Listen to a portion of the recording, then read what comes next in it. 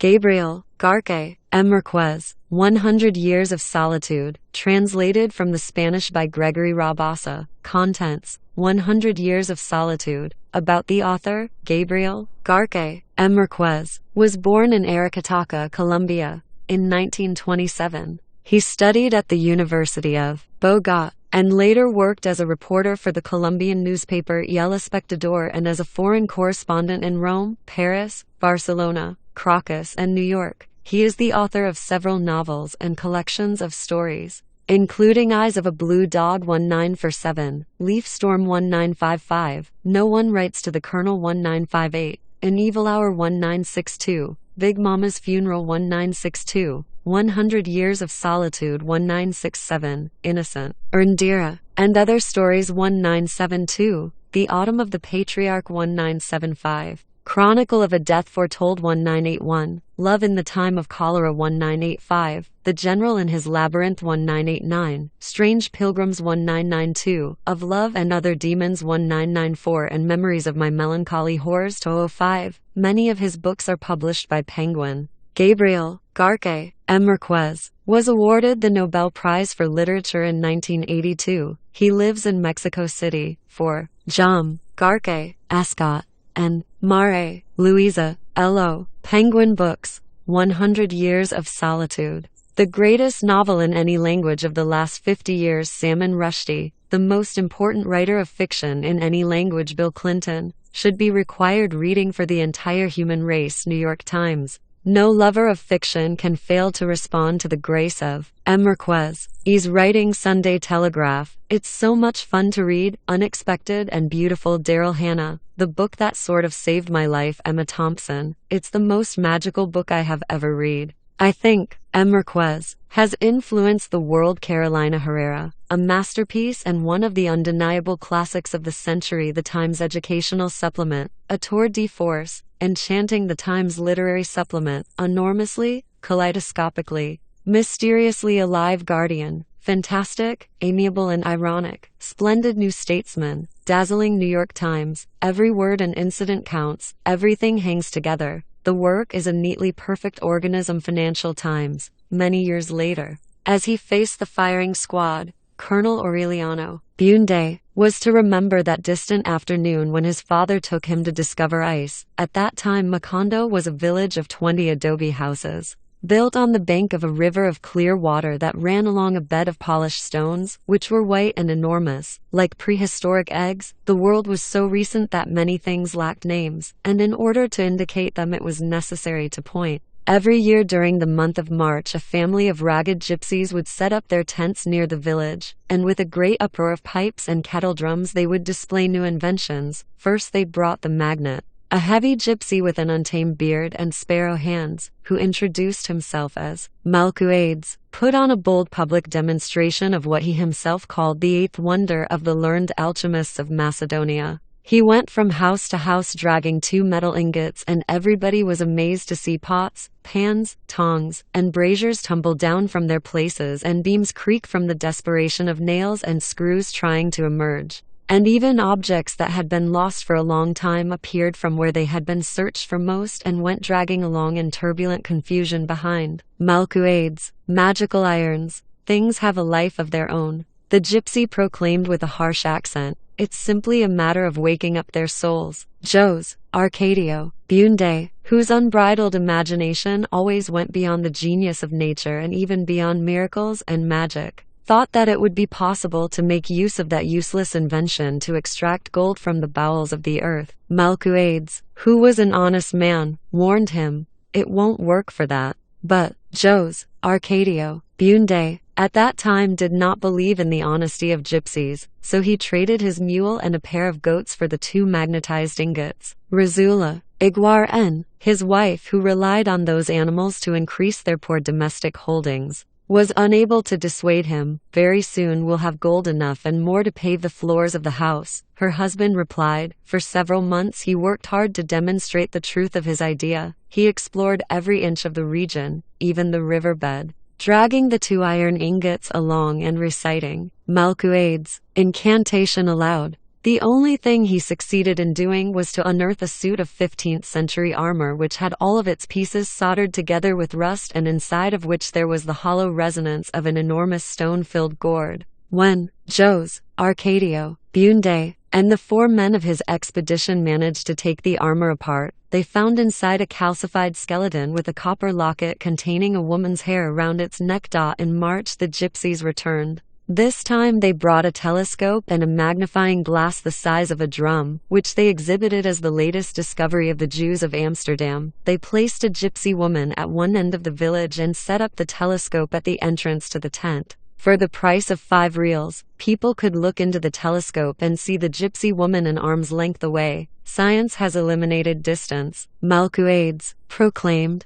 In a short time, man will be able to see what is happening in any place in the world without leaving his own house. A burning noonday sun brought out a startling demonstration with the gigantic magnifying glass. They put a pile of dry hay in the middle of the street and set it on fire by concentrating the sun's rays. Jose, Arcadio, Bunde, who had still not been consoled for the failure of his magnets, conceived the idea of using that invention as a weapon of war. Again, Malcuades tried to dissuade him, but he finally accepted the 2 magnetized ingots and 3 colonial coins in exchange for the magnifying glass. Rosula wept in consternation. That money was from a chest of gold coins that her father had put together over an entire life of privation and that she had buried underneath her bed in hopes of a proper occasion to make use of it. Jose, Arcadio, Bunde, made no attempt to console her. Completely absorbed in his tactical experiments with the abnegation of a scientist and even at the risk of his own life, in an attempt to show the effects of the glass on enemy troops,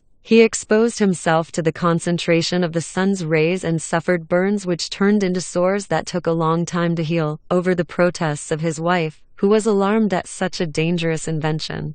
At one point he was ready to set the house on fire. He would spend hours on end in his room, calculating the strategic possibilities of his novel weapon until he succeeded in putting together a manual of startling instructional clarity and an irresistible power of conviction. He sent it to the government, accompanied by numerous descriptions of his experiments and several pages of explanatory sketches, by a messenger who crossed the mountains, got lost in measureless swamps, forded stormy rivers, and was on the point of perishing under the lash of despair, plague, and wild beasts until he found a route that joined the one used by the mules that carried the mail, in spite of the fact that a trip to the capital was little less than impossible at that time.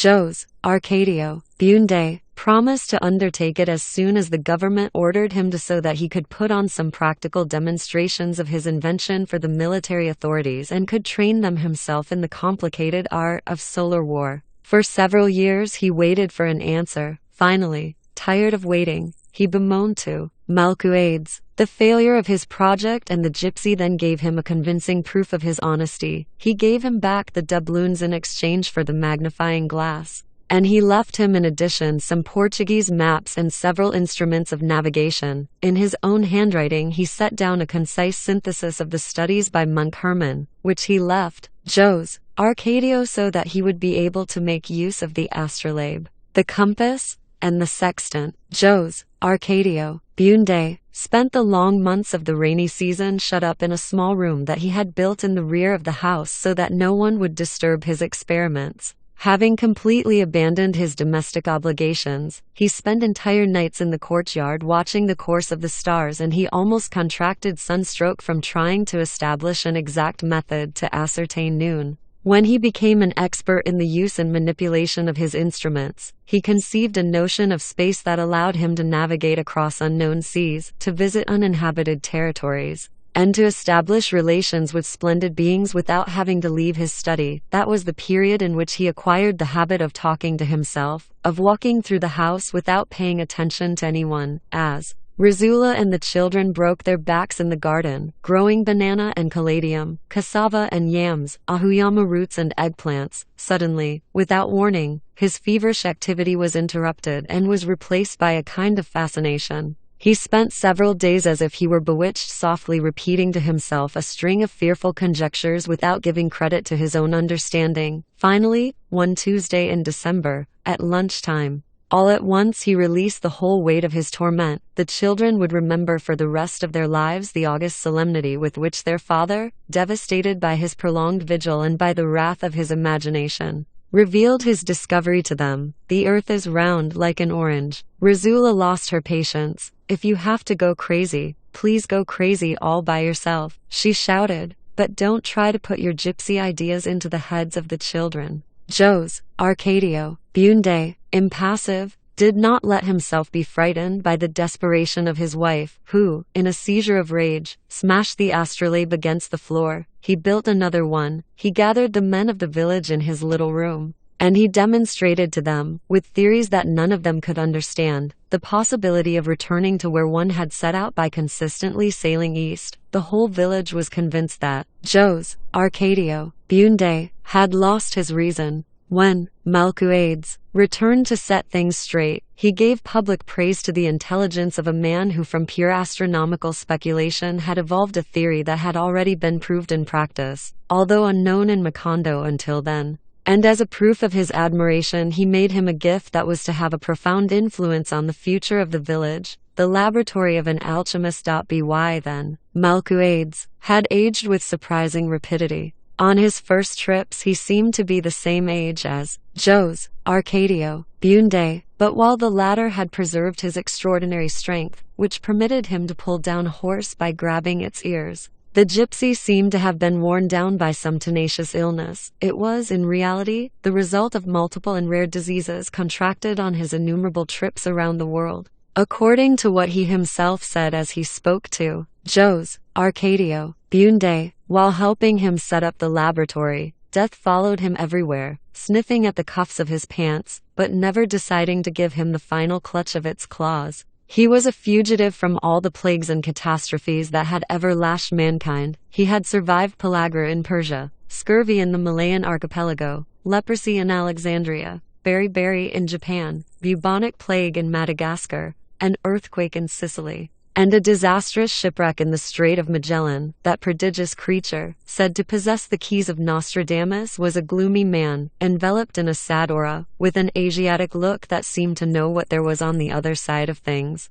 He wore a large black hat that looked like a raven with widespread wings, and a velvet vest across which the patina of the centuries had skated. But in spite of his immense wisdom and his mysterious breadth, he had a human burden, an earthly condition that kept him involved in the small problems of daily life. He would complain of the ailments of old age. He suffered from the most insignificant economic difficulties, and he had stopped laughing a long time back because scurvy had made his teeth drop out on that suffocating noontime when the gypsy revealed his secrets. Jose Arcadio Bunde had the certainty that it was the beginning of a great friendship. The children were startled by his fantastic stories. Aureliano, who could not have been more than 5 at the time, would remember him for the rest of his life as he saw him that afternoon, sitting against the metallic and quivering light from the window, lighting up with his deep organ voice the darkest reaches of the imagination, while down over his temples there flowed the grease that was being melted by the heat. Jose Arcadio, his older brother, would pass on that wonderful image as a hereditary memory to all of his descendants. Razula, on the other hand, held a bad memory of that visit, for she had entered the room just as Malcuades had carelessly broken a flask of bichloride of mercury. "It's the smell of the devil," she said. "Not at all," Malcuades corrected her. "It has been proven that the devil has sulfuric properties, and this is just a little corrosive sublimate," always didactic. He went into a learned exposition of the diabolical properties of cinnabar, but Razula paid no attention to him, although she took the children off to pray. That biting odor would stay forever in her mind, linked to the memory of Malcuades. The rudimentary laboratory, in addition to a profusion of pots, funnels, retorts, filters, and sieves, was made up of a primitive water pipe, a glass beaker with a long, thin neck, a reproduction of the philosopher's egg, and a still the gypsies themselves had built in accordance with modern descriptions of the 3-armed alembic of Mary the Jew. Along with those items, Malcuades left samples of the 7 metals that corresponded to the 7 planets, the formulas of Moses and Zosimus for doubling the quantity of gold, and a set of notes and sketches concerning the processes of the great teaching that would permit those who could interpret them to undertake the manufacture of the philosopher's stone. seduced by the simplicity of the formulas to double the quantity of gold. Jose Arcadio Bunde paid court to Rizula for several weeks so that she would let him dig up her colonial coins and increase them by as many times as it was possible to subdivide Mercury. Rizula gave in, as always, to her husband's unyielding obstinacy. Then, Jose Arcadio Bunde threw 3 doubloons into a pan and fused them with copper filings, orpiment, brimstone, and lead. He put it all to boil in a pot of castor oil until he got a thick and pestilential syrup which was more like common caramel than valuable gold. In risky and desperate processes of distillation, melted with the 7 planetary metals, mixed with hermetic mercury and vitriol of Cyprus, and put back to cook in hog fat for lack of any radish oil. Rizula's precious inheritance was reduced to a large piece of burnt hog cracklings that was firmly stuck to the bottom of the pot. When the gypsies came back, Rizula had turned the whole population of the village against them, but curiosity was greater than fear. For that time the gypsies went about the town making a deafening noise with all manner of musical instruments while a hawker announced the exhibition of the most fabulous discovery of the nation scenes, so that everyone went to the tent and by paying 1 cent they saw a youthful Malcuades, recovered unwrinkled, with a new and flashing set of teeth, those who remembered his gums that had been destroyed by scurvy, his flaccid cheeks, and his withered lips trembled with fear at the final proof of the gypsy's supernatural power. The fear turned into panic when Malcuades took out his teeth intact, encased in their gums, and showed them to the audience for an instant, a fleeting instant in which he went back to being the same decrepit man of years past and put them back again and smiled once more with the full control of his restored youth. Even Jose Arcadio Bunde himself considered that Malcuades' knowledge had reached unbearable extremes, but he felt a healthy excitement when the gypsy explained to him alone the workings of his false teeth.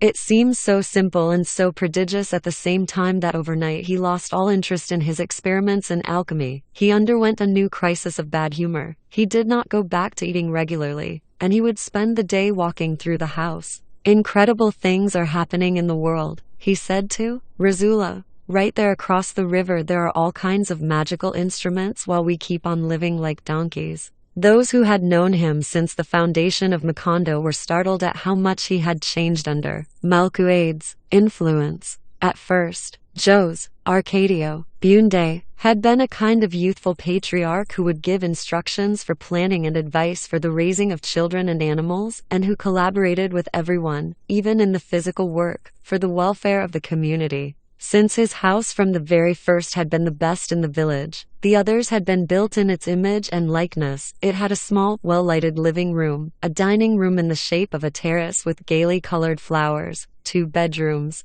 a courtyard with a gigantic chestnut tree, a well-kept garden, and a corral where goats, pigs, and hens lived in peaceful communion. The only animals that were prohibited, not just in his house but in the entire settlement, were fighting cocks. Rizula's capacity for work was the same as that of her husband, active, small, severe. That woman of unbreakable nerves who at no moment in her life had been heard to sing seemed to be everywhere, from dawn until quite late at night, always pursued by the soft whispering of her stiff, starched petticoats. Thanks to her the floors of tamped earth, the unwhitewashed mud walls, the rustic, wooden furniture they had built themselves were always clean, and the old chests where they kept their clothes exhaled the warm smell of basil. Jose Arcadio Bunde, who was the most enterprising man ever to be seen in the village, had set up the placement of the houses in such a way that from all of them one could reach the river and draw water with the same effort, and he had lined up the streets with such good sense that no house got more sun than another during the hot time of day.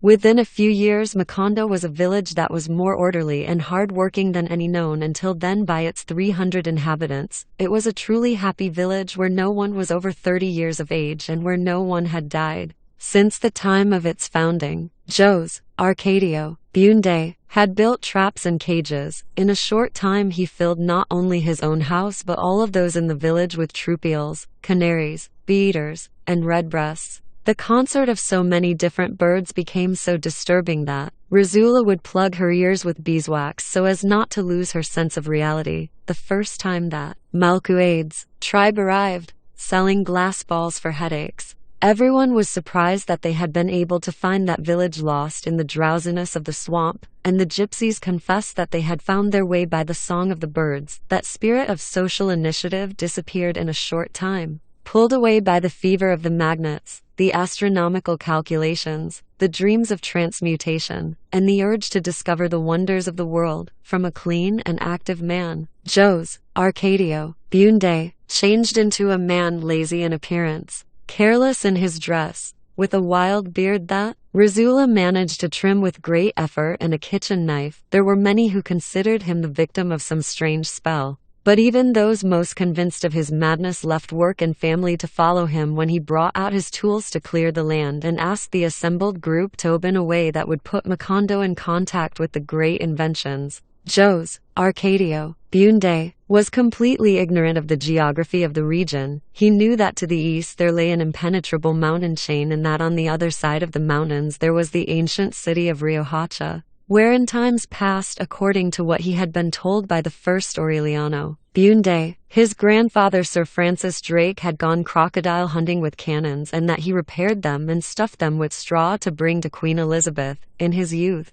Jose Arcadio Bunde and his men, with wives and children, animals and all kinds of domestic implements, had crossed the mountains in search of an outlet to the sea, and after 26 months they gave up the expedition and founded Macondo. So they would not have to go back. It was therefore a route that did not interest him, for it could lead only to the past. To the south lay the swamps, covered with an eternal vegetable scum, and the whole vast universe of the great swamp, which, according to what the gypsies said, had no limits. The great swamp in the west mingled with a boundless extension of water where there were soft-skinned cetaceans that had the head and torso of a woman, causing the ruination of sailors with the charm of their extraordinary breasts. The gypsies sailed along that route for 6 months before they reached the strip of land over which the mules that carried the mail passed. According to Jose Arcadio Bunde's calculations, the only possibility of contact with civilization lay along the northern route, so he handed out clearing tools and hunting weapons to the same men who had been with him during the founding of Macondo.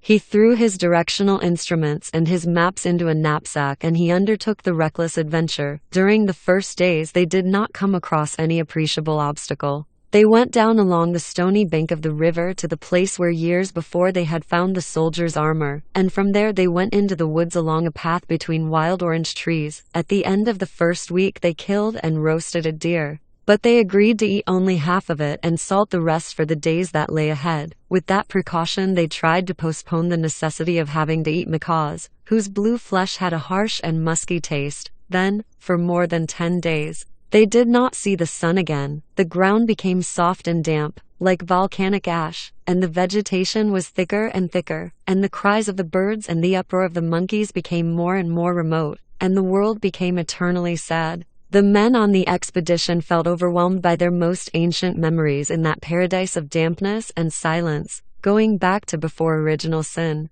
As their boots sank into pools of steaming oil and their machetes destroyed bloody lilies and golden salamanders, for a week, almost without speaking, they went ahead like sleepwalkers through a universe of grief, lighted only by the tenuous reflection of luminous insects, and their lungs were overwhelmed by a suffocating smell of blood. They could not return because the strip that they were opening as they went along would soon close up with a new vegetation that almost seemed to grow before their eyes. It's all right, Jose Arcadio Bunde would say. The main thing is not to lose our bearings, always following his compass. He kept on guiding his men toward the invisible north so that they would be able to get out of that enchanted region. It was a thick night, starless. But the darkness was becoming impregnated with a fresh and clear air. Exhausted by the long crossing, they hung up their hammocks and slept deeply for the first time in weeks. When they woke up, with the sun already high in the sky, they were speechless with fascination. Before them, surrounded by ferns and palm trees, white and powdery in the silent morning light, was an enormous Spanish galleon, tilted slightly to the starboard. It had hanging from its intact mast the dirty rags of its sails in the midst of its rigging, which was adorned with orchids. The hull, covered with an armor of petrified barnacles and soft moss, was firmly fastened into a surface of stones. The whole structure seemed to occupy its own space, one of solitude and oblivion, protected from the vices of time and the habits of the birds. Inside, where the expeditionaries explored with careful intent, there was nothing but a thick forest of flowers. The discovery of the galleon, an indication of the proximity of the sea, broke Joe's, Arcadio, Bunde's drive. He considered it a trick of his whimsical fate to have searched for the sea without finding it, at the cost of countless sacrifices and suffering, and to have found it all of a sudden without looking for it, as if it lay across his path like an insurmountable object. Many years later, Colonel Aureliano Bunde crossed the region again, when it was already a regular mail route,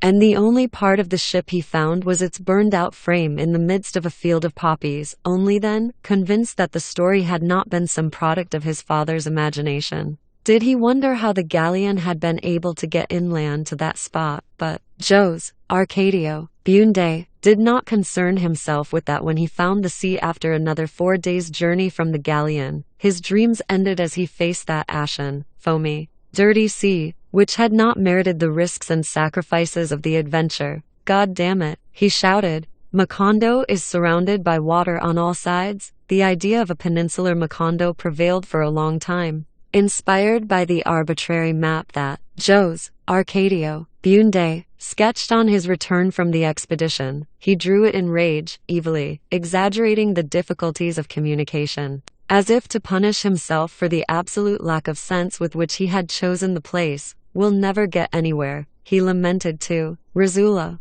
"We're going to rot our lives away here without receiving the benefits of science." That certainty, mulled over for several months in the small room he used as his laboratory, brought him to the conception of the plan to move Macondo to a better place. But that time, Rizula had anticipated his feverish designs. With the secret and implacable labor of a small ant, she predisposed the women of the village against the flightiness of their husbands, who were already preparing for the move. Joe's, Arcadio, Bunde, did not know at what moment or because of what adverse forces his plan had become enveloped in a web of pretexts, disappointments, and evasions until it turned into nothing but an illusion. Rizula watched him with innocent attention and even felt some pity for him on the morning when she found him in the back room muttering about his plans for moving as he placed his laboratory pieces in their original boxes. She let him finish. She let him nail up the boxes and put his initials on them with an inked brush, without reproaching him,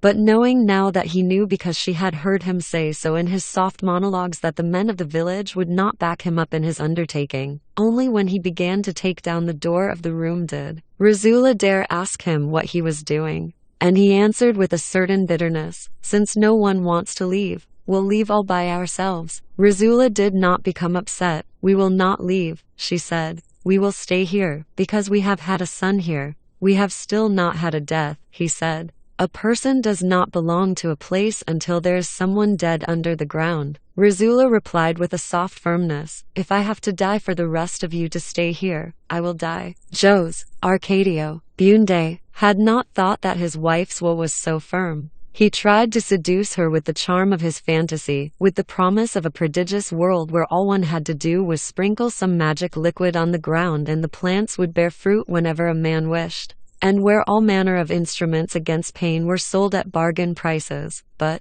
Rizula was insensible to his clairvoyance. "Instead of going around thinking about your crazy inventions, you should be worrying about your sons," she replied. "Look at the state they're in, running wild just like donkeys." Joe's, Arcadio, Bunde, took his wife's words literally. He looked out the window and saw the barefoot children in the sunny garden, and he had the impression that only at that instant had they begun to exist, conceived by Rizula's spell. Something occurred inside of him then. Something mysterious and definitive that uprooted him from his own time and carried him adrift through an unexplored region of his memory, while Rizula continued sweeping the house, which was safe now from being abandoned for the rest of her life. He stood there with an absorbed look, contemplating the children until his eyes became moist and he dried them with the back of his hand, exhaling a deep sigh of resignation. "All right," he said, "tell them to come help me take the things out of the boxes." Joe's, Arcadio, the older of the children, was 14. He had a square head, thick hair, and his father's character, although he had the same impulse for growth and physical strength. It was early evident that he lacked imagination. He had been conceived and born during the difficult crossing of the mountains, before the founding of Macondo, and his parents gave thanks to heaven when they saw he had no animal features. Aureliano, the first human being to be born in Macondo, would be 6 years old in March. He was silent and withdrawn. He had wept in his mother's womb and had been born with his eyes open. As they were cutting the umbilical cord, he moved his head from side to side, taking in the things in the room and examining the faces of the people with a fearless curiosity. Then, indifferent to those who came close to look at him, he kept his attention concentrated on the palm roof, which looked as if it were about to collapse under the tremendous pressure of the rain. Rizzula did not remember the intensity of that look again until one day when little Aureliano, at the age of 3, went into the kitchen at the moment she was taking a pot of boiling soup from the stove and putting it on the table. The child, perplexed, said from the doorway, "It's going to spill." The pot was firmly placed in the center of the table. But just as soon as the child made his announcement, it began an unmistakable movement toward the edge, as if impelled by some inner dynamism, and it fell and broke on the floor. Rizzula, alarmed, told her husband about the episode, but he interpreted it as a natural phenomenon. That was the way he always was, alien to the existence of his sons, partly because he considered childhood as a period of mental insufficiency, and partly because he was always too absorbed in his fantastic speculations. But since the afternoon when he called the children in to help him unpack the things in the laboratory, he gave them his best hours, in the small separate room, where the walls were gradually being covered by strange maps and fabulous drawings. He taught them to read and write and do sums, and he spoke to them about the wonders of the world, not only where his learning had extended, but forcing the limits of his imagination to extremes. It was in that way that the boys ended up learning that in the southern extremes of Africa there were men so intelligent and peaceful that their only pastime was to sit and think, and that it was possible to cross the Aegean Sea on foot by jumping from island to island all the way to the port of Salonika. Those hallucinating sessions remained printed on the memories of the boys in such a way that many years later, a second before the regular army officer gave the firing squad the command to fire, Colonel Aureliano Bunde saw once more that warm March afternoon on which his father had interrupted the lesson in physics and stood fascinated, with his hand in the air and his eyes motionless, listening to the distant pipes, drums, and jingles of the gypsies, who were coming to the village once more, announcing the latest and most startling discovery of the sages of Memphis. They were new gypsies, young men and women who knew only their own language, handsome specimens with oily skins and intelligent hands, whose dances and music sowed a panic of uproarious joy through the streets, with parrots painted all colors reciting Italian arias, and a hen who laid 100 golden eggs to the sound of a tambourine, and a trained monkey who read minds, and the multiple-use machine that could be used at the same time to sew on buttons and reduce fevers, and the apparatus to make a person forget his bad memories, and a poultice to lose time, and 1,000 more inventions so ingenious and unusual that Jose Arcadio Bunde must have wanted to invent a memory machine so that he could remember them all. In an instant they transformed the village. The inhabitants of Macondo found themselves lost in their own streets, confused by the crowded fair, holding a child by each hand so as not to lose them in the tumult, bumping into acrobats with gold-capped teeth and jugglers with 6 arms, suffocated by the mingled breath of manure and sandals that the crowd exhaled. Jose Arcadio Bunde went about everywhere like a madman, looking for Malcuades, so that he could reveal to him the infinite secrets of that fabulous nightmare. He asked several gypsies, who did not understand his language. Finally he reached the place where Malcuades used to set up his tent, and he found a taciturn Armenian who in Spanish was hawking a syrup to make oneself invisible. He had drunk down a glass of the amber substance in one gulp as Jose Arcadio Bunde elbowed his way through the absorbed group that was witnessing the spectacle, and was able to ask his question. The gypsy wrapped him in the frightful climate of his look before he turned into a puddle of pestilential and smoking pitch over which the echo of his reply still floated. Malcuades is dead.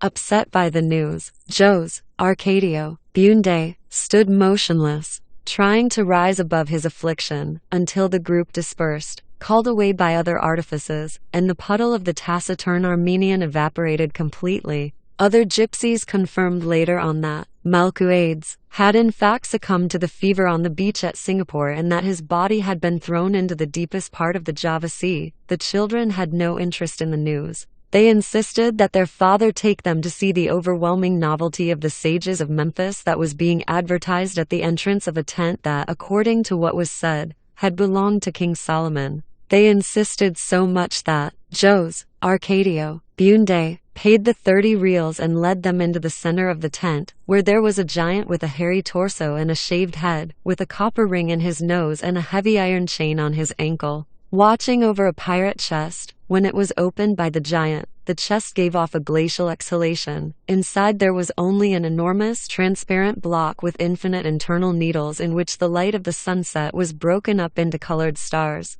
Disconcerted, knowing that the children were waiting for an immediate explanation, Jose Arcadio Bunde ventured a murmur. "It's the largest diamond in the world." "No," the gypsy countered. "It's ice." Jose Arcadio Bunde, without understanding, stretched out his hand toward the cake, but the giant moved it away. 5 reals more to touch it, he said. Jose Arcadio Bunde paid them and put his hand on the ice and held it there for several minutes as his heart filled with fear and jubilation at the contact with mystery. Without knowing what to say, he paid 10 reals more so that his sons could have that prodigious experience. Little Jose Arcadio refused to touch it. Aureliano, on the other hand, took a step forward and put his hand on it, withdrawing it immediately. "It's boiling," he exclaimed, startled. But his father paid no attention to him. Intoxicated by the evidence of the miracle, he forgot at that moment about the frustration of his delirious undertakings and Malkuades' body abandoned to the appetite of the squids.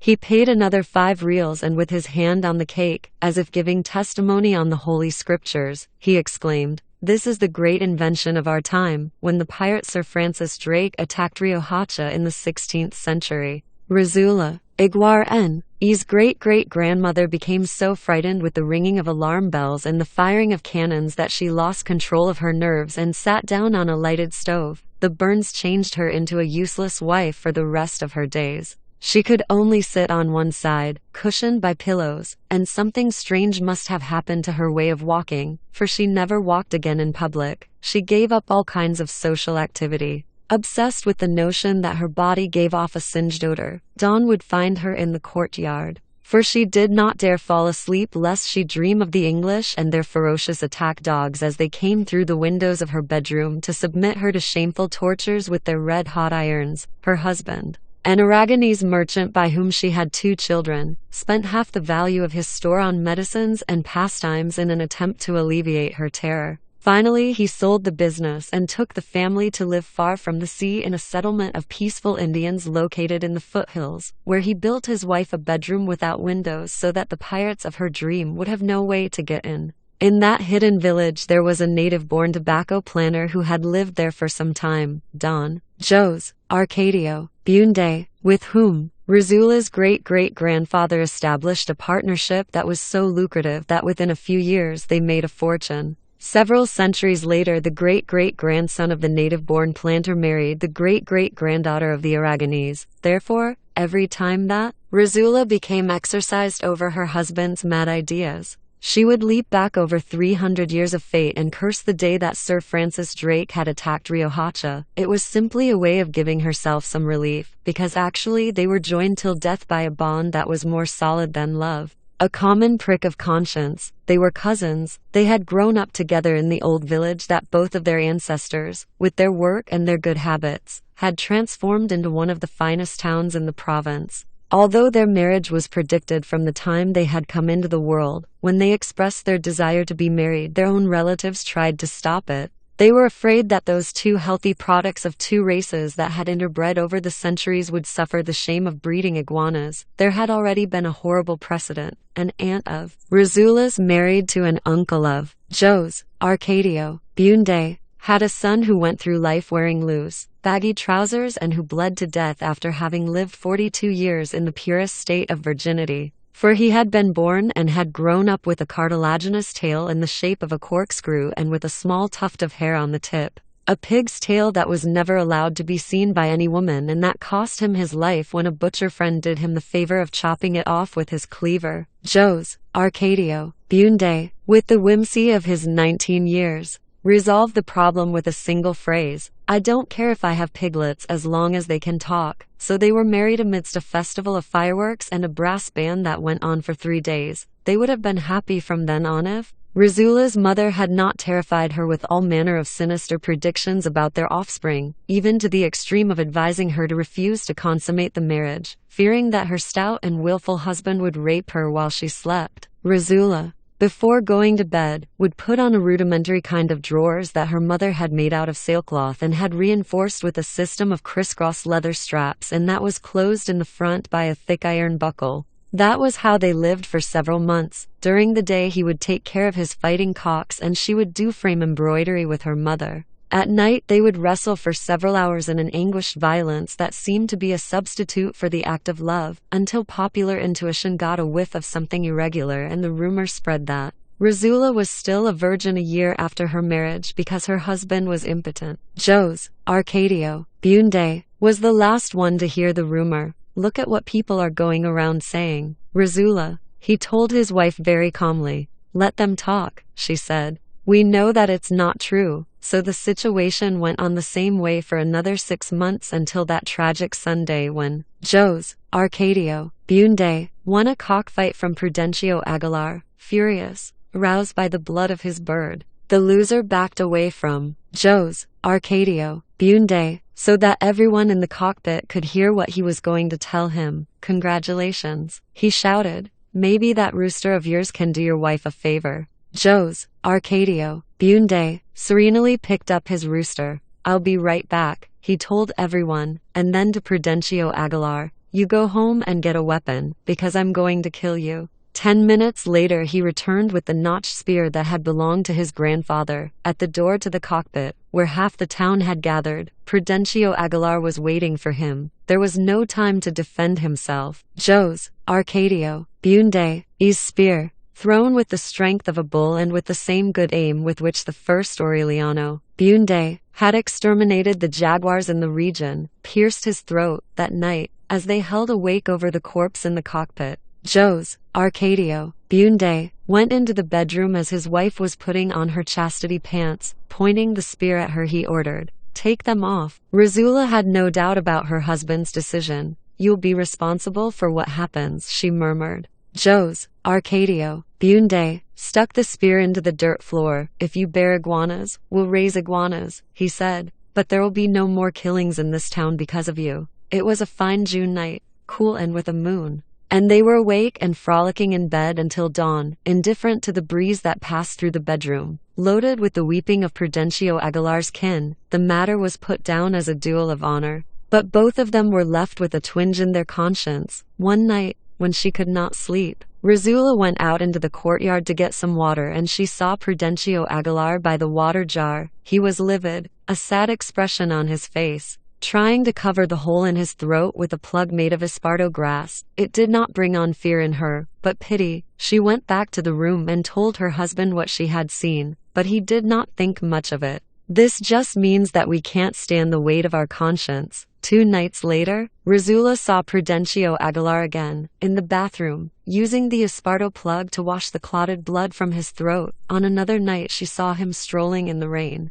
Jose Arcadio Bunde, annoyed by his wife's hallucinations, went out into the courtyard armed with the spear. There was the dead man with his sad expression. "You go to hell." Jose Arcadio Bunde shouted at him, "Just as many times as you come back, I'll kill you again." Prudencio Aguilar did not go away, nor did Jose Arcadio Bunde dare throw the spear. He never slept well after that. He was tormented by the immense desolation with which the dead man had looked at him through the rain. His deep nostalgia as he yearned for living people, the anxiety with which he searched through the house looking for some water with which to soak his esparto plug. "He must be suffering a great deal," he said to Rizula. "You can see that he's so very lonely." She was so moved that the next time she saw the dead man uncovering the pots on the stove she understood what he was looking for, and from then on she placed water jugs all about the house. one night when he found him washing his wound in his own room. Jose Arcadio Bunde could no longer resist. "It's all right, Prudencio," he told him. "We're going to leave this town, just as far away as we can go, and we'll never come back. Go in peace now." That was how they undertook the crossing of the mountains. Several friends of Jose Arcadio Bunde, young men like him excited by the adventure, dismantled their houses and packed up, along with their wives and children, to head toward the land that no one had promised them. Before he left, Jose Arcadio Bunde buried the spear in the courtyard, and one after the other, he cut the throats of his magnificent fighting cocks, trusting that in that way he could give some measure of peace to Prudencio Aguilar. All that Rizula took along were a trunk with her bridal clothes, a few household utensils, and the small chest with the gold pieces that she had inherited from her father. They did not lay out any definite itinerary. They simply tried to go in a direction opposite to the road to Riohacha so that they would not leave any trace or meet any people they knew. It was an absurd journey. After 14 months,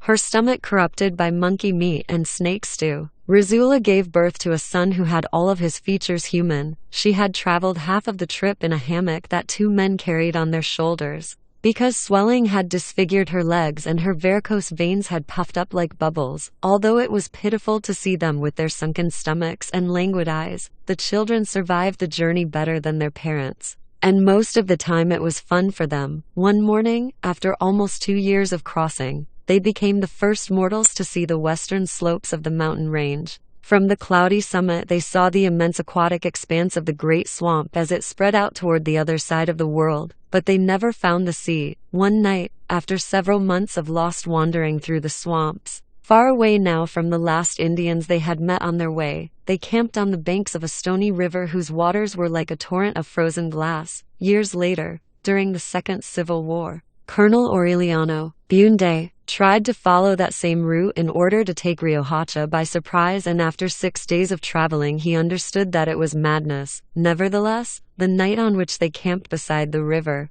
his father's host had the look of shipwrecked people with no escape, but their number had grown during the crossing and they were all prepared, and they succeeded to die of old age. Jose Arcadio Bunde dreamed that night that right there a noisy city with houses having mirror walls rose up. He asked what city it was, and they answered him with a name that he had never heard, that had no meaning at all, but that had a supernatural echo in his dream: Macondo. On the following day he convinced his men that they would never find the sea. He ordered them to cut down the trees to make a clearing beside the river, at the coolest spot on the bank, and there they founded the village. Jose Arcadio Bunde did not succeed in deciphering the dream of houses with mirror walls until the day he discovered ice. Then he thought he understood its deep meaning. He thought that in the near future they would be able to manufacture blocks of ice on a large scale from such a common material as water, and with them build the new houses of the village. Macondo would no longer be a burning place, where the hinges and door knockers twisted with the heat, but would be changed into a wintry city. If he did not persevere in his attempts to build an ice factory, it was because at that time he was absolutely enthusiastic over the education of his sons, especially that of Aureliano, who from the first had revealed a strange intuition for alchemy. The laboratory had been dusted off, reviewing Malcuade's notes, serene now, without the exaltation of novelty. In prolonged and patient sessions they tried to separate Rizula's gold from the debris that was stuck to the bottom of the pot. Young Jose Arcadio scarcely took part in the process, while his father was involved body and soul with his water pipe. The willful firstborn, who had always been too big for his age, had become a monumental adolescent. His voice had changed. An incipient fuzz appeared on his upper lip. One night as Rizula went into the room where he was undressing to go to bed, she felt a mingled sense of shame and pity. He was the first man that she had seen naked after her husband, and he was so well equipped for life that he seemed abnormal. Rizula, pregnant for the 3rd time, relived her newlywed terror. Around that time a merry, foul-mouthed, provocative woman came to the house to help with the chores, and she knew how to read the future in cards. Rizula spoke to her about her son. She thought that his disproportionate size was something as unnatural as her cousin's tail of a pig. The woman let out an expansive laugh that resounded through the house like a spray of broken glass. Just the opposite, she said. He'll be very lucky. In order to confirm her prediction, she brought her cards to the house a few days later and locked herself up with Joe's Arcadio in a granary off the kitchen. She calmly placed her cards on an old carpenter's bench, saying anything that came into her head. While the boy waited beside her, more bored than intrigued, suddenly she reached out her hand and touched him. "Lordy," she said, sincerely startled, and that was all she could say. Joe's Arcadio felt his bones filling up with foam, a languid fear, and a terrible desire to weep. The woman made no insinuations, but Joe's Arcadio kept looking for her all night long, for the smell of smoke that she had under her armpits and that had got caught under his skin. He wanted to be with her all the time. He wanted her to be his mother, for them never to leave the granary, and for her to say "Lordy" to him. One day he could not stand it anymore and he went looking for her at her house. He made a formal visit, sitting uncomprehendingly in the living room without saying a word. At that moment he had no desire for her. He found her different, entirely foreign to the image that her smell brought on, as if she were someone else. He drank his coffee and left the house in depression. That night, during the frightful time of lying awake, he desired her again with a brutal anxiety, but he did not want her that time as she had been in the granary but as she had been that afternoon. Days later the woman suddenly called him to her house, where she was alone with her mother, and she had him come into the bedroom with the pretext of showing him a deck of cards. Then she touched him with such freedom that he suffered a delusion after the initial shudder, and he felt more fear than pleasure. She asked him to come and see her that night. He agreed, in order to get away, knowing that he was incapable of going. But that night in his burning bed, he understood that he had to go see her, even if he were not capable. He got dressed by feel, listening in the dark to his brother's calm breathing, the dry cough of his father in the next room, the asthma of the hens in the courtyard, the buzz of the mosquitoes, the beating of his heart, and the inordinate bustle of a world that he had not noticed until then, and he went out into the sleeping street. With all his heart he wanted the door to be barred and not just closed as she had promised him, but it was open. He pushed it with the tips of his fingers and the hinges yielded with a mournful and articulate moan that left a frozen echo inside of him. From the moment he entered, sideways and trying not to make a noise, he caught the smell. He was still in the hallway, where the woman's three brothers had their hammocks in positions that he could not see and that he could not determine in the darkness. As he felt his way along the hall to push open the bedroom door and get his bearings there so as not to mistake the bed, he found it. He bumped against the ropes of the hammocks, which were lower than he had suspected, and a man who had been snoring until then turned in his sleep and said in a kind of delusion, "It was Wednesday," when he pushed open the bedroom door. He could not prevent it from scraping against the uneven floor. Suddenly, in the absolute darkness, he understood with a hopeless nostalgia that he was completely disoriented. Sleeping in the narrow room were the mother, another daughter with her husband and two children, and the woman, who may not have been there. He could have guided himself by the smell if the smell had not been all over the house, so devious and at the same time so definite, as it had always been on his skin. He did not move for a long time, wondering in fright how he had ever got to that abyss of abandonment, when a hand with all its fingers extended and feeling about in the darkness touched his face. He was not surprised, for without knowing, he had been expecting it. Then he gave himself over to that hand, and in a terrible state of exhaustion he let himself be led to a shapeless place where his clothes were taken off and he was heaved about like a sack of potatoes and thrown from one side to the other in a bottomless darkness in which his arms were useless, where it no longer smelled of woman but of ammonia, and where he tried to remember her face and found before him the face of Razula. Confusedly aware that he was doing something that for a very long time he had wanted to do but that he had imagined could really never be done, not knowing what he was doing because he did not know where his feet were or where his head was,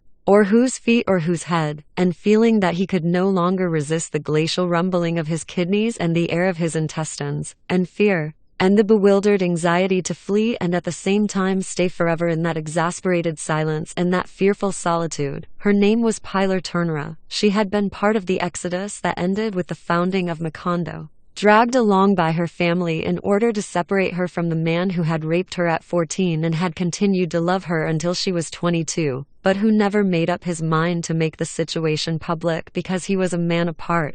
He promised to follow her to the ends of the earth, but only later on, when he put his affairs in order, and she had become tired of waiting for him, always identifying him with the tall and short, blonde and brunette men that her cards promised from land and sea within 3 days, 3 months, or 3 years. With her waiting, she had lost the strength of her thighs, the firmness of her breasts, her habit of tenderness. But she kept the madness of her heart intact, maddened by that prodigious plaything. Joe's. Arcadio followed her path every night through the labyrinth of the room. On a certain occasion he found the door barred, and he knocked several times, knowing that if he had the boldness to knock the first time he would have had to knock until the last, and after an interminable wait she opened the door for him. During the day, lying down to dream, he would secretly enjoy the memories of the night before. But when she came into the house, merry, indifferent, chatty, he did not have to make any effort to hide his tension, because that woman, whose explosive laugh frightened off the doves, had nothing to do with the invisible power that taught him how to breathe from within and control his heartbeats, and that had permitted him to understand why men are afraid of death. He was so wrapped up in himself that he did not even understand the joy of everyone when his father and his brother roused the household with the news that they had succeeded in penetrating the metallic debris and had separated Rizula's gold. They had succeeded, as a matter of fact, after putting in complicated and persevering days at it. Rizula was happy, and she even gave thanks to God for the invention of alchemy, while the people of the village crushed into the laboratory. And they served them guava jelly on crackers, to celebrate the wonder, and Joe's, Arcadio, Bunde, let them see the crucible with the recovered gold, as if he had just invented it, showing it all around. He ended up in front of his older son, who during the past few days had barely put in an appearance in the laboratory. He put the dry and yellowish mass in front of his eyes and asked him, "What does it look like to you?" Joe's, Arcadio answered sincerely, "Dog shit." His father gave him a blow with the back of his hand that brought out blood and tears. That night Pilar Turnera put arnica compresses on the swelling, feeling about for the bottle and cotton in the dark. And she did everything she wanted with him as long as it did not bother him, making an effort to love him without hurting him. They reached such a state of intimacy that later, without realizing it, they were whispering to each other. "I want to be alone with you," he said. "One of these days I'm going to tell everybody and we can stop all of this sneaking around." She did not try to calm him down. "That would be fine," she said, "if we're alone. We'll leave the lamp lighted so that we can see each other. And I can holler as much as I want without anybody's having to butt in. And you can whisper in my ear any crap you can think of." That conversation, the biting rancor that he felt against his father, and the imminent possibility of wild love inspired a serene courage in him. In a spontaneous way, without any preparation, he told everything to his brother. At first young Aureliano understood only the risk, the immense possibility of danger that his brother's adventures implied, and he could not understand the fascination of the object. Little by little he became contaminated with the anxiety. He wondered about the details of the dangers. He identified himself with the suffering and enjoyment of his brother. He felt frightened and happy. He would stay awake waiting for him until dawn in the solitary bed that seemed to have a bottom of live coals. And they would keep on talking until it was time to get up, so that both of them soon suffered from the same drowsiness, felt the same lack of interest in alchemy and the wisdom of their father, and they took refuge in solitude. "Those kids are out of their heads," Rizula said. "They must have worms." She prepared a repugnant potion for them made out of mashed worm seed, which they both drank with unforeseen stoicism. And they sat down at the same time on their pots 11 times in a single day, expelling some rose-colored parasites that they showed to everybody with great jubilation, for it allowed them to deceive Rizula as to the origin of their distractions and drowsiness. Aureliano not only understood by then, he also lived his brother's experiences as something of his own, for on one occasion when the latter was explaining in great detail the mechanisms of love, he interrupted him to ask, "What does it feel like?" Joe's, Arcadio gave an immediate reply, "It's like an earthquake." One January Thursday at 2 o'clock in the morning, Amaranda was born, before anyone came into the room. Rizula examined her carefully. She was light and watery, like a newt, but all of her parts were human. Aureliano did not notice the new thing except when the house became full of people, protected by the confusion. He went off in search of his brother, who had not been in bed since 11 o'clock, and it was such an impulsive decision that he did not even have time to ask himself how he could get him out of Pilar Turner's bedroom. He circled the house for several hours, whistling private calls, until the proximity of dawn forced him to go home. In his mother's room, playing with the newborn little sister and with a face that drooped with innocence, he found Joe's Arcadio. Rizula was barely over her 40 days rest when the gypsies returned. They were the same acrobats and jugglers that had brought the ice. Unlike Malcuade's tribe, they had shown very quickly that they were not heralds of progress but purveyors of amusement. Even when they brought the ice, they did not advertise it for its usefulness in the life of man but as a simple circus curiosity. This time, along with many other artifices, they brought a flying carpet. But they did not offer it as a fundamental contribution to the development of transport, rather as an object of recreation. The people at once dug up their last gold pieces to take advantage of a quick flight over the houses of the village, protected by the delightful cover of collective disorder. Joe's Arcadio and Pilar passed many relaxing hours. They were two happy lovers among the crowd, and they even came to suspect that love could be a feeling that was more relaxing and deep than the happiness, wild but momentary, of their secret nights. Pilar, however, broke the spell, stimulated by the enthusiasm that Joe's Arcadio showed in her companionship. She confused the form and the occasion, and all of a sudden she threw the whole world on top of him. "Now you really are a man," she told him. And since he did not understand what she meant, she spelled it out to him. "You're going to be a father." Joe's Arcadio did not dare leave the house for several days. It was enough for him to hear the rocking laughter of Pilar in the kitchen to run and take refuge in the laboratory, where the artifacts of alchemy had come alive again with Rizula's blessing. Joe's Arcadio Bunde received his errant son with joy and initiated him in the search for the Philosopher's Stone, which he had finally undertaken. One afternoon the boys grew enthusiastic over the flying carpet that went swiftly by the laboratory at window level, carrying the gypsy who was driving it and several children from the village who were merrily waving their hands. But Joe's Arcadio Bunde did not even look at it. "Let them dream," he said. "Will do better flying than they are doing, and with more scientific resources than a miserable bedspread." In spite of his feigned interest, Joe's Arcadio never understood the powers of the philosopher's egg, which to him looked like a poorly blown bottle. He did not succeed in escaping from his worries. He lost his appetite and he could not sleep. He fell into an ill humor, the same as his father's over the failure of his undertakings, and such was his upset that Joe's Arcadio Bunde himself relieved him of his duties in the laboratory, thinking that he had taken alchemy too much to heart. Aureliano, of course, understood that his brother's affliction did not have its source in the search for the Philosopher's Stone, but he could not get into his confidence. He had lost his former spontaneity. From an accomplice and a communicative person he had become withdrawn and hostile, anxious for solitude, bitten by a virulent rancor against the world. One night he left his bed as usual, but he did not go to Pilar Turner's house, but to mingle in the tumult of the fair. After wandering about among all kinds of contraptions without becoming interested in any of them, he spotted something that was not a part of it all: a very young gypsy girl, almost a child, who was weighted down by beads and was the most beautiful woman that Joe's Arcadio had ever seen in his life. She was in the crowd that was witnessing the sad spectacle of the man who had been turned into a snake for having disobeyed his parents.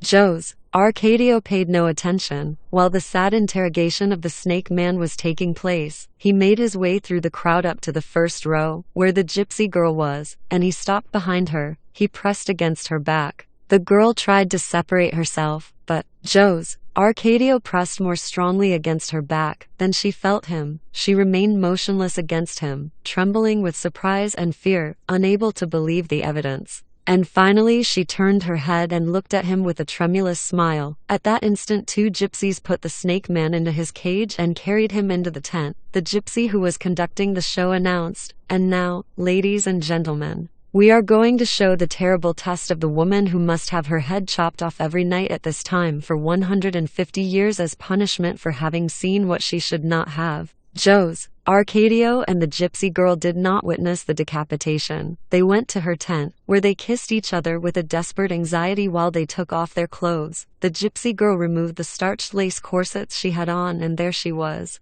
changed into practically nothing. She was a languid little frog, with incipient breasts and legs so thin that they did not even match the size of Joe's, Arcadio's arms. But she had a decision and a warmth that compensated for her fragility. Nevertheless, Joe's, Arcadio could not respond to her because they were in a kind of public tent where the gypsies passed through with their circus things and did their business, and would even tarry by the bed for a game of dice. The lamp hanging from the center pole lighted the whole place up. During a pause in the caresses, Joe's, Arcadio stretched out naked on the bed without knowing what to do, while the girl tried to inspire him. A gypsy woman with splendid flesh came in a short time after, accompanied by a man who was not of the caravan but who was not from the village either, and they both began to undress in front of the bed, without meaning to. The woman looked at Joe's, Arcadio, and examined his magnificent animal in repose with a kind of pathetic fervor. "My boy," she exclaimed, "may God preserve you just as you are." Joe's, Arcadio's companion asked them to leave them alone, and the couple lay down on the ground, close to the bed. The passion of the others woke up Joe's, Arcadio's fervor. On the first contact, the bones of the girl seemed to become disjointed with a disorderly crunch like the sound of a box of dominoes, and her skin broke out into a pale sweat and her eyes filled with tears as her whole body exhaled a lugubrious lament and a vague smell of mud. But she bore the impact with a firmness of character and a bravery that were admirable. Joe's, Arcadio felt himself lifted up into the air toward a state of seraphic inspiration, where his heart burst forth with an outpouring of tender obscenities that entered the girl through her ears and came out of her mouth translated into her language. It was Thursday. On Saturday night, Joe's, Arcadio wrapped a red cloth around his head and left with the gypsies. When Rizula discovered his absence, she searched for him all through the village. In the remains of the gypsy camp there was nothing but a garbage pit among the still smoking ashes of the extinguished campfires. Someone who was there looking for beads among the trash told Rizula that the night before he had seen her son in the tumult of the caravan pushing the snake man's cage on a cart. "He's become a gypsy," she shouted to her husband, who had not shown the slightest sign of alarm over the disappearance. "I hope it's true." Joe's, Arcadio, Bunde, said, grinding in his mortar the material that had been ground 1,000 times and reheated and ground again. "That way he'll learn to be a man." Rizula asked where the gypsies had gone. She went along asking and following the road she had been shown, thinking that she still had time to catch up to them. She kept getting farther away from the village until she felt so far away that she did not think about returning. Joe's, Arcadio, Bunde, did not discover that his wife was missing until 8 o'clock at night, when he left the material warming in a bed of manure and went to see what was wrong with little Amaranta, who was getting hoarse from crying. In a few hours he gathered a group of well-equipped men, put Amaranta in the hands of a woman who offered to nurse her, and was lost on invisible paths in pursuit of Rizula. Aureliano went with them. Some Indian fishermen, whose language they could not understand, told them with signs that they had not seen anyone pass. After 3 days of useless searching they returned to the village. For several weeks, Joe's, Arcadio, Bunde, let himself be overcome by consternation. He took care of little Amaranta like a mother. He bathed and dressed her, took her to be nursed 4 times a day, and even sang to her at night the songs that Rizula never knew how to sing. On a certain occasion Pilar Turnra volunteered to do the household chores until Rizula came back. Aureliano, whose mysterious intuition had become sharpened with the misfortune, felt a glow of clairvoyance when he saw her come in. Then he knew that in some inexplicable way she was to blame for his brother's flight and the consequent disappearance of his mother, and he harassed her with a silent and implacable hostility in such a way that the woman did not return to the house. Time put things in their place. Joe's, Arcadio, Bunde, and his son did not know exactly when they returned to the laboratory. Dusting things, lighting the water pipe, involved once more in the patient manipulation of the material that had been sleeping for several months in its bed of manure. Even Amaranta, lying in a wicker basket, observed with curiosity the absorbing work of her father and her brother in the small room where the air was rarefied by mercury vapors. On a certain occasion, months after Rizula's departure, strange things began to happen. An empty flask that had been forgotten in a cupboard for a long time became so heavy that it could not be moved. A pan of water on the worktable boiled without any fire under it for a half-hour until it completely evaporated. Jose, Arcadio, Bunde, and his son observed those phenomena with startled excitement, unable to explain them but interpreting them as predictions of the material. One day Amaranta's basket began to move by itself and made a complete turn about the room. To the consternation of Aureliano, who hurried to stop it, but his father did not get upset. He put the basket in its place and tied it to the leg of a table, convinced that the long-awaited event was imminent. It was on that occasion that Aureliano heard him say, "If you don't fear God, fear him through the metals." Suddenly, almost 5 months after her disappearance, Rizula came back. She arrived exalted, rejuvenated, with new clothes and a style that was unknown in the village. Jose, Arcadio, Bunde, could barely stand up under the impact. That was it, he shouted. I knew it was going to happen, and he really believed it. For during his prolonged imprisonment as he manipulated the material, he begged in the depth of his heart that the longed-for miracle should not be the discovery of the philosopher's stone, or the freeing of the breath that makes metals live,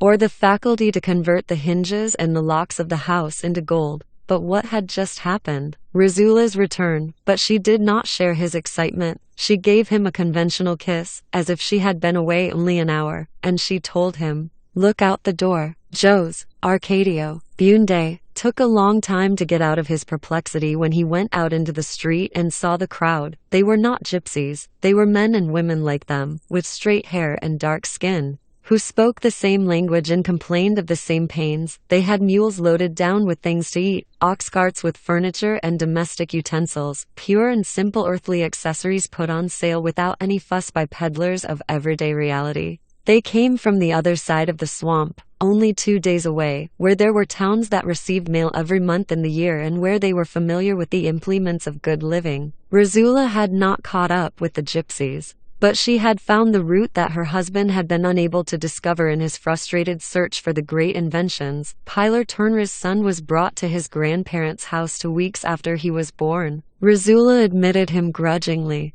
conquered once more by the obstinacy of her husband, who could not tolerate the idea that an offshoot of his blood should be adrift, but he imposed the condition that the child should never know his true identity, although he was given the name Jose, Arcadio. They ended up calling him simply Arcadio so as to avoid confusion. At that time there was so much activity in the town and so much bustle in the house that the care of the children was relegated to a secondary level. They were put in the care of Visitachi N, a Guayero Indian woman who had arrived in town with a brother in flight from a plague of insomnia that had been scourging their tribe for several years. They were both so docile and willing to help that Rizula took them on to help her with her household chores. That was how Arcadio and Amaranta came to speak the Guayero language before Spanish, and they learned to drink lizard broth and eat spider eggs without Rizula's knowing it, for she was too busy with a promising business in candy animals. Macondo had changed. The people who had come with Rizula spread the news of the good quality of its soil and its privileged position with respect to the swamp, so that from the narrow village of pastimes it changed into an active town with stores and workshops and a permanent commercial route over which the first Arabs arrived with their baggy pants and rings in their ears, swapping glass beads for macaws. Jose, Arcadio, Bunde, did not have a moment's rest, fascinated by an immediate reality that came to be more fantastic than the vast universe of his imagination. He lost all interest in the alchemist's laboratory, put to rest the material that had become attenuated with months of manipulation, and went back to being the enterprising man of earlier days when he had decided upon the layout of the streets and the location of the new houses so that no one would enjoy privileges that everyone did not have. He acquired such authority among the new arrivals that foundations were not laid or walls built without his being consulted, and it was decided that he should be the one in charge of the distribution of the land. When the acrobat gypsies returned, with their vagabond carnival transformed now into a gigantic organization of games of luck and chance, they were received with great joy, for it was thought that Jose, Arcadio would be coming back with them. But Jose, Arcadio did not return. Nor did they come with the snake man, who, according to what Rizula thought, was the only one who could tell them about their son, so the gypsies were not allowed to camp in town or set foot in it in the future, for they were considered the bearers of concupiscence and perversion. Jose Arcadio Bunde, however, was explicit in maintaining that the old tribe of Malcuades, who had contributed so much to the growth of the village with his age-old wisdom and his fabulous inventions, would always find the gates open. But Malcuades' tribe, according to what the wanderers said, had been wiped off the face of the earth because they had gone beyond the limits of human knowledge, emancipated for the moment at least from the torment of fantasy. Jose Arcadio Bunde, in a short time set up a system of order and work which allowed for only one bit of license, the freeing of the birds, which, since the time of the founding, had made time merry with their flutes, and installing in their place musical clocks in every house. They were wondrous clocks made of carved wood, which the Arabs had traded for macaws and which Jose Arcadio Bunde had synchronized with such precision that every half hour the town grew merry with the progressive chords of the same song until it reached the climax of a noontime that was as exact and unanimous as a complete waltz. It was also Jose Arcadio Bunde who decided during those years that they should plant almond trees instead of acacias on the streets, and who discovered, without ever revealing it, a way to make them live forever, many years later. When Macondo was a field of wooden houses with zinc roofs, the broken and dusty almond trees still stood on the oldest streets, although no one knew who had planted them. While his father was putting the town in order and his mother was increasing their wealth with her marvelous business of candied little roosters and fish, which left the house twice a day strung along sticks of balsa wood, Aureliano spent interminable hours in the abandoned laboratory, learning the art of silverwork by his own experimentation. He had shot up so fast that in a short time the clothing left behind by his brother no longer fit him and he began to wear his father's, but Visitaci N had to sew pleats in the shirt and darts in the pants. Because Aureliano had not acquired the corpulence of the others, adolescence had taken away the softness of his voice and had made him silent and definitely solitary, but on the other hand, it had restored the intense expression that he had had in his eyes when he was born. He concentrated so much on his experiments in silverwork that he scarcely left the laboratory to eat, worried over his inner withdrawal. Jose Arcadio Bunde gave him the keys to the house and a little money, thinking that perhaps he needed a woman, but Aureliano spent the money on muriatic acid to prepare some aqua regia and he beautified the keys by plating them with gold. His excesses were hardly comparable to those of Arcadio and Amaranta, who had already begun to get their second teeth and still went about all day clutching at the Indians' cloaks, stubborn in their decision not to speak Spanish but the Guayero language.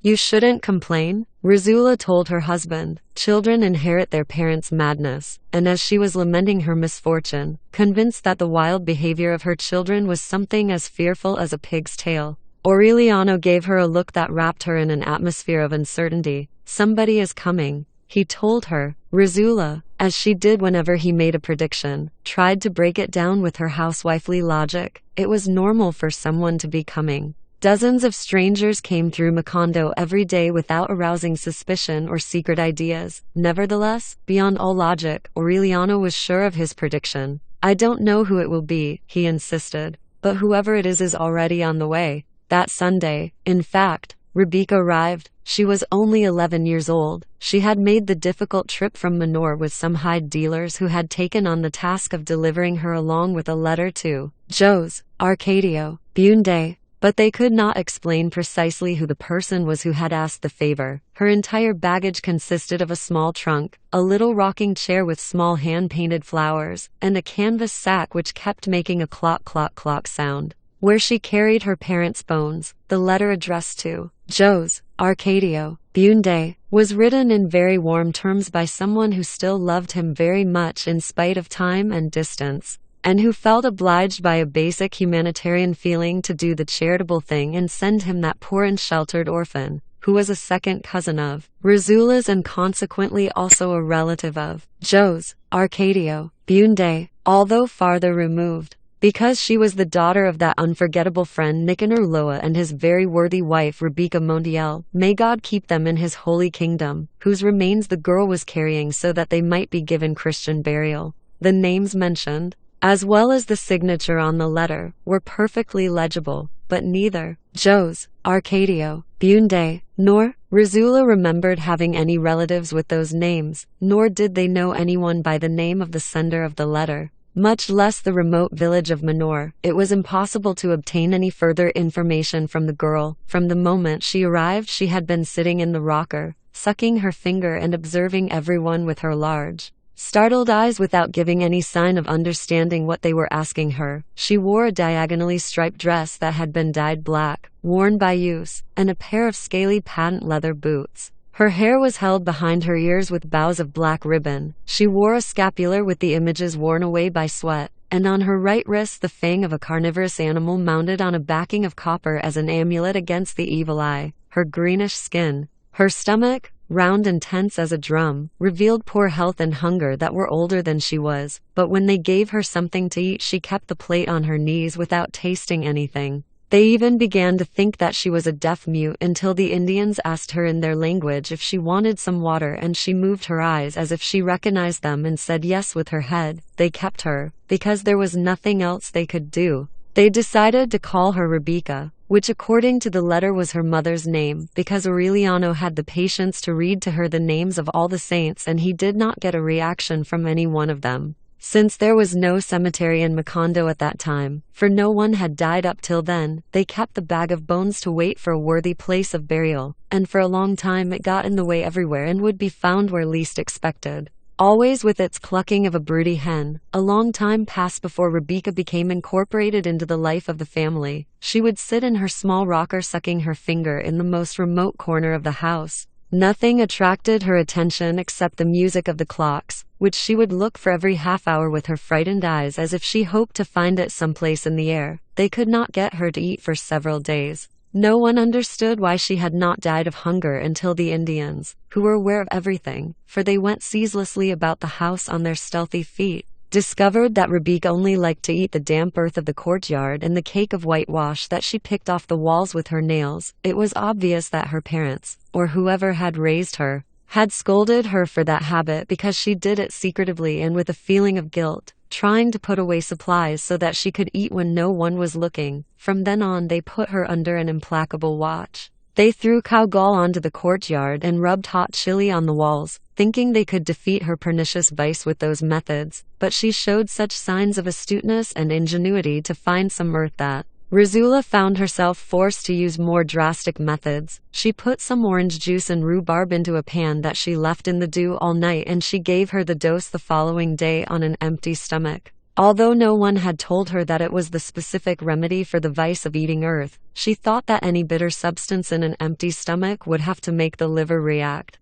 Rebecca was so rebellious and strong in spite of her frailness that they had to tie her up like a calf to make her swallow the medicine. And they could barely keep back her kicks or bear up under the strange hieroglyphics that she alternated with her bites and spitting, and that, according to what the scandalized Indians said, were the vilest obscenities that one could ever imagine in their language. When Rizula discovered that she added whipping to the treatment, it was never established whether it was the rhubarb or the beatings that had effect, or both of them together. But the truth was that in a few weeks Rebecca began to show signs of recovery. She took part in the games of Arcadio and Amaranta, who treated her like an older sister, and she ate heartily, using the utensils properly. It was soon revealed that she spoke Spanish with as much fluency as the Indian language, that she had a remarkable ability for manual work, and that she could sing the waltz of the clocks with some very funny words that she herself had invented. It did not take long for them to consider her another member of the family. She was more affectionate to Rizula than any of her own children had been, and she called Arcadio and Amaranta brother and sister, Aureliano uncle, and Joe's, Arcadio, Bunde, grandpa, so that she finally deserved, as much as the others, the name of Rebecca, Bunde, the only one that she ever had and that she bore with dignity until her death. One night about the time that Rebecca was cured of the vice of eating earth and was brought to sleep in the other children's room, the Indian woman, who slept with them, awoke by chance and heard a strange, intermittent sound in the corner. She got up in alarm, thinking that an animal had come into the room, and then she saw Rebecca in the rocker, sucking her finger and with her eyes lighted up in the darkness like those of a cat. terrified, exhausted by her fate. Visitachi N recognized in those eyes the symptoms of the sickness whose threat had obliged her and her brother to exile themselves forever from an age-old kingdom where they had been prince and princess. It was the insomnia plague. Kadaur, the Indian, was gone from the house by morning. His sister stayed because her fatalistic heart told her that the lethal sickness would follow her, no matter what, to the farthest corner of the earth. No one understood Visitachi N's alarm.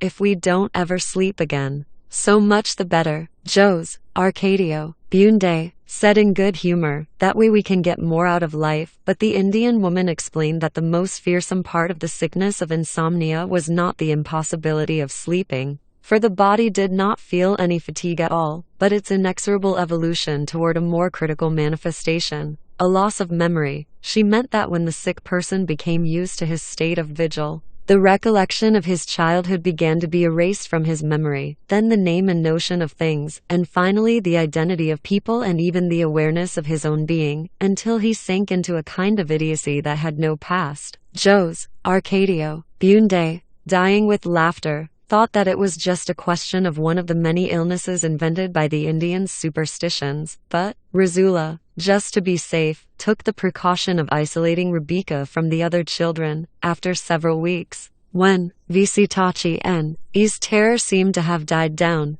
Jose, Arcadio, Bunde, found himself rolling over in bed, unable to fall asleep. Rizula, who had also awakened, asked him what was wrong, and he answered, "I'm thinking about Prudencio Aguilar again." They did not sleep a minute, but the following day they felt so rested that they forgot about the bad night. Aureliano commented with surprise at lunchtime that he felt very well in spite of the fact that he had spent the whole night in the laboratory gilding a brooch that he planned to give to Rizula for her birthday. They did not become alarmed until the third day, when no one felt sleepy at bedtime and they realized that they had gone more than 50 hours without sleeping. "The children are awake too," the Indian said with her fatalistic conviction. "Once it gets into a house, no one can escape the plague." They had indeed contracted the illness of insomnia. Rizula, who had learned from her mother the medicinal value of plants, prepared and made them all drink a brew of monkshood. But they could not get to sleep and spent the whole day dreaming on their feet, in that state of hallucinated lucidity. Not only did they see the images of their own dreams,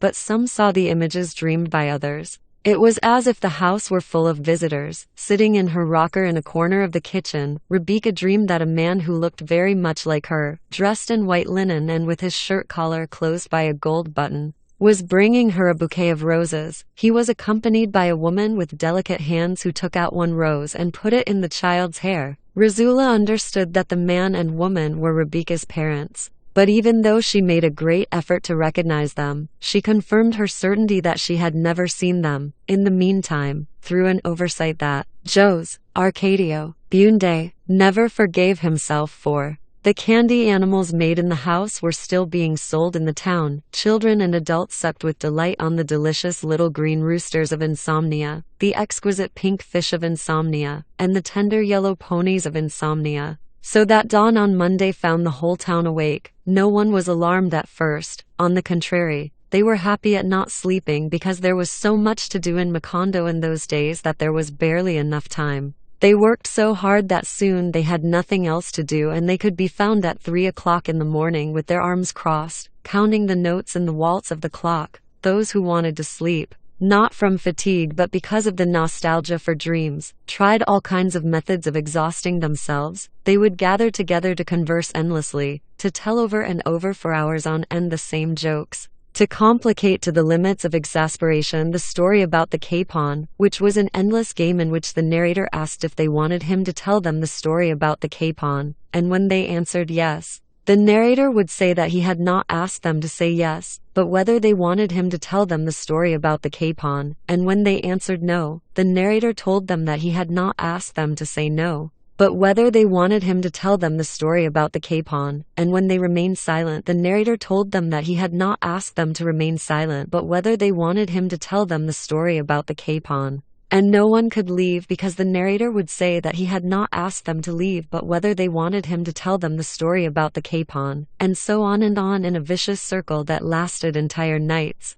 When Jose, Arcadio, Bunde, realized that the plague had invaded the town, he gathered together the heads of families to explain to them what he knew about the sickness of insomnia. And they agreed on methods to prevent the scourge from spreading to other towns in the swamp. That was why they took the bells off the goats, bells that the Arabs had swapped them for macaws, and put them at the entrance to town at the disposal of those who would not listen to the advice and entreaties of the sentinels and insisted on visiting the town. All strangers who passed through the streets of Macondo at that time had to ring their bells so that the sick people would know that they were healthy. They were not allowed to eat or drink anything during their stay, for there was no doubt but that the illness was transmitted by mouth, and all food and drink had been contaminated by insomnia. In that way they kept the plague restricted to the perimeter of the town. So effective was the quarantine that the day came when the emergency situation was accepted as a natural thing and life was organized in such a way that work picked up its rhythm again and no one worried any more about the useless habit of sleeping.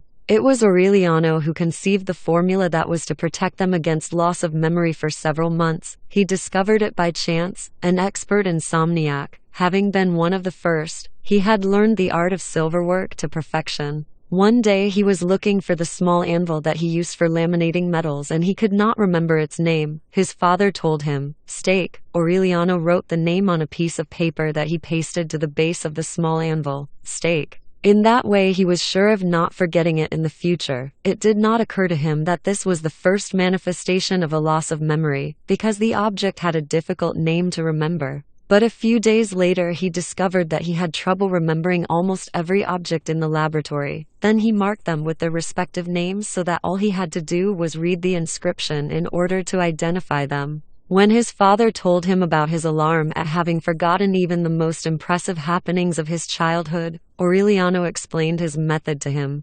And Jose, Arcadio, Bunde, put it into practice all through the house and later on imposed it on the whole village. With an inked brush he marked everything with its name: table, chair, clock, door, wall, bed, pan. He went to the corral and marked the animals and plants: cow, goat, pig, hen, cassava, caladium, banana. Little by little, studying the infinite possibilities of a loss of memory, he realized that the day might come when things would be recognized by their inscriptions but that no one would remember their use. Then he was more explicit. The sign that he hung on the neck of the cow was an exemplary proof of the way in which the inhabitants of Macondo were prepared to fight against loss of memory. "This is the cow. She must be milked every morning so that she will produce milk, and the milk must be boiled in order to be mixed with coffee to make coffee and milk." Thus they went on living in a reality that was slipping away, momentarily captured by words, but which would escape irremediably when they forgot the values of the written letters.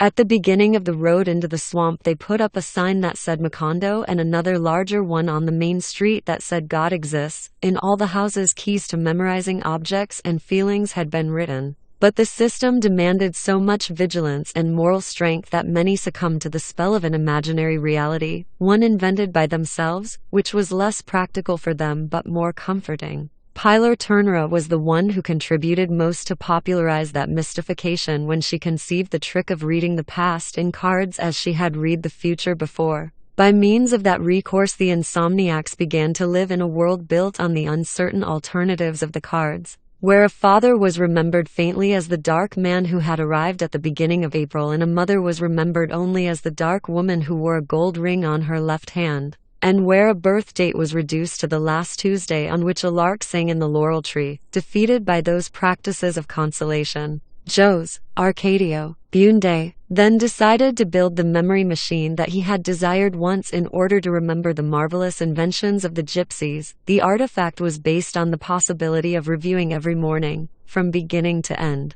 the totality of knowledge acquired during one's life. He conceived of it as a spinning dictionary that a person placed on the axis could operate by means of a lever, so that in very few hours there would pass before his eyes the notions most necessary for life. He had succeeded in writing almost 14,000 entries when along the road from the swamp a strange-looking old man with the sad sleeper's bell appeared, carrying a bulging suitcase tied with a rope and pulling a cart covered with black cloth. He went straight to the house of Jose, Arcadio, Bunde, Visitaci and did not recognize him when she opened the door, and she thought he had come with the idea of selling something, unaware that nothing could be sold in a town that was sinking irrevocably into the quicksand of forgetfulness. He was a decrepit man. Although his voice was also broken by uncertainty and his hands seemed to doubt the existence of things, it was evident that he came from the world where men could still sleep and remember.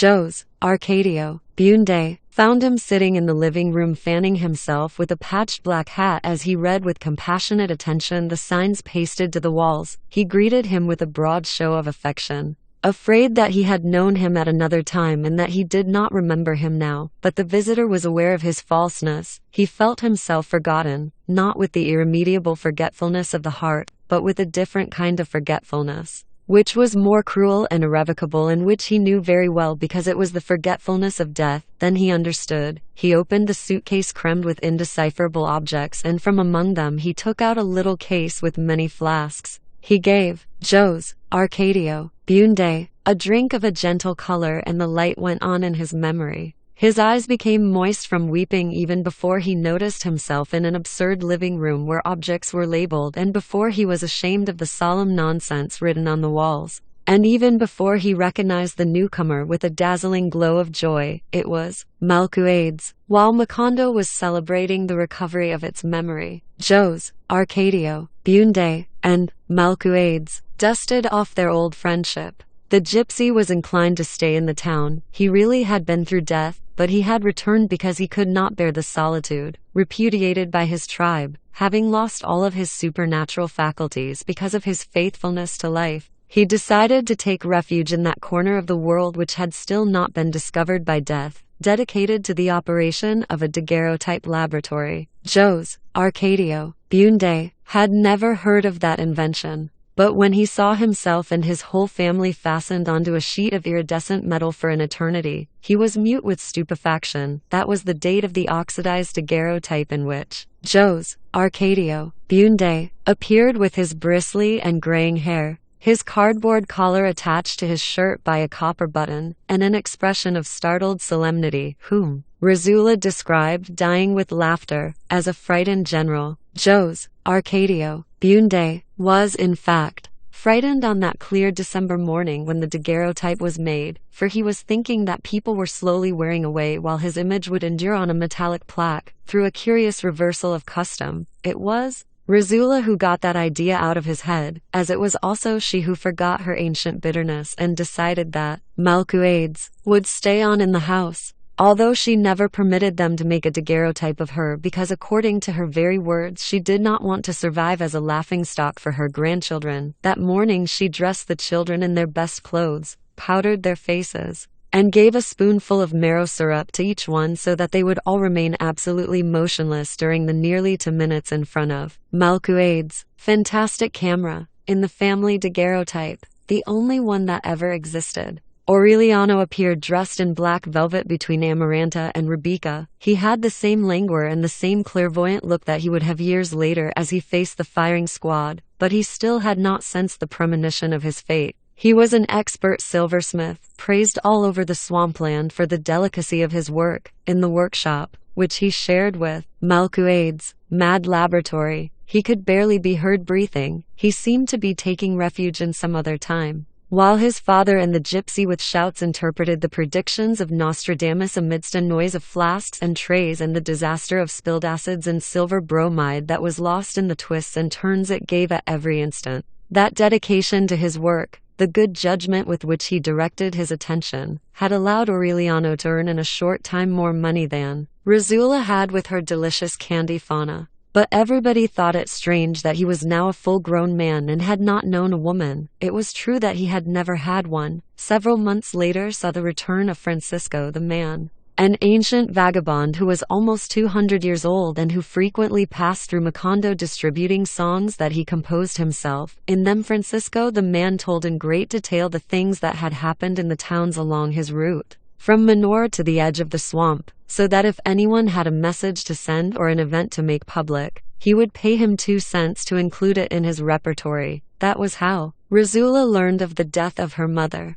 as a simple consequence of listening to the songs in the hope that they would say something about her son. Jose Arcadio Francisco the man called that because he had once defeated the devil in a duel of improvisation, and whose real name no one knew, disappeared from Macondo during the insomnia plague, and one night he reappeared suddenly in Caterino's store. The whole town went to listen to him to find out what had happened in the world. On that occasion there arrived with him a woman who was so fat that 4 Indians had to carry her in a rocking chair, and an adolescent mulatto girl with a forlorn look who protected her from the sun with an umbrella. Aureliano went to Caterino's store that night. He found Francisco the man, like a monolithic chameleon, sitting in the midst of a circle of bystanders. He was singing the news with his old out-of-tune voice, accompanying himself with the same archaic accordion that Sir Walter Raleigh had given him in the Guianas, and keeping time with his great walking feet that were cracked from saltpeter, in front of a door at the rear through which men were going and coming. The matron of the rocking chair was sitting and fanning herself in silence. Caterino, with a felt rose behind his ear, was selling the gathering mugs of fermented cane juice, and he took advantage of the occasion to go over to the men and put his hand on them where he should not have. Toward midnight the heat was unbearable. Aureliano listened to the news to the end without hearing anything that was of interest to his family. He was getting ready to go home when the matron signaled him with her hand. "You go in too," she told him. "It only costs 20 cents. Aureliano threw a coin into the hopper that the matron had in her lap and went into the room without knowing why. The adolescent mulatto girl, with her small bitch's teats, was naked on the bed. Before Aureliano 63 men had passed through the room that night, from being used so much, kneaded with sweat and sighs. The air in the room had begun to turn to mud. The girl took off the soak sheet and asked Aureliano to hold it by one side. It was as heavy as a piece of canvas. They squeezed it, twisting it at the ends until it regained its natural weight. They turned over the mat and the sweat came out of the other side. Aureliano was anxious for that operation never to end. He knew the theoretical mechanics of love, but he could not stay on his feet because of the weakness of his knees. And although he had goose pimples on his burning skin, he could not resist the urgent need to expel the weight of his bowels. When the girl finished fixing up the bed and told him to get undressed, he gave her a confused explanation. "They made me come in. They told me to throw 20 cents into the hopper and hurry up." The girl understood his confusion. "If you throw in 20 cents more when you go out, you can stay a little longer," she said softly. Aureliano got undressed, tormented by shame, unable to get rid of the idea that his nakedness could not stand comparison with that of his brother. In spite of the girl's efforts, he felt more and more indifferent and terribly alone. "I'll throw in another 20 cents, he said with a desolate voice. The girl thanked him in silence. Her back was raw, her skin was stuck to her ribs, and her breathing was forced because of an immeasurable exhaustion. 2 years before, far away from there, she had fallen asleep without putting out the candle and had awakened surrounded by flames. The house where she lived with the grandmother who had raised her was reduced to ashes. Since then her grandmother carried her from town to town, putting her to bed for 20 cents in order to make up the value of the burned house. According to the girl's calculations, she still had 10 years of 70 men per night, because she also had to pay the expenses of the trip and food for both of them, as well as the pay of the Indians who carried the rocking chair. When the matron knocked on the door the second time, Aureliano left the room without having done anything. Troubled by a desire to weep, that night he could not sleep, thinking about the girl. With a mixture of desire and pity, he felt an irresistible need to love her and protect her. At dawn, worn out by insomnia and fever, he made the calm decision to marry her in order to free her from the despotism of her grandmother and to enjoy all the nights of satisfaction that she would give the 70 men. But at 10 o'clock in the morning, when he reached Caterino's store, the girl had left town. Time mitigated his mad proposal, but it aggravated his feelings of frustration. He took refuge in work. He resigned himself to being a womanless man for all his life in order to hide the shame of his uselessness. In the meantime, Malcuades had printed on his plates everything that was printable in Macondo, and he left the daguerreotype laboratory to the fantasies of Jose Arcadio Bunde, who had resolved to use it to obtain scientific proof of the existence of God. Through a complicated process of superimposed exposures taken in different parts of the house, he was sure that sooner or later he would get a daguerreotype of God, if he existed, or put an end once and for all to the supposition of his existence. Malcuades got deeper into his interpretations of Nostradamus. He would stay up until very late, suffocating in his faded velvet vest, scribbling with his tiny sparrow hands, whose rings had lost the glow of former times. One night, he thought he had found the prediction of the future of Macondo. It was to be a luminous city with great glass houses where there was no trace remaining of the race of the Bundas. It's a mistake, Jose, Arcadio, Bunde, thundered. They won't be houses of glass but of ice, as I dreamed, and there will always be a Bunde, per omnia secula seculorum. Rosula fought to preserve common sense in that extravagant house. Having broadened her business of little candy animals with an oven that went all night turning out baskets and more baskets of bread and a prodigious variety of puddings, meringues, and cookies, which disappeared in a few hours on the roads winding through the swamp, she had reached an age where she had a right to rest, but she was nonetheless more and more active. So busy was she in her prosperous enterprises that one afternoon she looked distractedly toward the courtyard while the Indian woman helped her sweeten the dough, and she saw two unknown and beautiful adolescent girls doing frame embroidery in the light of the sunset. They were Rebecca and Amaranta. As soon as they had taken off the mourning clothes for their grandmother, which they wore with inflexible rigor for 3 years, their bright clothes seemed to have given them a new place in the world. Rebecca, contrary to what might have been expected, was the more beautiful. She had a light complexion, large and peaceful eyes, and magical hands that seemed to work out the design of the embroidery with invisible threads. Amaranta,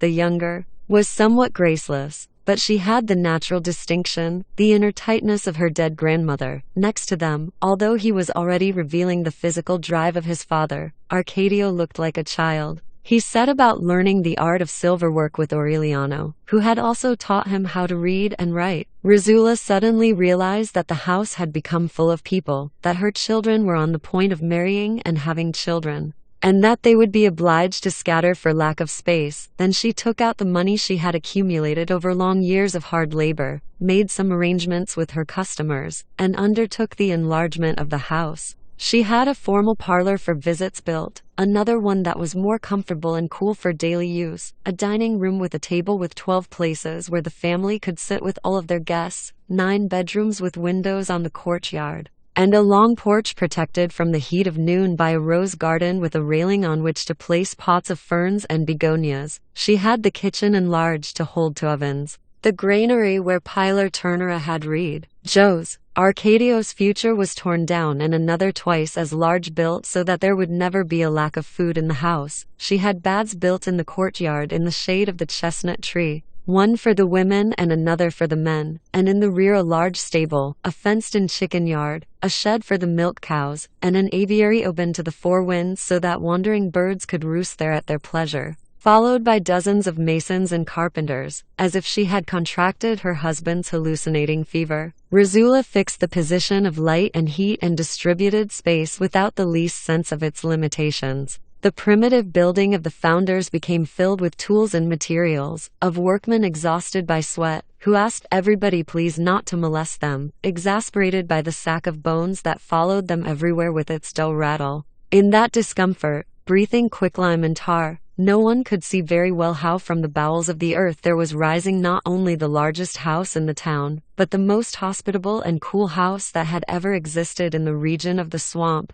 Jose, Arcadio, Bunde, trying to surprise divine providence in the midst of the cataclysm, was the one who least understood it. The new house was almost finished when Rosula drew him out of his chimerical world in order to inform him that she had an order to paint the front blue and not white as they had wanted. She showed him the official document. Jose, Arcadio, Bunde, without understanding what his wife was talking about, deciphered the signature. "Who is this fellow?" he asked.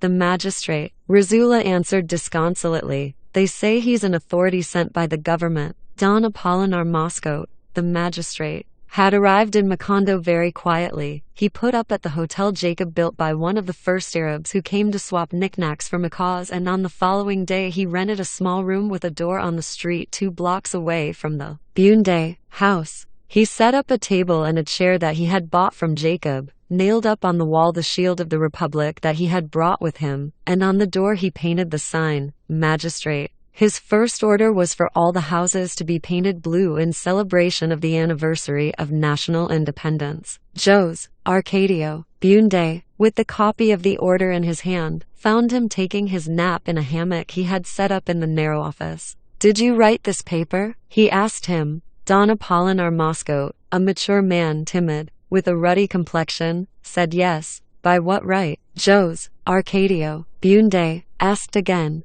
Don Apolinar Moscow picked up a paper from the drawer of the table and showed it to him. "I have been named magistrate of this town." Jose Arcadio Bunde did not even look at the appointment. "In this town we do not give orders with pieces of paper," he said without losing his calm, "and so that you know it once and for all, we don't need any judges here because there's nothing that needs judging." Facing Don Apolinar Moscow, still without raising his voice, he gave a detailed account of how they had founded the village, of how they had distributed the land, opened the roads, and introduced the improvements that necessity required without having bothered the government and without anyone having bothered them. "We are so peaceful that none of us has died even of a natural death," he said. "You can see that we still don't have any cemetery." No one was upset that the government had not helped them. On the contrary, they were happy that up until then it had let them grow in peace, and he hoped that it would continue leaving them that way because they had not founded a town so that the first upstart who came along would tell them what to do.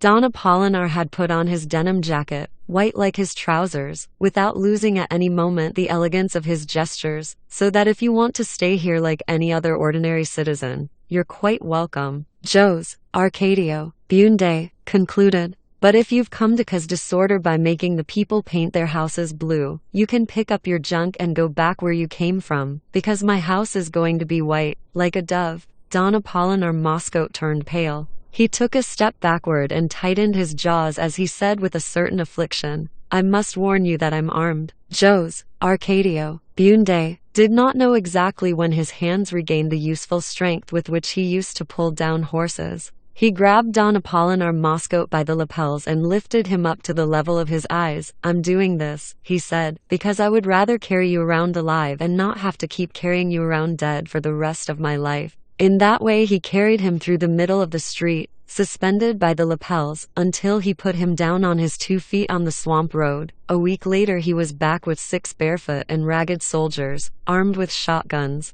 and an ox cart in which his wife and 7 daughters were traveling. 2 other carts arrived later with the furniture, the baggage, and the household utensils. He settled his family in the Hotel Jacob, while he looked for a house. And he went back to open his office under the protection of the soldiers. The founders of Macondo, resolving to expel the invaders, went with their older sons to put themselves at the disposal of Jose Arcadio Bunde, but he was against it, as he explained, because it was not manly to make trouble for someone in front of his family, and Don Apolinar had returned with his wife and daughters, so he decided to resolve the situation in a pleasant way. Aureliano went with him.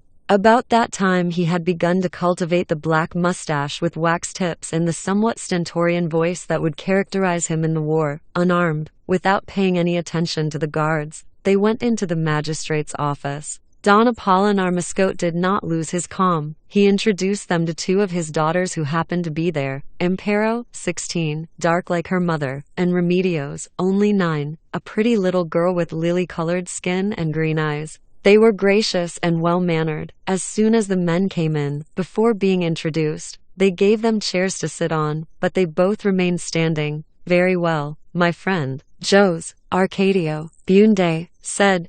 "You may stay here. Not because you have those bandits with shotguns at the door, but out of consideration for your wife and daughters." Don Apolinar Moscow was upset, but Jose Arcadio Bunde did not give him time to reply. "We only make 2 conditions," he went on. "The first, that everyone can paint his house the color he feels like. The second, that the soldiers leave at once. We will guarantee order for you." The magistrate raised his right hand with all the fingers extended. "Your word of honor?" "The word of your enemy," Jose Arcadio Bunde said, and he added in a bitter tone, "because I must tell you one thing. You and I are still enemies." The soldiers left that same afternoon. A few days later, Jose Arcadio Bunde found a house for the magistrate's family. Everybody was at peace except Aureliano, the image of Remedios, the magistrate's younger daughter, who, because of her age, could have been his daughter. kept paining him in some part of his body. It was a physical sensation that almost bothered him when he walked, like a pebble in his shoe. The new house, white, like a dove, was inaugurated with a dance.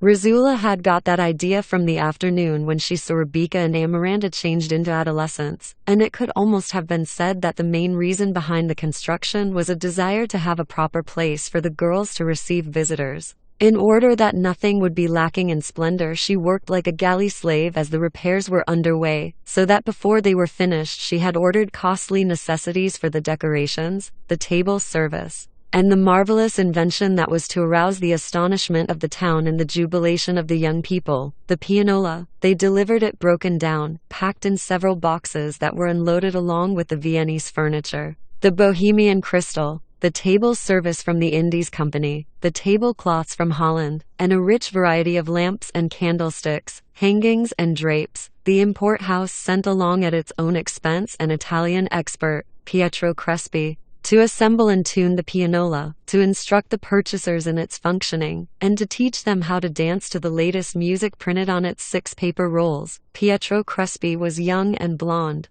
the most handsome and well-mannered man who had ever been seen in Macondo, so scrupulous in his dress that in spite of the suffocating heat he would work in his brocade vest and heavy coat of dark cloth, soaked in sweat. Keeping a reverent distance from the owners of the house, he spent several weeks shut up in the parlor with a dedication much like that of Aureliano in his silverwork. One morning, without opening the door, without calling anyone to witness the miracle, he placed the first roll in the pianola, and the tormenting hammering and the constant noise of wooden lathings ceased in a silence that was startled at the order and neatness of the music. They all ran to the parlor. Jose, Arcadio, Bunde, was as if struck by lightning, not because of the beauty of the melody, but because of the automatic working of the keys of the pianola, and he set up Malcuade's camera with the hope of getting a daguerreotype of the invisible player. That day the Italian had lunch with them. Rebecca and Amaranta, serving the table, were intimidated by the way in which the angelic man with pale and ringless hands manipulated the utensils. In the living room, next to the parlor, Pietro Crespi taught them how to dance. He showed them the steps without touching them, keeping time with a metronome, under the friendly eye of Rizula, who did not leave the room for a moment while her daughters had their lesson. Pietro Crespi wore special pants on those days, very elastic and tight, and dancing slippers. You don't have to worry so much, Jose, Arcadio, Bunde, told her. The man's a fairy. But she did not leave off her vigilance until the apprenticeship was over and the Italian left Macondo. Then they began to organize the party. Rizula drew up a strict guest list, in which the only ones invited were the descendants of the founders, except for the family of Pilar Ternera, who by then had had 2 more children by unknown fathers. It was truly a high-class list, except that it was determined by feelings of friendship. For those favored were not only the oldest friends of Jose, Arcadio, Bunde's house since before they undertook the exodus and the founding of Macondo, but also their sons and grandsons, who were the constant companions of Aureliano and Arcadio since infancy, and their daughters, who were the only ones who visited the house to embroider with Rebecca and Amaranta. Don Apolinar Moscow, the benevolent ruler whose activity had been reduced to the maintenance from his scanty resources of 2 policemen armed with wooden clubs, was a figurehead. In order to support the household expenses, his daughters had opened a sewing shop, where they made felt flowers as well as guava delicacies, and wrote love notes to order. But in spite of being modest and hard-working, the most beautiful girls in town, and the most skilled at the new dances, they did not manage to be considered for the party. While Rizula and the girls unpacked furniture, polished silverware, and hung pictures of maidens in boats full of roses, which gave a breath of new life to the naked areas that the masons had built, Jose, Arcadio, Bunde, stopped his pursuit of the image of God, convinced of his non-existence, and he took the pianola apart in order to decipher its magical secret. 2 days before the party, swamped in a shower of leftover keys and hammers, bungling in the midst of a mix-up of strings that would unroll in one direction and roll up again in the other, he succeeded in a fashion in putting the instrument back together. There had never been as many surprises and as much dashing about as in those days, but the new pitch lamps were lighted on the designated day and hour. The house was opened, still smelling of resin and damp whitewash. And the children and grandchildren of the founders saw the porch with ferns and begonias, the quiet rooms, the garden saturated with the fragrance of the roses, and they gathered together in the parlor, facing the unknown invention that had been covered with a white sheet. Those who were familiar with the piano, popular in other towns in the swamp, felt a little disheartened, but more bitter was Rizula's disappointment when she put in the first roll so that Amaranta and Rebecca could begin the dancing and the mechanism did not work. Malcuades, almost blind by then, crumbling with decrepitude, used the arts of his timeless wisdom in an attempt to fix it. Finally, Joe's, Arcadio, Bunde, managed by mistake to move a device that was stuck and the music came out, first in a burst and then in a flow of mixed-up notes, beating against the strings that had been put in without order or concert and had been tuned with temerity. The hammers let go, but the stubborn descendants of the 21 intrepid people who plowed through the mountains in search of the sea to the west avoided the reefs of the melodic mix-up, and the dancing went on until dawn. Pietro Crespi came back to repair the pianola. Rebecca and Amaranta helped him put the strings in order and helped him with their laughter at the mix-up of the melodies. It was extremely pleasant and so chaste in its way that Rizula ceased her vigilance. On the eve of his departure, a farewell dance for him was improvised with the pianola, and with Rebecca he put on a skillful demonstration of modern dances. Arcadio and Amaranta matched them in grace and skill. But the exhibition was interrupted because Pilar Ternera, who was at the door with the onlookers, had a fight, biting and hair-pulling, with a woman who had dared to comment that Arcadio had a woman's behind. Toward midnight, Pietro Crespi took his leave with a sentimental little speech, and he promised to return very soon. Rebecca accompanied him to the door, and having closed up the house and put out the lamps, she went to her room to weep. It was an inconsolable weeping that lasted for several days, the cause of which was not known even by Amaranta. Her hermetism was not odd, although she seemed expansive and cordial. She had a solitary character and an impenetrable heart. She was a splendid adolescent with long and firm bones, but she still insisted on using the small wooden rocking chair with which she had arrived at the house, reinforced many times and with the arms gone. No one had discovered that even at that age she still had the habit of sucking her finger. That was why she would not lose an opportunity to lock herself in the bathroom and had acquired the habit of sleeping with her face to the wall, on rainy afternoons, embroidering with a group of friends on the begonia porch. She would lose the thread of the conversation, and a tear of nostalgia would salt her palate when she saw the strips of damp earth and the piles of mud that the earthworms had pushed up in the garden. Those secret tastes, defeated in the past by oranges and rhubarb, broke out into an irrepressible urge when she began to weep. She went back to eating earth, the first time she did it almost out of curiosity, sure that the bad taste would be the best cure for the temptation, and in fact, she could not bear the earth in her mouth, but she persevered, overcome by the growing anxiety, and little by little she was getting back her ancestral appetite. The taste of primary minerals, the unbridled satisfaction of what was the original food. She would put handfuls of earth in her pockets, and ate them in small bits without being seen, with a confused feeling of pleasure and rage. As she instructed her girlfriends in the most difficult needlepoint and spoke about other men, who did not deserve the sacrifice of having one eat the whitewash on the walls because of them. The handfuls of earth made the only man who deserved that show of degradation less remote and more certain. As if the ground that he walked on with his fine patent leather boots in another part of the world were transmitting to her the weight and the temperature of his blood in a mineral savor that left a harsh aftertaste in her mouth and a sediment of peace in her heart. One afternoon, for no reason, Amparo Mosco asked permission to see the house. Amaranta and Rebecca, disconcerted by the unexpected visit, attended her with a stiff formality. They showed her the remodeled mansion. They had her listen to the rolls on the pianola, and they offered her orange marmalade and crackers. Amparo gave a lesson in dignity, personal charm, and good manners that impressed Rizula in the few moments that she was present during the visit.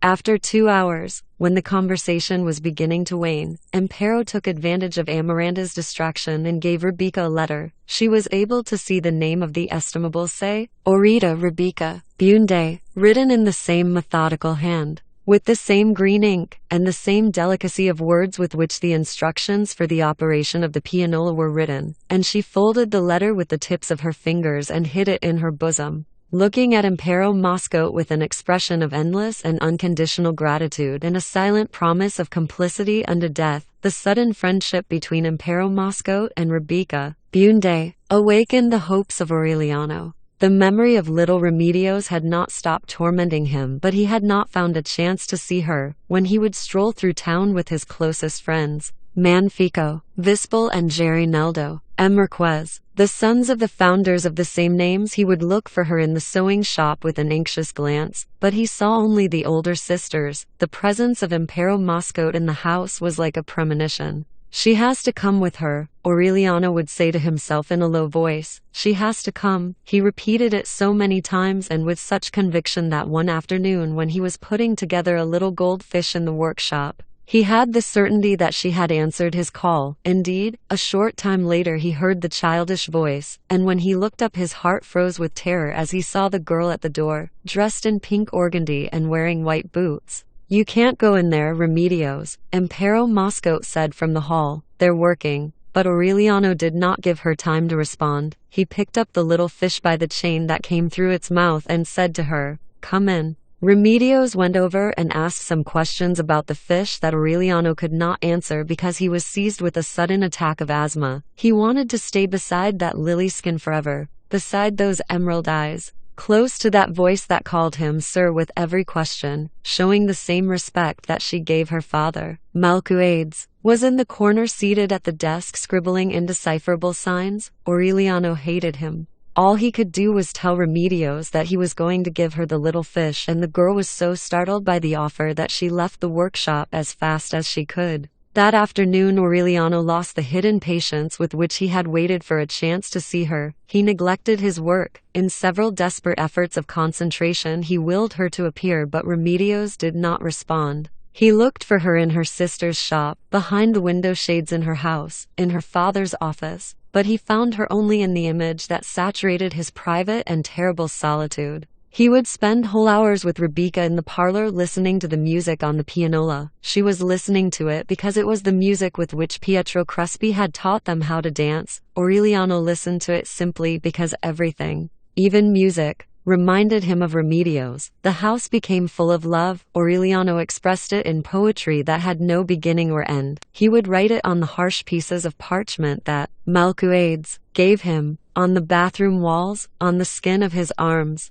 And in all of it Remedios would appear transfigured. Remedios in the soporific air of 2 in the afternoon. Remedios in the soft breath of the roses. Remedios in the water clock secrets of the moths. Remedios in the steaming morning bread. Remedios everywhere and Remedios forever. Rebecca waited for her love at 4 in the afternoon, embroidering by the window. She knew that the mailman's mule arrived only every 2 weeks, but she always waited for him. Convinced that he was going to arrive on some other day by mistake, it happened quite the opposite. Once the mule did not come on the usual day, mad with desperation, Rebecca got up in the middle of the night and ate handfuls of earth in the garden with a suicidal drive, weeping with pain and fury, chewing tender earthworms and chipping her teeth on snail shells. She vomited until dawn. She fell into a state of feverish prostration, lost consciousness, and her heart went into a shameless delirium. Rizula, scandalized, forced the lock on her trunk and found at the bottom, tied together with pink ribbons,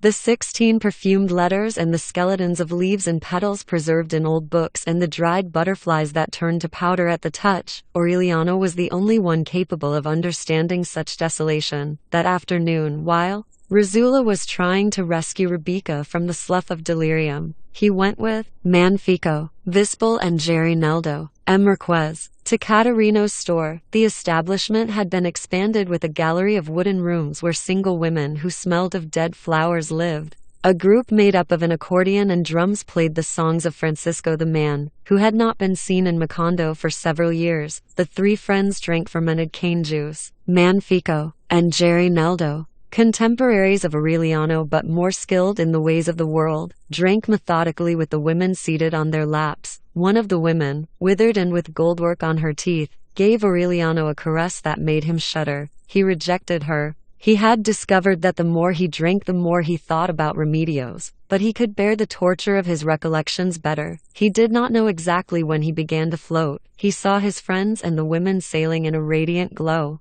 without weight or mass, saying words that did not come out of their mouths and making mysterious signals that did not correspond to their expressions. Catarino put a hand on his shoulder and said to him, "It's going on 11. Aureliano turned his head, saw the enormous disfigured face with a felt flower behind the ear, and then he lost his memory, as during the times of forgetfulness, and he recovered it on a strange dawn and in a room that was completely foreign, where Pilar Turnera stood in her slip, barefoot, her hair down, holding a lamp over him, startled with disbelief. Aureliano checked his feet and raised his head. He did not know how he had come there, but he knew what his aim was, because he had carried it hidden since infancy in an inviolable backwater of his heart. "I've come to sleep with you," he said. His clothes were smeared with mud and vomit. Pilar Turnera, who lived alone at that time with her 2 younger children, did not ask him any questions. She took him to the bed, she cleaned his face with a damp cloth, took off his clothes, and then got completely undressed and lowered the mosquito netting so that her children would not see them if they woke up.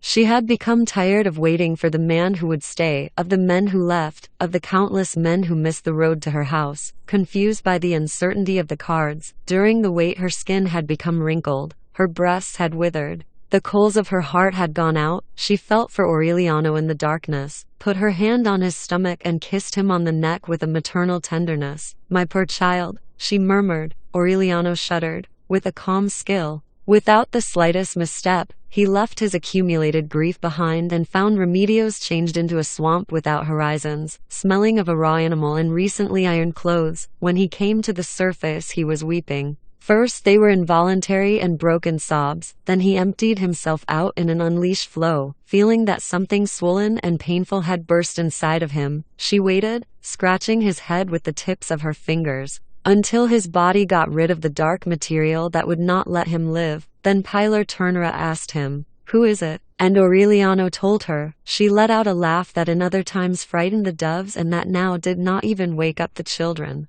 "You'll have to raise her first," she mocked. But underneath the mockery Aureliano found a reservoir of understanding. When he went out of the room, leaving behind not only his doubts about his virility but also the bitter weight that his heart had borne for so many months, Pilar Turnera made him a spontaneous promise. "I'm going to talk to the girl," she told him, "and you'll see what I'll serve her on the tray." She kept her promise, but it was a bad moment, because the house had lost its peace of former days, when she discovered Rebecca's passion, which was impossible to keep secret because of her shouts. Amaranta suffered an attack of fever. She also suffered from the barb of a lonely love. Shut up in the bathroom, she would release herself from the torment of a hopeless passion by writing feverish letters, which she finally hid in the bottom of her trunk. Rizula barely had the strength to take care of the 2 sick girls. She was unable, after prolonged and insidious interrogations, to ascertain the causes of Amaranta's prostration. Finally, in another moment of inspiration, she forced the lock on the trunk and found the letters tied with a pink ribbon, swollen with fresh lilies and still wet with tears, addressed and never sent to Pietro Crespi. Weeping with rage, she cursed the day that it had occurred to her to buy the pianola, and she forbade the embroidery lessons and decreed a kind of mourning with no one dead which was to be prolonged until the daughters got over their hopes. Useless was the intervention of Jose Arcadio Bunde, who had modified his first impression of Pietro Crespi and admired his ability in the manipulation of musical machines, so that when Pilar Turnera told Aureliano that Remedios had decided on marriage, he could see that the news would only give his parents more trouble. Invited to the parlor for a formal interview, Jose Arcadio Bunde and Rizula listened stonily to their son's declaration. When he learned the name of the fiancé, however, Jose Arcadio Bunde grew red with indignation. "Love is a disease," he thundered. "With so many pretty and decent girls around, the only thing that occurs to you is to get married to the daughter of our enemy." But Rizula agreed with the choice. She confessed her affection for the 7 Moscow sisters, for their beauty, their ability for work, their modesty, and their good manners, and she celebrated her son's prudence, conquered by his wife's enthusiasm. Jose Arcadio Bunde then laid down one condition. Rebecca, who was the one he wanted, would marry Pietro Crespi. Rizula would take Amaranta on a trip to the capital of the province when she had time. so that contact with different people would alleviate her disappointment. Rebecca got her health back just as soon as she heard of the agreement, and she wrote her fiancé a jubilant letter that she submitted to her parents' approval and put into the mail without the use of any intermediaries. Amaranta pretended to accept the decision, and little by little she recovered from her fevers. But she promised herself that Rebecca would marry only over her dead body. The following Saturday, Jose Arcadio Bunde put on his dark suit, his celluloid collar, and the deerskin boots that he had worn for the first time the night of the party, and went to ask for the hand of Remedios Moscow. The magistrate and his wife received him, pleased and worried at the same time, for they did not know the reason for the unexpected visit. And then they thought that he was confused about the name of the intended bride. In order to remove the mistake, the mother woke Remedios up and carried her into the living room. Still drowsy from sleep, they asked her if it was true that she had decided to get married, and she answered, whimpering, that she only wanted them to let her sleep. Jose Arcadio Bunde, understanding the distress of the Moscotes, went to clear things up with Aureliano. When he returned, the Moscotes had put on formal clothing, had rearranged the furniture and put fresh flowers in the vases, and were waiting in the company of their older daughters. Overwhelmed by the unpleasantness of the occasion and the bothersome hard collar, Jose Arcadio Bunde confirmed the fact that Remedios, indeed, was the chosen one. "It doesn't make sense," Don Apolinar Moscote said with consternation. "We have 6 other daughters, all unmarried, and at an age where they deserve it, who would be delighted to be the honorable wife of a gentleman as serious and hard-working as your son." And Aurelito lays his eyes precisely on the one who still wets her bed. His wife, a well-preserved woman with afflicted eyelids and expression, scolded his mistake. When they finished the fruit punch, they willingly accepted Aureliano's decision, except that Aura Moscote begged the favor of speaking to Rizula alone, intrigued, protesting that they were involving her in men's affairs, but really feeling deep emotion. Rizula went to visit her the next day. A half-hour later she returned with the news that Remedios had not reached puberty. Aureliano did not consider that a serious barrier. He had waited so long that he could wait as long as was necessary until his bride reached the age of conception. The newfound harmony was interrupted by the death of Melquiades. Although it was a foreseeable event, the circumstances were not. A few months after his return, a process of aging had taken place in him that was so rapid and critical that soon he was treated as one of those useless great-grandfathers who wander about the bedrooms like shades, dragging their feet, remembering better times aloud, and whom no one bothers about or remembers really until the morning they find them dead in their bed. At first, Jose Arcadio Bunde helped him in his work, enthusiastic over the novelty of the daguerreotypes and the predictions of Nostradamus. But little by little he began abandoning him to his solitude, for communication was becoming increasingly difficult. He was losing his sight and his hearing. He seemed to confuse the people he was speaking to with others he had known in remote epochs of mankind, and he would answer questions with a complex hodgepodge of languages. He would walk along groping in the air, although he passed between objects with an inexplicable fluidity, as if he were endowed with some instinct of direction based on an immediate prescience. One day he forgot to put in his false teeth, which at night he left in a glass of water beside his bed, and he never put them in again. When Rizula undertook the enlargement of the house, she had them build him a special room next to Aureliano's workshop, far from the noise and bustle of the house, with a window flooded with light and a bookcase where she herself put in order the books that were almost destroyed by dust and moths, the flaky stacks of paper covered with indecipherable signs, and the glass with his false teeth, where some aquatic plants with tiny yellow flowers had taken root. The new place seemed to please Melquiades, because he was never seen any more, not even in the dining room. He only went to Aureliano's workshop, where he would spend hours on end scribbling his enigmatic literature on the parchments that he had brought with him and that seemed to have been made out of some dry material that crumpled like puff paste. There he ate the meals that Visitaci N brought him twice a day. Although in the last days he lost his appetite and fed only on vegetables, he soon acquired the forlorn look that one sees in vegetarians. His skin became covered with a thin moss, similar to that which flourished on the antique vest that he never took off, and his breath exhaled the odor of a sleeping animal. Aureliano ended up forgetting about him, absorbed in the composition of his poems. But on one occasion he thought he understood something of what Malcuades was saying in his groping monologues, and he paid attention. In reality, the only thing that could be isolated in the rocky paragraphs was the insistent hammering on the word equinox. Equinox, equinox, and the name of Alexander von Humboldt. Arcadio got a little closer to him when he began to help Aureliano in his silver work. Malcuades answered that effort at communication at times by giving forth with phrases in Spanish that had very little to do with reality. One afternoon, however, he seemed to be illuminated by a sudden emotion. Years later, facing the firing squad, Arcadio would remember the trembling with which Malcuades made him listen to several pages of his impenetrable writing, which of course he did not understand, but which when read aloud were like encyclicals being chanted. Then he smiled for the first time in a long while and said in Spanish, "When I die, burn mercury in my room for 3 days." Arcadio told that to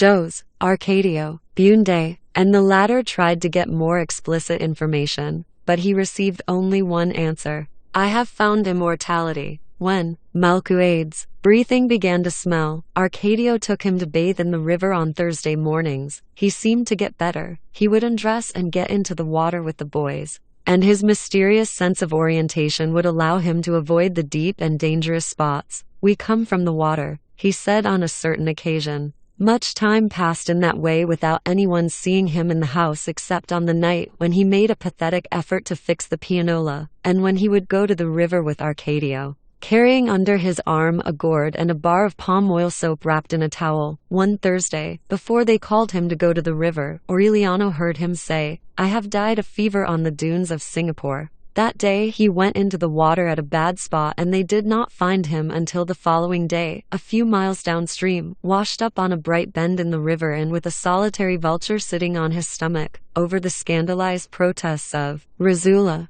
who wept with more grief than she had had for her own father. Jose, Arcadio, Bunde, was opposed to their burying him. "He is immortal," he said, and he himself revealed the formula of his resurrection. He brought out the forgotten water pipe and put a kettle of mercury to boil next to the body, which little by little was filling with blue bubbles. Don Apolinar Moscow ventured to remind him that an unburied drowned man was a danger to public health. "None of that, because he's alive," was the answer of Jose, Arcadio, Bunde, who finished the 72 hours with the mercurial incense as the body was already beginning to burst with a livid fluorescence, the soft whistles of which impregnated the house with a pestilential vapor. Only then did he permit them to bury him, not in any ordinary way, but with the honors reserved for Macondo's greatest benefactor. It was the first burial and the best attended one that was ever seen in the town, only surpassed, a century later, by Big Mama's funeral carnival. They buried him in a grave dug in the center of the plot destined for the cemetery, with a stone on which they wrote the only thing they knew about him, Melku, AIDS. They gave him his 9 nights of wake, in the tumult that gathered in the courtyard to drink coffee, tell jokes, and play cards. Amaranta found a chance to confess her love to Pietro Crespi, who a few weeks before had formalized his promise to Rebecca and had set up a store for musical instruments and mechanical toys in the same section where the Arabs had lingered in other times, swapping knick-knacks for macaws, and which the people called the Street of the Turks. The Italian, whose head covered with patent leather curls aroused in women an irrepressible need to sigh, dealt with Amaranta as with a capricious little girl who was not worth taking seriously. "I have a younger brother," he told her. "He's coming to help me in the store." Amaranta felt humiliated and told Pietro Crespi with a virulent anger that she was prepared to stop her sister's wedding even if her own dead body had to lie across the door. The Italian was so impressed by the dramatics of the threat that he could not resist the temptation to mention it to Rebecca. That was how Amaranta's trip, always put off by Rosula's work, was arranged in less than a week. Amaranta put up no resistance. But when she kissed Rebecca goodbye, she whispered in her ear, "Don't get your hopes up. Even if they send me to the ends of the earth, I'll find some way of stopping you from getting married, even if I have to kill you." With the absence of Rosula, with the invisible presence of Malcuades, who continued his stealthy shuffling through the rooms. The house seemed enormous and empty. Rebecca took charge of domestic order, while the Indian woman took care of the bakery. At dusk, when Pietro Crespi would arrive, preceded by a cool breath of lavender and always bringing a toy as a gift, his fiancée would receive the visitor in the main parlor with doors and windows open to be safe from any suspicion. It was an unnecessary precaution, for the Italian had shown himself to be so respectful that he did not even touch the hand of the woman who was going to be his wife within the year. Those visits were filling the house with remarkable toys, mechanical ballerinas, music boxes, acrobatic monkeys, trotting horses, clowns who played the tambourine. The rich and startling mechanical fauna that Pietro Crespi brought dissipated Joe's, Arcadio, Bunde's affliction over the death of Malcuades, and carried him back to his old days as an alchemist. He lived at that time in a paradise of disemboweled animals, of mechanisms that had been taken apart in an attempt to perfect them with a system of perpetual motion based upon the principles of the pendulum. Aureliano, for his part, had neglected the workshop in order to teach little Remedios to read and write. At first, the child preferred her dolls to the man who would come every afternoon and who was responsible for her being separated from her toys in order to be bathed and dressed and seated in the parlor to receive the visitor. But Aureliano's patience and devotion finally won her over, up to the point where she would spend many hours with him studying the meaning of the letters and sketching in a notebook with colored pencils little houses with cows in the corral and round suns with yellow rays that hid behind the hills.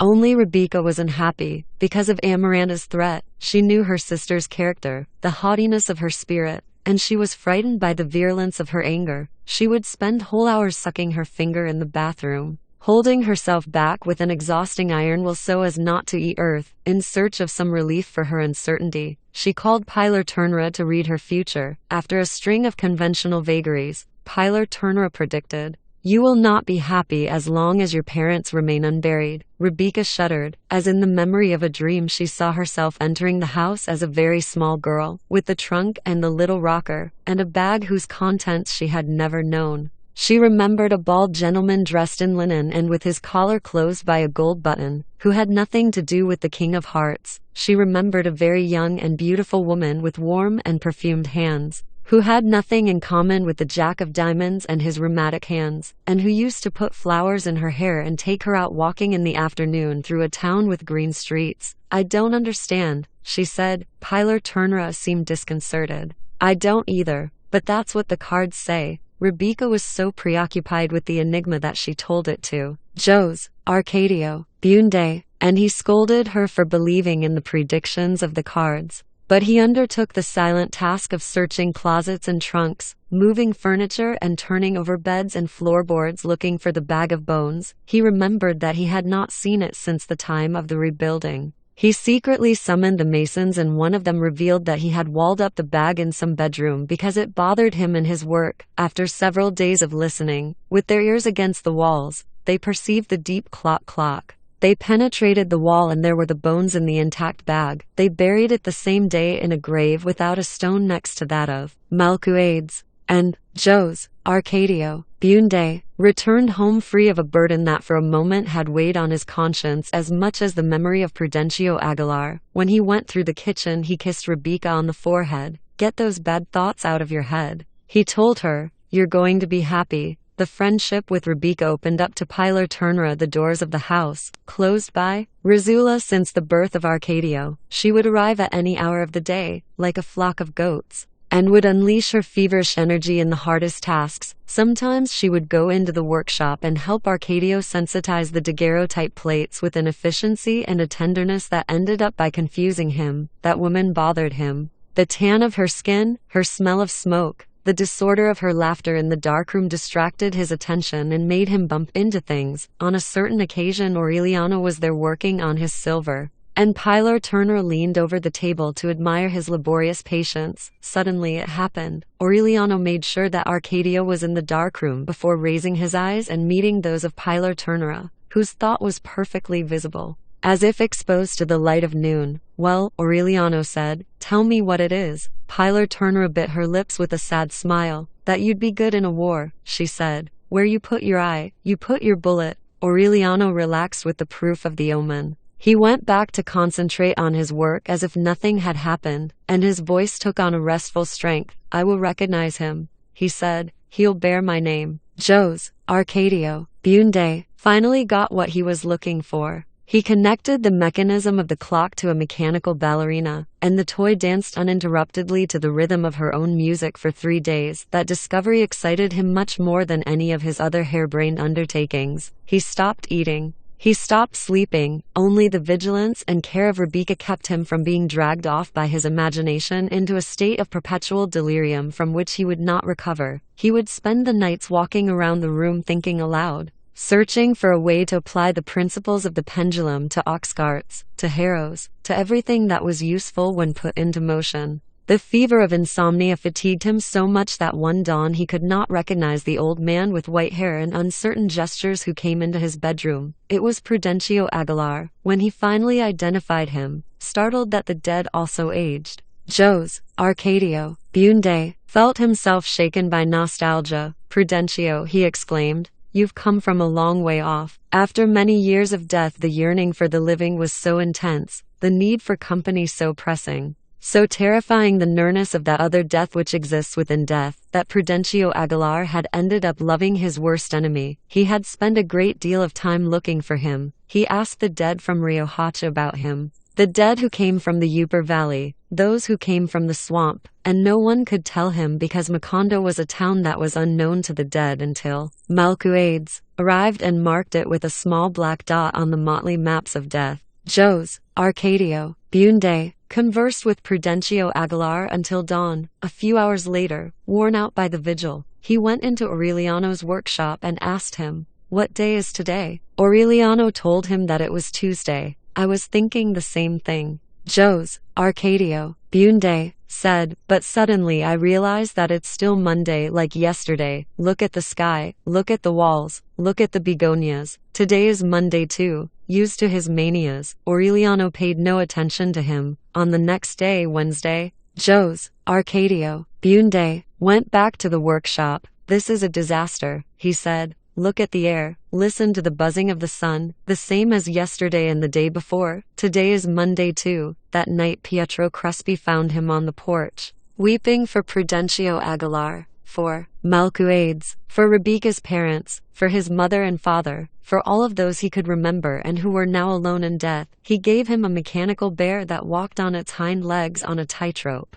But he could not distract him from his obsession. He asked him what had happened to the project he had explained to him a few days before about the possibility of building a pendulum machine that would help men to fly, and he answered that it was impossible because a pendulum could lift anything into the air but it could not lift itself. On Thursday he appeared in the workshop again with the painful look of plowed ground. "The time machine has broken," he almost sobbed, "and Rizula and Amaranta so far away." Aureliano scolded him like a child and he adopted a contrite air. He spent 6 hours examining things, trying to find a difference from their appearance on the previous day in the hope of discovering in them some change that would reveal the passage of time. He spent the whole night in bed with his eyes open, calling to Prudencio Aguilar, to Malcuades, to all the dead, so that they would share his distress, but no one came. On Friday, before anyone arose, he watched the appearance of nature again until he did not have the slightest doubt but that it was Monday. Then he grabbed the bar from a door and with the savage violence of his uncommon strength he smashed to dust the equipment in the alchemy laboratory, the daguerreotype room, the silver workshop, shouting like a man possessed in some high-sounding and fluent but completely incomprehensible language. He was about to finish off the rest of the house when Aureliano asked the neighbors for help. 10 men were needed to get him down, 14 to tie him up, 20 to drag him to the chestnut tree in the courtyard, where they left him tied up, barking in the strange language and giving off a green froth at the mouth. When Rizula and Amaranta returned, he was still tied to the trunk of the chestnut tree by his hands and feet, soaked with rain and in a state of total innocence. They spoke to him and he looked at them without recognizing them, saying things they did not understand. Rizula untied his wrists and ankles, lacerated by the pressure of the rope, and left him tied only by the waist. Later on they built him a shelter of palm branches to protect him from the sun and the rain. Aureliano Bunde A and Remedios Moscow were married one Sunday in March before the altar Father Nicanor Reina had set up in the parlor. It was the culmination of 4 weeks of shocks in the Moscow household because little Remedios had reached puberty before getting over the habits of childhood, in spite of the fact that her mother had taught her about the changes of adolescence. One February afternoon she burst shouting into the living room, where her sisters were chatting with Aureliano, and showed them her panties, smeared with a chocolate-colored paste. A month for the wedding was agreed upon. There was barely enough time to teach her how to wash herself, get dressed by herself, and understand the fundamental business of a home. They made her urinate over hot bricks in order to cure her of the habit of wetting her bed. It took a good deal of work to convince her of the inviolability of the marital secret, for Remedios was so confused and at the same time so amazed at the revelation that she wanted to talk to everybody about the details of the wedding night. It was a fatiguing effort, but on the date set for the ceremony the child was as adept in the ways of the world as any of her sisters. Don Apolinar Moscow escorted her by the arm down the street that was decorated with flowers and wreaths amidst the explosion of rockets and the music of several bands, and she waved with her hand and gave her thanks with a smile to those who wished her good luck from the windows. Aureliano, dressed in black, wearing the same patent leather boots with metal fasteners that he would have on a few years later as he faced the firing squad, had an intense paleness and a hard lump in his throat when he met the bride at the door of the house and led her to the altar. She behaved so naturally, with such discretion, that she did not lose her composure, not even when Aureliano dropped the ring as he tried to put it on her finger. In the midst of the murmurs and confusion of the guests, she kept her arm with the fingerless lace glove held up and remained like that with her ring finger ready until the bridegroom managed to stop the ring with his foot before it rolled to the door, and came back blushing to the altar. Her mother and sisters suffered so much from the fear that the child would do something wrong during the ceremony that in the end they were the ones who committed the impertinence of picking her up to kiss her. From that day on, the sense of responsibility, the natural grace, the calm control that Remedios would have in the face of adverse circumstances was revealed. It was she who, on her own initiative, put aside the largest piece that she had cut from the wedding cake and took it on a plate with a fork to Joe's, Arcadio, Bunde, tied to the trunk of the chestnut tree, huddled on a wooden stool underneath the palm shelter. The enormous old man, discolored by the sun and rain, made a vague smile of gratitude and ate the piece of cake with his fingers, mumbling an unintelligible psalm. The only unhappy person in that noisy celebration, which lasted until dawn on Monday, was Rebecca Bunde. It was her own frustrated party. By an arrangement of Rizula's, her marriage was to be celebrated on the same day, but that Friday Pietro Crespi received a letter with the news of his mother's imminent death. The wedding was postponed. Pietro Crespi left for the capital of the province an hour after receiving the letter, and on the road he missed his mother, who arrived punctually Saturday night and at Aureliano's wedding sang the sad aria that she had prepared for the wedding of her son. Pietro Crespi returned on Sunday midnight to sweep up the ashes of the party, after having worn out 5 horses on the road in an attempt to be in time for his wedding. It was never discovered who wrote the letter. Tormented by Rizula, Amaranta wept with indignation and swore her innocence in front of the altar, which the carpenters had not finished dismantling. Father Nicanor Reina, whom Don Apolinar Moscow had brought from the swamp to officiate at the wedding, was an old man hardened by the ingratitude of his ministry. His skin was sad, with the bones almost exposed, and he had a pronounced round stomach and the expression of an old angel, which came more from simplicity than from goodness. He had planned to return to his parish after the wedding, but he was appalled at the hardness of the inhabitants of Macondo, who were prospering in the midst of scandal, subject to the natural law, without baptizing their children or sanctifying their festivals, thinking that no land needed the seed of God so much. He decided to stay on for another week to Christianize both circumcised and Gentile, legalize concubinage, and give the sacraments to the dying, but no one paid any attention to him. They would answer him that they had been many years without a priest,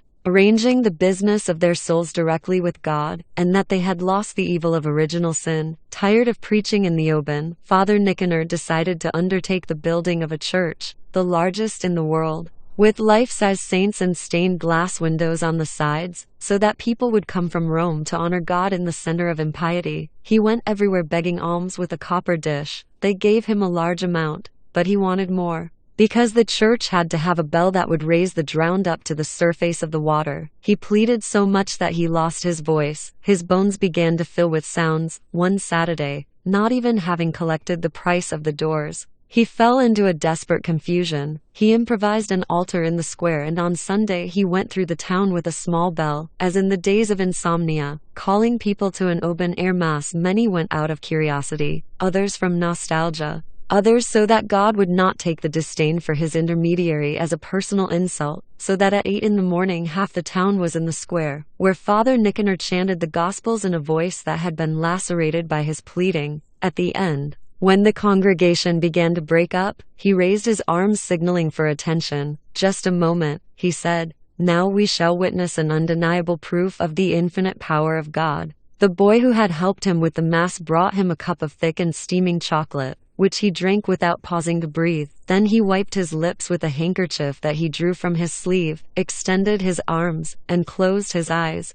Thereupon Father Nicanor rose 6 inches above the level of the ground. It was a convincing measure. He went among the houses for several days repeating the demonstration of levitation by means of chocolate, while the acolyte collected so much money in a bag that in less than a month he began the construction of the church. No one doubted the divine origin of the demonstration except Jose Arcadio Bunde, who without changing expression watched the troop of people who gathered around the chestnut tree one morning to witness the revelation once more. He merely stretched on his stool a little and shrugged his shoulders when Father Nicanor began to rise up from the ground along with the chair he was sitting on. Hoc est simplicissimus. Jose Arcadio Bunde said, "Homo est statum cordum materiae invenit." Father Nicanor raised his hands and the 4 legs of the chair all landed on the ground at the same time. "Nego," he said, "factum hoc existentiam de probat sine dubio." Thus it was discovered that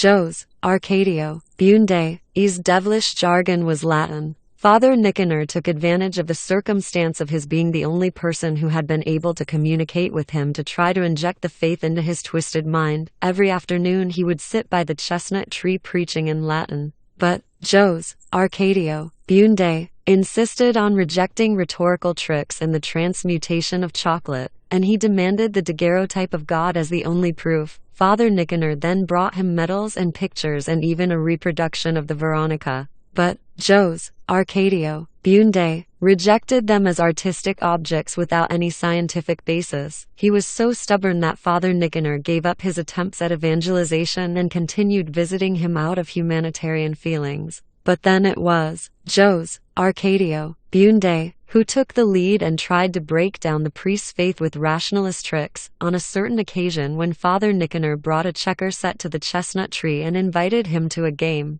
Jose Arcadio Bunde would not accept, because according to him he could never understand the sense of a contest in which the 2 adversaries have agreed upon the rules. Father Nicanor, who had never seen checkers played that way, could not play it again. Ever more startled at Jose Arcadio Bunde's lucidity, he asked him how it was possible that they had him tied to a tree. "Hoc est simplicissimus," he replied, "because I'm crazy." From then on, concerned about his own faith, the priest did not come back to visit him and dedicated himself to hurrying along the building of the church. Rebecca felt her hopes being reborn. Her future was predicated on the completion of the work. For one Sunday when Father Nicanor was lunching at the house and the whole family sitting at the table spoke of the solemnity and splendor that religious ceremonies would acquire when the church was built, Amaranta said, "The luckiest one will be Rebecca." And since Rebecca did not understand what she meant, she explained it to her with an innocent smile. "You're going to be the one who will inaugurate the church with your wedding." Rebecca tried to forestall any comments. The way the construction was going, the church would not be built before another 10 years. Father Nicanor did not agree. The growing generosity of the faithful permitted him to make more optimistic calculations, to the mute indignation of Rebecca, who could not finish her lunch. Rizula celebrated Amaranta's idea and contributed a considerable sum for the work to move faster. Father Nicanor felt that with another contribution like that the church would be ready within 3 years. From then on Rebecca did not say another word to Amaranta, convinced that her initiative had not the innocence that she attempted to give it. "That was the least serious thing I could have done," Amaranta answered her during the violent argument they had that night. In that way I won't have to kill you for 3 years. Rebecca accepted the challenge. When Pietro Crespi found out about the new postponement, he went through a crisis of disappointment. But Rebecca gave him a final proof of her loyalty. We'll elope whenever you say, she told him. Pietro Crespi, however, was not a man of adventure. He lacked the impulsive character of his fiancé, and he considered respect for one's given word as a wealth that should not be squandered. Then Rebecca turned to more audacious methods. A mysterious wind blew out the lamps in the parlor and Rizzula surprised the lovers kissing in the dark. Pietro Crespi gave her some confused explanations about the poor quality of modern pitch lamps, and he even helped her install a more secure system of illumination for the room. But the fuel failed again, or the wicks became clogged, and Rizzula found Rebecca sitting on her fiancé's lap. This time she would accept no explanation. She turned the responsibility of the bakery over to the Indian woman and sat in a rocking chair to watch over the young people during the visits, ready to win out over maneuvers that had already been old when she was a girl. Per mama, Rebecca would say with mock indignation. Seeing Rizzula yawn during the boredom of the visits, when she dies she'll go off to her reward in that rocking chair. After 3 months of supervised love, fatigued by the slow progress of the construction, which he went to inspect every day, Pietro Crespi decided to give Father Nicanor the money he needed to finish the church. Amaranta did not grow impatient. As she conversed with her girlfriends every afternoon when they came to embroider on the porch, she tried to think of new subterfuges. A mistaken calculation spoiled the one she considered the most effective. Removing the mothballs that Rebecca had put in her wedding dress before she put it away in the bedroom dresser. She did it when 2 months were left for the completion of the church. But Rebecca was so impatient with the approach of the wedding that she wanted to get the dress ready earlier than Amaranta had foreseen. When she opened the dresser and unfolded first the papers and then the protective cloth, she found the fabric of the dress and the stitches of the veil and even the crown of orange blossoms perforated by moths, although she was sure that she had put a handful of mothballs in the wrappings. The disaster seemed so natural that she did not dare blame Amaranta. There was less than a month until the wedding, but Impero Moscow promised to sew a new dress within a week. Amaranta felt faint that rainy noontime when Impero came to the house wrapped in the froth of needlework for Rebecca to have the final fitting of the dress. She lost her voice and a thread of cold sweat ran down the path of her spine.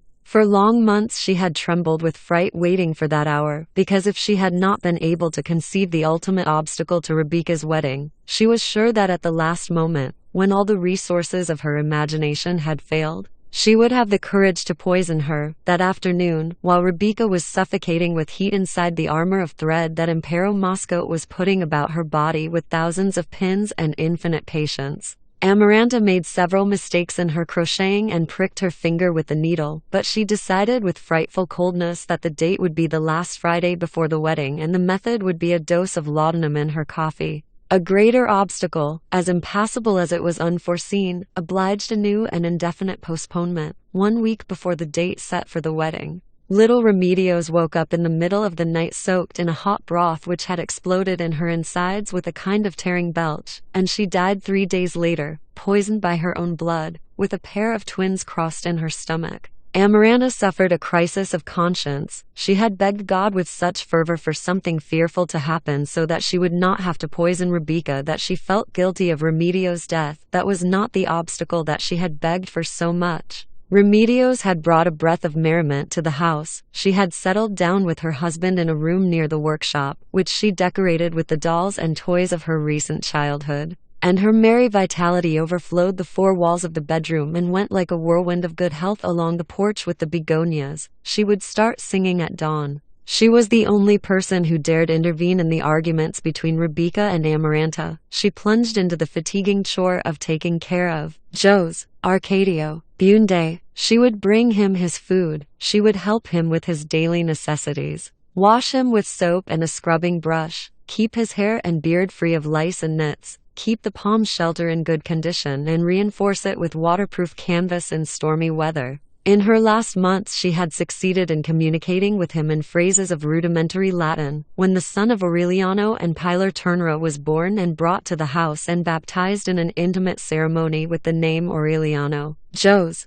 Remedios decided that he would be considered their oldest child, her maternal instincts surprised. Rizula Aureliano, for his part, found in her the justification that he needed to live. He worked all day in his workshop, and Remedios would bring him a cup of black coffee in the middle of the morning. They would both visit the Moscotes every night. Aureliano would play endless games of dominoes with his father-in-law while Remedios chatted with her sisters or talked to her mother about more important things. The link with the Bundes consolidated Don Apolinar Moscot's authority in the town. On frequent trips to the capital of the province, he succeeded in getting the government to build a school so that Arcadio, who had inherited the educational enthusiasm of his grandfather, could take charge of it. Through persuasion, he managed to get the majority of houses painted blue in time for the date of national independence. At the urging of Father Nicanor, he arranged for the transfer of Caterino's store to a back street, and he closed down several scandalous establishments that prospered in the center of town. Once he returned with 6 policemen armed with rifles to whom he entrusted the maintenance of order. And no one remembered the original agreement not to have armed men in the town. Aureliano enjoyed his father-in-law's efficiency. "You're going to get as fat as he is," his friends would say to him, but his sedentary life, which accentuated his cheekbones and concentrated the sparkle of his eyes, did not increase his weight or alter the parsimony of his character, but on the contrary, it hardened on his lips the straight line of solitary meditation and implacable decision. So deep was the affection that he and his wife had succeeded in arousing in both their families that when Remedios announced that she was going to have a child, even Rebecca and Amaranta declared a truce in order to knit items in blue wool if it was to be a boy and in pink wool in case it was a girl. She was the last person Arcadio thought about a few years later when he faced the firing squad. Rizula ordered a mourning period of closed doors and windows, with no one entering or leaving except on matters of utmost necessity. She prohibited any talking aloud for a year, and she put Remedios' daguerreotype in the place where her body had been laid out,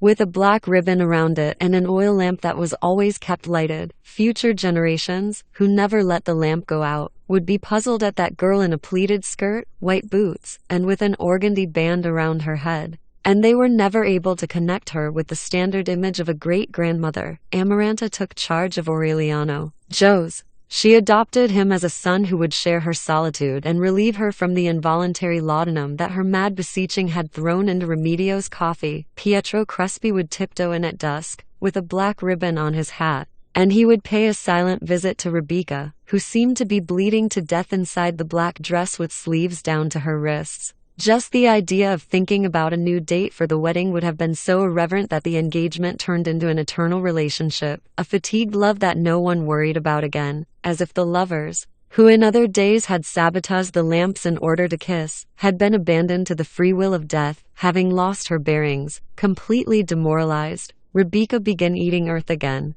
Suddenly, when the morning had gone on so long that the needlepoint sessions began again, someone pushed open the street door at 2 in the afternoon in the mortal silence of the heat, and the braces in the foundation shook with such force that Amaranta and her friends sewing on the porch, Rebecca sucking her finger in her bedroom, Rizula in the kitchen, Aureliano in the workshop, and even Jose, Arcadio, Bunde, under the solitary chestnut tree had the impression that an earthquake was breaking up the house. A huge man had arrived. His square shoulders barely fitted through the doorways. He was wearing a medal of Our Lady of Help around his bison neck. His arms and chest were completely covered with cryptic tattooing, and on his right wrist was the tight copper bracelet of the knee. Asen Cruz amulet. His skin was tanned by the salt of the open air. His hair was short and straight like the mane of a mule. His jaws were of iron, and he wore a sad smile. He had a belt on that was twice as thick as the cinch of a horse, boots with leggings and spurs and iron on the heels, and his presence gave the quaking impression of a seismic tremor. He went through the parlor and the living room, carrying some half-worn saddlebags in his hand,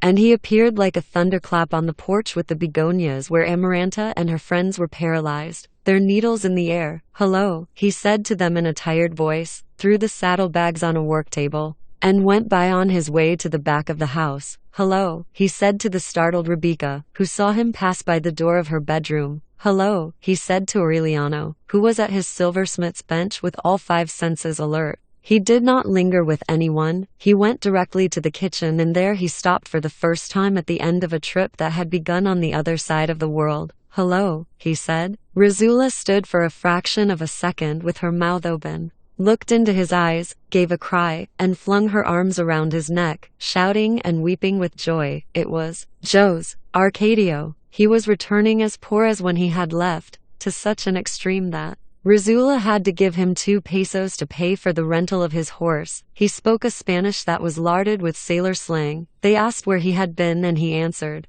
"Out there." He hung his hammock in the room they assigned him and slept for 3 days. When he woke up, after eating 16 raw eggs, he went directly to Caterino's store, where his monumental size provoked a panic of curiosity among the women. He called for music and cane liquor for everyone, to be put on his bill. He would Indian wrestle with 5 men at the same time. "It can't be done," they said, convinced that they would not be able to move his arm. "He has ni Asen Cruz." Catarino, who did not believe in magical tricks of strength, bet him 12 pesos that he could not move the counter. Joe's Arcadio pulled it out of its place, lifted it over his head, and put it in the street. It took 11 men to put it back. In the heat of the party, he exhibited his unusual masculinity on the bar, completely covered with tattoos of words in several languages intertwined in blue and red. To the women who were besieging him and coveting him, he put the question as to who would pay the most. The one who had the most money offered him 20 pesos.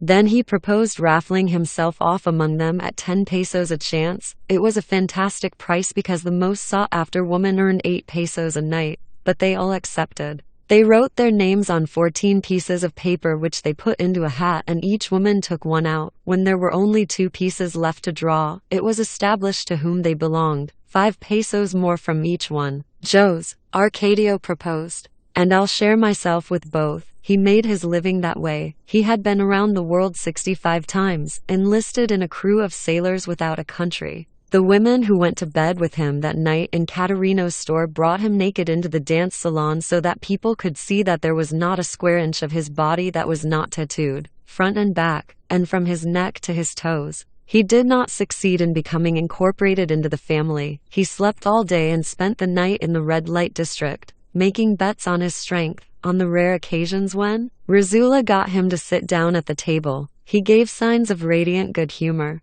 especially when he told about his adventures in remote countries. He had been shipwrecked and spent 2 weeks adrift in the Sea of Japan, feeding on the body of a comrade who had succumbed to sunstroke and whose extremely salty flesh as it cooked in the sun had a sweet and granular taste. Under a bright noonday sun in the Gulf of Bengal, his ship had killed a sea dragon, in the stomach of which they found the helmet, the buckles, and the weapons of a crusader. In the Caribbean, he had seen the ghost of the pirate ship of Victor Hughes, with its sails torn by the winds of death, the masts chewed by sea worms, and still looking for the course to Guadeloupe. Razula would weep at the table as if she were reading the letters that had never arrived and in which Joe's Arcadio told about his deeds and misadventures. "And there was so much of a home here for you, my son," she would sob, "and so much food thrown to the hogs." But underneath it all, she could not conceive that the boy the gypsies took away was the same lout who would eat half a suckling pig for lunch and whose flatulence withered the flowers.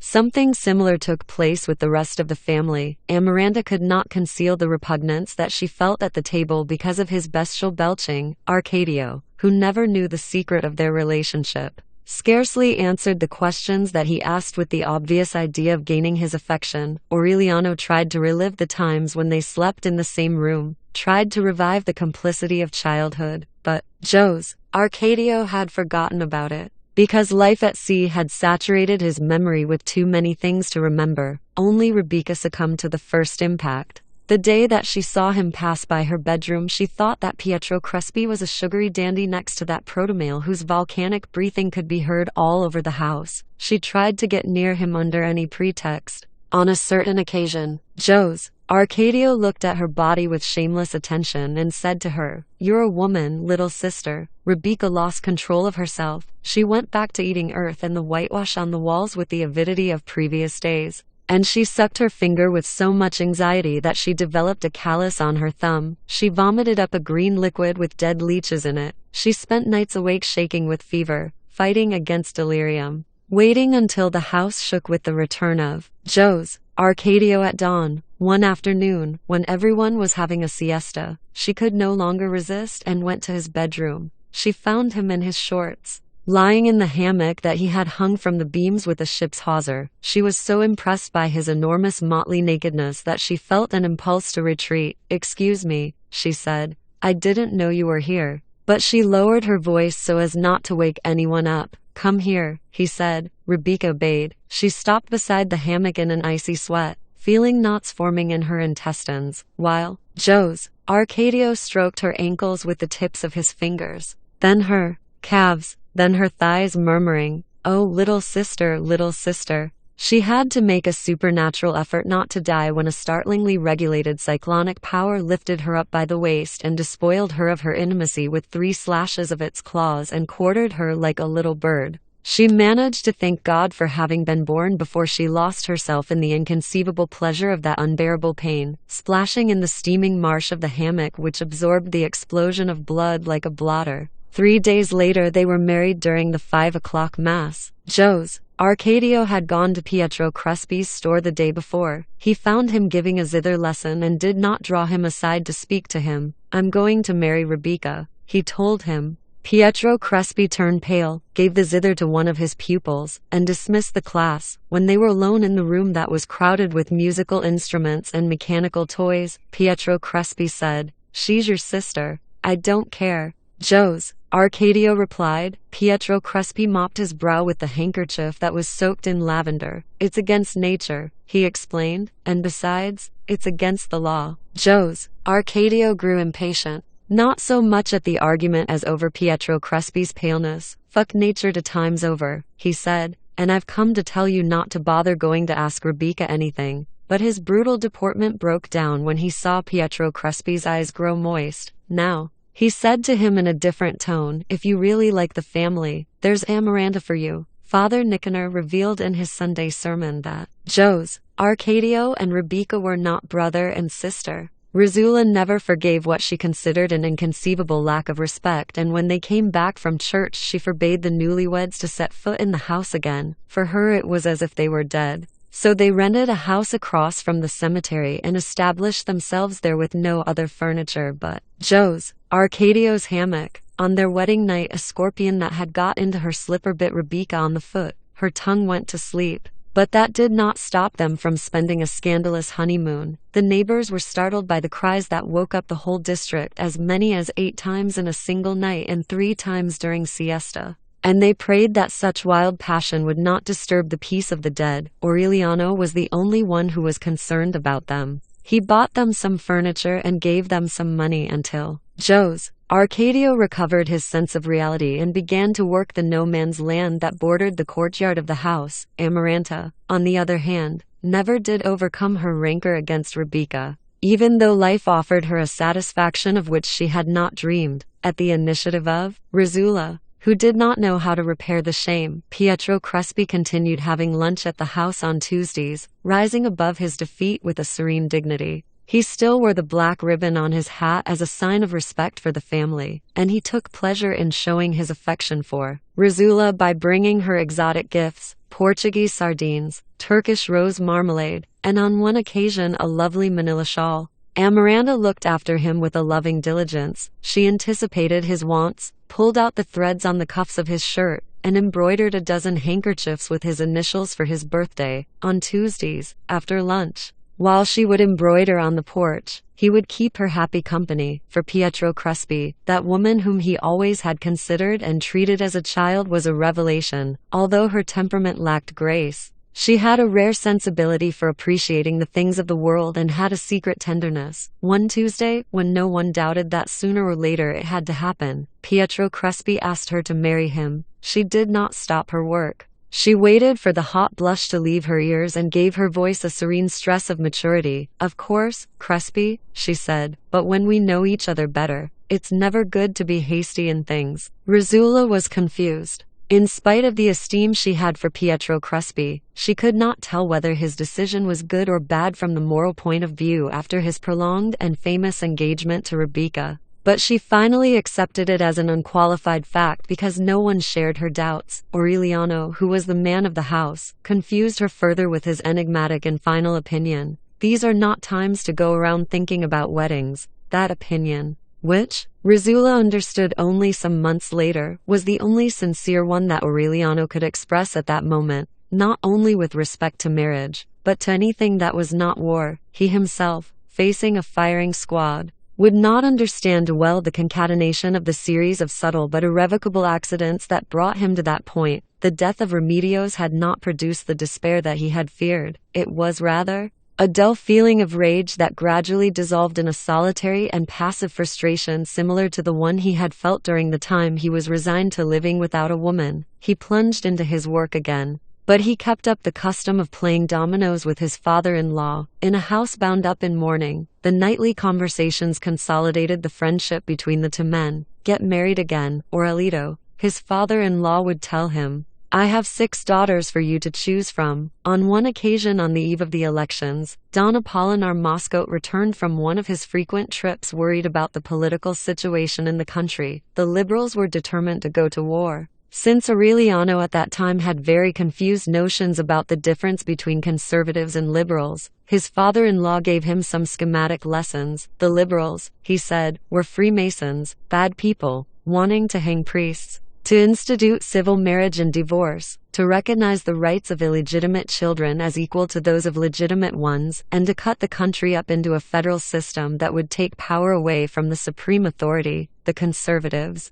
on the other hand, who had received their power directly from God, proposed the establishment of public order and family morality. They were the defenders of the faith of Christ, of the principle of authority, and were not prepared to permit the country to be broken down into autonomous entities. Because of his humanitarian feelings, Aureliano sympathized with the liberal attitude with respect to the rights of natural children, but in any case, he could not understand how people arrived at the extreme of waging war over things that could not be touched with the hand. It seemed an exaggeration to him that for the elections his father-in-law had them send 6 soldiers armed with rifles under the command of a sergeant to a town with no political passions. They not only arrived, but they went from house to house confiscating hunting weapons, machetes, and even kitchen knives before they distributed among males over 21 the blue ballots with the names of the conservative candidates and the red ballots with the names of the liberal candidates. On the eve of the elections, Don Apolinar Moscote himself read a decree that prohibited the sale of alcoholic beverages and the gathering together of more than 3 people who were not of the same family. The elections took place without incident.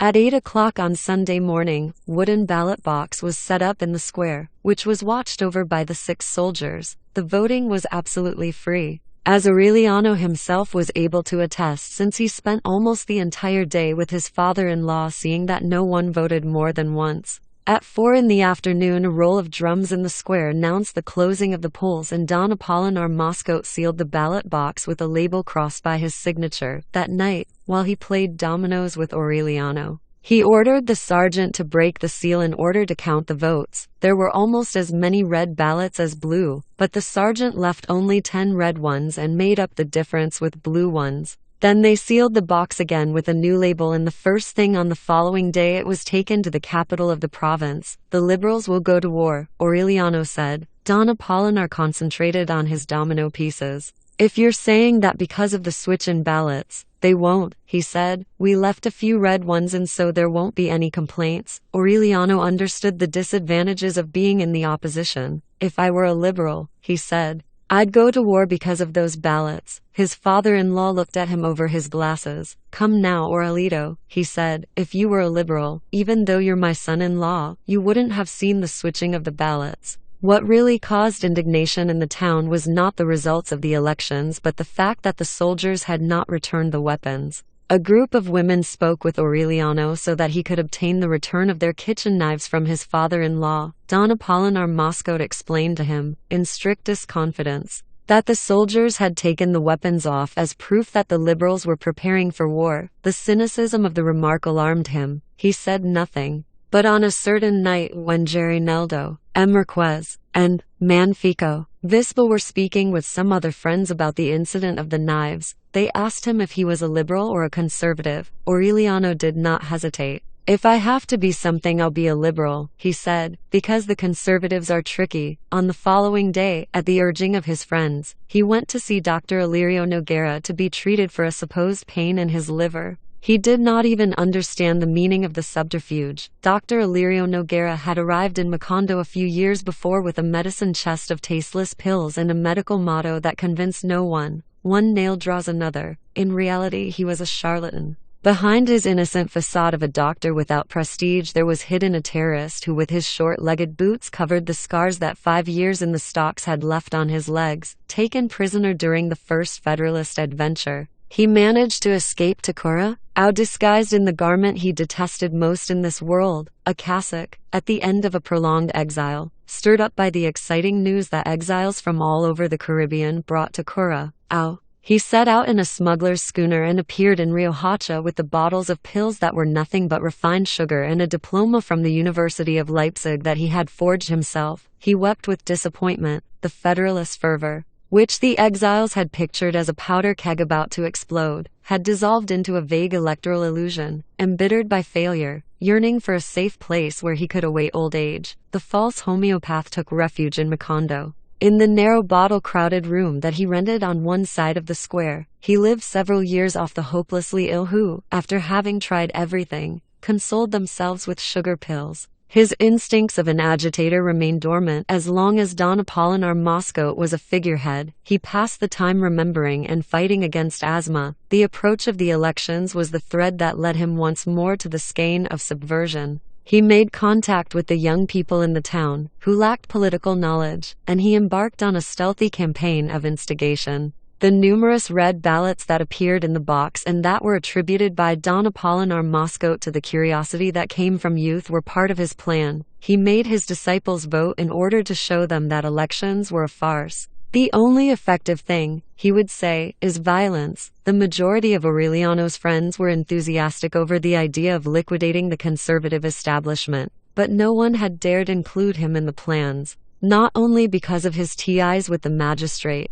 but because of his solitary and elusive character. It was known, furthermore, that he had voted blue at his father-in-law's direction. So it was a simple matter of chance that he revealed his political sentiments, and it was purely a matter of curiosity, a caprice, that brought him to visit the doctor for the treatment of a pain that he did not have. In the den that smelled of camphorated cobwebs, he found himself facing a kind of dusty iguana whose lungs whistled when he breathed. Before asking him any questions, the doctor took him to the window and examined the inside of his lower eyelid. "It's not there," Aureliano said. Following what they told him, he pushed the tips of his fingers into his liver and added, "Here's where I have the pain that won't let me sleep." Then Dr. Noguera closed the window with the pretext that there was too much sun, and explained to him in simple terms that it was a patriotic duty to assassinate conservatives. For several days, Aureliano carried a small bottle of pills in his shirt pocket. He would take it out every 2 hours, put 3 pills in the palm of his hand, and pop them into his mouth for them to be slowly dissolved on his tongue. Don Apolinar Moscow made fun of his faith in homeopathy, but those who were in on the plot recognized another one of their people in him. Almost all of the sons of the founders were implicated, although none of them knew concretely what action they were plotting. Nevertheless, the day the doctor revealed the secret to Aureliano, the latter elicited the whole plan of the conspiracy. Although he was convinced at that time of the urgency of liquidating the conservative regime, the plot horrified him. Dr. Noguera had a mystique of personal assassination. His system was reduced to coordinating a series of individual actions which in one master stroke covering the whole nation would liquidate the functionaries of the regime along with their respective families, especially the children. In order to exterminate conservatism at its roots, Don Apolinar Moscow, his wife, and his 6 daughters, needless to say, were on the list. "You're no liberal or anything else," Aureliano told him without getting excited. "You're nothing but a butcher." "In that case," the doctor replied with equal calm, "give me back the bottle. You don't need it anymore."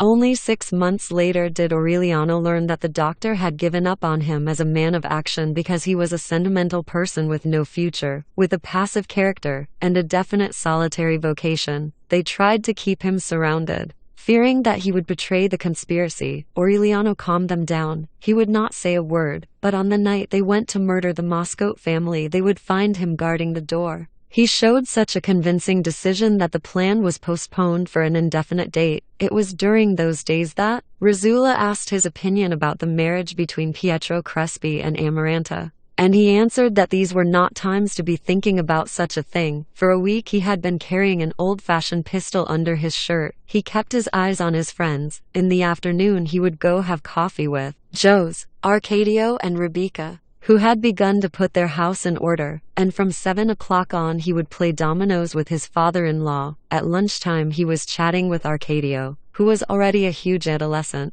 and he found him more and more excited over the imminence of war. In school, where Arcadio had pupils older than himself mixed in with children who were barely beginning to talk, the liberal fever had caught on. There was talk of shooting Father Nicanor, of turning the church into a school, of instituting free love. Aureliano tried to calm down his drive. He recommended discretion and prudence to him, deaf to his calm reasoning, to his sense of reality. Arcadio reproached him in public for his weakness of character. Aureliano waited. Finally, in the beginning of December, Rizzula burst into the workshop all upset. War's broken out. War, in fact, had broken out 3 months before. Martial law was in effect in the whole country. The only one who knew it immediately was Don Apolinar Moscow, but he did not give the news even to his wife while the army platoon that was to occupy the town by surprise was on its way. They entered noiselessly before dawn, with 2 pieces of light artillery drawn by mules, and they set up their headquarters in the school. A PM curfew was established. A more drastic search than the previous one was undertaken, house by house.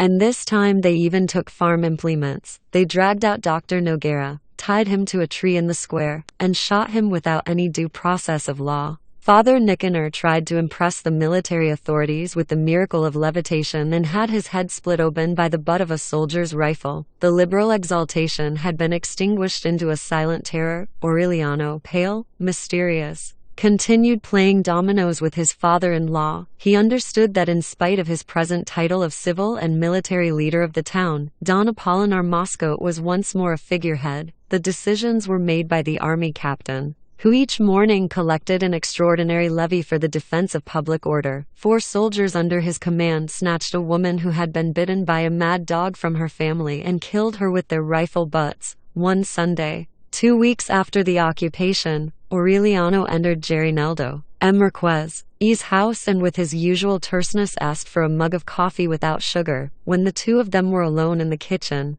Aureliano gave his voice an authority that had never been heard before. "Get the boys ready," he said. "We're going to war." Gerineldo Marquez did not believe him. "With what weapons?" he asked. "With theirs," Aureliano replied. Tuesday at midnight, in a mad operation, 21 men under the age of 30, commanded by Aureliano Bunde, armed with table knives and sharpened tools, took the garrison by surprise, seized the weapons, and in the courtyard executed the captain and the 4 soldiers who had killed the woman. That same night, while the sound of the firing squad could be heard, Arcadio was named civil and military leader of the town. The married rebels barely had time to take leave of their wives, whom they left to their own devices. They left at dawn, cheered by the people who had been liberated from the terror, to join the forces of the revolutionary General Victorio Medina, who, according to the latest reports, was on his way to Manor. Before leaving, Aureliano brought Don Apolinar Moscow out of a closet. "Rest easy, father-in-law," he told him.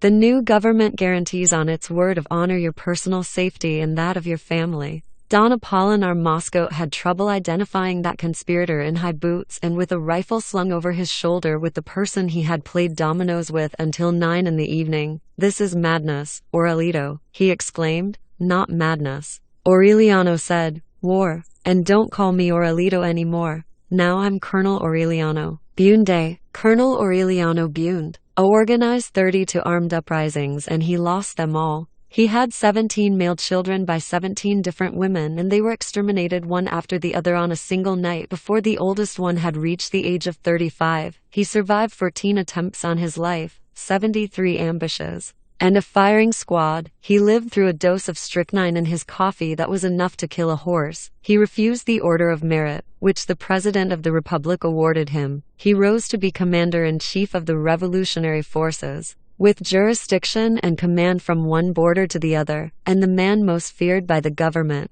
But he never let himself be photographed. He declined the lifetime pension offered him after the war, and until old age he made his living from the little goldfishes that he manufactured in his workshop in Macondo. Although he always fought at the head of his men, the only wound that he received was the one he gave himself after signing the Treaty of Neerlandia, which put an end to almost 20 years of civil war. He shot himself in the chest with a pistol, and the bullet came out through his back without damaging any vital organ. The only thing left of all that was a street that bore his name in Macondo. And yet, as he declared a few years before he died of old age, he had not expected any of that. On the dawn he left with his 21 men to join the forces of General Victorio Medina. "We leave Macondo in your care," was all that he said to Arcadio before leaving. "We leave it to you in good shape. Try to have it in better shape when we return." Arcadio gave a very personal interpretation to the instructions. He invented a uniform with the braid and epaulets of a marshal, inspired by the prince in one of Malcuade's books,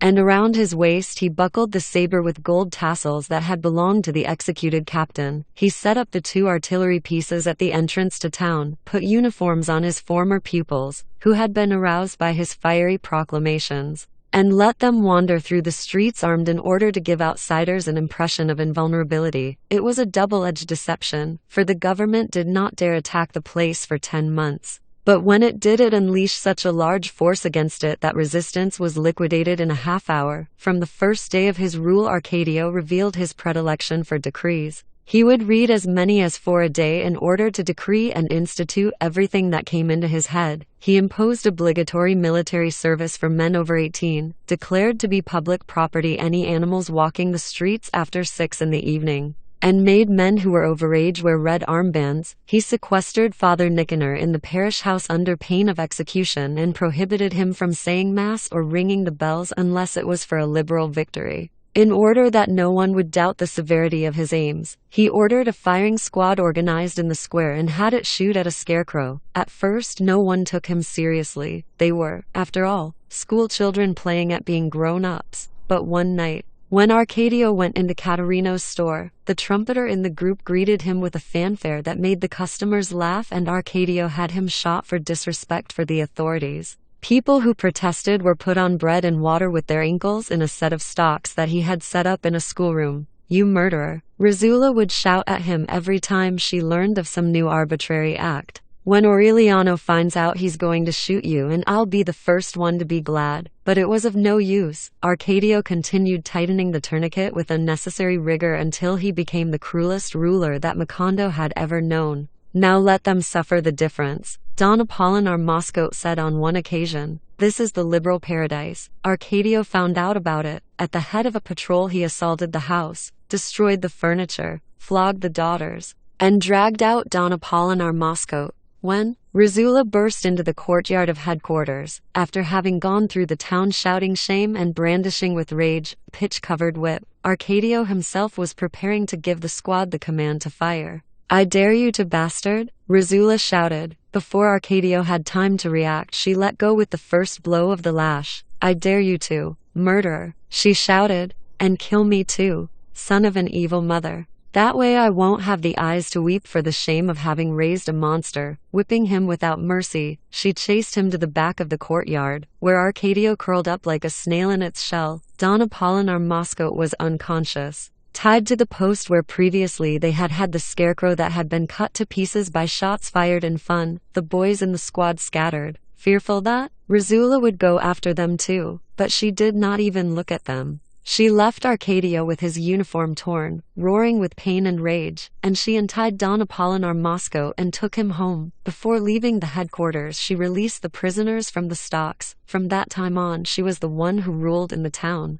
She re-established Sunday Mass, suspended the use of red armbands, and abrogated the harebrained decrees. But in spite of her strength, she still wept over her unfortunate fate. She felt so much alone that she sought the useless company of her husband, who had been forgotten under the chestnut tree. "Look what we've come to," she would tell him as the June rains threatened to knock the shelter down. "Look at the empty house, our children scattered all over the world, and the 2 of us alone again. The same as in the beginning. Jose, Arcadio, Bunde, sunk in an abyss of unawareness, was deaf to her lamentations. At the beginning of his madness, he would announce his daily needs with urgent Latin phrases, in fleeting clear spells of lucidity. When Amaranta would bring him his meals, he would tell her what bothered him most and would accept her sucking glasses and mustard plasters in a docile way. But at the time when Rizula went to lament by his side, he had lost all contact with reality. She would bathe him bit by bit as he sat on his stool while she gave him news of the family. Aureliano went to war more than 4 months ago and we haven't heard anything about him, she would say, scrubbing his back with a soaked brush. Jose, Arcadio came back a big man, taller than you, and all covered with needlework, but he only brought shame to our house. She thought she noticed, however, that her husband would grow sad with the bad news, then she decided to lie to him. You won't believe what I'm going to tell you, she said as she threw ashes over his excrement in order to pick it up with the shovel. God willed that Jose, Arcadio and Rebecca should get married, and now they're very happy. She got to be so sincere in the deception that she ended up by consoling herself with her own lies. Arcadio is a serious man now, she said, and very brave, and a fine-looking young man with his uniform and saber. It was like speaking to a dead man. For Jose, Arcadio, Bunde, was already beyond the reach of any worry, but she insisted. He seemed so peaceful, so indifferent to everything that she decided to release him. He did not even move from his stool. He stayed there, exposed to the sun and the rain, as if the thongs were unnecessary, for a dominion superior to any visible bond kept him tied to the trunk of the chestnut tree. Toward August, when winter began to last forever, Rizula was finally able to give him a piece of news that sounded like the truth. Would you believe it that good luck is still pouring down on us? She told him. Amaranta and the pianola Italian are going to get married. Amaranta and Pietro Crespi had, in fact, deepened their friendship, protected by Rizula, who this time did not think it necessary to watch over the visits. It was a twilight engagement. The Italian would arrive at dusk, with a gardenia in his buttonhole, and he would translate Petrarch's sonnets for Amaranta. They would sit on the porch, suffocated by the oregano and the roses, he reading and she sewing lace cuffs, indifferent to the shocks and bad news of the war, until the mosquitoes made them take refuge in the parlor. Amaranta's sensibility, her discreet but enveloping tenderness, had been weaving an invisible web about her fiancé, which he had to push aside materially with his pale and ringless fingers in order to leave the house at 8 o'clock. They had put together a delightful album with the postcards that Pietro Crespi received from Italy. They were pictures of lovers in lonely parks, with vignettes of hearts pierced with arrows and golden ribbons held by doves. I've been to this park in Florence, Pietro Crespi would say, going through the cards. A person can put out his hand and the birds will come to feed, sometimes over a watercolor of Venice. Nostalgia would transform the smell of mud and putrefying shellfish of the canals into the warm aroma of flowers. Amaranta would sigh, laugh, and dream of a second homeland of handsome men and beautiful women who spoke a childlike language, with ancient cities of whose past grandeur only the cats among the rubble remained. After crossing the ocean in search of it, after having confused passion with the vehement stroking of Rebecca, Pietro Crespi had found love. Happiness was accompanied by prosperity. His warehouse at that time occupied almost a whole block, and it was a hothouse of fantasy, with reproductions of the bell tower of Florence that told time with a concert of carillons, and music boxes from Sorrento and compacts from China that sang 5-note melodies when they were opened, and all the musical instruments imaginable and all the mechanical toys that could be conceived. Bruno Crespi, his younger brother, was in charge of the store because Pietro Crespi barely had enough time to take care of the music school. Thanks to him, the Street of the Turks, with its dazzling display of knickknacks, became a melodic oasis where one could forget Arcadio's arbitrary acts and the distant nightmare of the war. When Rizula ordered the revival of Sunday Mass, Pietro Crespi donated a German harmonium to the church, organized a children's chorus, and prepared a Gregorian repertory that added a note of splendor to Father Nicanor's quiet rite. No one doubted that he would make Amaranta a fortunate mate, not pushing their feelings, letting themselves be borne along by the natural flow of their hearts. They reached a point where all that was left to do was set a wedding date. They did not encounter any obstacles. Rizula accused herself inwardly of having twisted Rebecca's destiny with repeated postponements, and she was not about to add more remorse. The rigor of the mourning for Remedios had been relegated to the background by the mortifications of the war, Aureliano's absence, Arcadio's brutality,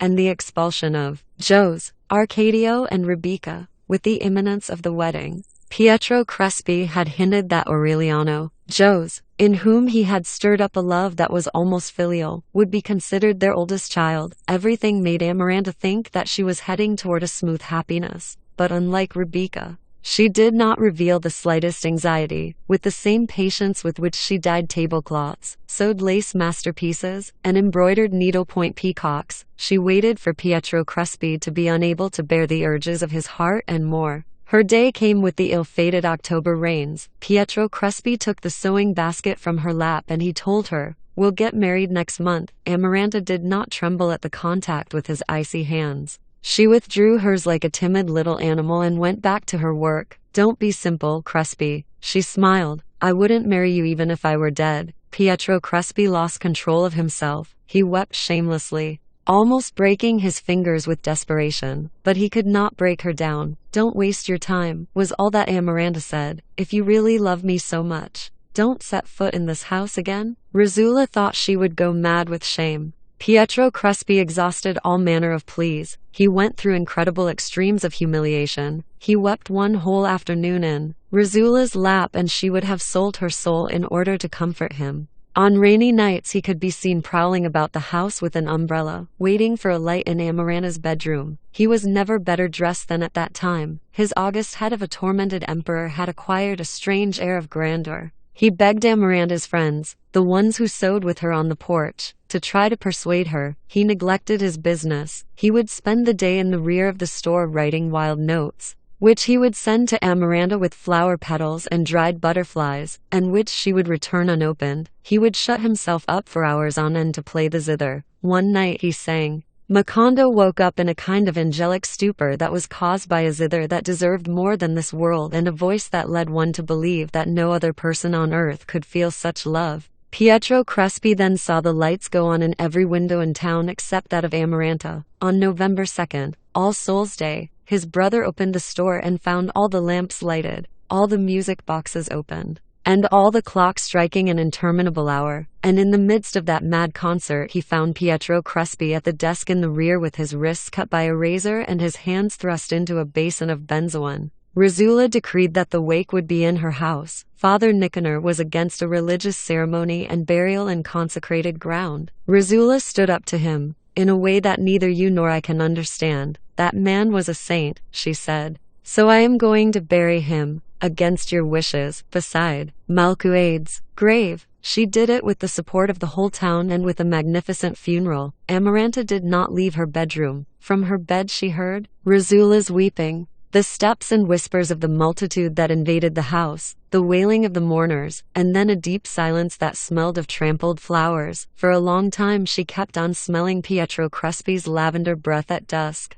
but she had the strength not to succumb to delirium. Rizzula abandoned her. She did not even raise her eyes to pity her on the afternoon when Amaranta went into the kitchen and put her hand into the coals of the stove until it hurt her so much that she felt no more pain but instead smelled the pestilence of her own singed flesh. It was a stupid cure for her remorse. For several days she went about the house with her hand in a pot of egg whites, and when the burns healed it appeared as if the whites had also scarred over the sores on her heart. The only external trace that the tragedy left was the bandage of black gauze that she put on her burned hand and that she wore until her death. Arcadio gave a rare display of generosity by decreeing official mourning for Pietro Crespi. Rizzula interpreted it as the return of the strayed lamb, but she was mistaken. She had lost Arcadio, not when he had put on his military uniform, but from the beginning. She thought she had raised him as a son, as she had raised Rebecca, with no privileges or discrimination. Nevertheless, Arcadio was a solitary and frightened child during the insomnia plague, in the midst of Rizzula's utilitarian fervor, during the delirium of Jose, Arcadio, Bunde, the hermetism of Aureliano, and the mortal rivalry between Amaranta and Rebecca. Aureliano had taught him to read and write, thinking about other things, as he would have done with a stranger. He gave him his clothing so that Visitaci N could take it in when it was ready to be thrown away. Arcadio suffered from shoes that were too large, from his patched pants, from his female buttocks. He never succeeded in communicating with anyone better than he did with Visitachi and Kadar in their language. Malkuades was the only one who really was concerned with him, as he made him listen to his incomprehensible texts and gave him lessons in the art of daguerreotype. No one imagined how much he wept in secret and the desperation with which he tried to revive Malkuades. With the useless study of his papers, the school, where they paid attention to him and respected him, and then power, with his endless decrees and his glorious uniform, freed him from the weight of an old bitterness. One night in Caterino's store, someone dared tell him, "You don't deserve the last name you carry," contrary to what everyone expected. Arcadio did not have him shot. "To my great honor," he said, "I am not a Bunde." Those who knew the secret of his parentage thought that the answer meant that he too was aware of it, but he had really never been. Pilar Turnera, his mother, who had made his blood boil in the darkroom, was as much an irresistible obsession for him as she had been first for Jose, Arcadio, and then for Aureliano. In spite of her having lost her charms and the splendor of her laugh, he sought her out and found her by the trail of her smell of smoke. A short time before the war, one noon when she was later than usual in coming for her younger son at school, Arcadio was waiting for her in the room where he was accustomed to take his siesta and where he later set up the stocks, while the child played in the courtyard. He waited in his hammock, trembling with anxiety, knowing that Pilar Turnera would have to pass through there. She arrived. Arcadio grabbed her by the wrist and tried to pull her into the hammock. I can't, Pilar Turnera said in horror. "You can't imagine how much I would like to make you happy. But as God is my witness, I can't." Arcadio took her by the waist with his tremendous hereditary strength, and he felt the world disappear with the contact of her skin. "Don't play the saint," he said. "After all, everybody knows that you're a whore." Pilar overcame the disgust that her miserable fate inspired in her. "The children will find out," she murmured. "It will be better if you leave the bar off the door tonight." Arcadio waited for her that night, trembling with fever in his hammock. He waited without sleeping, listening to the aroused crickets in the endless hours of early morning and the implacable telling of time by the curlews, more and more convinced that he had been deceived. Suddenly, when anxiety had broken down into rage, the door opened. A few months later, facing the firing squad, Arcadio would relive the wandering steps in the classroom, the stumbling against benches, and finally the bulk of a body in the shadows of the room and the breathing of air that was pumped by a heart that was not his. He stretched out his hand and found another hand with two rings on the same finger about to go astray in the darkness. He felt the structure of the veins, the pulse of its misfortune, and felt the damp palm with a lifeline cut off at the base of the thumb by the claws of death. Then he realized that this was not the woman he was waiting for, because she did not smell of smoke but of flower lotion, and she had inflated, blind breasts with nipples like a man's, a sex as stony and round as a nut, and the chaotic tenderness of excited inexperience. She was a virgin, and she had the unlikely name of Santa Safe de la Piedad. Pilar Turnera had paid her 50 pesos, half of her life savings, to do what she was doing. Arcadio had seen her many times working in her parents' small food store, but he had never taken a good look at her because she had that rare virtue of never existing completely except at the opportune moment. But from that day on, he huddled like a cat in the warmth of her armpit. She would go to the school at siesta time with the consent of her parents, to whom Pilar Turnera had paid the other half of her savings. Later on, when the government troops dislodged them from the place where they had made love, they did it among the cans of lard and sacks of corn in the back of the store. About the time that Arcadio was named civil and military leader, they had a daughter.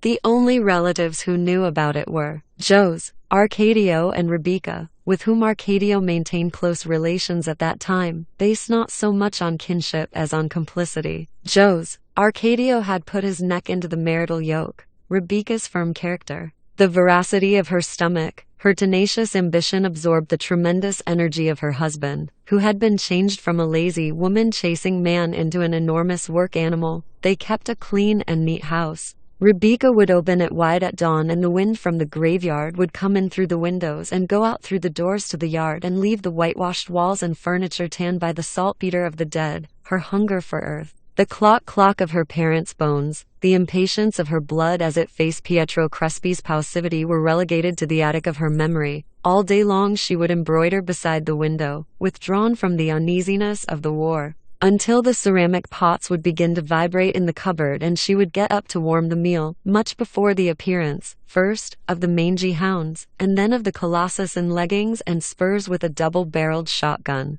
who sometimes carried a deer on his shoulder and almost always a string of rabbits or wild ducks. One afternoon, at the beginning of his rule, Arcadio paid them a surprise visit. They had not seen him since they had left the house, but he seemed so friendly and familiar that they invited him to share the stew. Only when they were having coffee did Arcadio reveal the motive behind his visit. He had received a complaint against Joe's Arcadio. It was said that he had begun by plowing his own yard and had gone straight ahead into neighboring lands, knocking down fences and buildings with his oxen until he took forcible possession of the best plots of land around. On the peasants whom he had not despoiled because he was not interested in their lands, he levied a contribution which he collected every Saturday with his hunting dogs and his double-barreled shotgun. He did not deny it. He based his right on the fact that the usurped lands had been distributed by Joe's Arcadio Bunde at the time of the founding, and he thought it possible to prove that his father had been crazy ever since that time. For he had disposed of a patrimony that really belonged to the family. It was an unnecessary allegation, because Arcadio had not come to do justice.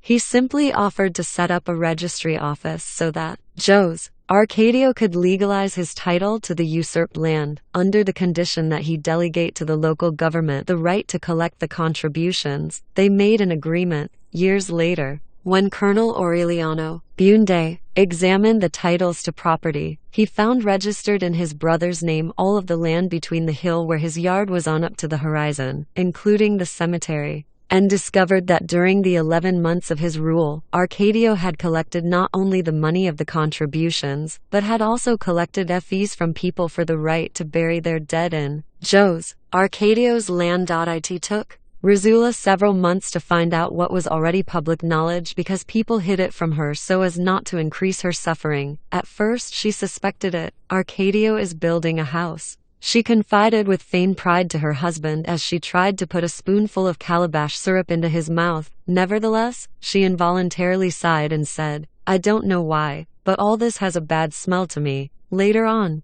when she found out that Arcadio had not only built a house but had ordered some Viennese furniture, she confirmed her suspicion that he was using public funds. "You're the shame of our family name," she shouted at him one Sunday after Mass when she saw him in his new house playing cards with his officers. Arcadio paid no attention to her, only then did Rizula know that he had a 6-month-old daughter and that Santa Safe de la Piedad, with whom he was living outside of marriage, was pregnant again. She decided to write to Colonel Aureliano Bunde, wherever he was, to bring him up to date on the situation. But the fast-moving events of those days not only prevented her plans from being carried out, they made her regret having conceived them. The war, which until then had been only a word to designate a vague and remote circumstance, became a concrete and dramatic reality. Around the end of February, an old woman with an ashen look arrived in Macondo riding a donkey loaded down with brooms. She seemed so inoffensive that the sentries let her pass without any questions as another vendor,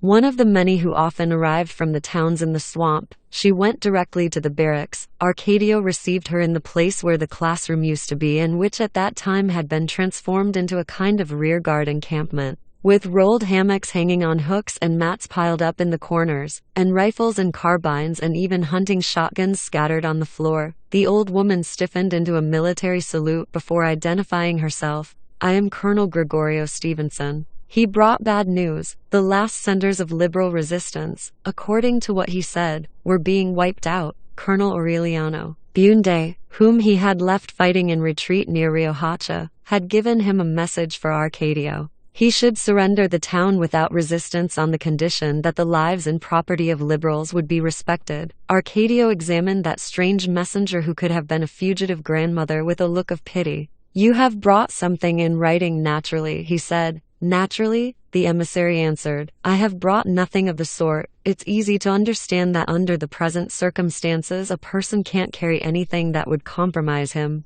As he was speaking, he reached into his bodice and took out a small goldfish. "I think that this will be sufficient," he said. Arcadio could see that indeed it was one of the little fishes made by Colonel Aureliano Bunde. But anyone could have bought it before the war or stolen it, and it had no merit as a safe conduct pass. The messenger even went to the extreme of violating a military secret so that they would believe his identity. He revealed that he was on a mission to Curaçao, where he hoped to recruit exiles from all over the Caribbean and acquire arms and supplies sufficient to attempt a landing at the end of the year. With faith in that plan, Colonel Aureliano Bunde was not in favor of any useless sacrifices at that time, but Arcadio was inflexible. He had the prisoner put into the stocks until he could prove his identity, and he resolved to defend the town to the death. He did not have long to wait. The news of the liberal defeat was more and more concrete. Toward the end of March, before a dawn of premature rain, the tense calm of the previous weeks was abruptly broken by the desperate sounds of a cornet and a cannon shot that knocked down the steeple of the church. Actually, Arcadio's decision to resist was madness. He had only 50 poorly armed men with a ration of 20 cartridges apiece, but among them, his former pupils, excited by the high-sounding proclamations, the determination reigned to sacrifice their skins for a lost cause.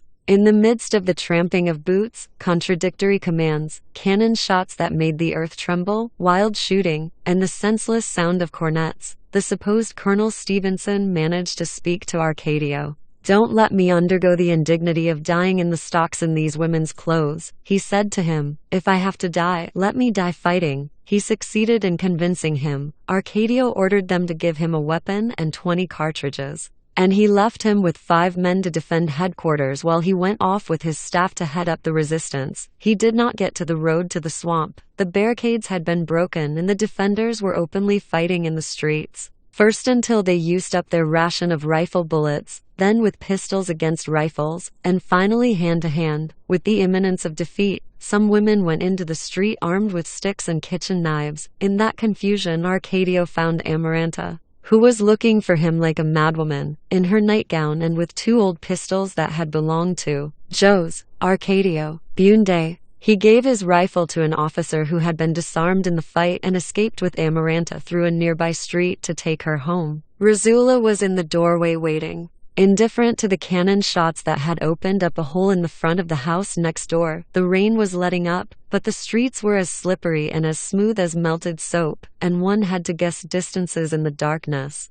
Arcadio left Amaranta with Rizula and made an attempt to face 2 soldiers who had opened up with heavy firing from the corner. The old pistols that had been kept for many years in the bureau did not work, protecting Arcadio with her body. Rizula tried to drag him toward the house. "Come along in the name of God," she shouted at him. "There's been enough madness." The soldiers aimed at them. "Let go of that man, ma'am," one of them shouted, "or we won't be responsible." Arcadio pushed Rizula toward the house and surrendered. A short time later the shooting stopped and the bells began to toll. The resistance had been wiped out in less than half an hour. Not a single one of Arcadio's men had survived the attack. But before dying they had killed 300 soldiers. The last stronghold was the barracks. Before being attacked, the supposed Colonel Gregorio Stevenson had freed the prisoners and ordered his men to go out and fight in the street. The extraordinary mobility and accurate aim with which he placed his 20 cartridges gave the impression that the barracks was well defended, and the attackers blew it to pieces with cannon fire. The captain who directed the operation was startled to find the rubble deserted and a single dead man in his undershorts with an empty rifle still clutched in an arm that had been blown completely off. He had a woman's full head of hair held at the neck with a comb and on his neck a chain with a small goldfish. When he turned him over with the tip of his boot and put the light on his face, the captain was perplexed. "Jesus Christ," he exclaimed. Other officers came over. "Look where this fellow turned up," the captain said. "It's Gregorio Stevenson." At dawn, after a summary court-martial, Arcadio was shot against the wall of the cemetery. In the last 2 hours of his life he did not manage to understand why the fear that had tormented him since childhood had disappeared. Impassive, without even worrying about making a show of his recent bravery, he listened to the interminable charges of the accusation. He thought about Rizula, who at that hour must have been under the chestnut tree having coffee with Jose Arcadio Bunde. He thought about his 8-month-old daughter, who still had no name, and about the child who was going to be born in August. He thought about Santa Fe, de la Piedad, whom he had left the night before salting down a deer for next day's lunch, and he missed her hair pouring over her shoulders and her eyelashes, which looked as if they were artificial. He thought about his people without sentimentality, with a strict closing of his accounts with life, beginning to understand how much he really loved the people he hated most.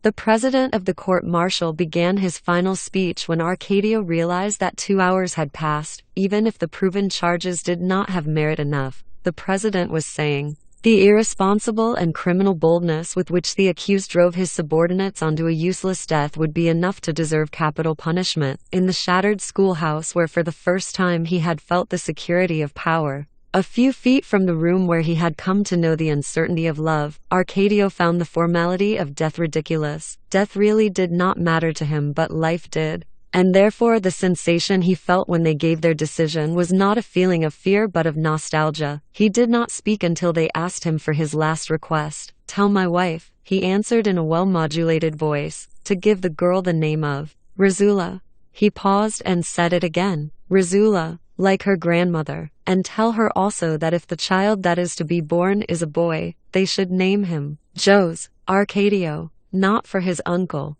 but for his grandfather." Before they took him to the execution wall, Father Nicanor tried to attend him. "I have nothing to repent," Arcadio said, and he put himself under the orders of the squad after drinking a cup of black coffee. The leader of the squad, a specialist in summary executions, had a name that had much more about it than chance, Captain Roque Carnicero, which meant butcher. On the way to the cemetery, under the persistent drizzle, Arcadio saw that a radiant Wednesday was breaking out on the horizon. His nostalgia disappeared with the mist and left an immense curiosity in its place. Only when they ordered him to put his back to the wall did Arcadio see Rebecca, with wet hair and a pink flowered dress, opening wide the door. He made an effort to get her to recognize him, and Rebecca did take a casual look toward the wall and was paralyzed with stupor, barely able to react and wave goodbye to Arcadio. Arcadio answered her the same way. At that instant the smoking mouths of the rifles were aimed at him, and letter by letter he heard the encyclicals that Malcuades had chanted, and he heard the lost steps of Santa Safe de la Piedad,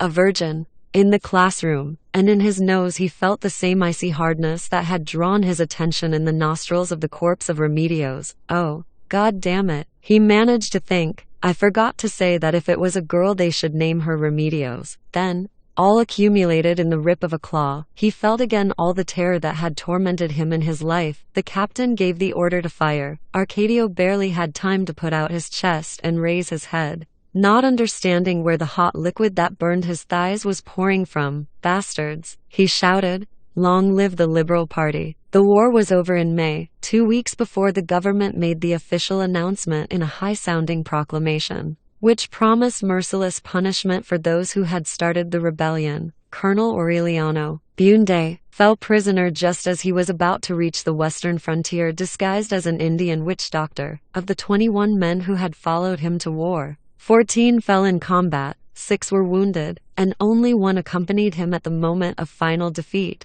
Colonel Gerineldo Marquez. The news of his capture was announced in Macondo with a special proclamation. "He's alive," Rizula told her husband. "Let's pray to God for his enemies to show him clemency." After 3 days of weeping, one afternoon as she was stirring some sweet milk candy in the kitchen, she heard her son's voice clearly in her ear. It was Aureliano, she shouted, running toward the chestnut tree to tell her husband the news. "I don't know how the miracle took place, but he's alive and we're going to see him very soon." She took it for granted. She had the floors of the house scrubbed and changed the position of the furniture. 1 week later, a rumor from somewhere that was not supported by any proclamation gave dramatic confirmation to the prediction. Colonel Aureliano Bunde had been condemned to death, and the sentence would be carried out in Macondo as a lesson to the population. One Monday, at 10:30 in the morning, Amaranda was dressing Aureliano Jose when she heard the sound of a distant troop and the blast of a cornet 1 second before. Rizula burst into the room with the shout,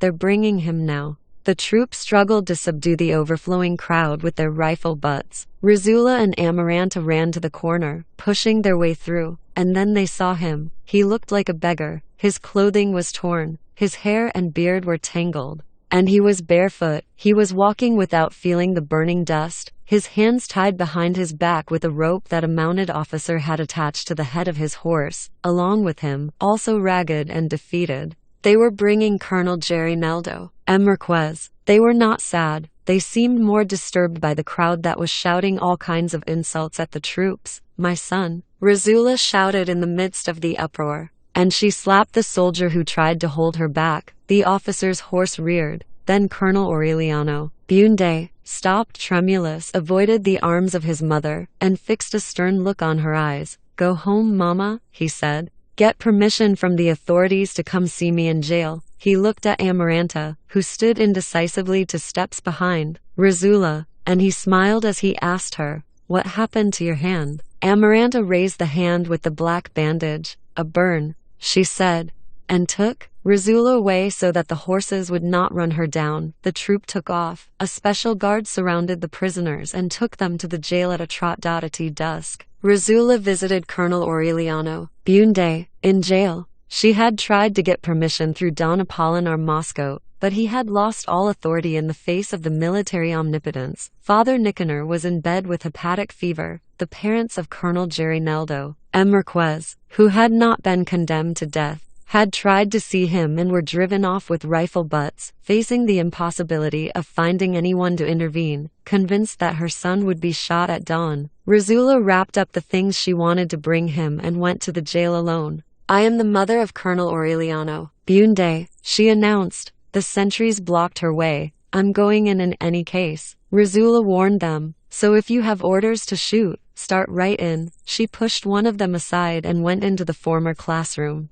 where a group of half-dressed soldiers were oiling their weapons. An officer in a field uniform, ruddy-faced, with very thick glasses and ceremonious manners, signaled to the sentries to withdraw. "I am the mother of Colonel Aureliano Bunde," Rizula repeated. "You must mean," the officer corrected her with a friendly smile, "that you are the mother of Mr. Aureliano Bunde." Rizula recognized in his affected way of speaking the languid cadence of the stuck-up people from the highlands. "As you say, mister," she accepted, "just as long as I can see him." There were superior orders that prohibited visits to prisoners condemned to death, but the officer assumed the responsibility of letting her have a 15-minute stay. Rizula showed him what she had in the bundle: a change of clean clothing, the short boots that her son had worn at his wedding, and the sweet milk candy that she had kept for him since the day she had sensed his return. She found Colonel Aureliano Bunde in the room that was used as a cell, lying on a cot with his arms spread out because his armpits were paved with sores. They had allowed him to shave.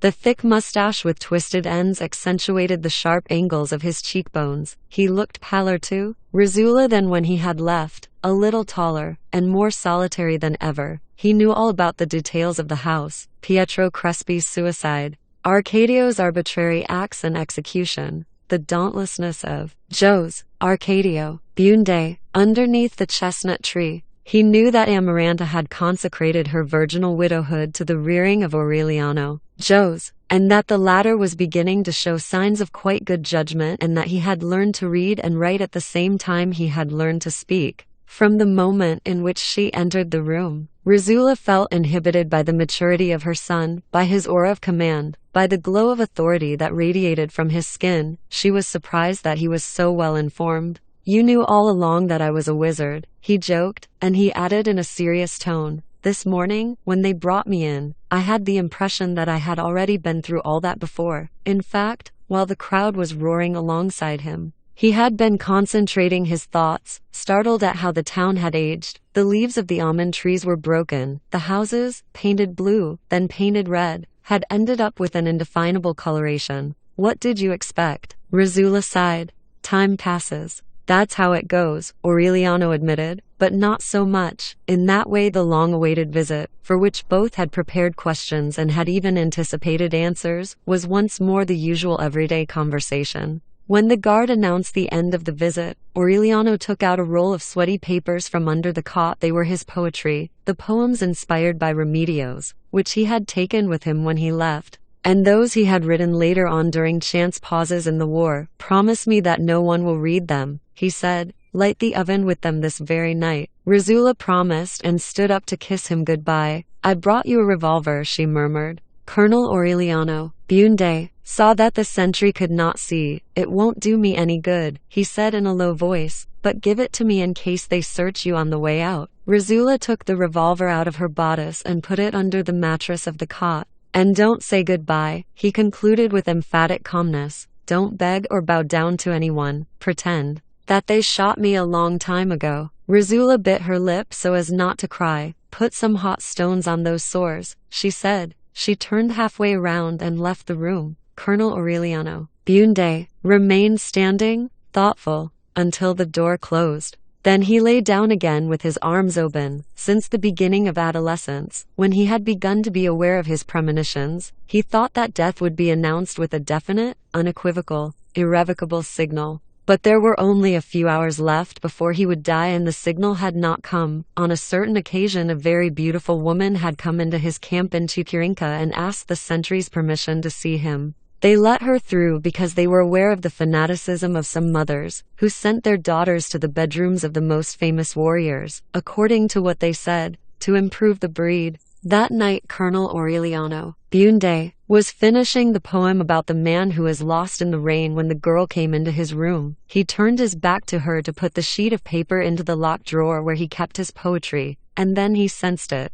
He grasped the pistol in the drawer without turning his head. "Please don't shoot," he said. When he turned around holding his pistol, the girl had lowered hers and did not know what to do. In that way he had avoided 4 out of 11 traps. On the other hand, someone who was never caught entered the revolutionary headquarters one night in Manor and stabbed to death his close friend Colonel Manfico Vispal, to whom he had given his cot so that he could sweat out a fever. A few yards away, sleeping in a hammock in the same room, he was not aware of anything. His efforts to systematize his premonitions were useless. They would come suddenly in a wave of supernatural lucidity, like an absolute and momentaneous conviction. But they could not be grasped. On occasion they were so natural that he identified them as premonitions only after they had been fulfilled. Frequently they were nothing but ordinary bits of superstition. But when they condemned him to death and asked him to state his last wish, he did not have the least difficulty in identifying the premonition that inspired his answer.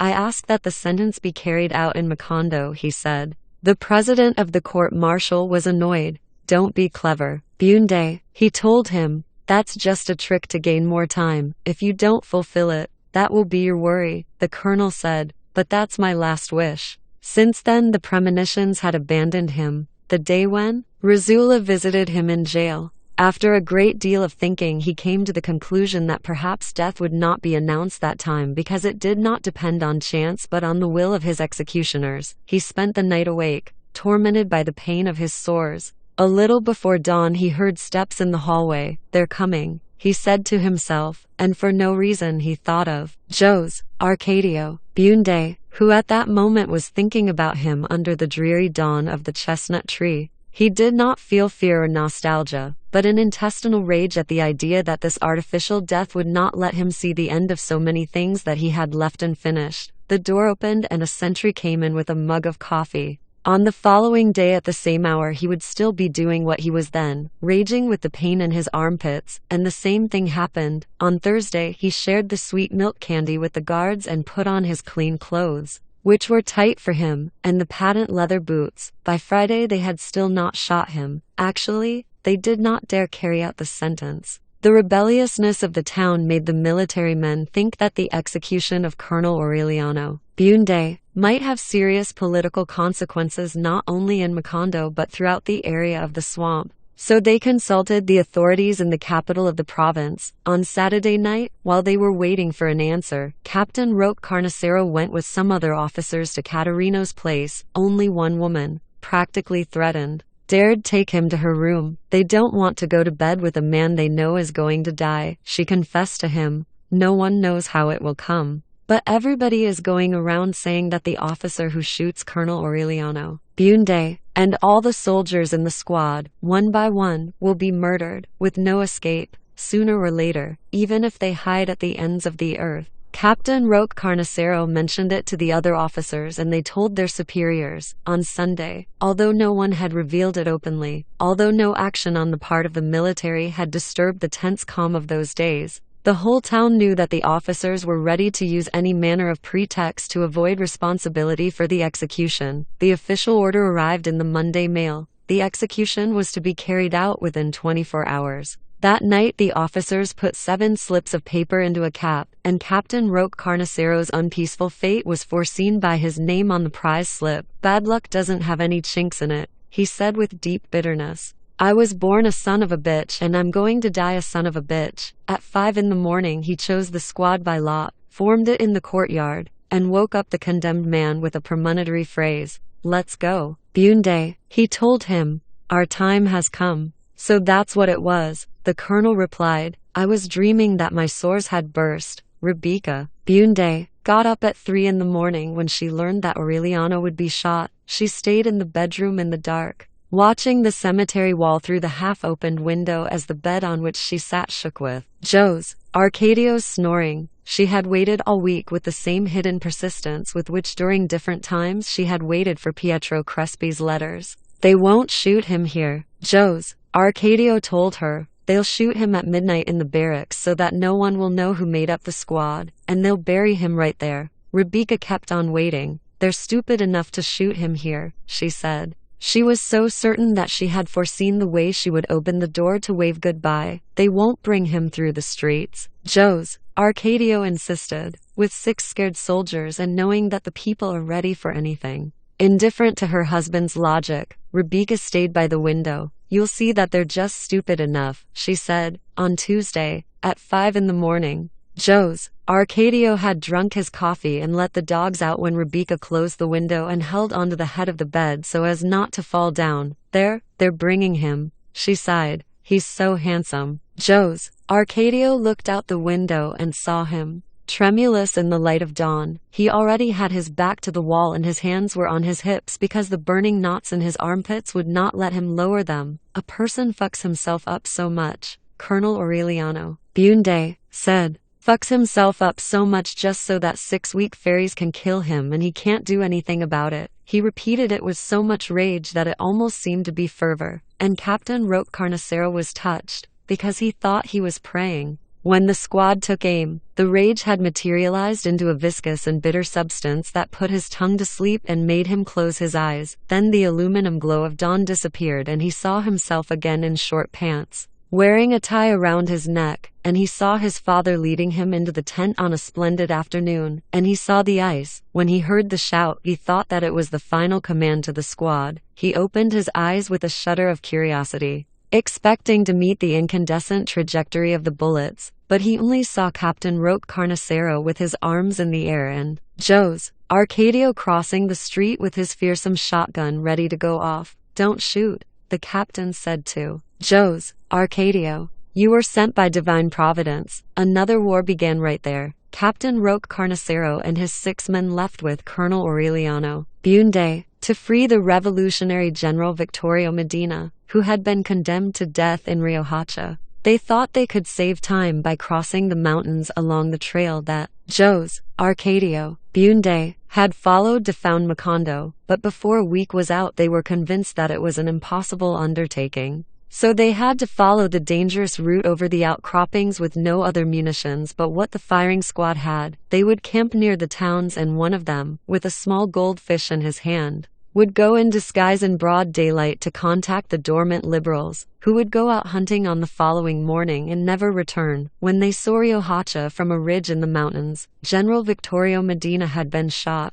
Colonel Aureliano Bunde's men proclaimed him chief of the revolutionary forces of the Caribbean coast with the rank of general. He assumed the position but refused the promotion and took the stand that he would never accept it as long as the conservative regime was in power. At the end of 3 months they had succeeded in arming more than 1,000 men, but they were wiped out. The survivors reached the eastern frontier. The next thing that was heard of them was that they had landed on Cabo de la Vela, coming from the smaller islands of the Antilles, and a message from the government was sent all over by telegraph and included in jubilant proclamations throughout the country announcing the death of Colonel Aureliano Bunde. But 2 days later a multiple telegram which almost overtook the previous one announced another uprising on the southern plains. That was how the legend of the ubiquitous Colonel Aureliano Bunde began. Simultaneous and contradictory information declared him victorious in Villanueva, defeated in Guacamole, devoured by Modal N Indians,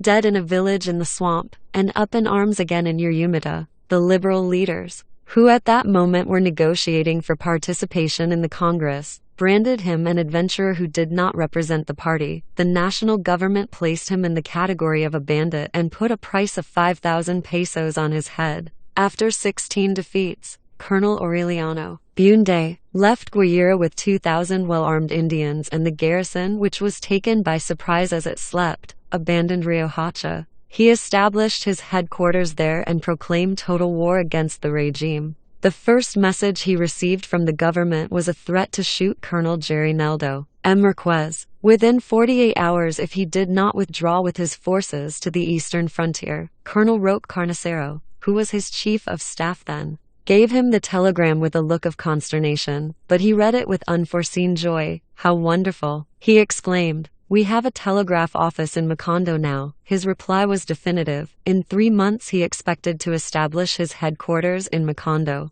If he did not find Colonel Gerineldo M. Marquez alive at that time, he would shoot out of hand all of the officers he held prisoner at that moment, starting with the generals, and he would give orders to his subordinates to do the same for the rest of the war. 3 months later, when he entered Macondo in triumph, the first embrace he received on the swamp road was that of Colonel Gerineldo M. Marquez. The house was full of children. Razula had taken in Santa Safe de la Piedad with her older daughter and a pair of twins, who had been born 5 months after Arcadio had been shot. Contrary to the victim's last wishes, she baptized the girl with the name Remedios. "I'm sure that was what Arcadio meant," she alleged. "We won't call her Razula because a person suffers too much with that name." The twins were named Jose, Arcadio Segundo and Aureliano Segundo.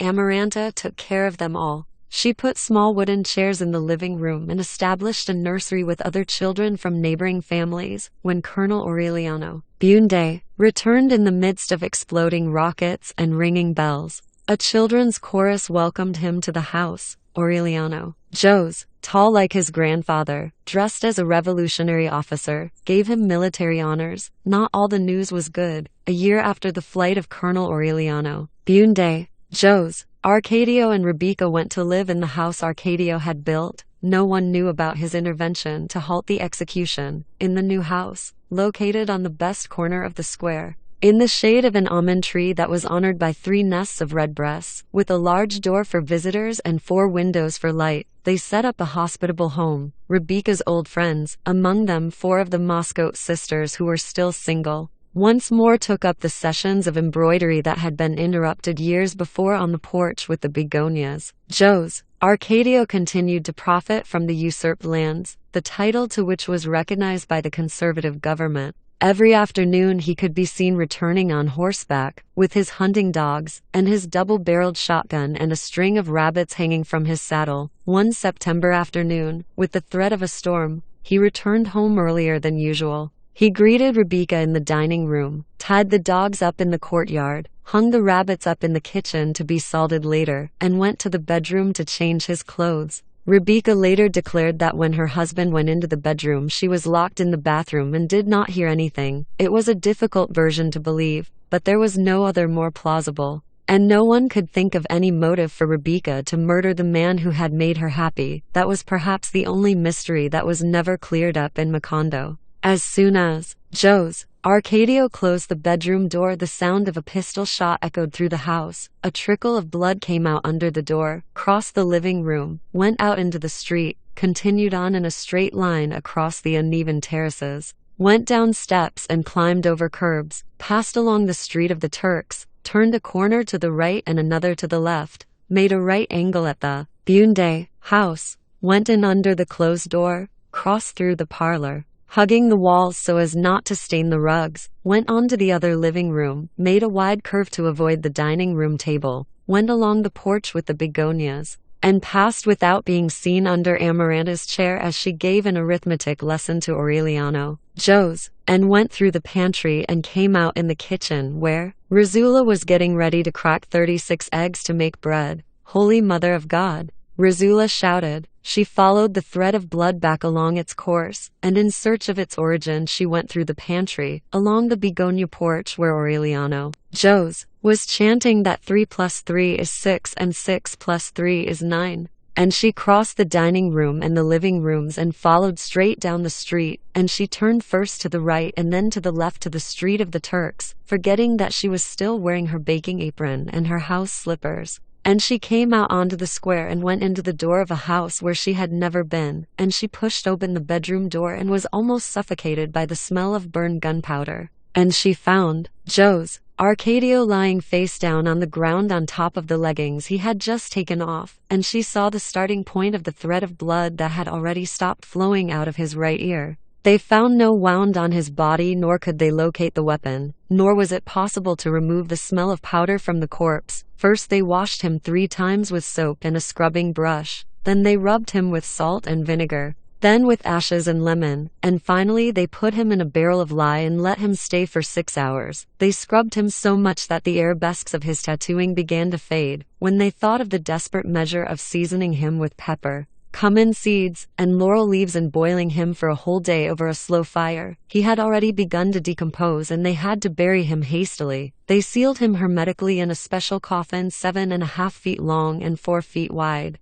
reinforced inside with iron plates and fastened together with steel bolts, and even then the smell could be perceived on the streets through which the funeral procession passed. Father Nicanor, with his liver enlarged and tight as a drum, gave him his blessing from bed, although in the months that followed they reinforced the grave with walls about it, between which they threw compressed ash, sawdust, and quicklime. The cemetery still smelled of powder for many years after, until the engineers from the banana company covered the grave over with a shell of concrete. As soon as they took the body out, Rebecca closed the doors of her house and buried herself alive, covered with a thick crust of disdain that no earthly temptation was ever able to break. She went out into the street on one occasion, when she was very old, with shoes the color of old silver and a hat made of tiny flowers. During the time that the wandering Jew passed through town and brought on a heat wave that was so intense that birds broke through window screens to come to die in the bedrooms. The last time anyone saw her alive was when with one shot she killed a thief who was trying to force the door of her house. Except for Argnita, her servant and confidant, no one ever had any more contact with her after that. At one time it was discovered that she was writing letters to the bishop, whom she claimed as a first cousin, but it was never said whether she received any reply. The town forgot about her. In spite of his triumphal return, Colonel Aureliano Bunde was not enthusiastic over the looks of things. The government troops abandoned their positions without resistance, and that aroused an illusion of victory among the liberal population that it was not right to destroy. But the revolutionaries knew the truth. Colonel Aureliano Bunde, better than any of them, although at that moment he had more than 5,000 men under his command and held 2 coastal states. He had the feeling of being hemmed in against the sea and caught in a situation that was so confused that when he ordered the restoration of the church steeple, which had been knocked down by army cannon fire, Father Nicanor commented from his sickbed, "This is silly. The defenders of the faith of Christ destroy the church and the Masons order it rebuilt." Looking for a loophole through which he could escape, he spent hours on end in the telegraph office conferring with the commanders of other towns. And every time he would emerge with the firmest impression that the war was at a stalemate. When news of fresh liberal victories was received, it was celebrated with jubilant proclamations. But he would measure the real extent of them on the map and could see that his forces were penetrating into the jungle, defending themselves against malaria and mosquitoes, advancing in the opposite direction from reality. "We're wasting time," he would complain to his officers. "We're wasting time while the bastards in the party are begging for seats in Congress, lying awake at night, stretched out on his back in a hammock in the same room where he had awaited death." He would evoke the image of lawyers dressed in black leaving the presidential palace in the icy cold of early morning with their coat collars turned up about their ears, rubbing their hands, whispering, taking refuge in dreary early morning cafes, to speculate over what the president had meant when he said yes, or what he had meant when he said no, and even to imagine what the president was thinking when he said something quite different. As he chased away mosquitoes at a temperature of 95 degrees, feeling the approach of the fearsome dawn when he would have to give his men the command to jump into the sea, one night of uncertainty,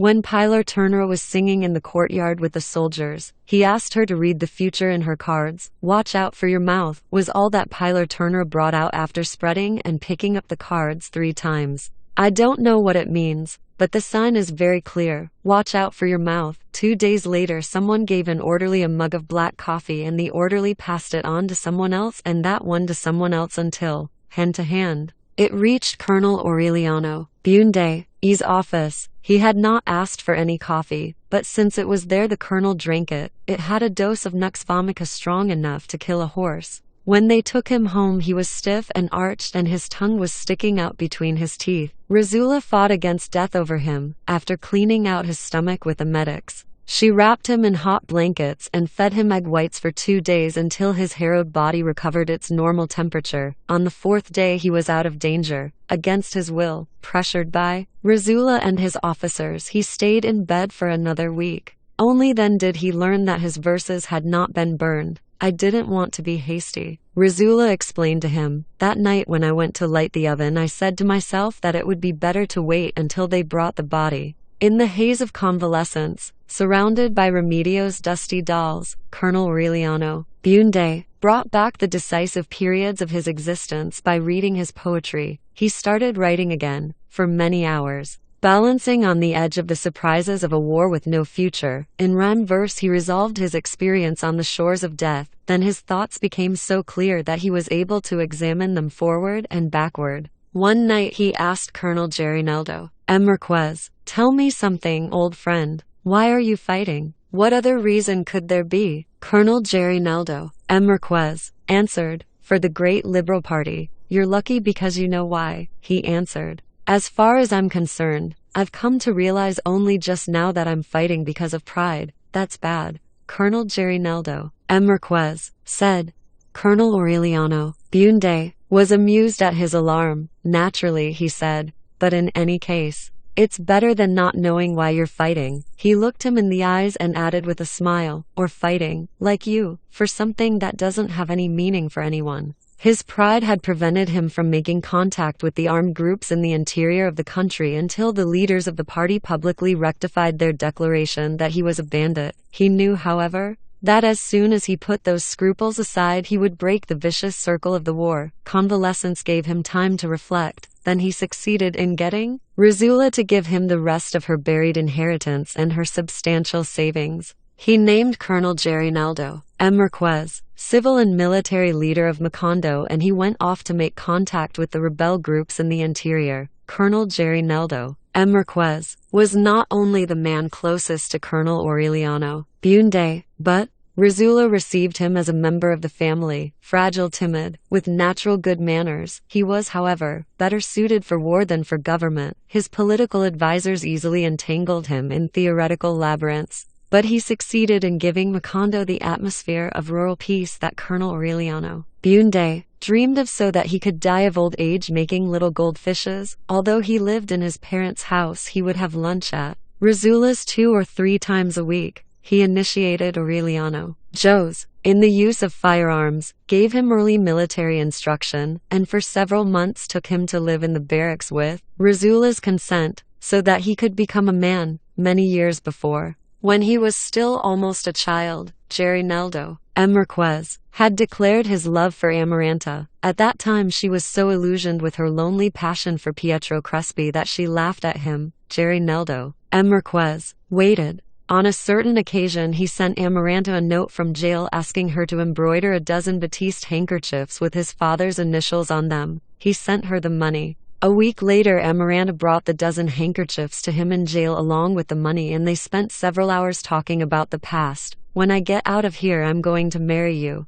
Gerinaldo Marquez told her when she left. Amaranta laughed, but she kept on thinking about him while she taught the children to read, and she tried to revive her juvenile passion for Pietro Crespi. On Saturdays, visiting days for the prisoners, she would stop by the house of Gerinaldo Marquez's parents and accompany them to the jail. On one of those Saturdays, Rizula was surprised to see her in the kitchen, waiting for the biscuits to come out of the oven so that she could pick the best ones and wrap them in a napkin that she had embroidered for the occasion. "Marry him," she told her. "You'll have a hard time finding another man like him." Amaranta feigned a reaction of displeasure. I don't have to go around hunting for men, she answered. I'm taking these biscuits to Jerry Neldo because I'm sorry that sooner or later they're going to shoot him. She said it without thinking. But that was the time that the government had announced its threat to shoot Colonel Jerry Neldo. M. Marquez. If the rebel forces did not surrender Riohacha, the visit stopped. Amaranta shut herself up to weep, overwhelmed by a feeling of guilt similar to the one that had tormented her when Remedios died, as if once more her careless words had been responsible for a death. Her mother consoled her. She assured her that Colonel Aureliano Bunde would do something to prevent the execution and promised that she would take charge of attracting Jerry Neldo. M. Marquez. Herself when the war was over, she fulfilled her promise before the imagined time. When Jerry Neldo, M. Marquez, returned to the house invested with his new dignity of civil and military leader, she received him as a son, thought of delightful bits of flattery to hold him there, and prayed with all her soul that he would remember his plan to marry Amaranta. Her pleas seemed to be answered. On the days that he would have lunch at the house, Colonel Jerry Neldo, M. Marquez, would linger on the begonia porch playing Chinese checkers with Amaranta. Rizula would bring them coffee and milk and biscuits and would take over the children so that they would not bother them. Amaranta was really making an effort to kindle in her heart the forgotten ashes of her youthful passion. With an anxiety that came to be intolerable, she waited for the lunch days, the afternoons of Chinese checkers, and time flew by in the company of the warrior with a nostalgic name whose fingers trembled imperceptibly as he moved the pieces. But the day on which Colonel Jerry Neldo, M. Marquez, repeated his wish to marry her, she rejected him. I'm not going to marry anyone, she told him, much less you. You love Aureliano so much that you want to marry me because you can't marry him. Colonel Jerry Neldo, M. Marquez, was a patient man. I'll keep on insisting, he said. Sooner or later I'll convince you. He kept on visiting the house, shut up in her bedroom, biting back her secret tears. Amaranta put her fingers in her ears so as not to hear the voice of the suitor as he gave Rizula the latest war news. And in spite of the fact that she was dying to see him, she had the strength not to go out and meet him. At that time Colonel Aureliano Bunde took the time to send a detailed account to Macondo every 2 weeks, but only once. Almost 8 months after he had left, did he write to Rizula. A special messenger brought a sealed envelope to the house with a sheet of paper inside bearing the colonel's delicate hand. Take good care of Papa because he is going to die. Rizula became alarmed. If Aureliano says so, it's because Aureliano knows, she said, and she had them help her take Jose Arcadio Bunde to his bedroom. Not only was he as heavy as ever, but during his prolonged stay under the chestnut tree he had developed the faculty of being able to increase his weight at will, to such a degree that 7 men were unable to lift him and they had to drag him to the bed. A smell of tender mushrooms, of wood flower fungus, of old and concentrated outdoors impregnated the air of the bedroom as it was breathed by the colossal old man, weather-beaten by the sun and the rain. The next morning he was not in his bed, in spite of his undiminished strength. Jose Arcadio Bunde was in no condition to resist. It was all the same to him. If he went back to the chestnut tree, it was not because he wanted to, but because of a habit of his body. Rizula took care of him, fed him, brought him news of Aureliano. But actually, the only person with whom he was able to have contact for a long time was Prudencio Aguilar, almost pulverized at that time by the decrepitude of death. Prudencio Aguilar would come twice a day to chat with him. They talked about fighting cocks. They promised each other to set up a breeding farm for magnificent birds, not so much to enjoy their victories, which they would not need then, as to have something to do on the tedious Sundays of death. It was Prudencio Aguilar who cleaned him, fed him, and brought him splendid news of an unknown person called Aureliano who was a colonel in the war. When he was alone, Jose Arcadio Bunde consoled himself with the dream of the infinite rooms. He dreamed that he was getting out of bed, opening the door and going into an identical room with the same bed with a wrought iron head, the same wicker chair, and the same small picture of the Virgin of Help on the back wall. From that room he would go into another that was just the same, the door of which would open into another that was just the same, the door of which would open into another one just the same, and then into another exactly alike, and so on to infinity.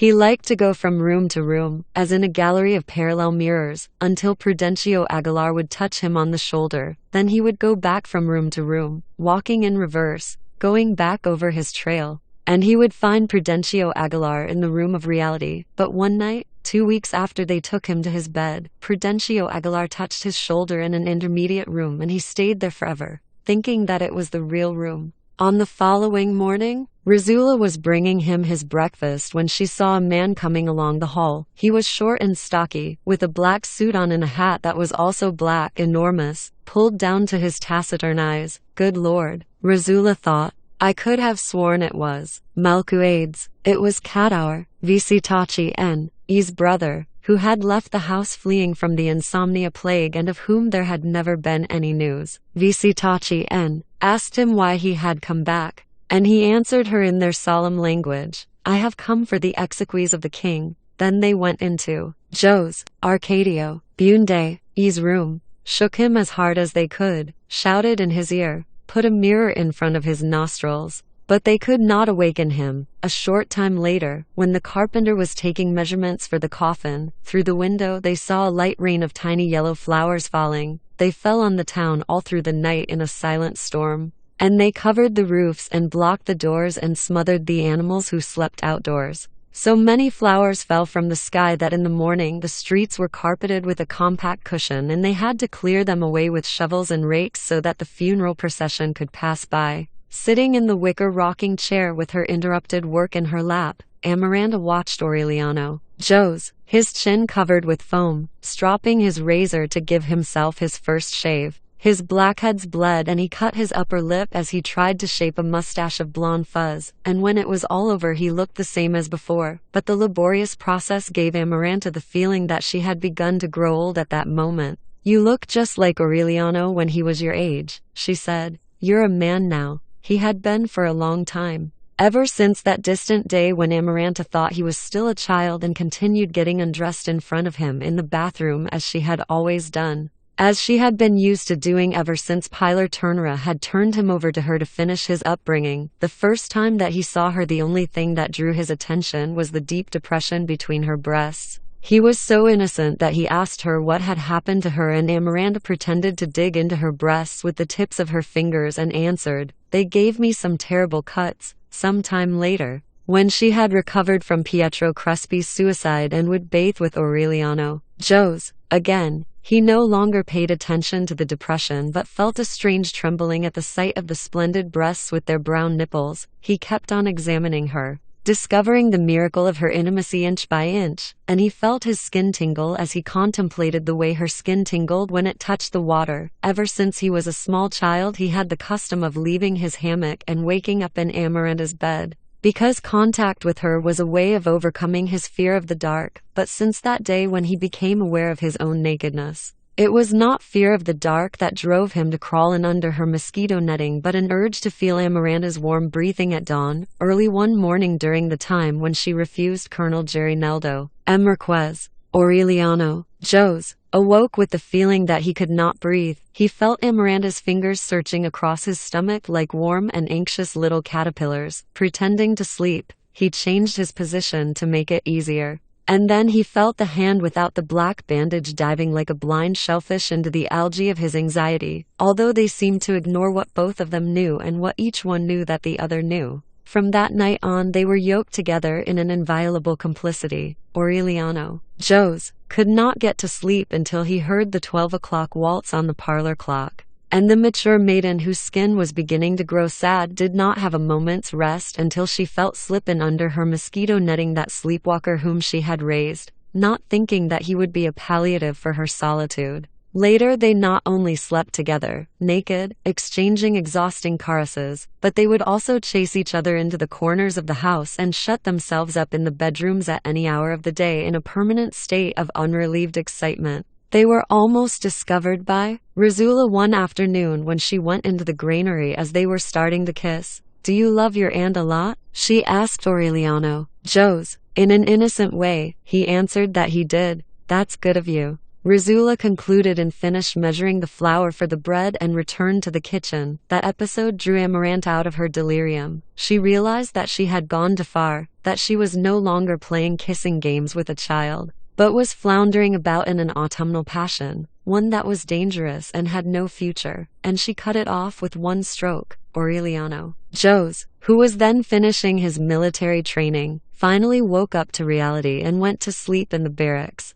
On Saturdays he would go with the soldiers to Caterino's store. He was seeking consolation for his abrupt solitude, for his premature adolescence with women who smelled of dead flowers, whom he idealized in the darkness and changed into Amaranta by means of the anxious efforts of his imagination. A short time later, contradictory news of the war began to come in, while the government itself admitted the progress of the rebellion. The officers in Macondo had confidential reports of the imminence of a negotiated peace. Toward the 1st of April, a special emissary identified himself to Colonel Gerinaldo M. Marquez. He confirmed the fact to him that the leaders of the party had indeed established contact with the rebel leaders in the interior and were on the verge of arranging an armistice in exchange for 3 cabinet posts for the liberals, a minority representation in the Congress, and a general amnesty for rebels who laid down their arms. The emissary brought a highly confidential order from Colonel Aureliano Bunde, who was not in agreement with the terms of the armistice.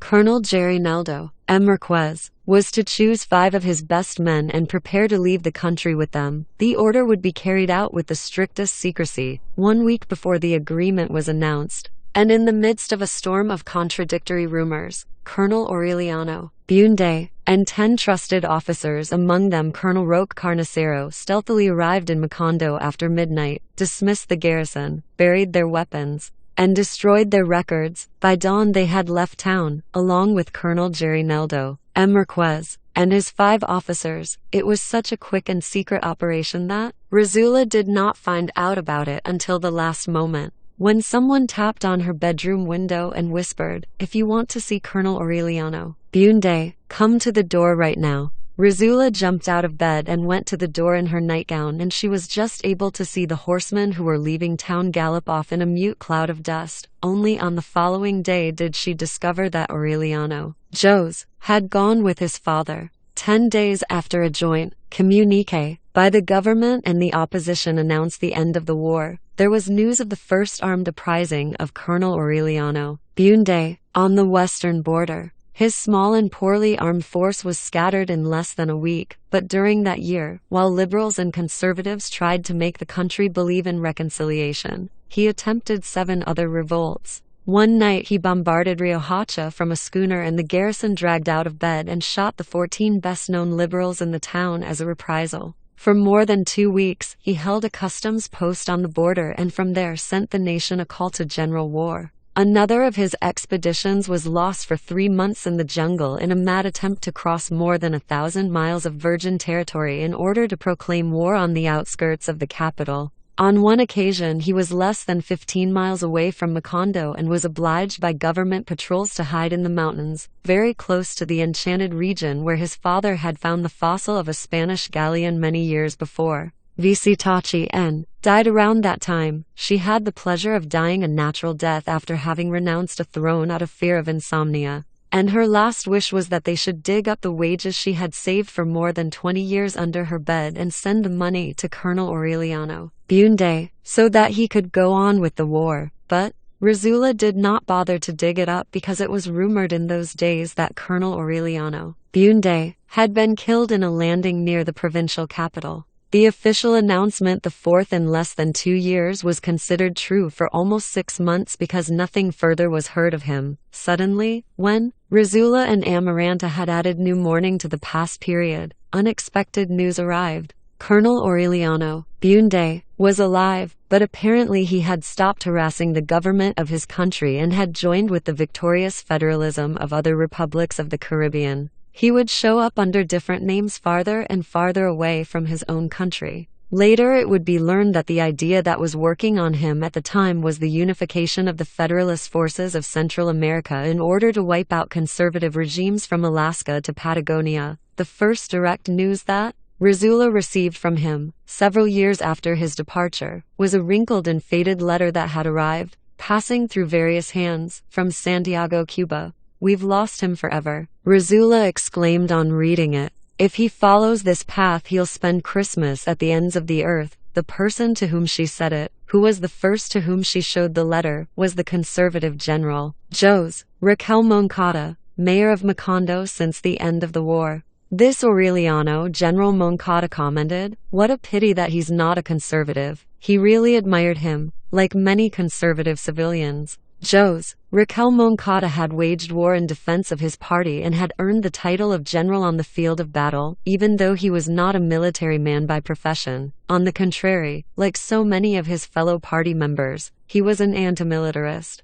He considered military men unprincipled loafers, ambitious plotters, experts in facing down civilians in order to prosper during times of disorder, intelligent, pleasant, ruddy-faced, a man who liked to eat and watch cockfights. He had been at one time the most feared adversary of Colonel Aureliano Buende. He succeeded in imposing his authority over the career officers in a wide sector along the coast. One time when he was forced by strategic circumstances to abandon a stronghold to the forces of Colonel Aureliano Buende, he left 2 letters for him. In one of them, quite long, he invited him to join in a campaign to make the war more humane. The other letter was for his wife, who lived in liberal territory, and he left it with a plea to see that it reached its destination. From then on, even in the bloodiest periods of the war, the 2 commanders would arrange truces to exchange prisoners. They were pauses with a certain festive atmosphere, which General Moncada took advantage of to teach Colonel Aureliano Buende how to play chess. They became great friends. They even came to think about the possibility of coordinating the popular elements of both parties, doing away with the influence of the military men and professional politicians, and setting up a humanitarian regime that would take the best from each doctrine. When the war was over, while Colonel Aureliano Buende was sneaking about through the narrow trails of permanent subversion, General Moncada was named Magistrate of Macondo. He wore civilian clothes, replaced the soldiers with unarmed policemen, enforced the amnesty laws, and helped a few families of liberals who had been killed in the war. He succeeded in having Macondo raised to the status of a municipality, and he was therefore its first mayor, and he created an atmosphere of confidence that made people think of the war as an absurd nightmare of the past. Father Nicanor, consumed by hepatic fever, was replaced by Father Coronel, whom they called the Pup, a veteran of the First Federalist War, Bruno Crespi, who was married to Impero Moscow,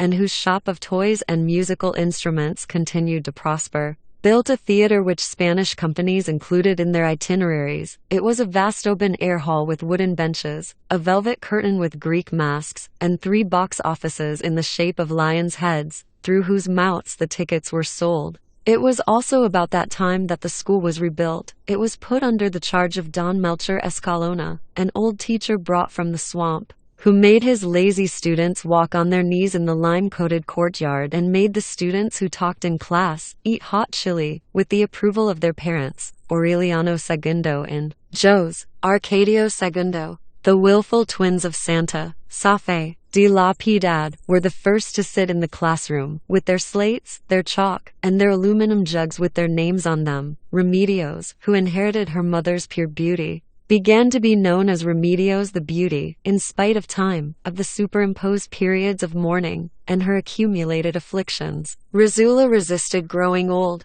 aided by Santa Fe de la Piedad. She gave a new drive to her pastry business and in a few years not only recovered the fortune that her son had spent in the war, but she once more stuffed with pure gold the gourds buried in the bedroom. As long as God gives me life, she would say, there will always be money in this madhouse. That was how things were when Aureliano Jose deserted the federal troops in Nicaragua, signed on as a crewman on a German ship, and appeared in the kitchen of the house, sturdy as a horse, as dark and long-haired as an Indian, and with a secret determination to marry Amaranta. When Amaranta saw him come in, even though he said nothing, she knew immediately why he had come back. At the table they did not dare look each other in the face. But 2 weeks after his return, in the presence of Razula, he set his eyes on hers and said to her, I always thought a lot about you. Amaranta avoided him. She guarded against chance meetings. She tried not to become separated from Remedios the Beauty.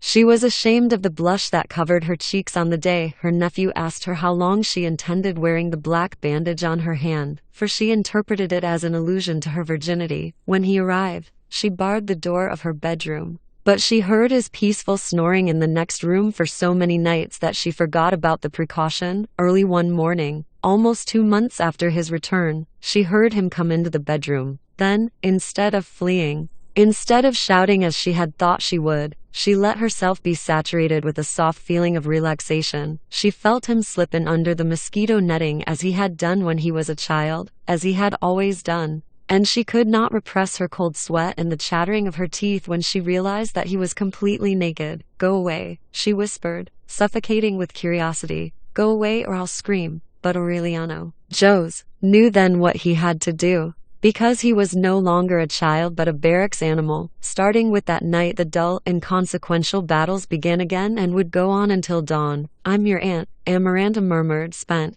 "It's almost as if I were your mother. Not just because of my age, but because the only thing I didn't do for you was nurse you." Aureliano would escape at dawn and come back early in the morning on the next day, each time more exited by the proof that she had not barred the door. He had not stopped desiring her for a single instant. He found her in the dark bedrooms of captured towns, especially in the most abject ones, and he would make her materialize in the smell of dry blood on the bandages of the wounded. In the instantaneous terror of the danger of death, at all times and in all places, he had fled from her in an attempt to wipe out her memory, not only through distance but by means of a muddled fury that his companions at arms took to be boldness. But the more her image wallowed in the dunghill of the war, the more the war resembled Amaranta. That was how he suffered in exile, looking for a way of killing her with his own death. Until he heard some old man tell the tale of the man who had married his aunt, who was also his cousin, and whose son ended up being his own grandfather. "Can a person marry his own aunt?" he asked, startled. "He not only can do that,"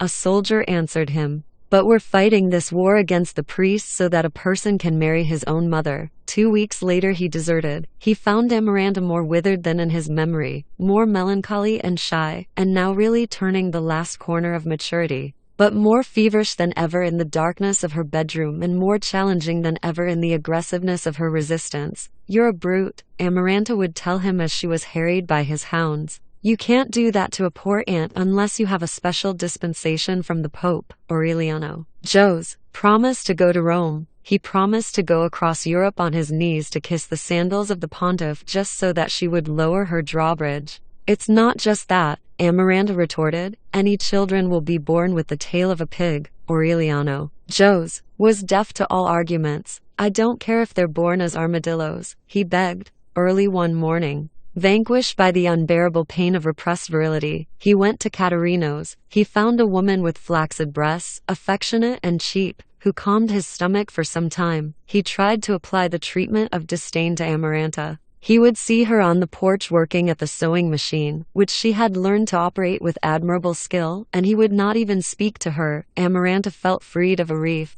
and she herself did not understand why she started thinking again at that time about Colonel Gerinaldo M. Marquez, why she remembered with such nostalgia the afternoons of Chinese checkers, and why she even desired him as the man in her bedroom. Aureliano Jose did not realize how much ground he had lost on the night he could no longer bear the farce of indifference and went back to Amaranta's room. She rejected him with an inflexible and unmistakable determination, and she barred the door of her bedroom forever. A few months after the return of Aureliano Jose, an exuberant woman perfumed with jasmine appeared at the house with a boy of 5. She stated that he was the son of Colonel Aureliano Bunde, and that she had brought him to Rizula to be baptized. No one doubted the origins of that nameless child. He looked exactly like the colonel at the time he was taken to see ice for the first time. The woman said that he had been born with his eyes open, looking at people with the judgment of an adult, and that she was frightened by his way of staring at things without blinking. "He's identical," Rizula said.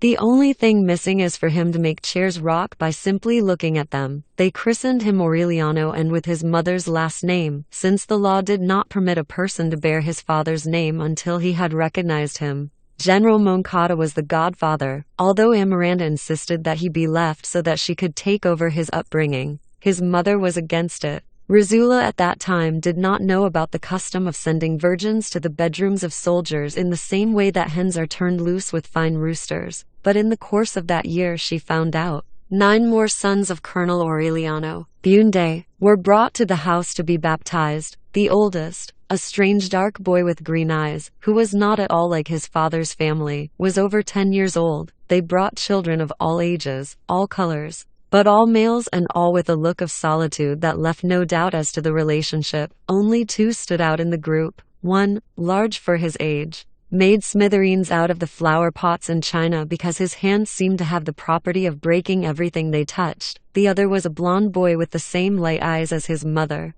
whose hair had been left to grow long and curly like that of a woman. He entered the house with a great deal of familiarity, as if he had been raised there, and he went directly to a chest in Rizula's bedroom and demanded, "I want the mechanical ballerina." Rizula was startled. She opened the chest, searched among the ancient and dusty articles left from the days of Malcuades, and wrapped in a pair of stockings she found the mechanical ballerina that Pietro Crespi had brought to the house once and that everyone had forgotten about. In less than 12 years they baptized with the name Aureliano and the last name of the mother all the sons that the colonel had implanted up and down his theater of war. 17. At first, Rizula would fill their pockets with money and Amaranta tried to have them stay, but they finally limited themselves to giving them presents and serving as godmothers. "We've done our duty by baptizing them," Rizula would say, jotting down in a ledger the name and address of the mother and the place and date of birth of the child. "Aureliano needs well-kept accounts so that he can decide things when he comes back." During lunch,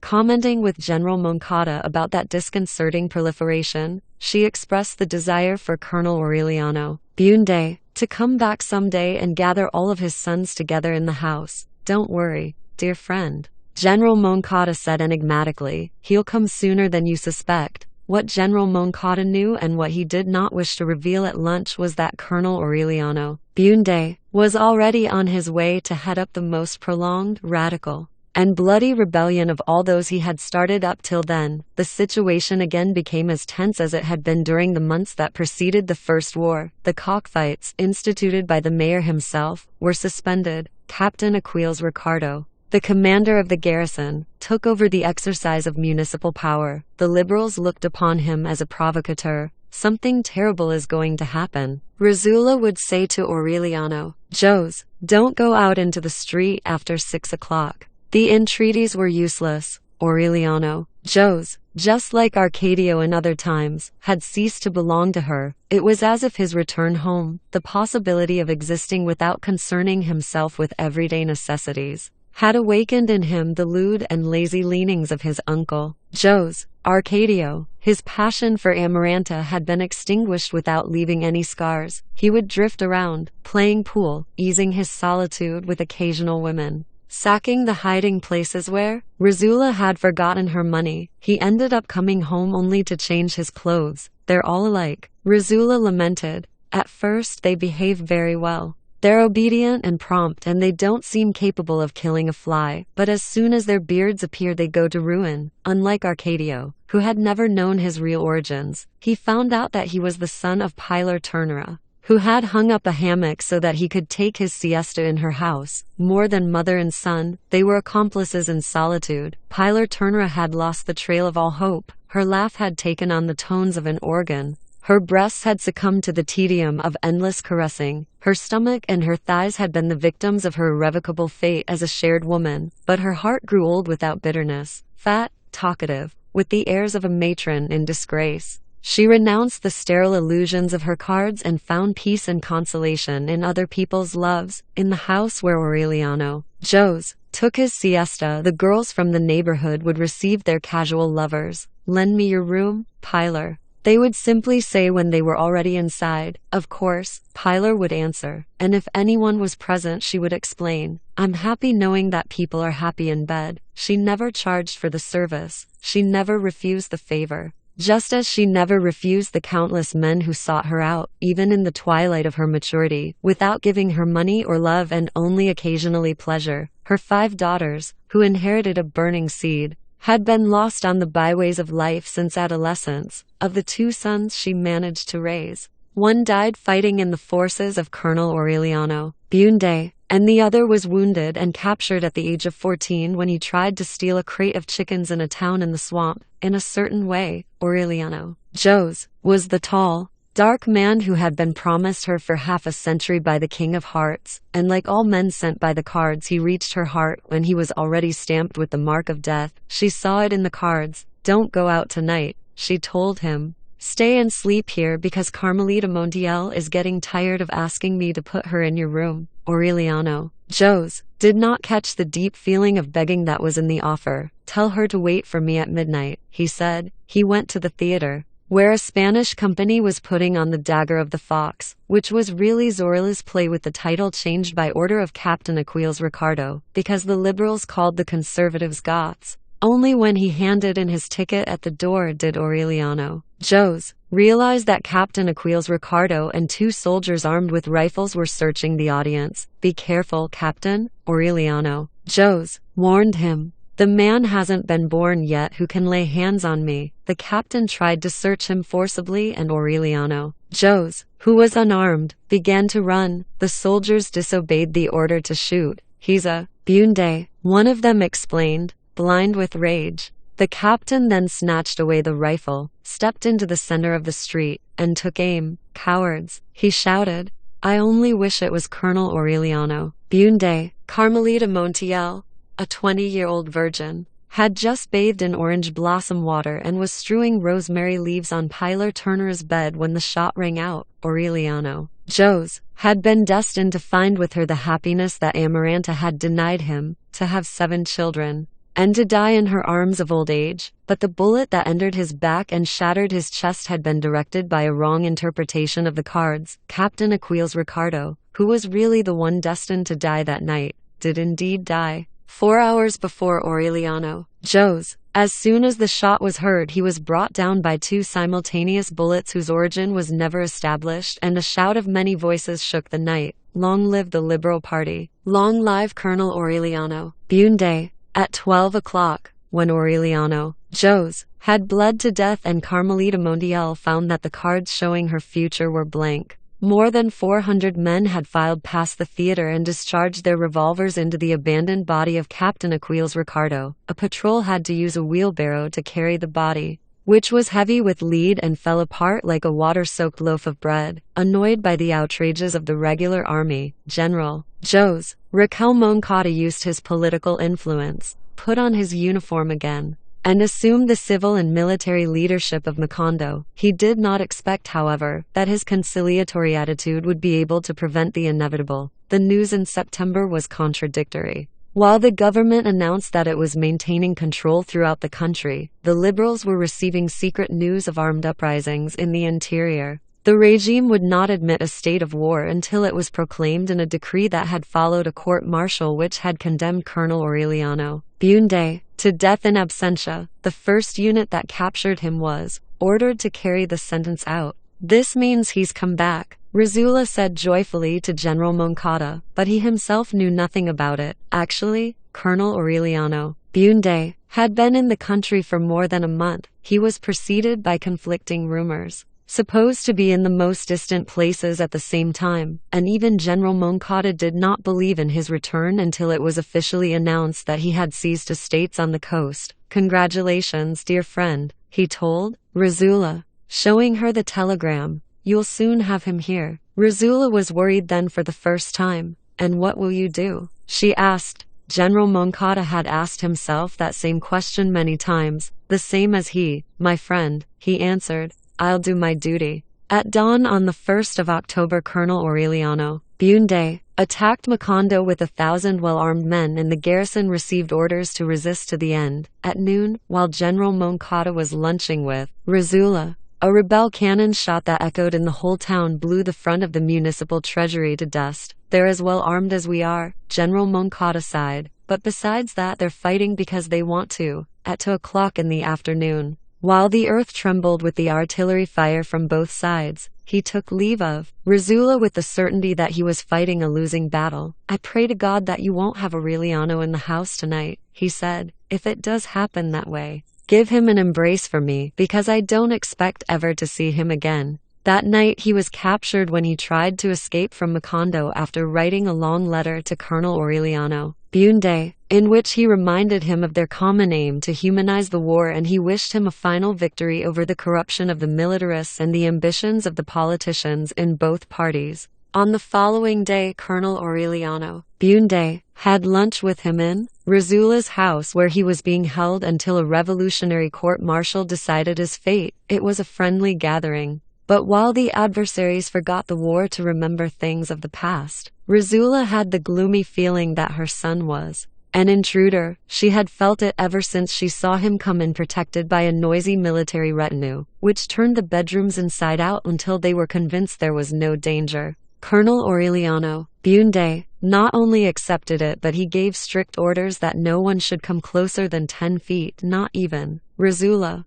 While the members of his escort finished placing guards about the house, he was wearing an ordinary denim uniform with no insignia of any kind and high boots with spurs that were caked with mud and dried blood. On his waist he wore a holster with the flap open, and his hand, which was always on the butt of the pistol, revealed the same watchful and resolute tension as his look. His head, with deep recessions in the hairline now, seemed to have been baked in a slow oven. His face, tanned by the salt of the Caribbean, had acquired a metallic hardness. He was preserved against imminent old age by a vitality that had something to do with the coldness of his insides. He was taller than when he had left, paler and bonier, and he showed the first symptoms of resistance to nostalgia. Good Lord, Rizula said to herself, now he looks like a man capable of anything. He was. The Aztec shawl that he brought Amaranta, the remembrances he spoke of at lunch, the funny stories he told were simple leftovers from his humor of a different time. As soon as the order to bury the dead in a common grave was carried out,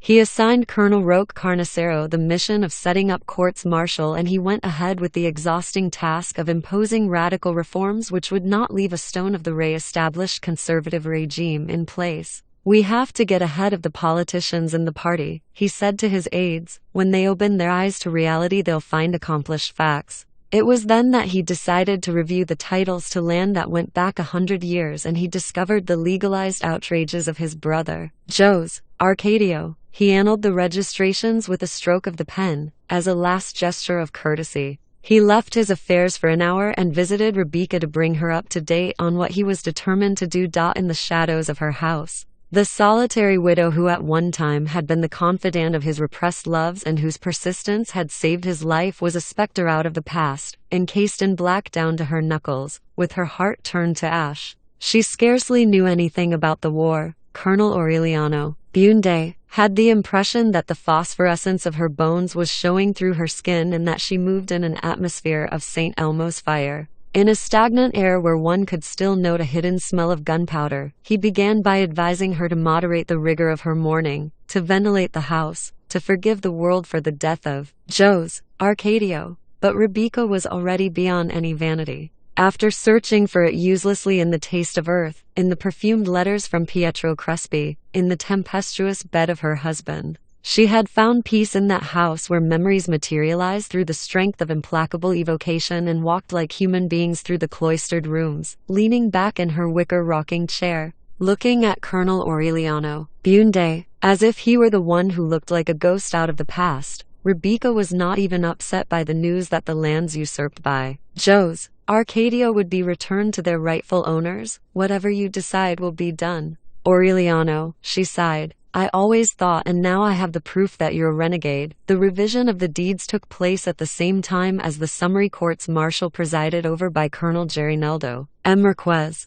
which ended with the execution of all officers of the regular army who had been taken prisoner by the revolutionaries. The last court-martial was that of Jose Raquel Moncada. Rizula intervened. His government was the best we've ever had in Macondo, she told Colonel Aureliano Bunde. I don't have to tell you anything about his good heart, about his affection for us, because you know better than anyone. Colonel Aureliano Bunde gave her a disapproving look. I can't take over the job of administering justice, he replied. If you have something to say, tell it to the court-martial. Rizula not only did that, she also brought all of the mothers of the revolutionary officers who lived in Macondo to testify.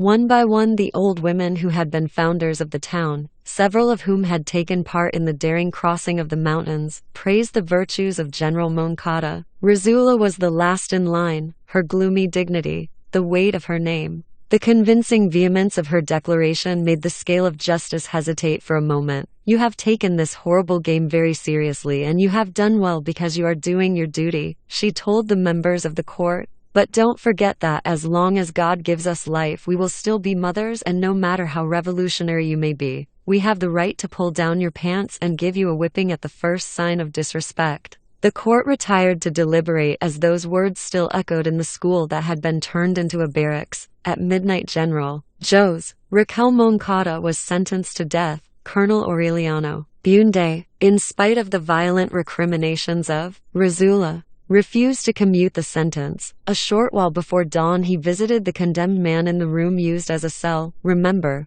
old friend, he told him, I'm not shooting you. It's the revolution that's shooting you. General Moncada did not even get up from the cot when he saw him come in. Go to hell, friend, he answered. Until that moment, ever since his return, Colonel Aureliano Bunde had not given himself the opportunity to see him with his heart. He was startled to see how much he had aged, how his hands shook, and the rather punctilious conformity with which he awaited death, and then he felt a great disgust with himself, which he mingled with the beginnings of pity. You know better than I, he said, that all courts martial are farces and that you're really paying for the crimes of other people, because this time we're going to win the war at any price. Wouldn't you have done the same in my place? General Moncada got up to clean his thick horn-rimmed glasses on his shirt-tail. Probably, he said, but what worries me is not your shooting me, because after all, for people like us it's a natural death. He laid his glasses on the bed and took off his watch and chain. What worries me, he went on, is that out of so much hatred for the military, out of fighting them so much and thinking about them so much,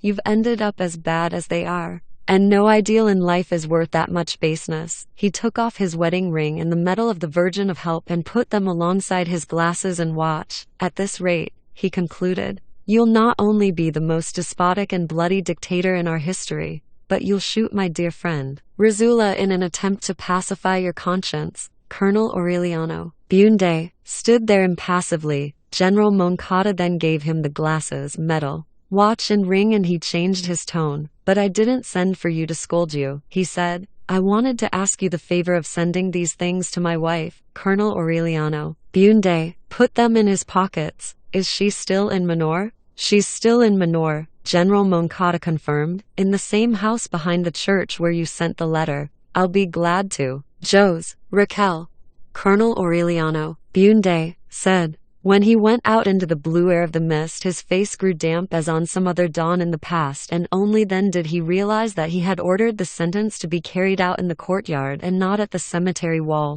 The firing squad, drawn up opposite the door, paid him the honors of a head of state. They can bring him out now, he ordered. Colonel Gerineldo M. Urquez was the first to perceive the emptiness of the war. In his position as civil and military leader of Macondo, he would have telegraphic conversations twice a week with Colonel Aureliano Bunde. At first, those exchanges would determine the course of a flesh and blood war, the perfectly defined outlines of which told them at any moment the exact spot where it was and the prediction of its future direction. Although he never let himself be pulled into the area of confidences, not even by his closest friends, Colonel Aureliano Bunde still had at that time the familiar tone that made it possible to identify him at the other end of the wire. Many times he would prolong the talks beyond the expected limit and let them drift into comments of a domestic nature. Little by little, however, and as the war became more intense and widespread, his image was fading away into a universe of unreality. The characteristics of his speech were more and more uncertain,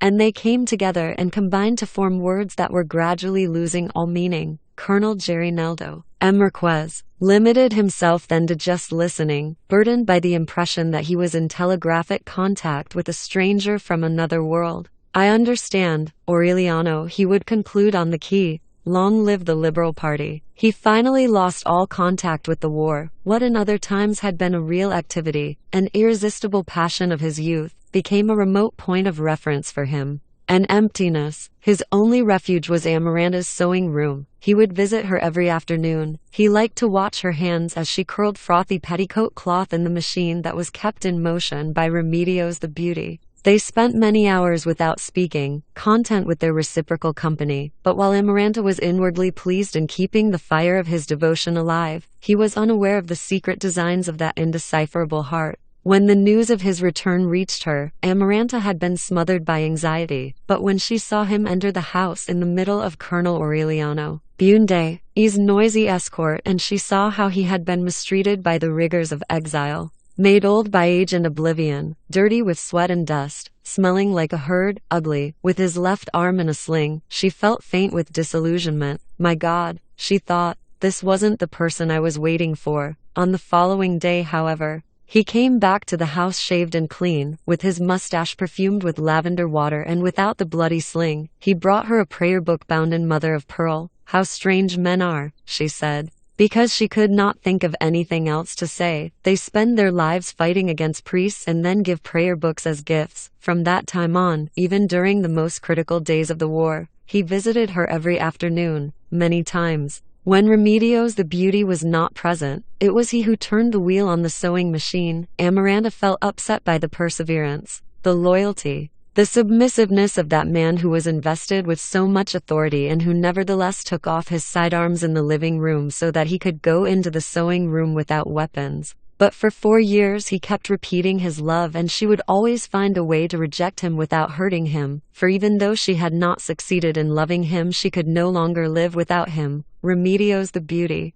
who seemed indifferent to everything and who was thought to be mentally retarded, was not insensitive to so much devotion, and she intervened in Colonel Gerineldo's favor. Amaranta suddenly discovered that the girl she had raised, who was just entering adolescence, was already the most beautiful creature that had even been seen in Macondo. She felt reborn in her heart the rancor that she had felt in other days for Rebecca, and begging God not to impel her into the extreme state of wishing her dead, she banished her from the sewing room. It was around that time that Colonel Gerineldo's began to feel the boredom of the war. He summoned his reserves of persuasion, his broad and repressed tenderness, ready to give up for Amaranta a glory that had cost him the sacrifice of his best years, but he could not succeed in convincing her. One August afternoon, overcome by the unbearable weight of her own obstinacy, Amaranta locked herself in her bedroom to weep over her solitude unto death after giving her final answer to her tenacious suitor. Let's forget about each other forever, she told him. We're too old for this sort of thing now. Colonel Gerineldo's had a telegraphic call from Colonel Aureliano Bunde that afternoon. It was a routine conversation which was not going to bring about any break in the stagnant war. At the end, Colonel Gerineldo's looked at the desolate streets, the crystal water on the almond trees, and he found himself lost in solitude. Aureliano, he said sadly on the key, it's raining in Macondo. There was a long silence on the line. Suddenly the apparatus jumped with the pitiless letters from Colonel Aureliano Bunde. Don't be a jackass, Gerineldo, the signals said. It's natural for it to be raining in August. They had not seen each other for such a long time that Colonel Gerineldo's was upset by the aggressiveness of the reaction. 2 months later, however, when Colonel Aureliano Bunde returned to Macondo, his upset was changed to stupefaction. Even Rizula was surprised at how much he had changed. He came with no noise, no escort, wrapped in a cloak in spite of the heat, and with 3 mistresses, whom he installed in the same house, where he spent most of his time lying in a hammock. He scarcely read the telegraphic dispatches that reported routine operations. On one occasion, Colonel Gerineldo's asked him for instructions for the evacuation of a spot on the border where there was a danger that the conflict would become an international affair. Don't bother me with trifles, he ordered him. Consult divine providence. It was perhaps the most critical moment of the war. The liberal landowners, who had supported the revolution in the beginning, had made secret alliances with the conservative landowners in order to stop the revision of property titles. The politicians who supplied funds for the war from exile had publicly repudiated the drastic aims of Colonel Aureliano Bunde. But even that withdrawal of authorization did not seem to bother him. He had not returned to reading his poetry, which filled more than 5 volumes and lay forgotten at the bottom of his trunk. At night or at siesta time he would call one of his women to his hammock and obtain a rudimentary satisfaction from her, and then he would sleep like a stone that was not concerned by the slightest indication of worry. Only he knew at that time that his confused heart was condemned to uncertainty forever. At first, intoxicated by the glory of his return, by his remarkable victories, he had peeped into the abyss of greatness. He took pleasure in keeping by his right hand the Duke of Marlborough, his great teacher in the art of war, whose attire of skins and tiger claws aroused the respect of adults and the awe of children. It was then that he decided that no human being, not even Rizula, could come closer to him than 10 feet, in the center of the chalk circle that his aides would draw wherever he stopped, and which only he could enter. He would decide with brief orders that had no appeal the fate of the world. The first time that he was in Manor after the shooting of General Moncada, he hastened to fulfill his victim's last wish, and the widow took the glasses, the medal, the watch, and the ring, but she would not let him in the door. "You can't come in, Colonel,"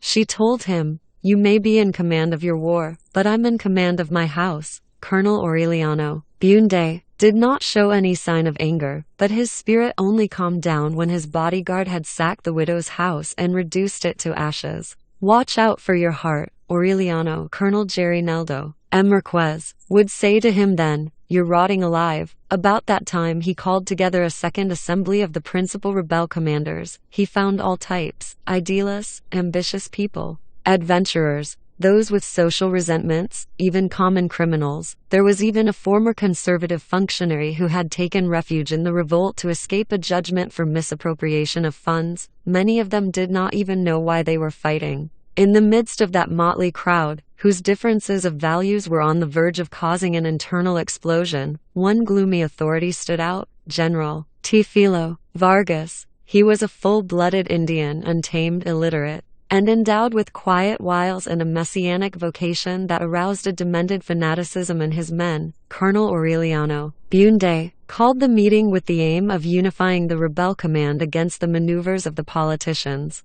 General Teófilo Vargas came forward with his intentions. In a few hours he shattered the coalition of better qualified commanders and took charge of the main command. "He's a wild beast worth watching," Colonel Aureliano Bunde told his officers. "That man is more dangerous to us than the Minister of War." Then a very young captain who had always been outstanding for his timidity raised a cautious index finger. "It's quite simple, Colonel," he proposed. "He has to be killed."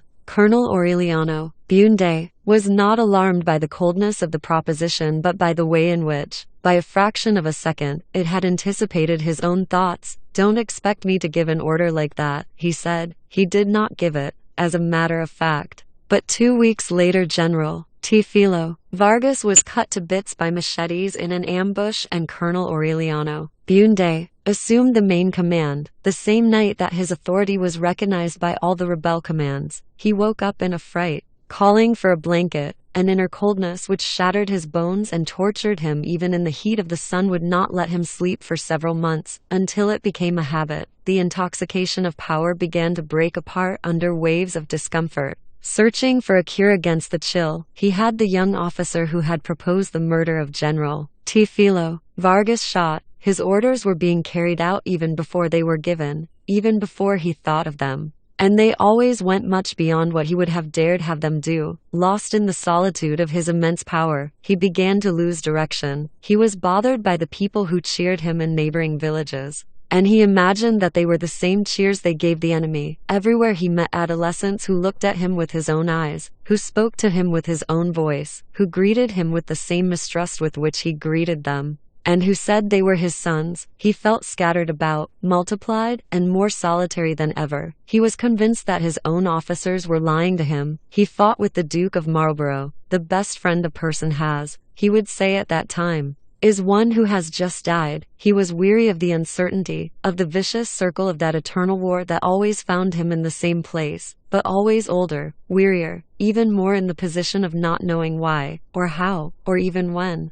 There was always someone outside of the chalk circle, someone who needed money, someone who had a son with whooping cough, or someone who wanted to go off and sleep forever because he could not stand the shit taste of the war in his mouth and who, nevertheless, stood at attention to inform him, everything normal, Colonel, and normality was precisely the most fearful part of that infinite war. Nothing ever happened, alone, abandoned by his premonitions. Fleeing the chill that was to accompany him until death, he sought a last refuge in Macondo in the warmth of his oldest memories. His indolence was so serious that when they announced the arrival of a commission from his party that was authorized to discuss the stalemate of the war, he rolled over in his hammock without completely waking up. "Take them to the whores," he said. They were 6 lawyers in frock coats and top hats who endured the violent November sun with stiff stoicism. Razula put them up in her house. They spent the greater part of the day closeted in the bedroom in hermetic conferences, and at dusk they asked for an escort and some accordion players and took over Caterino's store. "Leave them alone," Colonel Aureliano Bunde ordered. "After all, I know what they want." At the beginning of December, the long-awaited interview, which many had foreseen as an interminable argument, was resolved in less than an hour. In the hot parlor, beside the specter of the pianola shrouded in a white sheet, Colonel Aureliano Bunde did not sit down that time inside the chalk circle that his aides had drawn. He sat in a chair between his political advisers and, wrapped in his woolen blanket, he listened in silence to the brief proposals of the emissaries. They asked first that he renounce the revision of property titles in order to get back the support of the liberal landowners. They asked secondly that he renounce the fight against clerical influence in order to obtain the support of the Catholic masses. They asked finally that he renounce the aim of equal rights for natural and illegitimate children in order to preserve the integrity of the home. "That means," Colonel Aureliano Bunde said, smiling when the reading was over, "that all we're fighting for is power." "Their tactical changes," one of the delegates replied. "Right now the main thing is to broaden the popular base of the war, then we'll have another look." One of Colonel Aureliano Bunde's political advisers hastened to intervene. "It's a contradiction," he said. "If these changes are good, it means that the conservative regime is good. If we succeed in broadening the popular base of the war with them, as you people say, it means that the regime has a broad popular base. It means, in short, that for almost 20 years we've been fighting against the sentiments of the nation." He was going to go on, but Colonel Aureliano Bunde stopped him with a signal. "Don't waste your time, doctor," he said. "The important thing is that from now on we'll be fighting only for power." Still smiling, he took the documents the delegates gave him and made ready to sign them. "Since that's the way it is," he concluded, "we have no objection to accepting." His men looked at one another in consternation. "Excuse me, Colonel," Colonel Gerineldo Marquez said softly, "but this is a betrayal." Colonel Aureliano Bunde held the inked pen in the air and discharged the whole weight of his authority on him. "Surrender your weapons," he ordered. Colonel Gerineldo Marquez stood up and put his sidearms on the table. "Report to the barracks." Colonel Aureliano Bunde ordered him, "Put yourself at the disposition of the Revolutionary Court." Then he signed the declaration and gave the sheets of paper to the emissaries, saying to them, "Here are your papers, gentlemen. I hope you can get some advantage out of them." 2 days later, Colonel Gerineldo Marquez, accused of high treason, was condemned to death, lying in his hammock. Colonel Aureliano Bunde was insensible to the pleas for clemency. On the eve of the execution, disobeying the orders not to bother him, Razula visited him in his bedroom, encased in black, invested with a rare solemnity. She stood during the 3 minutes of the interview. "I know that you're going to shoot Gerineldo," she said calmly, "and that I can't do anything to stop it, but I give you one warning. As soon as I see his body, swear to you by the bones of my father and mother, by the memory of Jose Arcadio Bunde, I swear to you before God that I will drag you out from wherever you're hiding and kill you with my own hands." Before leaving the room, without waiting for any reply, she concluded, "It's the same as if you'd been born with the tail of a pig." During that interminable night, while Colonel Gerineldo Marquez thought about his dead afternoons in Amaranta's sewing room, Colonel Aureliano Bunde scratched for many hours trying to break the hard shell of his solitude, his only happy moments. since that remote afternoon when his father had taken him to see ice, had taken place in his silver workshop where he passed the time putting little gold fishes together. He had had to start 30 to wars and had had to violate all of his pacts with death and wallow like a hog in the dung heap of glory in order to discover the privileges of simplicity almost 40 years late. At dawn, worn out by the tormented vigil, he appeared in the cell an hour before the execution. "The farce is over, old friend," he said to Colonel Gerineldo M. Marquez. "Let's get out of here before the mosquitoes in here execute you." Colonel Gerineldo M. Marquez could not repress the disdain that was inspired in him by that attitude. "No, Aureliano," he replied, "I'd rather be dead than see you changed into a bloody tyrant." "You won't see me," Colonel Aureliano Bunde said. "Put on your shoes and help me get this shitty war over with." When he said it, he did not know that it was easier to start a war than to end one. It took him almost a year of fierce and bloody effort to force the government to propose conditions of peace favorable to the rebels and another year to convince his own partisans of the convenience of accepting them. He went to inconceivable extremes of cruelty to put down the rebellion of his own officers, who resisted and called for victory, and he finally relied on enemy forces to make them submit. He was never a greater soldier than at that time. The certainty that he was finally fighting for his own liberation and not for abstract ideals, for slogans that politicians could twist left and right according to the circumstances, filled him with an ardent enthusiasm. Colonel Gerineldo M. Marquez, who fought for defeat with as much conviction and loyalty as he had previously fought for victory, reproached him for his useless temerity. "Don't worry," he would say, smiling. "Dying is much more difficult than one imagines." In his case it was true. The certainty that his day was assigned gave him a mysterious immunity, an immortality for a fixed period that made him invulnerable to the risks of war and in the end permitted him to win a defeat that was much more difficult, much more bloody and costly than victory. In almost 20 years of war, Colonel Aureliano Bunde had been at his house many times, but the state of urgency with which he always arrived, the military retinue that accompanied him everywhere, the aura of legend that glowed about his presence and of which even Rizula was aware, changed him into a stranger in the end. The last time that he was in Macondo and took a house for his 3 concubines, he was seen in his own house only on 2 or 3 occasions when he had the time to accept an invitation to dine. Remedios the Beauty and the twins, born during the middle of the war, scarcely knew him. Amaranta could not reconcile her image of the brother who had spent his adolescence making little gold fishes with that of the mythical warrior who had placed a distance of 10 feet between himself and the rest of humanity. But when the approach of the armistice became known and they thought that he would return changed back into a human being, delivered at last for the hearts of his own people, the family feelings, dormant for such a long time, were reborn stronger than ever.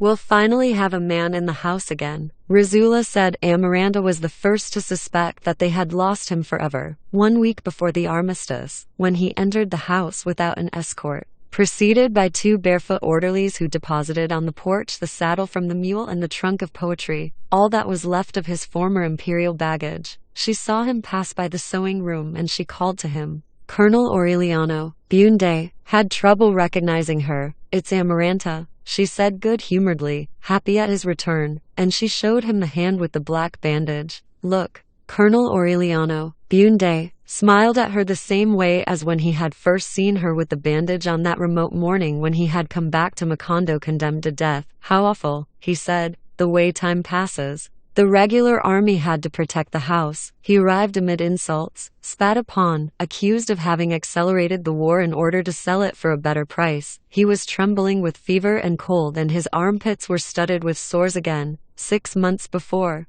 when she had heard talk about the armistice, Rizula had opened up and swept up the bridal chamber and had burned her in the corners, thinking that he would come back ready to grow old slowly among Remedio's musty dolls. But actually, during the last 2 years he had paid his final dues to life, including growing old, when he passed by the silver shop, which Rizula had prepared with special diligence. He did not even notice that the keys were in the lock. He did not notice the minute tearing destruction that time had wreaked on the house and that, after such a prolonged absence, would have looked like a disaster to any man who had kept his memories alive. He was not pained by the peeling of the whitewash on the walls or the dirty, caught any cobwebs in the corners, or the dust on the begonias, or the veins left on the beams by the termites, or the moss on the hinges, or any of the insidious traps that nostalgia offered him. He sat down on the porch, wrapped in his blanket and with his boots still on, as if only waiting for it to clear, and he spent the whole afternoon watching it rain on the begonias. Rizula understood then that they would not have him home for long. If it's not the war, she thought,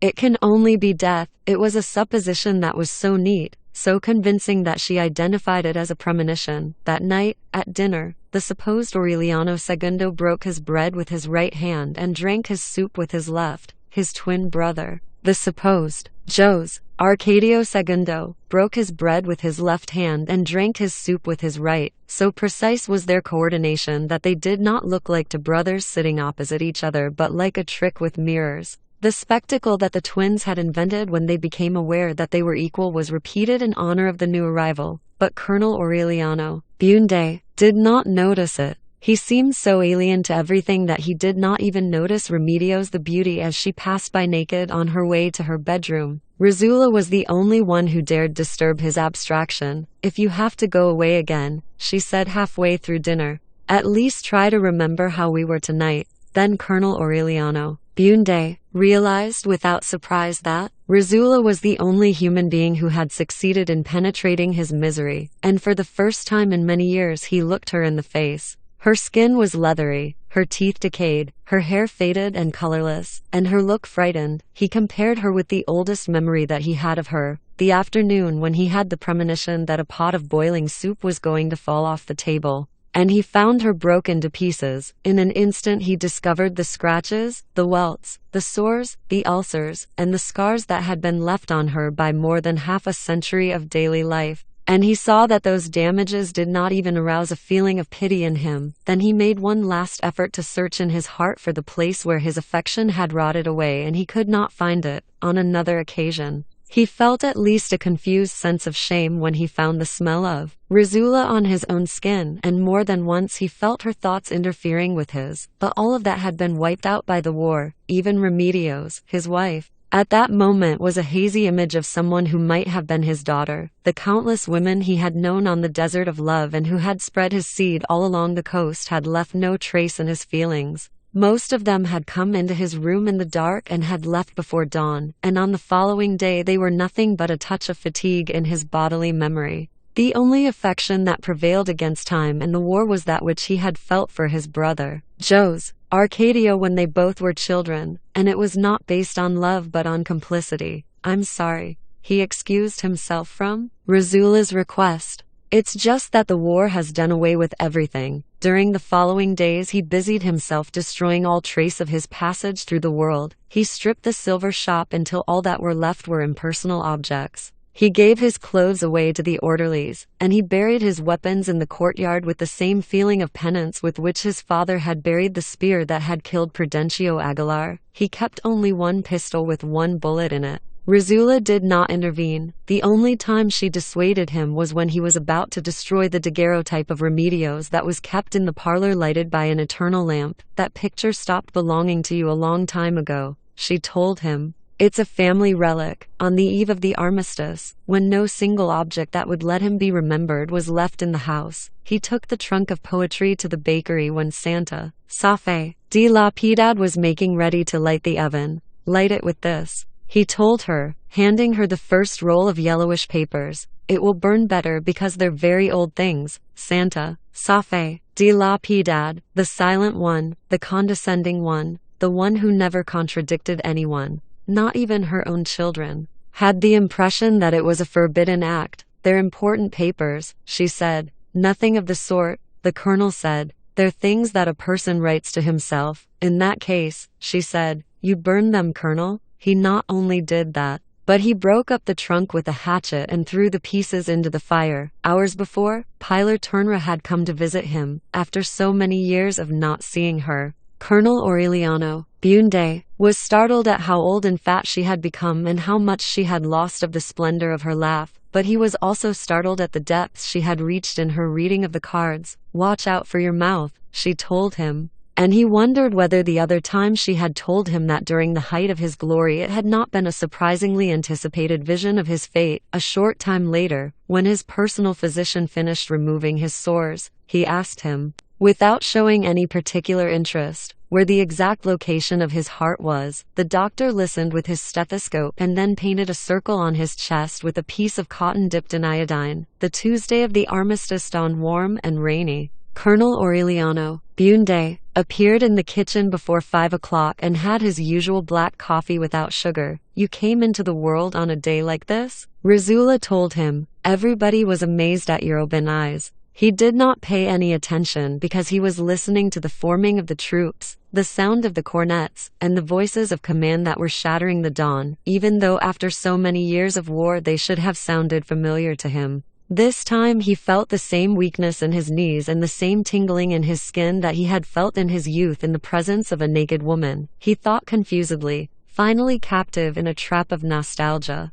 that perhaps if he had married her he would have been a man without war and without glory, a nameless artisan, a happy animal. That tardy shudder which had not figured in his forethought made his breakfast bitter. At 7 in the morning, when Colonel Gerinaldo M. Marquez came to fetch him in the company of a group of rebel officers, he found him more taciturn than ever, more pensive and solitary. Rizula tried to throw a new wrap over his shoulders. What will the government think? She told him, they'll figure that you've surrendered because you didn't have anything left to buy a cloak with, but he would not accept it. When he was at the door, he let her put an old felt hat of Joe's Arcadio Bunde ease on his head. Aureliano, Rizula said to him then, promise me that if you find that it's a bad hour for you there that you'll think of your mother. He gave her a distant smile, raising his hand with all his fingers extended. And without saying a word he left the house and faced the shouts, insults, and blasphemies that would follow him until he left the town. Rizula put the bar on the door, having decided not to take it down for the rest of her life. We'll rot in here,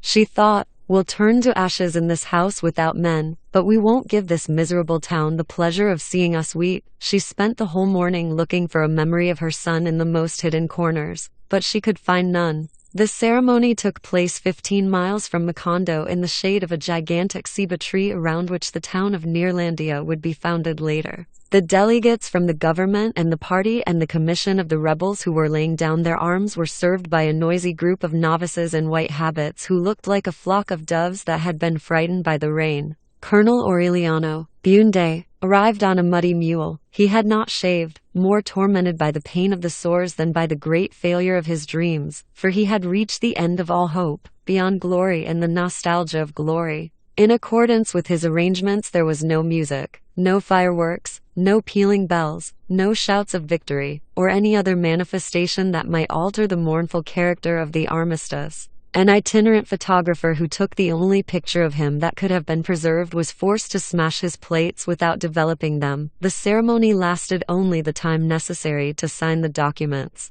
Around the rustic table placed in the center of a patched circus tent where the delegates sat were the last officers who were faithful to Colonel Aureliano Bunde. Before taking the signatures, the personal delegate of the President of the Republic tried to read the act of surrender aloud, but Colonel Aureliano Bunde was against it. Let's not waste time on formalities, he said, and prepared to sign the papers without reading them. One of his officers then broke the soporific silence of the tent. Colonel, he said, please do us the favor of not being the first to sign. Colonel Aureliano Bunde acceded. When the documents went all around the table, in the midst of a silence that was so pure that one could have deciphered the signatures from the scratching of the pen on the paper, the first line was still blank. Colonel Aureliano Bunde prepared to fill it. Colonel, another of his officers said, there's still time for everything to come out right. Without changing his expression, Colonel Aureliano Bunde signed the first copy. He had not finished signing the last one when a rebel colonel appeared in the doorway leading a mule carrying two chests.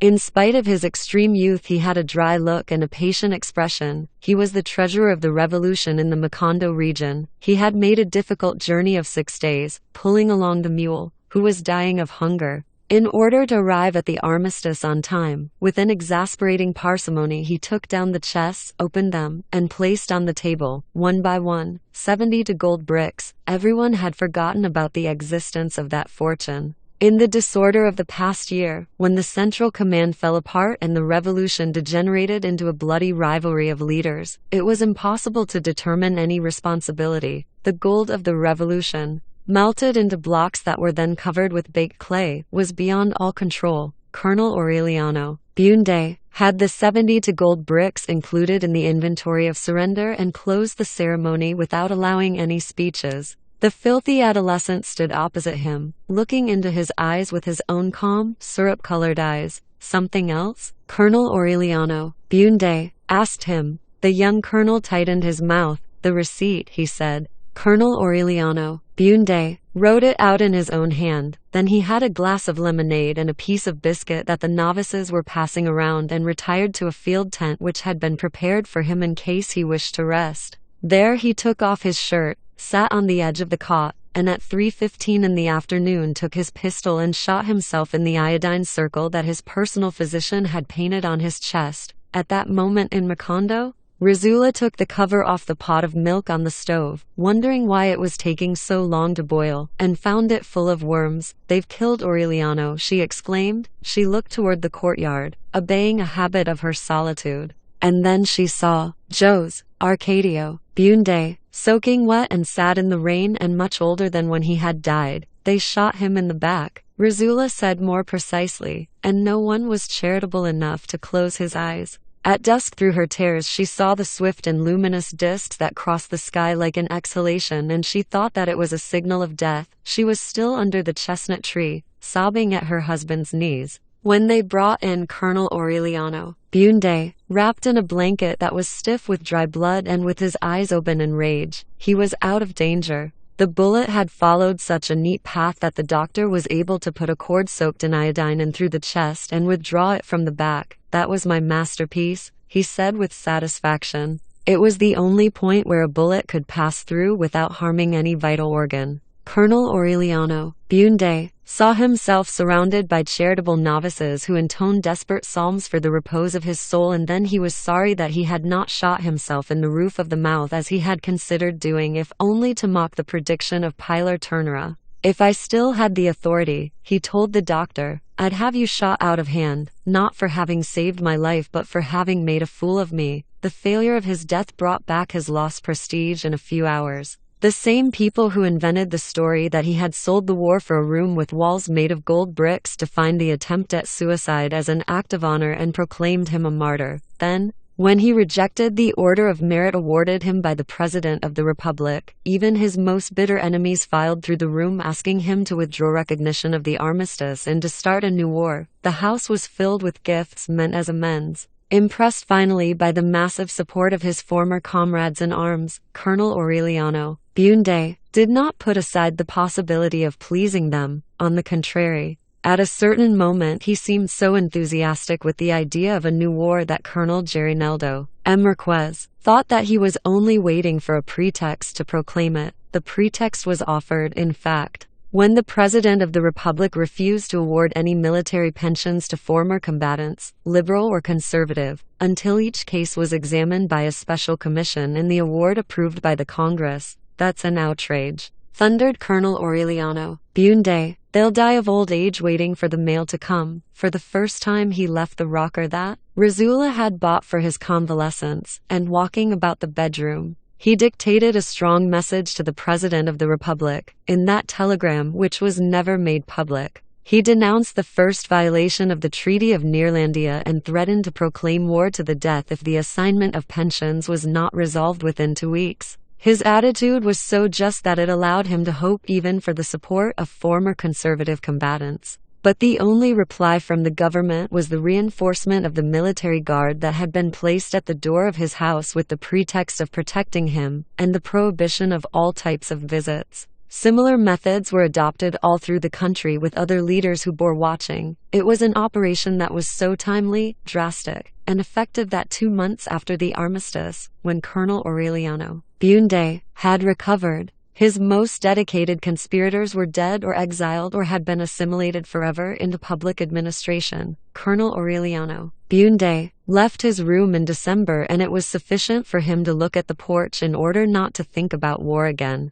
With a vitality that seemed impossible at her age, Rizula had rejuvenated the house again. "Now they're going to see who I am," she said when she saw that her son was going to live. "There won't be a better, more open house in all the world than this madhouse." She had it washed and painted, changed the furniture, restored the garden and planted new flowers, and opened doors and windows so that the dazzling light of summer would penetrate even into the bedrooms. She decreed an end to the numerous superimposed periods of mourning, and she herself exchanged her rigorous old gowns for youthful clothing. The music of the pianola again made the house merry. When she heard it, Amaranta thought of Pietro Crespi, his evening gardenia, and his smell of lavender, and in the depths of her withered heart, a clean rancor flourished, purified by time. One afternoon, when she was trying to put the parlor in order, Rizula asked for the help of the soldiers who were guarding the house. The young commander of the guard gave them permission. Little by little, Rizula began assigning them new chores. She invited them to eat,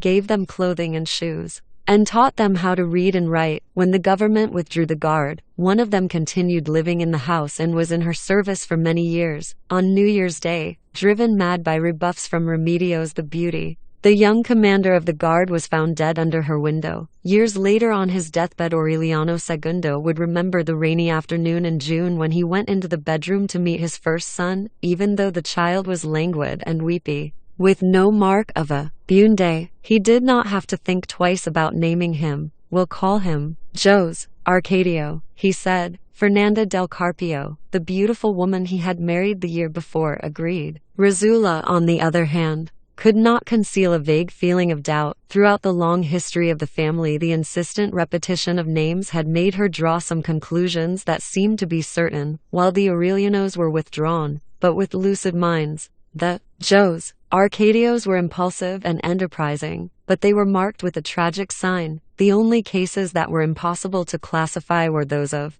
Jose Arcadio II and Aureliano II. They were so much alike and so mischievous during childhood that not even Santa Fe de la Piedad could tell them apart. On the day of their christening, Amaranta put bracelets on them with their respective names and dressed them in different colored clothing marked with each one's initials. But when they began to go to school, they decided to exchange clothing and bracelets and call each other by opposite names. The teacher, Melchor Escalona, used to knowing Jose Arcadio II by his green shirt, went out of his mind when he discovered that the latter was wearing Aureliano II's bracelet and that the other one said, nevertheless, that his name was Aureliano II in spite of the fact that he was wearing the white shirt and the bracelet with Jose Arcadio II's name. From then on, he was never sure who was who, even when they grew up and life made them different. Rizula still wondered if they themselves might not have made a mistake in some moment of their intricate game of confusion and had become changed forever. Until the beginning of adolescence, they were two synchronized machines. They would wake up at the same time, have the urge to go to the bathroom at the same time, suffer the same upsets in health, and they even dreamed about the same things. In the house, where it was thought that they coordinated their actions with a simple desire to confuse, no one realized what really was happening until one day when Santa Fe de la Piedad gave one of them a glass of lemonade, and as soon as he tasted it, the other one said that it needed sugar. Santa Fe de la Piedad, who had indeed forgotten to put sugar in the lemonade, told Rizula about it. "That's what they're all like," she said without surprise. "Crazy from birth. In time things became less disordered. The one who came out of the game of confusion with the name of Aureliano II grew to monumental size like his grandfather's, and the one who kept the name of Jose Arcadio II grew to be bony like the colonel. And the only thing they had in common was the family's solitary air. Perhaps it was that crossing of stature, names, and character that made Rizula suspect that they had been shuffled like a deck of cards since childhood. The decisive difference was revealed in the midst of the war, when Jose Arcadio II asked Colonel Gerinaldo Marquez to let him see an execution. Against Rizula's better judgment, his wishes were satisfied. Aureliano II, on the other hand, shuddered at the mere idea of witnessing an execution. He preferred to stay home. At the age of 12, he asked Razula what was in the locked room. Papers, she answered, Malkuades, books, and the strange things that he wrote in his last years. Instead of calming him, the answer increased his curiosity. He demanded so much, promised with such insistence that he would not mistreat the things that Razula gave him the keys. No one had gone into the room again since they had taken Malkuades' body out and had put on the door a padlock whose parts had become fused together with rust. But when Aureliano II opened the windows, a familiar light entered that seemed accustomed to lighting the room every day, and there was not the slightest trace of dust or cobwebs, with everything swept and clean. Better swept and cleaner than on the day of the burial, and the ink had not dried up in the inkwell, nor had oxidation diminished the shine of the metals, nor had the embers gone out under the water pipe where Jose, Arcadio, Bunde had vaporized mercury. On the shelves were the books bound in a cardboard-like material, pale, like tanned human skin, and the manuscripts were intact, in spite of the rooms having been shut up for many years. The air seemed fresher than in the rest of the house. Everything was so recent that several weeks later, when Razula went into the room with a pail of water and a brush to wash the floor, there was nothing for her to do. Aureliano II was deep in the reading of a book. Although it had no cover and the title did not appear anywhere, the boy enjoyed the story of a woman who sat at a table and ate nothing but kernels of rice, which she picked up with a pin, and the story of the fisherman who borrowed a weight for his net from a neighbor, and when he gave him a fish in payment later it had a diamond in its stomach, and the one about the lamp that fulfilled wishes and about flying carpets. Surprised, he asked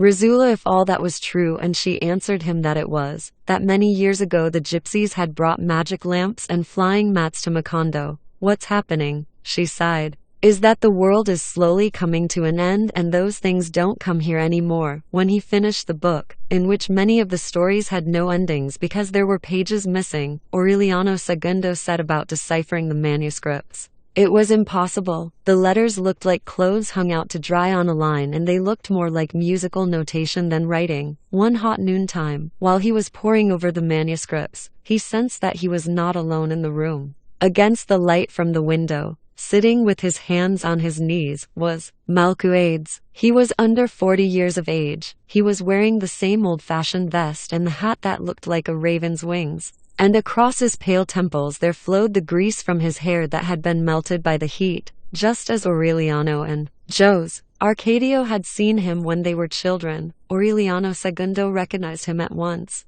because that hereditary memory had been transmitted from generation to generation and had come to him through the memory of his grandfather. Hello, Aureliano II said. Hello, young man, said Malkuades. From then on, for several years, they saw each other almost every afternoon. Malkuades talked to him about the world, tried to infuse him with his old wisdom, but he refused to translate the manuscripts. No one must know their meaning until he has reached 100 years of age, he explained. Aureliano kept those meetings secret forever. On one occasion he felt that his private world had fallen apart because Razula came in when Malkuades was in the room, but she did not see him. Who are you talking to? She asked him. Nobody. Aureliano II said. That's what your great-grandfather did. Razula said. He used to talk to himself too. Jose Arcadio II, in the meantime, had satisfied his wish to see a shooting. For the rest of his life he would remember the livid flash of the 6 simultaneous shots and the echo of the discharge as it broke against the hills, and the sad smile and perplexed eyes of the man being shot, who stood erect while his shirt became soaked with blood, and who was still smiling even when they untied him from the post and put him in a box filled with quicklime. He's alive, he thought. They're going to bury him alive. It made such an impression on him that from then on he detested military practices in war, not because of the executions but because of the horrifying custom of burying the victims alive. No one knew then exactly when he began to ring the bells in the church tower and assist Father Antonio Isabel, the successor to the Pope, at Mass, and take care of the fighting cocks in the courtyard of the parish house. When Colonel Gerinaldo M. Marquez found out, he scolded him strongly for learning occupations repudiated by the liberals. The fact is, he answered, I think I've turned out to be a conservative. He believed it as if it had been determined by fate. Colonel Jerry Neldo, M. Marquez, scandalized, told Rizula about it. It's better that way, she approved. Let's hope that he becomes a priest so that God will finally come into this house. It was soon discovered that Father Antonio Isabel was preparing him for his first communion. He was teaching him the catechism as he shaved the necks of his roosters. He explained to him with simple examples, as he put the brooding hens into their nests, how it had occurred to God on the second day of creation that chickens would be formed inside of an egg. From that time on, the parish priest began to show the signs of senility that would lead him to say years later that the devil had probably won his rebellion against God, and that he was the one who sat on the heavenly throne. Without revealing his true identity in order to trap the unwary, warmed up by the persistence of his mentor. In a few months, Jose Arcadio Segundo came to be as adept in theological tricks used to confuse the devil as he was skilled in the tricks of the cockpit. Amaranta made him a linen suit with a collar and tie, bought him a pair of white shoes, and engraved his name in gilt letters on the ribbon of the candle. 2 nights before the first communion, Father Antonio Isabel closeted himself with him in the sacristy to hear his confession with the help of a dictionary of sins. It was such a long list that the aged priest, used to going to bed at 6 o'clock, fell asleep in his chair before it was over. The interrogation was a revelation for Jose Arcadio Segundo. It did not surprise him that the priest asked him if he had done bad things with women, and he honestly answered no, but he was upset with the question as to whether he had done them with animals. The first Friday in May he received communion. Tortured by curiosity, later on he asked Petronio, the sickly sexton who lived in the belfry and who, according to what they said, fed himself on bats, about it,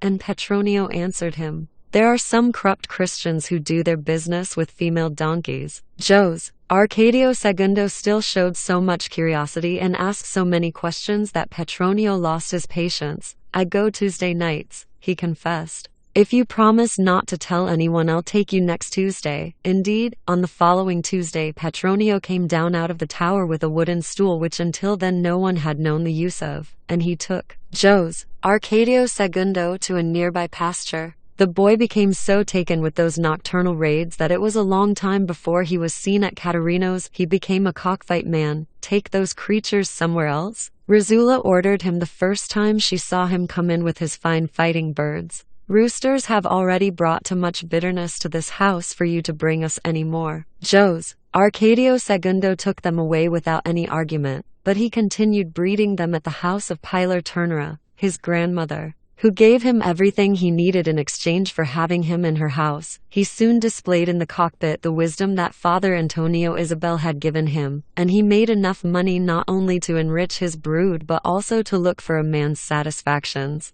Rizula compared him with his brother at that time and could not understand how the twins, who looked like the same person in childhood, had ended up so differently. Her perplexity did not last very long, for quite soon Aureliano Segundo began to show signs of laziness and dissipation. While he was shut up in Malcuade's room, he was drawn into himself, the way Colonel Aureliano Bunde had been in his youth. But a short time after the Treaty of Neerlandia, a piece of chance took him out of his withdrawn self and made him face the reality of the world. A young woman who was selling numbers for the raffle of an accordion greeted him with a great deal of familiarity. Aureliano Segundo was not surprised, for he was frequently confused with his brother, but he did not clear up the mistake, not even when the girl tried to soften his heart with sobs, and she ended taking him to her room. She liked him so much from that first meeting that she fixed things so that he would win the accordion in the raffle. At the end of 2 weeks, Aureliano Segundo realized that the woman had been going to bed alternately with him and his brother,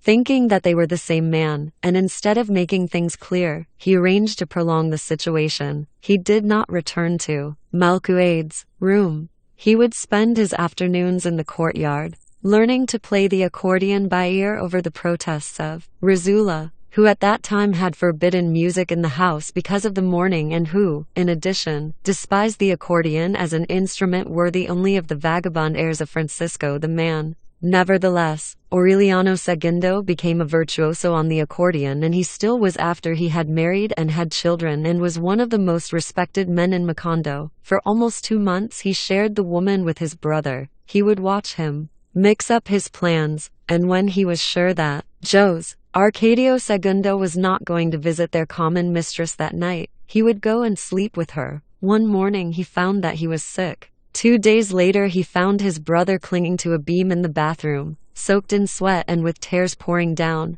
and then he understood. His brother confessed to him that the woman had sent him away because he had given her what she called a low-life sickness. He also told him how Pilar Ternera had tried to cure him. Aureliano Segundo submitted secretly to the burning baths of permanganate and to diuretic waters, and both were cured separately after 3 months of secret suffering. Jose Arcadio Segundo did not see the woman again. Aureliano Segundo obtained her pardon and stayed with her until his death. Her name was Petra Coates. She had arrived in Macondo in the middle of the war with a chance husband who lived off raffles, and when the man died she kept up the business. She was a clean young mulatto woman with yellow almond-shaped eyes that gave her face the ferocity of a panther, but she had a generous heart and a magnificent vocation for love. When Rizula realized that Jose Arcadio Segundo was a cockfight man and that Aureliano Segundo played the accordion at his concubine's noisy parties, she thought she would go mad with the combination. It was as if the defects of the family and none of the virtues had been concentrated in both. Then she decided that no one again would be called Aureliano or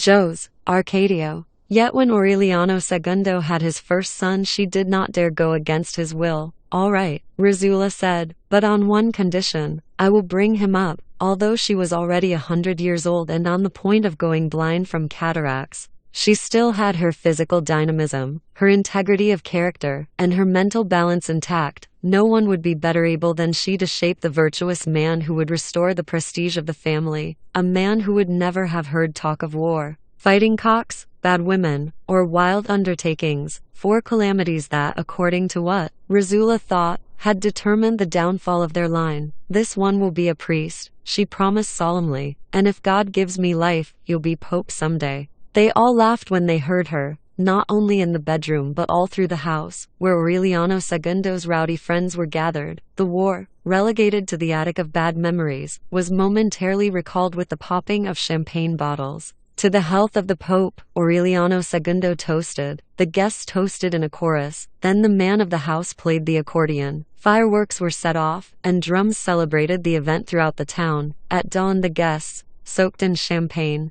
sacrificed 6 cows and put them in the street at the disposal of the crowd. No one was scandalized. Since Aureliano Segundo had taken charge of the house, those festivities were a common thing, even when there was no motive as proper as the birth of a pope. In a few years, without effort, simply by luck, he had accumulated one of the largest fortunes in the swamp thanks to the supernatural proliferation of his animals. His mares would bear triplets, his hens laid twice a day, and his hogs fattened with such speed that no one could explain such disorderly fecundity except through the use of black magic. "Save something now," Rizula would tell her wild great-grandson. "This luck is not going to last all your life." But Aureliano Segundo paid no attention to her. The more he opened champagne to soak his friends, the more wildly his animals gave birth, and the more he was convinced that his lucky star was not a matter of his conduct but an influence of Petra Coates, his concubine, whose love had the virtue of exasperating nature.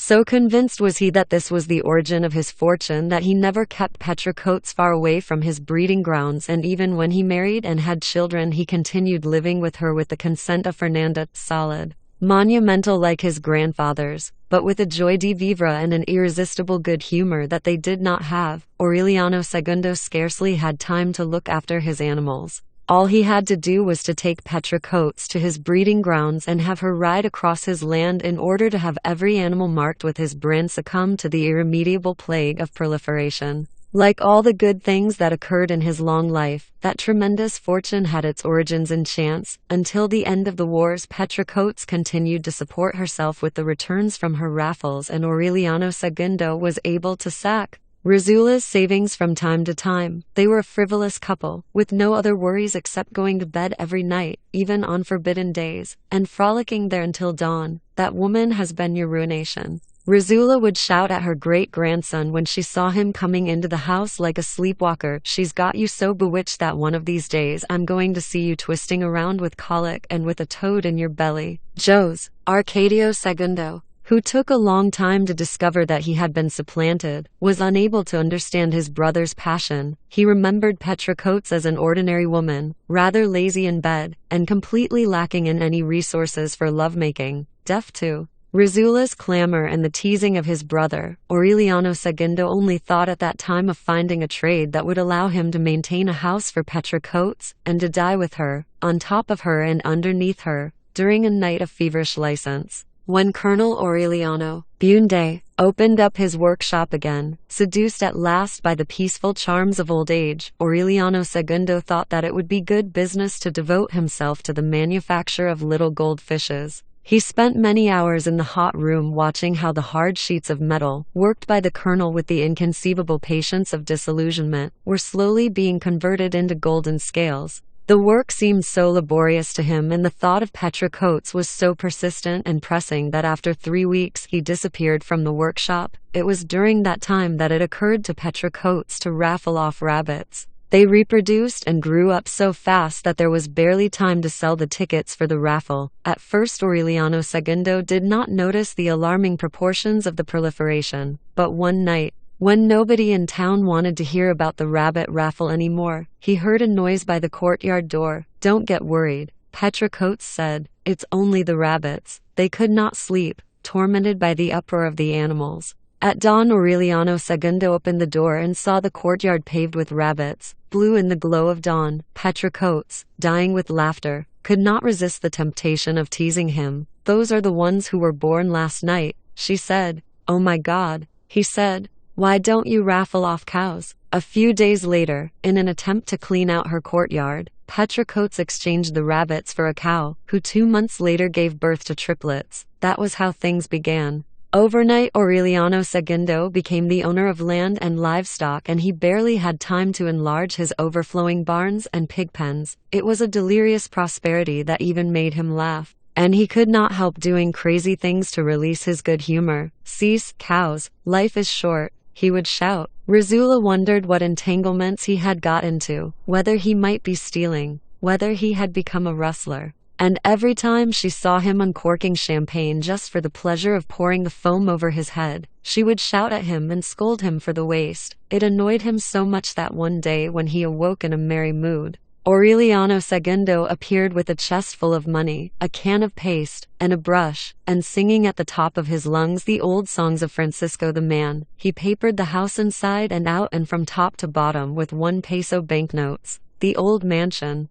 painted white since the time they had brought the pianola, took on the strange look of a mosque. In the midst of the excitement of the family, the scandalization of Rizula, the joy of the people cramming the street to watch that apotheosis of squandering, Aureliano Segundo finished by papering the house from the front to the kitchen, including bathrooms and bedrooms, and threw the leftover bills into the courtyard. "Now," he said in a final way, "I hope that nobody in this house ever talks to me about money again." That was what happened. Rizula had the bills taken down, stuck to great cakes of whitewash, and the house was painted white again. "Dear Lord," she begged, "make us poor again the way we were when we founded this town, so that you will not collect for this squandering in the other life." Her prayers were answered in reverse. One of the workmen removing the bills bumped into an enormous plaster statue of Saint Joseph that someone had left in the house during the last years of the war, and the hollow figure broke to pieces on the floor. It had been stuffed with gold coins.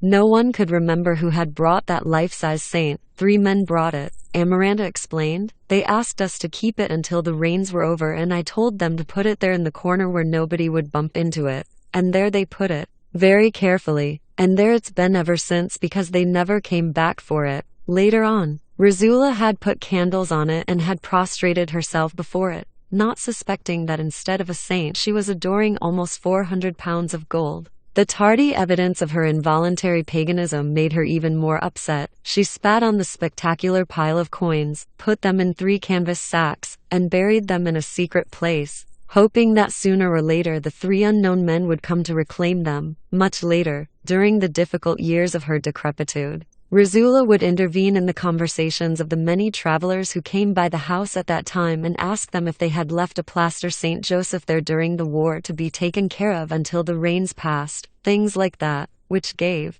Rizula. Such consternation were commonplace in those days. Macondo was swamped in a miraculous prosperity. The adobe houses of the founders had been replaced by brick buildings with wooden blinds and cement floors, which made the suffocating heat of 2 o'clock in the afternoon more bearable. All that remained at that time of Joe's, Arcadio, Bunde's ancient village were the dusty almond trees, destined to resist the most arduous of circumstances, and the river of clear water whose prehistoric stones had been pulverized by the frantic hammers of Joe's, Arcadio II. When he set about opening the channel in order to establish a boat line, it was a mad dream, comparable to those of his great-grandfather, for the rocky riverbed and the numerous rapids prevented navigation from Macondo to the sea. But Joe's, Arcadio II., in an unforeseen burst of temerity, stubbornly kept on with the project. Until then he had shown no sign of imagination, except for his precarious adventure with Petra Coates. He had never known a woman. Rizula had considered him the quietest example the family had ever produced in all its history,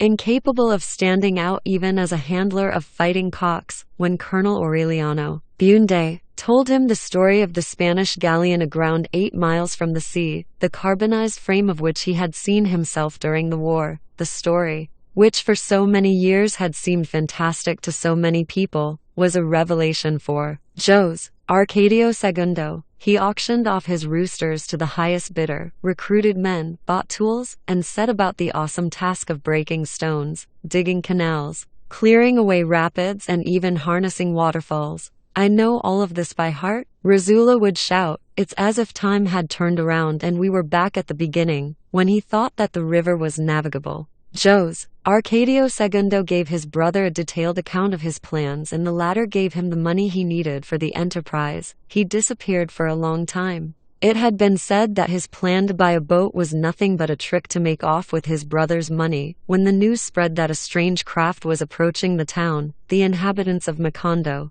who no longer remembered the colossal undertakings of Joe's, Arcadio, Bunde, ran to the riverbank and saw with eyes popping in disbelief the arrival of the first and last boat ever to dock in the town. It was nothing but a log raft drawn by thick ropes pulled by 20 men who walked along the bank, in the prow, with a glow of satisfaction in his eyes. Joe's, Arcadio II. was directing the arduous maneuver. There arrived with him a rich group of splendid matrons who were protecting themselves from the burning sun with gaudy parasols, and wore on their shoulders fine silk kerchiefs, with colored creams on their faces and natural flowers in their hair and golden serpents on their arms and diamonds in their teeth. The log raft was the only vessel that Joe's, Arcadio II. was able to bring to Macondo, and only once. But he never recognized the failure of his enterprise, but proclaimed his deed as a victory of willpower. He gave a scrupulous accounting to his brother and very soon plunged back into the routine of cockfights. The only thing that remained of that unfortunate venture was the breath of renovation that the matrons from France brought. As their magnificent arts transformed traditional methods of love and their sense of social well-being abolished Caterino's antiquated place and turned the street into a bazaar of Japanese lanterns and nostalgic hand organs, they were the promoters of the bloody carnival that plunged Macondo into delirium for 3 days and whose only lasting consequence was having given Aureliano II the opportunity to meet Fernanda del Carpio. Remedios the Beauty was proclaimed queen. Rizula, who shuddered at the disquieting beauty of her great-granddaughter, could not prevent the choice. Until then she had succeeded in keeping her off the streets unless it was to go to mass with Amaranta, but she made her cover her face with a black shawl. The most impious men, those who would disguise themselves as priests to say sacrilegious masses in Caterino's store, would go to church with an aim to see, if only for an instant, the face of Remedios the Beauty, whose legendary good looks were spoken of with alarming excitement throughout the swamp. It was a long time before they were able to do so, and it would have been better for them if they never had, because most of them never recovered their peaceful habits of sleep. The man who made it possible, a foreigner, lost his serenity forever, became involved in the sloughs of abjection and misery, and years later was cut to pieces by a train after he had fallen asleep on the tracks. From the moment he was seen in the church, wearing a green velvet suit and an embroidered vest, no one doubted that he came from far away. perhaps from some distant city outside of the country, attracted by the magical fascination of Remedios the Beauty. He was so handsome, so elegant and dignified, with such presence, that Pietro Crespi would have been a mere fop beside him. And many women whispered with spiteful smiles that he was the one who really should have worn the shawl. He did not speak to anyone in Macondo. He appeared at dawn on Sunday like a prince in a fairy tale, riding a horse with silver stirrups and a velvet blanket, and he left town after Mass. The power of his presence was such that from the first time he was seen in the church, everybody took it for granted that a silent and tense duel had been established between him and Remedios the Beauty, a secret pact, an irrevocable challenge that would end not only in love but also in death. On the sixth Sunday the gentleman appeared with a yellow rose in his hand. He heard Mass standing, as he always did, and at the end he stepped in front of Remedios the Beauty and offered her the solitary rose. She took it with a natural gesture, as if she had been prepared for that homage, and then she uncovered her face and gave her thanks with a smile. That was all she did, not only for the gentleman, but for all the men who had the unfortunate privilege of seeing her. That was an eternal instant. From then on the gentleman had a band of musicians play beside the window of Remedios the Beauty. Sometimes until dawn. Aureliano Segundo was the only one who felt a cordial compassion for him, and he tried to break his perseverance. "Don't waste your time anymore," he told him one night. "The women in this house are worse than mules." He offered him his friendship, invited him to bathe in champagne, tried to make him understand that the females of his family had insides made of flint, but he could not weaken his obstinacy, exasperated by the interminable nights of music. Colonel Aureliano Bunde threatened to cure his affliction with a few pistol shots. Nothing made him desist except his own lamentable state of demoralization. From a well-dressed and neat individual he became filthy and ragged. It was rumored that he had abandoned power and fortune in his distant nation. Although his origins were actually never known, he became argumentative, a barroom brawler, and he would wake up rolling in his own filth in Caterino's store. The saddest part of his drama was that Remedios the Beauty did not notice him, not even when he appeared in church dressed like a prince. She accepted the yellow rose without the least bit of malice, amused, rather, by the extravagance of the act. And she lifted her shawl to see his face better, not to show hers. Actually, Remedios the Beauty was not a creature of this world, until she was well along in puberty. Santa Fe de la Piedad had to bathe and dress her. And even when she could take care of herself, it was necessary to keep an eye on her so that she would not paint little animals on the walls with a stick daubed in her own excrement. She reached 20 without knowing how to read or write, unable to use the silver at the table, wandering naked through the house because her nature rejected all manner of convention. When the young commander of the guard declared his love for her, she rejected him simply because his frivolity startled her. "See how simple he is," she told Amaranta. "He says that he's dying because of me, as if I were a bad case of colic," when, indeed, they found him dead beside her window. Remedios the Beauty confirmed her first impression. "You see," she commented, "he was a complete simpleton." It seemed as if some penetrating lucidity permitted her to see the reality of things beyond any formalism. That at least was the point of view of Colonel Aureliano Bunde, for whom Remedios the Beauty was in no way mentally retarded, as was generally believed, but quite the opposite. "It's as if she's come back from 20 years of war,"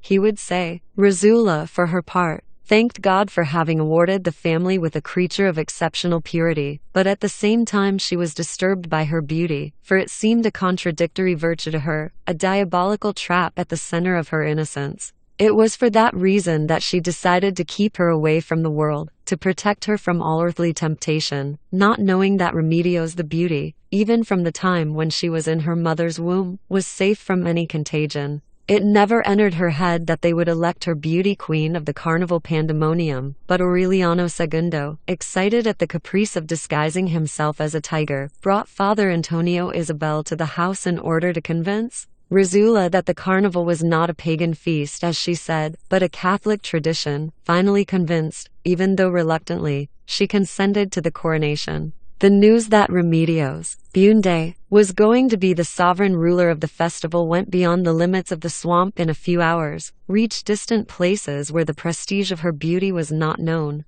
and it aroused the anxiety of those who still thought of her last name as a symbol of subversion. The anxiety was baseless. If anyone had become harmless at that time, it was the aging and disillusioned Colonel Aureliano Bunde, who was slowly losing all contact with the reality of the nation. Enclosed in his workshop, his only relationship with the rest of the world was his business in little goldfishes. One of the soldiers who had guarded his house during the first days of peace would go sell them in the villages of the swamp and return loaded down with coins and news that the conservative government, he would say, with the backing of the liberals, was reforming the calendar so that every president could remain in power for 100 years, that the Concordat with the Holy See had finally been signed and a cardinal had come from Rome with a crown of diamonds and a throne of solid gold, and that the liberal ministers had had their pictures taken on their knees in the act of kissing his ring, that the leading lady of a Spanish company passing through the capital had been kidnapped by a band of masked highwaymen, and on the following Sunday she had danced in the nude at the summer house of the President of the Republic.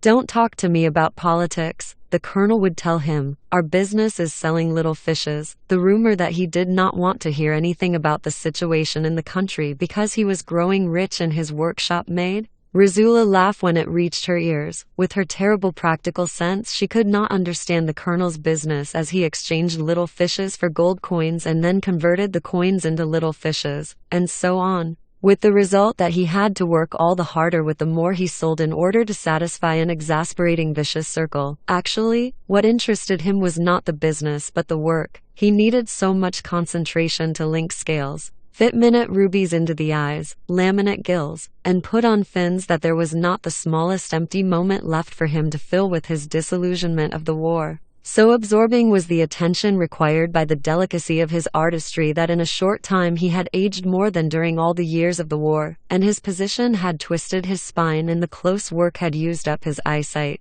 But the implacable concentration awarded him with a piece of the spirit. The last time he was seen to take an interest in some matter related to the war was when a group of veterans from both parties sought his support for the approval of lifetime pensions, which had always been promised and were always about to be put into effect. "Forget about it," he told them. "You can see how I refused my pension in order to get rid of the torture of waiting for it until the day I died." At first, Colonel Gerinaldo Marquez would visit him at dusk and they would both sit in the street door and talk about the past, but Amaranta could not bear the memories that man, whose baldness had plunged him into the abyss of premature old age, aroused in her, and she would torment him with snide remarks until he did not come back except on special occasions, and he finally disappeared, extinguished by paralysis, taciturn, silent, insensible to the new breath of vitality that was shaking the house. Colonel Aureliano Bunde could understand only that the secret of a good old age is simply an honorable pact with solitude. He would get up at 5 in the morning after a light sleep,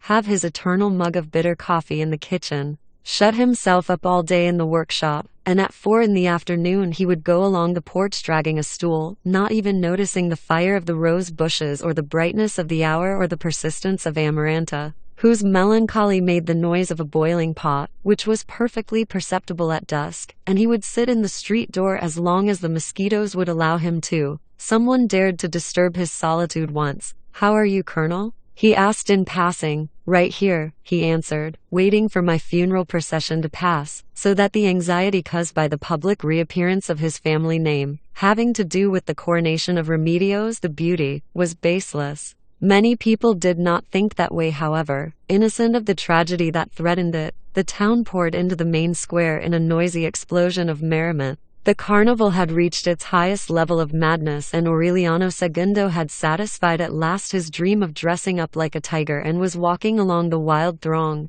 hoarse from so much roaring, when on the swamp road a parade of several people appeared carrying in a gilded litter the most fascinating woman that imagination could conceive. For a moment the inhabitants of Macondo took off their masks in order to get a better look at the dazzling creature with a crown of emeralds and an ermine cape, who seemed invested with legitimate authority, and was not merely a sovereign of bangles and crepe paper. There were many people who had sufficient insight to suspect that it was a question of provocation. But Aureliano II immediately conquered his perplexity and declared the new arrivals to be guests of honor, and with the wisdom of Solomon he seated Remedios the Beauty and the intruding queen on the same dais. Until midnight the strangers, disguised as Bedouins, took part in the delirium and even enriched it with sumptuous fireworks and acrobatic skills that made one think of the art of the gypsies. Suddenly, during the paroxysm of the celebration, someone broke the delicate balance. "Long live the Liberal Party," he shouted.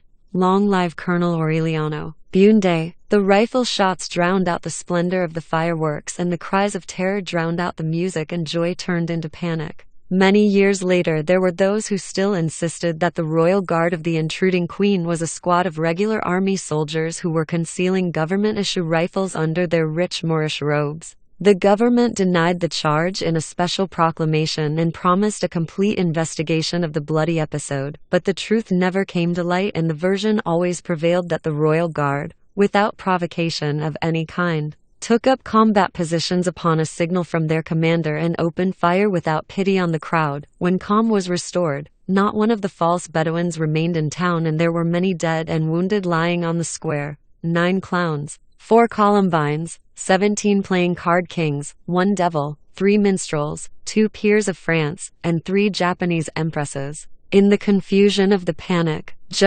Arcadio Segundo managed to rescue Remedios the Beauty, and Aureliano Segundo carried the intruding queen to the house in his arms, her dress torn and the ermine cape stained with blood. Her name was Fernanda del Carpio. She had been chosen as the most beautiful of the 5,000 most beautiful women in the land, and they had brought her to Macondo with the promise of naming her Queen of Madagascar. Razula took care of her as if she were her own daughter. The town, instead of doubting her innocence, pitied her candor. 6 months after the massacre, when the wounded had recovered and the last flowers on the mass grave had withered, Aureliano Segundo went to fetch her from the distant city where she lived with her father, and he married her in Macondo with a noisy celebration that lasted 20 days. The marriage was on the point of breaking up after 2 months because Aureliano Segundo, in an attempt to placate Petra Coates, had a picture taken of her dressed as the Queen of Madagascar. When Fernanda found out about it, she repacked her bridal trunks and left Macondo without saying goodbye.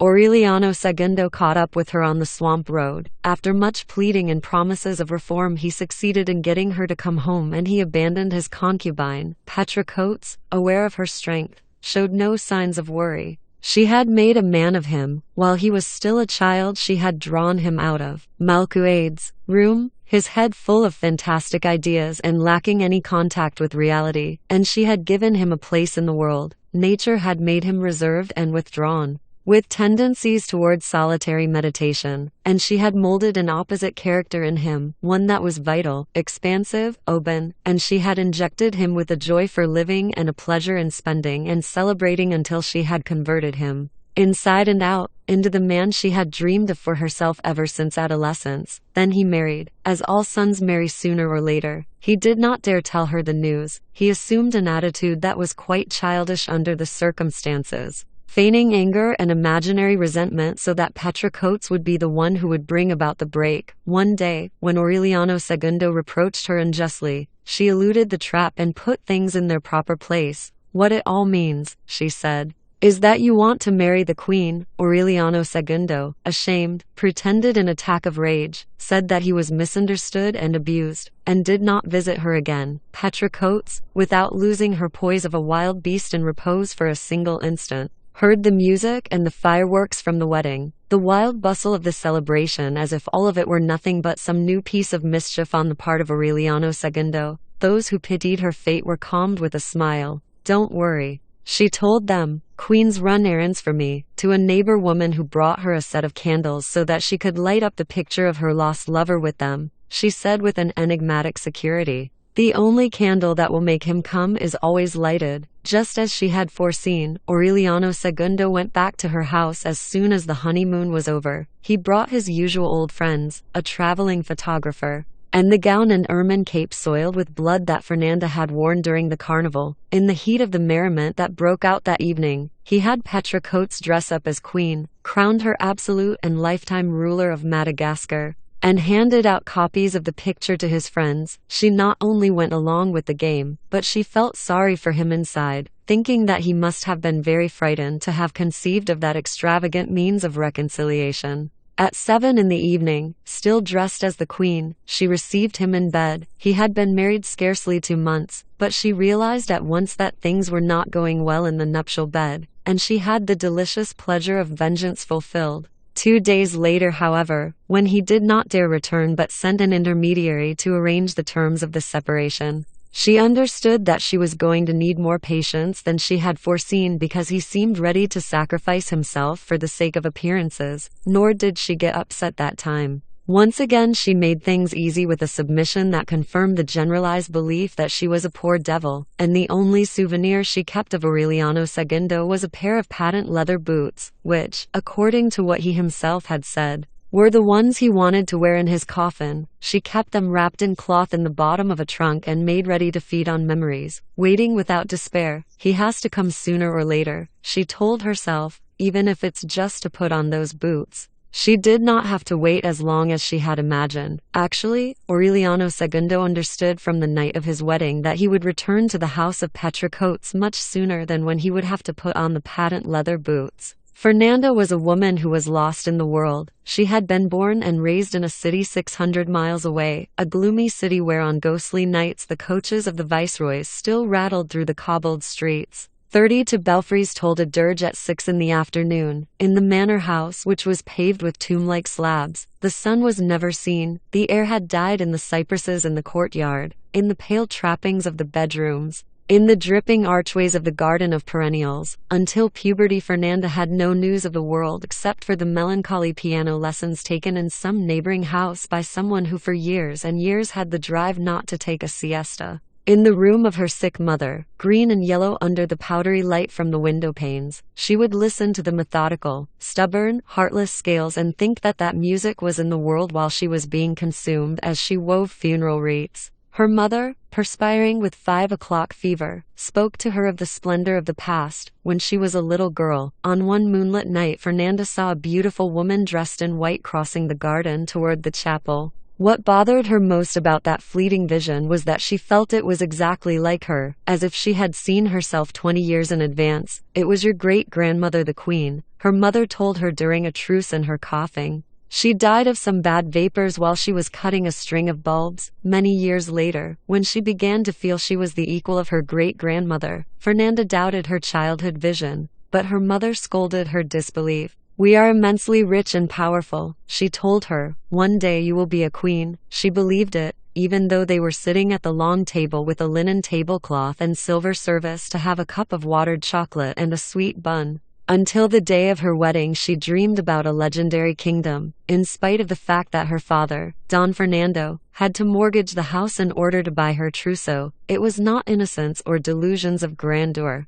That was how they had brought her up. Since she had had the use of reason, she remembered having done her duty in a gold pot with the family crest on it. She left the house for the first time at the age of 12 in a coach and horses that had to travel only 2 blocks to take her to the convent. Her classmates were surprised that she sat apart from them in a chair with a very high back and that she would not even mingle with them during recess. "She's different," the nuns would explain. "She's going to be a queen." Her schoolmates believed this because she was already the most beautiful, distinguished, and discreet girl they had ever seen. At the end of 8 years, after having learned to write Latin poetry, play the clavichord, talk about falconry with gentlemen and apologetics with archbishops, discuss affairs of state with foreign rulers and affairs of God with the Pope, she returned to her parents' home to weave funeral wreaths. She found it despoiled. All that was left was the furniture that was absolutely necessary, the silver candelabra and table service, for the everyday utensils had been sold one by one to underwrite the costs of her education. Her mother had succumbed to 5 o'clock fever. Her father, Don Fernando, dressed in black with a stiff collar and a gold watch chain, would give her a silver coin on Mondays for the household expenses, and the funeral wreaths finished the week before would be taken away. He spent most of his time shut up in his study, and the few times that he went out he would return to recite the rosary with her. She had intimate friendships with no one. She had never heard mention of the wars that were bleeding the country. She continued her piano lessons at 3 in the afternoon. She had even begun to lose the illusion of being a queen when 2 peremptory raps of the knocker sounded at the door and she opened it to a well-groomed military officer with ceremonious manners who had a scar on his cheek and a gold medal on his chest. He closeted himself with her father in the study. 2 hours later, her father came to get her in the sewing room. "Get your things together," he told her. "You have to take a long trip." That was how they took her to Macondo, in one single day. With a brutal slap, life threw on top of her the whole weight of a reality that her parents had kept hidden from her for many years. When she returned home, she shut herself up in her room to weep. Indifferent to Don Fernando's pleas and explanations as he tried to erase the scars of that strange joke, she had sworn to herself never to leave her bedroom until she died. When Aureliano Segundo came to get her, it was an act of impossible fate. Because in the confusion of her indignation, in the fury of her shame, she had lied to him so that he would never know her real identity. The only real clues that Aureliano Segundo had when he left to look for her were her unmistakable Highland accent and her trade as a weaver of funeral wreaths. He searched for her without cease. With the fierce temerity with which Jose Arcadio Bunde had crossed the mountains to found Macondo, with the blind pride with which Colonel Aureliano Bunde had undertaken his fruitless wars, with the mad tenacity with which Rizula watched over the survival of the line, Aureliano Segundo looked for Fernanda, without a single moment of respite. When he asked where they sold funeral wreaths, they took him from house to house so that he could choose the best ones.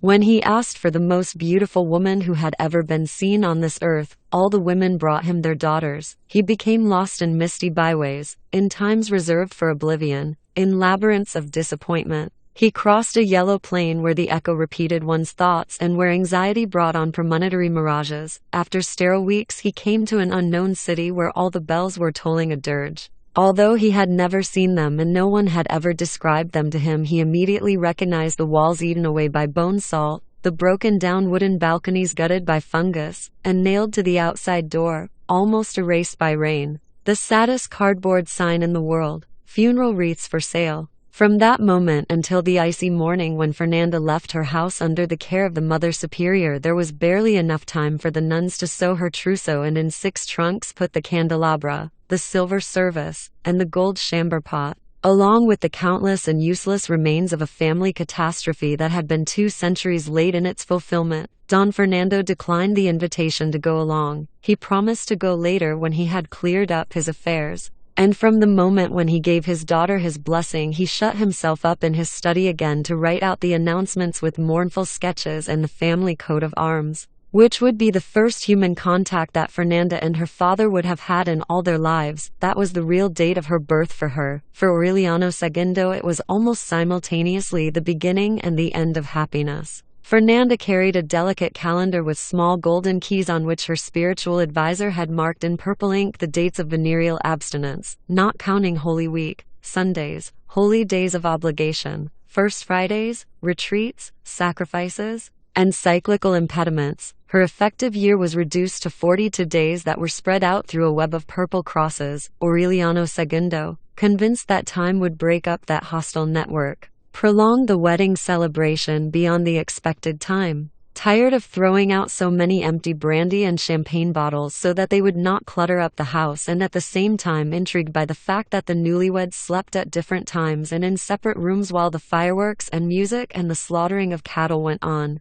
Rizula remembered her own experience and wondered whether Fernanda might have a chastity belt too, which would sooner or later provoke jokes in the town and give rise to a tragedy. But Fernanda confessed to her that she was just letting 2 weeks go by before allowing the first contact with her husband. Indeed, when the period was over, she opened her bedroom with a resignation worthy of an expiatory victim, and Aureliano Segundo saw the most beautiful woman on earth, with her glorious eyes of a frightened animal and her long copper-colored hair spread out across the pillow. He was so fascinated with that vision that it took him a moment to realize that Fernanda was wearing a white nightgown that reached down to her ankles, with long sleeves and with a large, round buttonhole delicately trimmed. At the level of her lower stomach, Aureliano Segundo could not suppress an explosion of laughter. "That's the most obscene thing I've ever seen in my life," he shouted with a laugh that rang through the house. "I married a sister of charity." A month later, unsuccessful in getting his wife to take off her nightgown, he had the picture taken of Petra Coates dressed as a queen. Later on, when he succeeded in getting Fernanda to come back home, she gave in to his urges in the fever of reconciliation. but she could not give him the repose he had dreamed about when he went to fetch her in the city with the 32 belfries. Aureliano II found only a deep feeling of desolation in her. One night, a short time before their first child was born, Fernanda realized that her husband had returned in secret to the bed of Petra Coates. "That's what happened," he admitted, and he explained in a tone of prostrated resignation. "I had to do it so that the animals would keep on breeding." He needed a little time to convince her about such a strange expedient, but when he finally did so by means of proofs that seemed irrefutable, the only promise that Fernanda demanded from him was that he should not be surprised by death in his concubine's bed. In that way the three of them continued living without bothering each other. Aureliano II, punctual and loving with both of them, Petra Coates, strutting because of the reconciliation, and Fernanda, pretending that she did not know the truth. The pact did not succeed, however, in incorporating Fernanda into the family.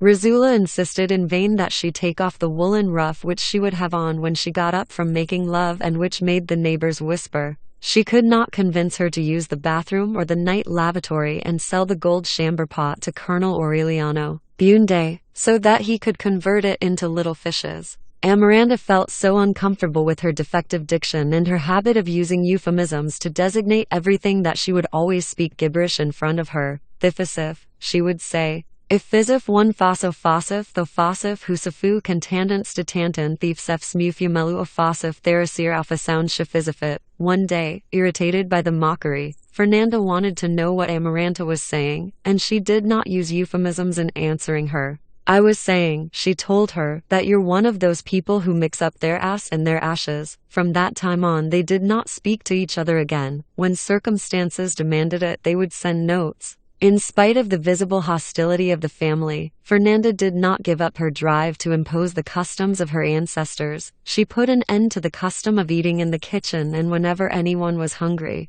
and she imposed the obligation of doing it at regular hours at the large table in the dining room, covered with a linen cloth and with silver candlesticks and table service, the solemnity of an act which, Rizula had considered the most simple one of daily life, created a tense atmosphere against which the silent Joes. Arcadio II rebelled before anyone else, but the custom was imposed, the same as that of reciting the rosary before dinner, and it drew the attention of the neighbors, who soon spread the rumor that the Bundas did not sit down to the table like other mortals but had changed the act of eating into a kind of high mass. Even Rizula's superstitions, with origins that came more from an inspiration of the moment than from tradition, came into conflict with those of Fernanda, who had inherited them from her parents and kept them defined and catalogued for every occasion. As long as Rizula had full use of her faculties, some of the old customs survived and the life of the family kept some quality of her impulsiveness, but when she lost her sight and the weight of her years relegated her to a corner,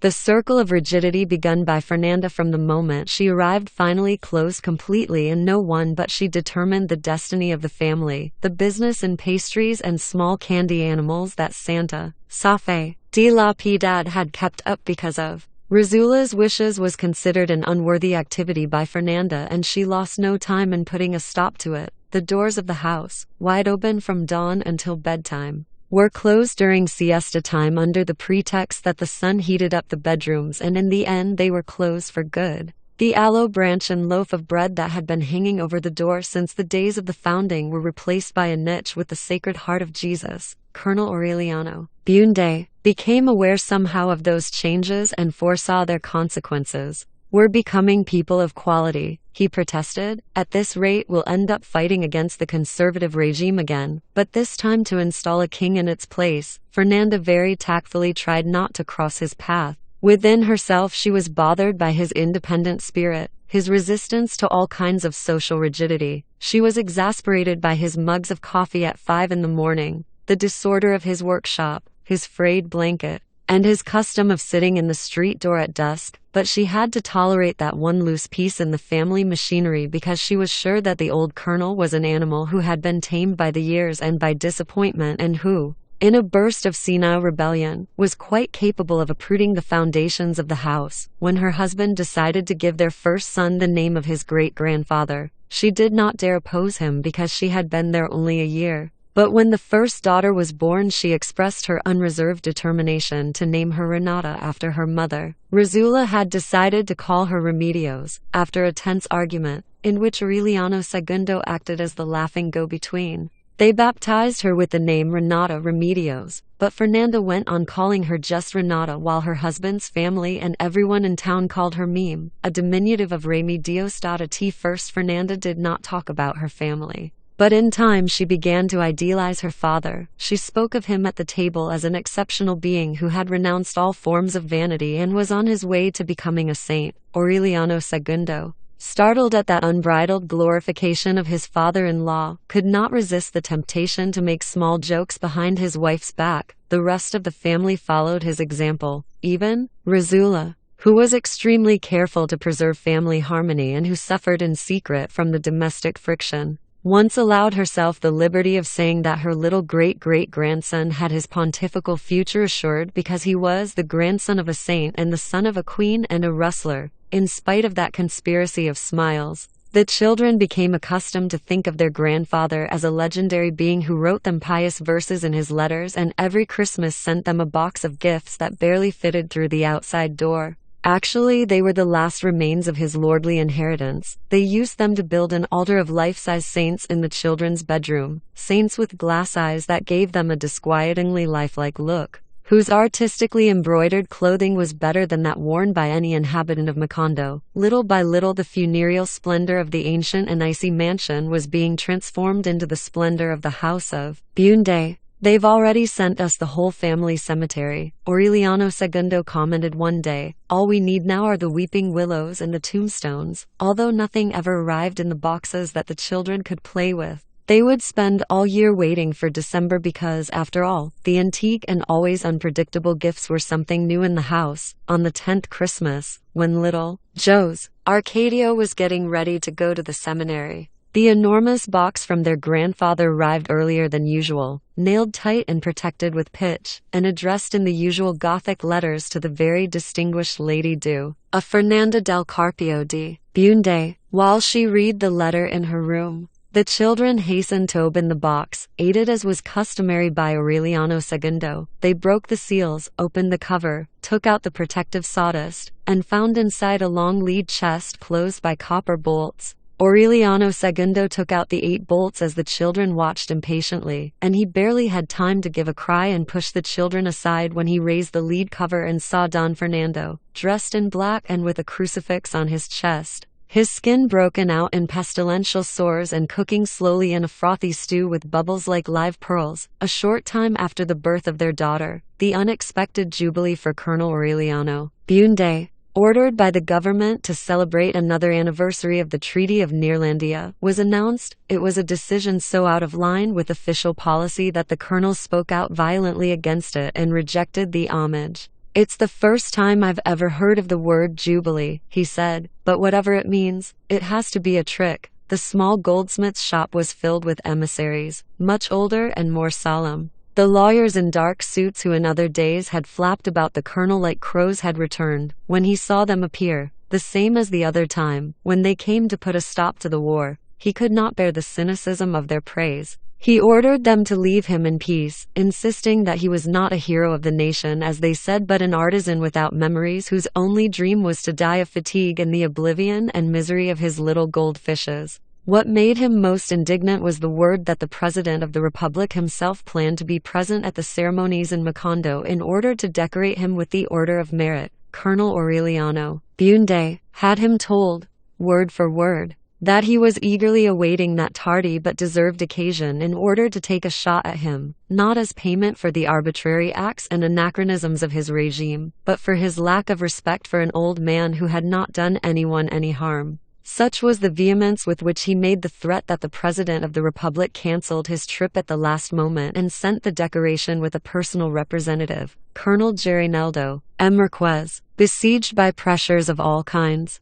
left his bed of a paralytic in order to persuade his former companion in arms. When the latter saw the rocking chair carried by 4 men appear and saw the friend who had shared his victories and defeats since youth sitting in it among some large pillows, He did not have a single doubt but that he was making that effort in order to express his solidarity, but when he discovered the real motive for his visit, he had them take him out of the workshop. "Now I'm convinced too late," he told him, "that I would have done you a great favor if I'd let them shoot you." So the Jubilee was celebrated without the attendance of any members of the family. Chance had it that it also coincided with Carnival Week. But no one could get the stubborn idea out of Colonel Aureliano Bunde's head that the coincidence had been foreseen by the government in order to heighten the cruelty of the mockery. From his lonely workshop he could hear the martial music, the artillery salutes, the tolling of the Te Deum, and a few phrases of the speeches delivered in front of the house as they named the street after him. His eyes grew moist with indignation, with angry impotence. And for the first time since his defeat, it pained him not to have the strength of youth so that he could begin a bloody war that would wipe out the last vestiges of the conservative regime. The echoes of the homage had not died down when Razula knocked at the workshop door. "Don't bother me," he said. "I'm busy. Open up." Razula insisted in a normal voice. "This has nothing to do with the celebration." Then Colonel Aureliano Bunde took down the bar and saw at the door 17 men of the most varied appearance, of all types and colors, but all with a solitary air that would have been enough to identify them anywhere on earth. They were his sons. Without any previous agreement, without knowing each other, they had arrived from the most distant corners of the coast. Captivated by the talk of the Jubilee, they all bore with pride the name Aureliano and the last name of their mothers. The 3 days that they stayed in the house, to the satisfaction of Razula and the scandal of Fernanda, were like a state of war. Amaranta searched among old papers for the ledger where Razula had written down the names and birth and baptism dates of all of them, and beside the space for each one she added his present address. That list could well have served as a recapitulation of 20 years of war. From it, the nocturnal itinerary of the colonel. From the dawn he left Macondo at the head of 21 men on his way to a fanciful rebellion until he returned for the last time wrapped in a blanket stiff with blood could have been reconstructed. Aureliano Segundo did not let the chance go by to regale his cousins with a thunderous champagne and accordion party that was interpreted as a tardy adjustment of accounts with the carnival, which went awry because of the Jubilee. They smashed half of the dishes. They destroyed the rose bushes as they chased a bull they were trying to hog-tie. They killed the hens by shooting at them. They made Amaranta dance the sad waltzes of Pietro Crespi. They got Remedios the beauty to put on a pair of men's pants and climb a greased pole, and in the dining room they turned loose a pig daubed with lard which prostrated Fernanda. But no one regretted the destruction because the house shook with a healthy earthquake. Colonel Aureliano Bunde, who at first received them with mistrust and even doubted the parentage of some, was amused by their wildness. And before they left he gave each one a little goldfish, even the withdrawn Joes. Arcadio Segundo offered them an afternoon of cockfights, which was at the point of ending in tragedy because several of the Aurelianos were so expert in matters of the cockpit that they spotted Father Antonio Isabel's tricks at once. Aureliano Segundo, who saw the limitless prospect of wild times offered by those mad relatives, decided that they should all stay and work for him. The only one who accepted was Aureliano Triste, a big mulatto with the drive and explorer's spirit of his grandfather. He had already tested his fortune in half the world, and it did not matter to him where he stayed. The others, even though they were unmarried, considered their destinies established. They were all skillful craftsmen, the men of their houses. Peace-loving people. The Ash Wednesday before they went back to scatter out along the coast, Amaranta got them to put on Sunday clothes and accompany her to church, more amused than devout. They let themselves be led to the altar rail where Father Antonio Isabel made the sign of the cross and ashes on them. Back at the house, when the youngest tried to clean his forehead, he discovered that the mark was indelible, and so were those of his brothers. They tried soap and water, earth and a scrubbing brush, and lastly a pumice stone and lye, but they could not remove the crosses. On the other hand, Amaranta and the others who had gone to Mass took it off without any trouble. "It's better that way," Razula stated as she said goodbye to them. "From now on everyone will know who you are." They went off in a troop, preceded by a band of musicians and shooting off fireworks, and they left behind in the town an impression that the Bunde line had enough seed for many centuries. Aureliano Triste, with the cross of ashes on his forehead, set up on the edge of town the ice factory that Joes Arcadio Bunde had dreamed of in his inventive delirium. some months after his arrival, when he was already well known and well liked. Aureliano Trieste went about looking for a house so that he could send for his mother and an unmarried sister who was not the colonel's daughter, and he became interested in the run-down big house that looked abandoned on a corner of the square. He asked who owned it. Someone told him that it did not belong to anyone, that in former times a solitary widow who fed on earth and whitewash from the walls had lived there, and that in her last years she was seen only twice on the street with a hat of tiny artificial flowers and shoes the color of old silver when she crossed the square to the post office to mail a letter to the bishop. They told him that her only companion was a pitiless servant woman who killed dogs and cats and any animal that got into the house and threw their corpses into the middle of the street in order to annoy people with the rotten stench. So much time had passed since the sun had mummified the empty skin of the last animal that everybody took it for granted that the lady of the house and the maid had died long before the wars were over,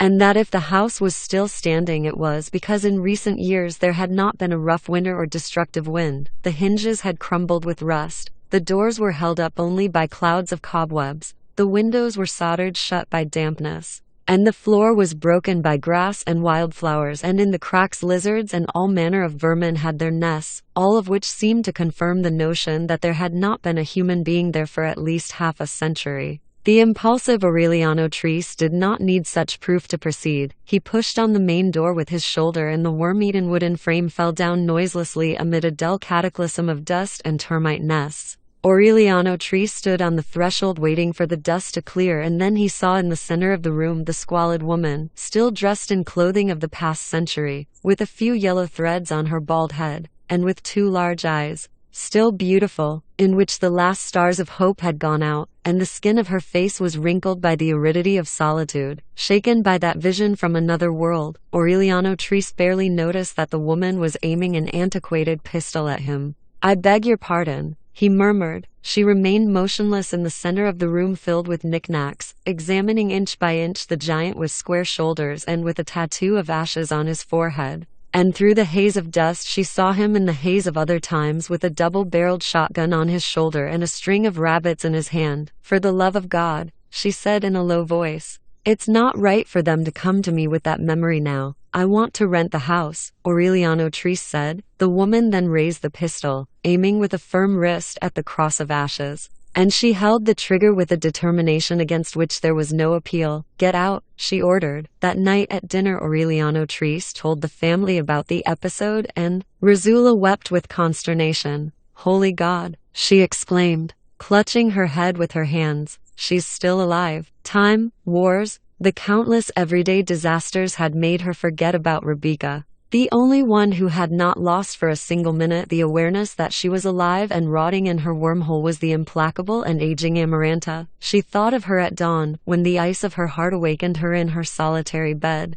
And she thought of her when she soaped her withered breasts and her lean stomach, and when she put on the white stiff starched petticoats and corsets of old age, and when she changed the black bandage of terrible expiation on her hand. Always, at every moment, asleep and awake, during the most sublime and most abject moments, Amaranta thought about Rebecca, because solitude had made a selection in her memory and had burned the dimming piles of nostalgic waste that life had accumulated in her heart, and had purified, magnified, and eternalized the others, the most bitter ones. Remedios the beauty knew about Rebecca's existence from her. Every time they passed the run-down house she would tell her about an unpleasant incident, a tale of hate, trying in that way to make her extended rancor be shared by her niece and consequently prolonged beyond death. But her plan did not work because Remedios was immune to any kind of passionate feelings and much less to those of others. Rosula, on the other hand, who had suffered through a process opposite to Amaranta's, recalled Rebecca with a memory free of impurities.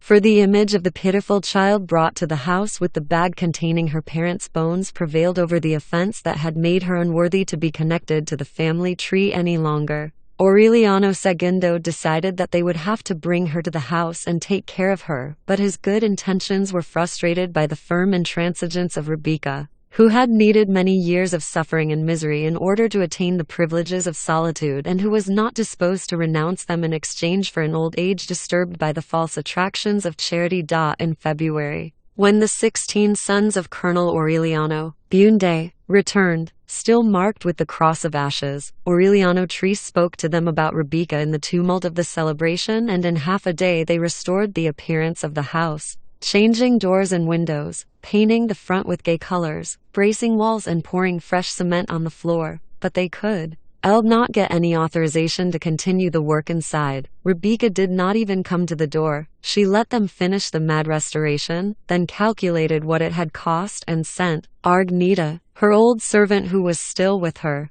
to them with a handful of coins that had been withdrawn from circulation after the last war and that Rebecca thought were still worth something. It was then that they saw to what a fantastic point her separation from the world had arrived, and they understood that it would be impossible to rescue her from her stubborn enclosure while she still had a breath of life in her. On the second visit by the sons of Colonel Aureliano Bunde to Macondo, another of them, Aureliano Centeno, stayed on to work with Aureliano Trieste. He was one of the first who had been brought to the house for baptism, and Rizula and Amaranta remembered him very well because in a few hours he had destroyed every breakable object that passed through his hands. Time had moderated his early impulse for growth, and he was a man of average height marked by smallpox scars. But his amazing power for manual destruction remained intact. He broke so many plates, even without touching them, that Fernanda decided to buy him a set of pewterware before he did away with the last pieces of her expensive china. And even the resistant metal plates were soon dented and twisted. But to make up for that irremediable power, which was exasperating even for him, he had a cordiality that won the immediate confidence of others and a stupendous capacity for work. In a short time he had increased the production of ice to such a degree that it was too much for the local market, and Aureliano Trieste had to think about the possibility of expanding the business to other towns in the swamp. It was then that he thought of the decisive step, not only for the modernization of his business but to link the town with the rest of the world. "We have to bring in the railroad," he said. That was the first time that the word had ever been heard in Macondo. Looking at the sketch that Aureliano Trieste drew on the table, and that was a direct descendant of the plans with which Jose Arcadio Bunde had illustrated his project for solar warfare, Rizula confirmed her impression that time was going in a circle. But unlike his forebear, Aureliano Trieste did not lose any sleep or appetite, nor did he torment anyone with crises of ill humor, but he considered the most harebrained of projects as immediate possibilities, made rational calculations about costs and dates, and brought them off without any intermediate exasperation. If Aureliano Segundo had something of his great-grandfather in him and lacked something of Colonel Aureliano Bunde, it was an absolute indifference to mockery. And he gave the money to bring the railroad with the same light-hearted air with which he had given it for his brother's absurd navigation project. Aureliano Trieste consulted the calendar and left the following Wednesday, planning to return after the rains had passed. There was no more news of him. Aureliano Centeno, overwhelmed by the abundance of the factory, had already begun to experiment with the production of ice with a base of fruit juices instead of water. And without knowing it or thinking about it, he conceived the essential fundamentals for the invention of sherbet. In that way he planned to diversify the production of an enterprise he considered his own. Because his brother showed no signs of returning after the rains had passed and a whole summer had gone by with no news of him, at the start of another winter, however, a woman who was washing clothes in the river during the hottest time of the day ran screaming down the main street in an alarming state of commotion. "It's coming," she finally explained. "Something frightful, like a kitchen dragging a village behind it."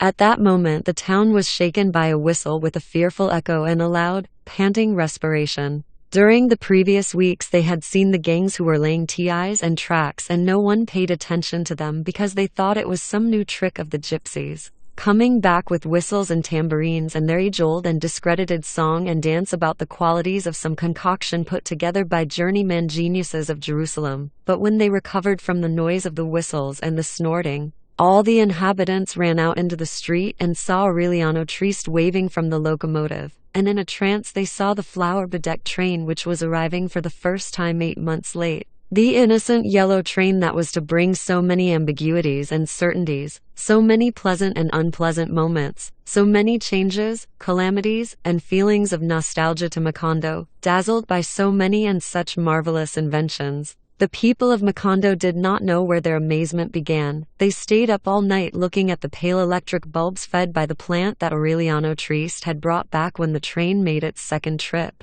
And it took time and effort for them to grow accustomed to its obsessive tum-tum. They became indignant over the living images that the prosperous merchant Bruno Crespi projected in the theater with the lion head ticket windows. For a character who had died and was buried in one film and for whose misfortune tears of affliction had been shed would reappear alive and transformed into an Arab in the next one, the audience, who paid 2 cents apiece to share the difficulties of the actors, would not tolerate that outlandish fraud, and they broke up the seats. The mayor, at the urging of Bruno Crespi, explained in a proclamation that the cinema was a machine of illusions that did not merit the emotional outbursts of the audience. With that discouraging explanation, many felt that they had been the victims of some new and showy gypsy business, and they decided not to return to the movies, considering that they already had too many troubles of their own to weep over the acted-out misfortunes of imaginary beings. Something similar happened with the cylinder phonographs that the merry matrons from France brought with them as a substitute for the antiquated hand organs, and that for a time had serious effects on the livelihood of the band of musicians. At first, curiosity increased the clientele on the forbidden street, and there was even word of respectable ladies who disguised themselves as workers in order to observe the novelty of the phonograph from first hand. But from so much and such close observation, they soon reached the conclusion that it was not an enchanted mill as everyone had thought and as the matrons had said, but a mechanical trick that could not be compared with something so moving, so human, and so full of everyday truth as a band of musicians. It was such a serious disappointment that when phonographs became so popular that there was one in every house, they were not considered objects for amusement for adults but as something good for children to take apart. On the other hand, when someone from the town had the opportunity to test the crude reality of the telephone installed in the railroad station, which was thought to be a rudimentary version of the phonograph because of its crank, even the most incredulous were upset. It was as if God had decided to put to the test every capacity for surprise and was keeping the inhabitants of Macondo in a permanent alternation between excitement and disappointment, doubt and revelation,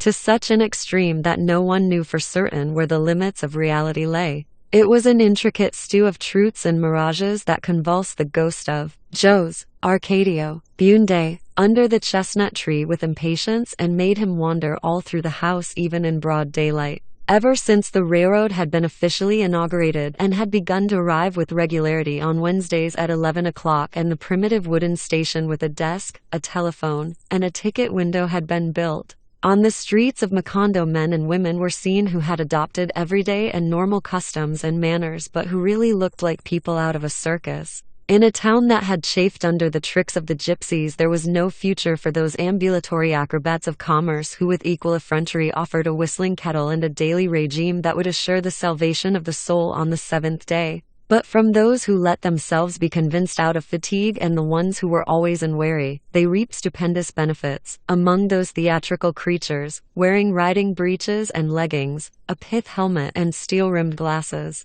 with topaz eyes and the skin of a thin rooster, there arrived in Macondo on one of so many Wednesdays the chubby and smiling Mr. Herbert, who ate at the house. And no one had noticed him at the table until the first bunch of bananas had been eaten. Aureliano Segundo had come across him by chance as he protested in broken Spanish because there were no rooms at the Hotel Jacob, and as he frequently did with strangers, he took him home. He was in the captive balloon business, which had taken him halfway around the world with excellent profits, but he had not succeeded in taking anyone up in Macondo because they considered that invention backward after having seen and tried the gypsies' flying carpets. He was leaving, therefore, on the next train, when they brought to the table the tiger-striped bunch of bananas that they were accustomed to hang in the dining room during lunch. He picked the first piece of fruit without great enthusiasm, but he kept on eating as he spoke, tasting, chewing, more with the distraction of a wise man than with the delight of a good eater, and when he finished the first bunch he asked them to bring him another.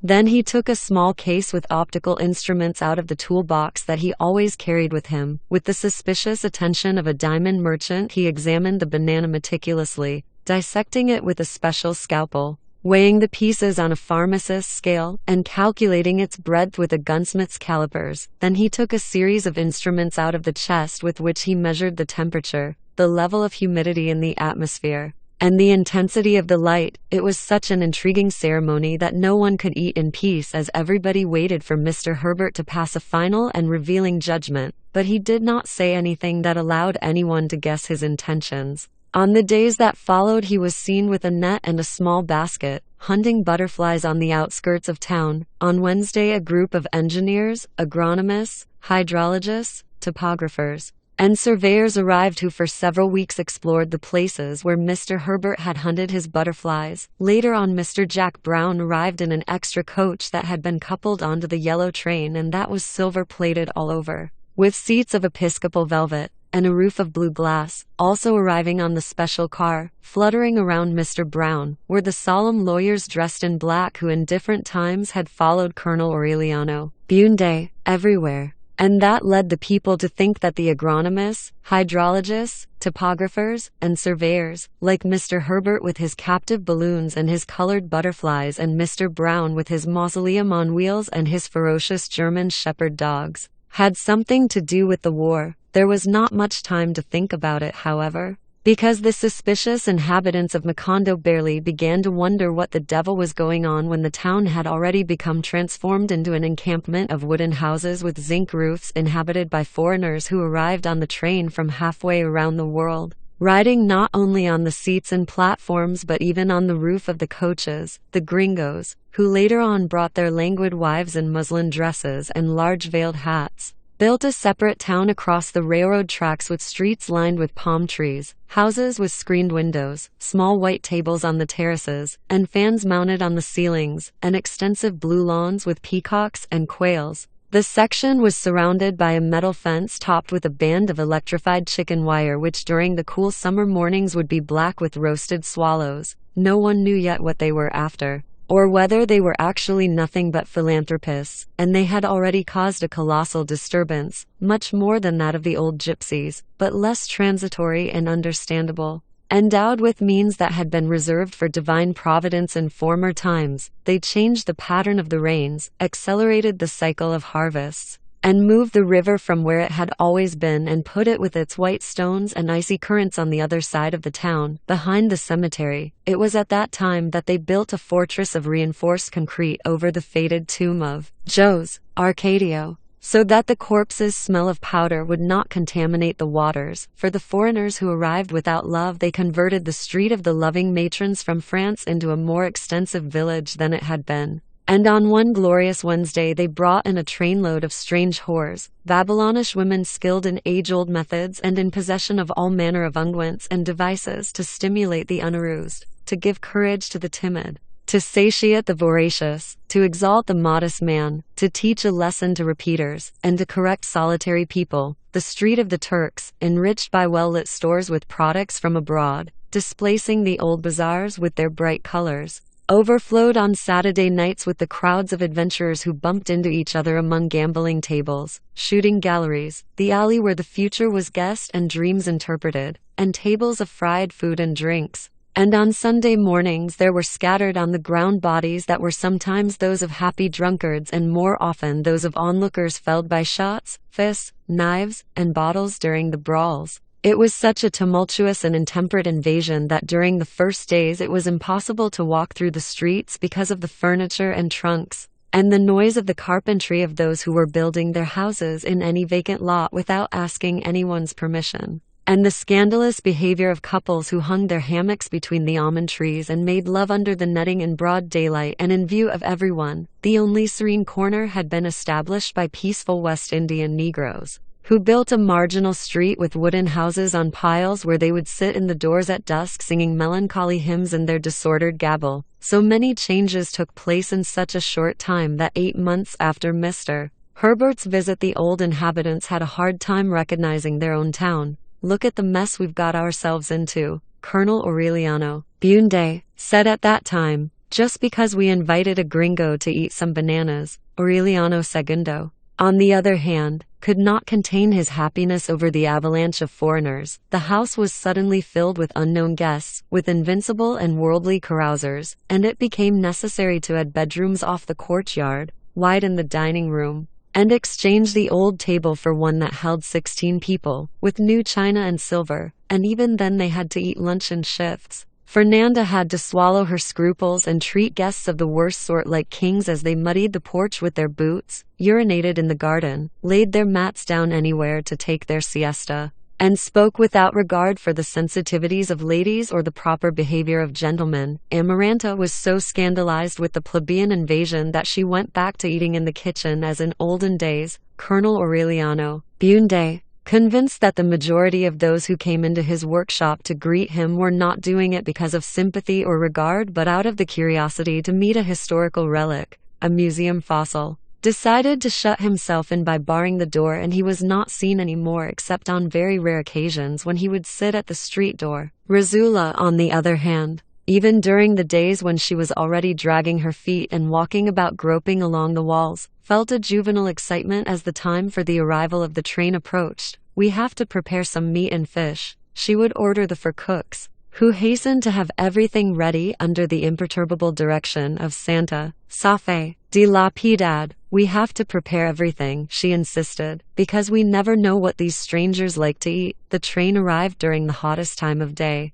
At lunchtime the house shook with the bustle of a marketplace, and the perspiring guests who did not even know who their hosts were trooped in to occupy the best places at the table, while the cooks bumped into each other with enormous kettles of soup, pots of meat, large gourds filled with vegetables, and troughs of rice, and passed around the contents of barrels of lemonade with inexhaustible ladles. The disorder was such that Fernanda was troubled by the idea that many were eating twice, and on more than one occasion she was about to burst out with a vegetable hawker's insults because someone at the table in confusion asked her for the check. More than a year had gone by since Mr. Herbert's visit, and the only thing that was known was that the gringos were planning to plant banana trees in the enchanted region that Jose Arcadio Bunde and his men had crossed in search of the route to the great inventions. Two other sons of Colonel Aureliano Bunde, with the cross of ashes on their foreheads, arrived, drawn by that great volcanic belch, and they justified their determination with a phrase that may have explained everybody's reasons. "We came," they said, "because everyone is coming." Remedios the Beauty was the only one who was immune to the banana plague. She was becalmed in a magnificent adolescence, more and more impenetrable to formality, more and more indifferent to malice and suspicion. Happy in her own world of simple realities, she did not understand why women complicated their lives with corsets and petticoats. So she sewed herself a coarse cassock that she simply put over her and without further difficulties resolved the problem of dress, without taking away the feeling of being naked, which according to her lights was the only decent way to be when at home. They bothered her so much to cut the rain of hair that already reached to her thighs and to make rolls with combs and braids with red ribbons that she simply shaved her head and used the hair to make wigs for the saints. The startling thing about her simplifying instinct was that the more she did away with fashion in a search for comfort and the more she passed over conventions as she obeyed spontaneity, the more disturbing her incredible beauty became and the more provocative she became to men. When the sons of Colonel Aureliano Bunde were in Macondo for the first time, Rizula remembered that in their veins they bore the same blood as her great-granddaughter, and she shuddered with a forgotten fright. "Keep your eyes wide open," she warned her. "With any of them your children will come out with the tail of a pig." The girl paid such little attention to the warning that she dressed up as a man and rolled around in the sand in order to climb the grease pole, and she was at the point of bringing on a tragedy among the 17 cousins, who were driven mad by the unbearable spectacle. That was why none of them slept at the house when they visited the town, and the 4 who had stayed lived in rented rooms at Rizula's insistence. Remedios the Beauty, however, would have died laughing if she had known about that precaution. Until her last moment on earth she was unaware that her irreparable fate as a disturbing woman was a daily disaster. Every time she appeared in the dining room against Rizula's orders, she caused a panic of exasperation among the outsiders. It was all too evident that she was completely naked underneath her crude nightshirt, and no one could understand that her shaved and perfect skull was not some kind of challenge. and that the boldness with which she uncovered her thighs to cool off was not a criminal provocation, nor was her pleasure when she sucked her fingers after eating. What no member of the family ever knew was that the strangers did not take long to realize that Remedios the beauty gave off a breath of perturbation, a tormenting breeze that was still perceptible several hours after she had passed by. Men expert in the disturbances of love, experienced all over the world, stated that they had never suffered an anxiety similar to the one produced by the natural smell of Remedios the beauty, on the porch with the begonias, in the parlor. In any place in the house, it was possible to point out the exact place where she had been in the time that had passed since she had left it. It was a definite, unmistakable trace that no one in the family could distinguish because it had been incorporated into the daily odors for a long time, but it was one that the outsiders identified immediately. They were the only ones, therefore, who understood how the young commander of the guard had died of love and how a gentleman from a faraway land had been plunged into desperation, unaware of the restless circle in which she moved, of the unbearable state of intimate calamity that she provoked as she passed by. Remedios the beauty treated the men without the least bit of malice and in the end upset them with her innocent complacence. When Rizula succeeded in imposing the command that she eat with Amaranta in the kitchen so that the outsiders would not see her, she felt more comfortable, because, after all, she was beyond all discipline. In reality, it made no difference to her where she ate, and not at regular hours but according to the whims of her appetite. Sometimes she would get up to have lunch at 3 in the morning, sleep all day long, and she spent several months with her timetable all in disarray until some casual incident would bring her back into the order of things. When things were going better, she would get up at 11 o'clock in the morning and shut herself up until 2 o'clock, completely nude, in the bathroom, killing scorpions as she came out of her dense and prolonged sleep. Then she would throw water from the cistern over herself with a gourd. It was an act so prolonged, so meticulous,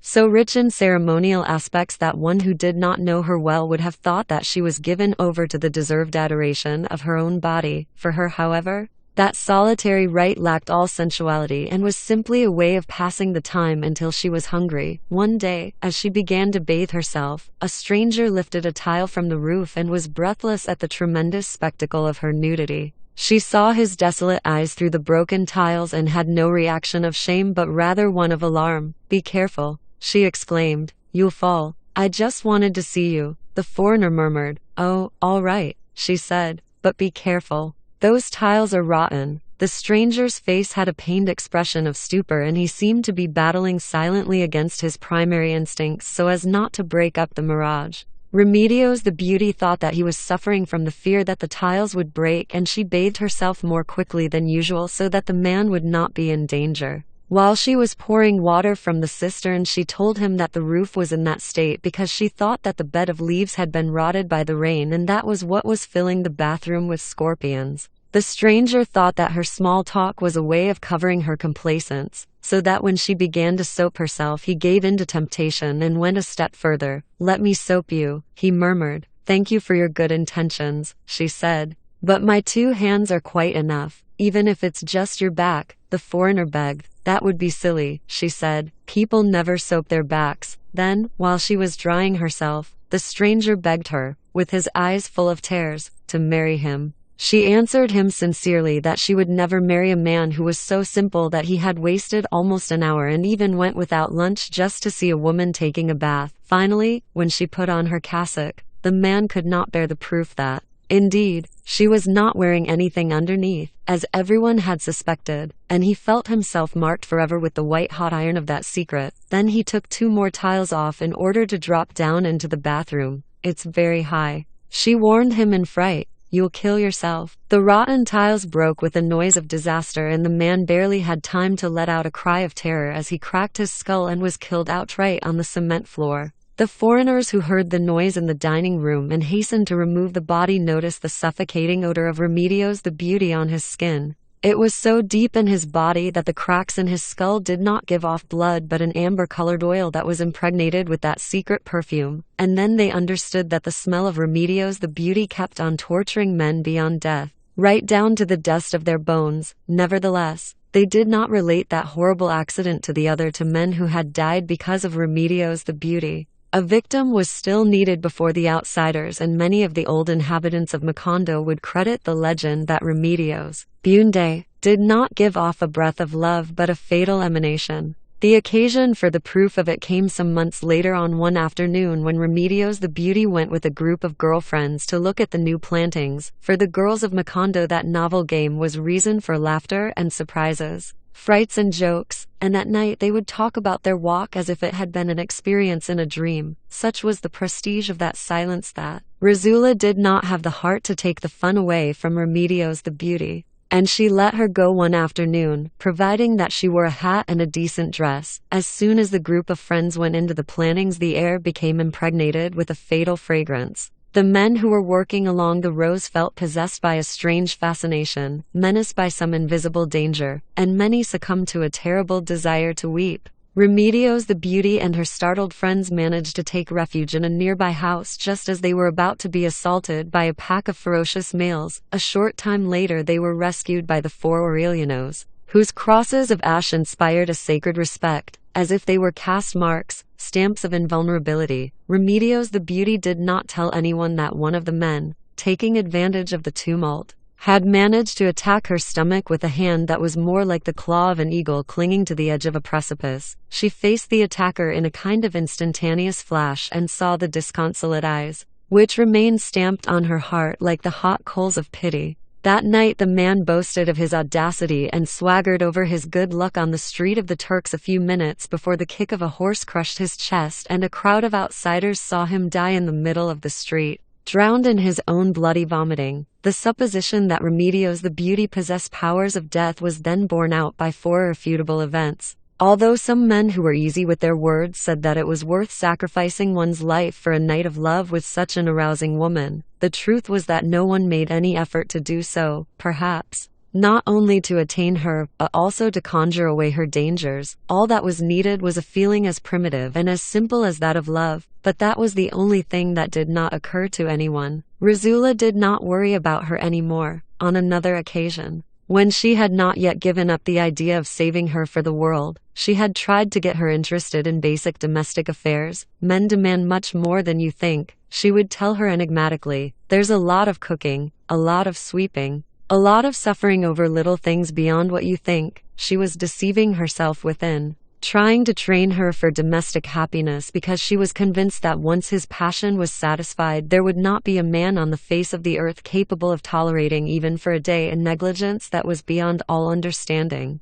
The birth of the latest Jose Arcadio and her unshakable will to bring him up to be pope finally caused her to cease worrying about her great-granddaughter. She abandoned her to her fate, trusting that sooner or later a miracle would take place and that in this world of everything there would also be a man with enough sloth to put up with her. For a long time already Amaranta had given up trying to make her into a useful woman. Since those forgotten afternoons when her niece barely had enough interest to turn the crank on the sewing machine, she had reached the conclusion that she was simple-minded. "We're going to have to raffle you off," she would tell her, perplexed at the fact that men's words would not penetrate her. Later on, when Rizula insisted that Remedios the Beauty go to mass with her face covered with a shawl, Amaranta thought that a mysterious recourse like that would turn out to be so provoking that soon a man would come who would be intrigued enough to search out patiently for the weak point of her heart. But when she saw the stupid way in which she rejected a pretender who for many reasons was more desirable than a prince, she gave up all hope. Fernanda did not even make any attempt to understand her.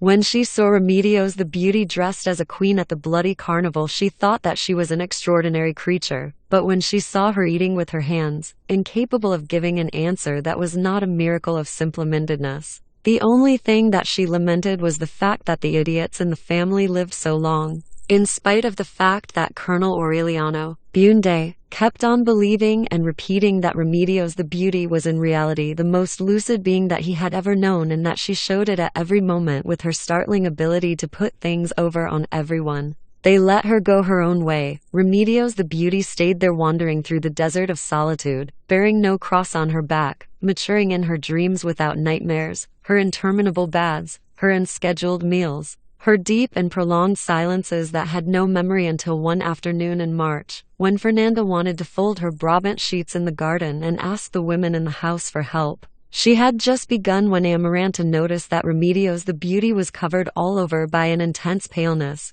"Don't you feel well?" she asked her. Remedios the beauty, who was clutching the sheet by the other end, gave a pitying smile. "Quite the opposite," she said. "I never felt better." She had just finished saying it when Fernanda felt a delicate wind of light pull the sheets out of her hands and open them up wide. Amaranta felt a mysterious trembling in the lace on her petticoats, and she tried to grasp the sheet so that she would not fall down at the instant in which Remedios the beauty began to rise. Razula, almost blind at the time, was the only person who was sufficiently calm to identify the nature of that determined wind, and she left the sheets to the mercy of the light as she watched Remedios the beauty waving goodbye in the midst of the flapping sheets that rose up with her, abandoning with her the environment of beetles and dahlias and passing through the air with her as 4 o'clock in the afternoon came to an end, and they were lost forever with her in the upper atmosphere where not even the highest flying birds of memory could reach her. The outsiders, of course,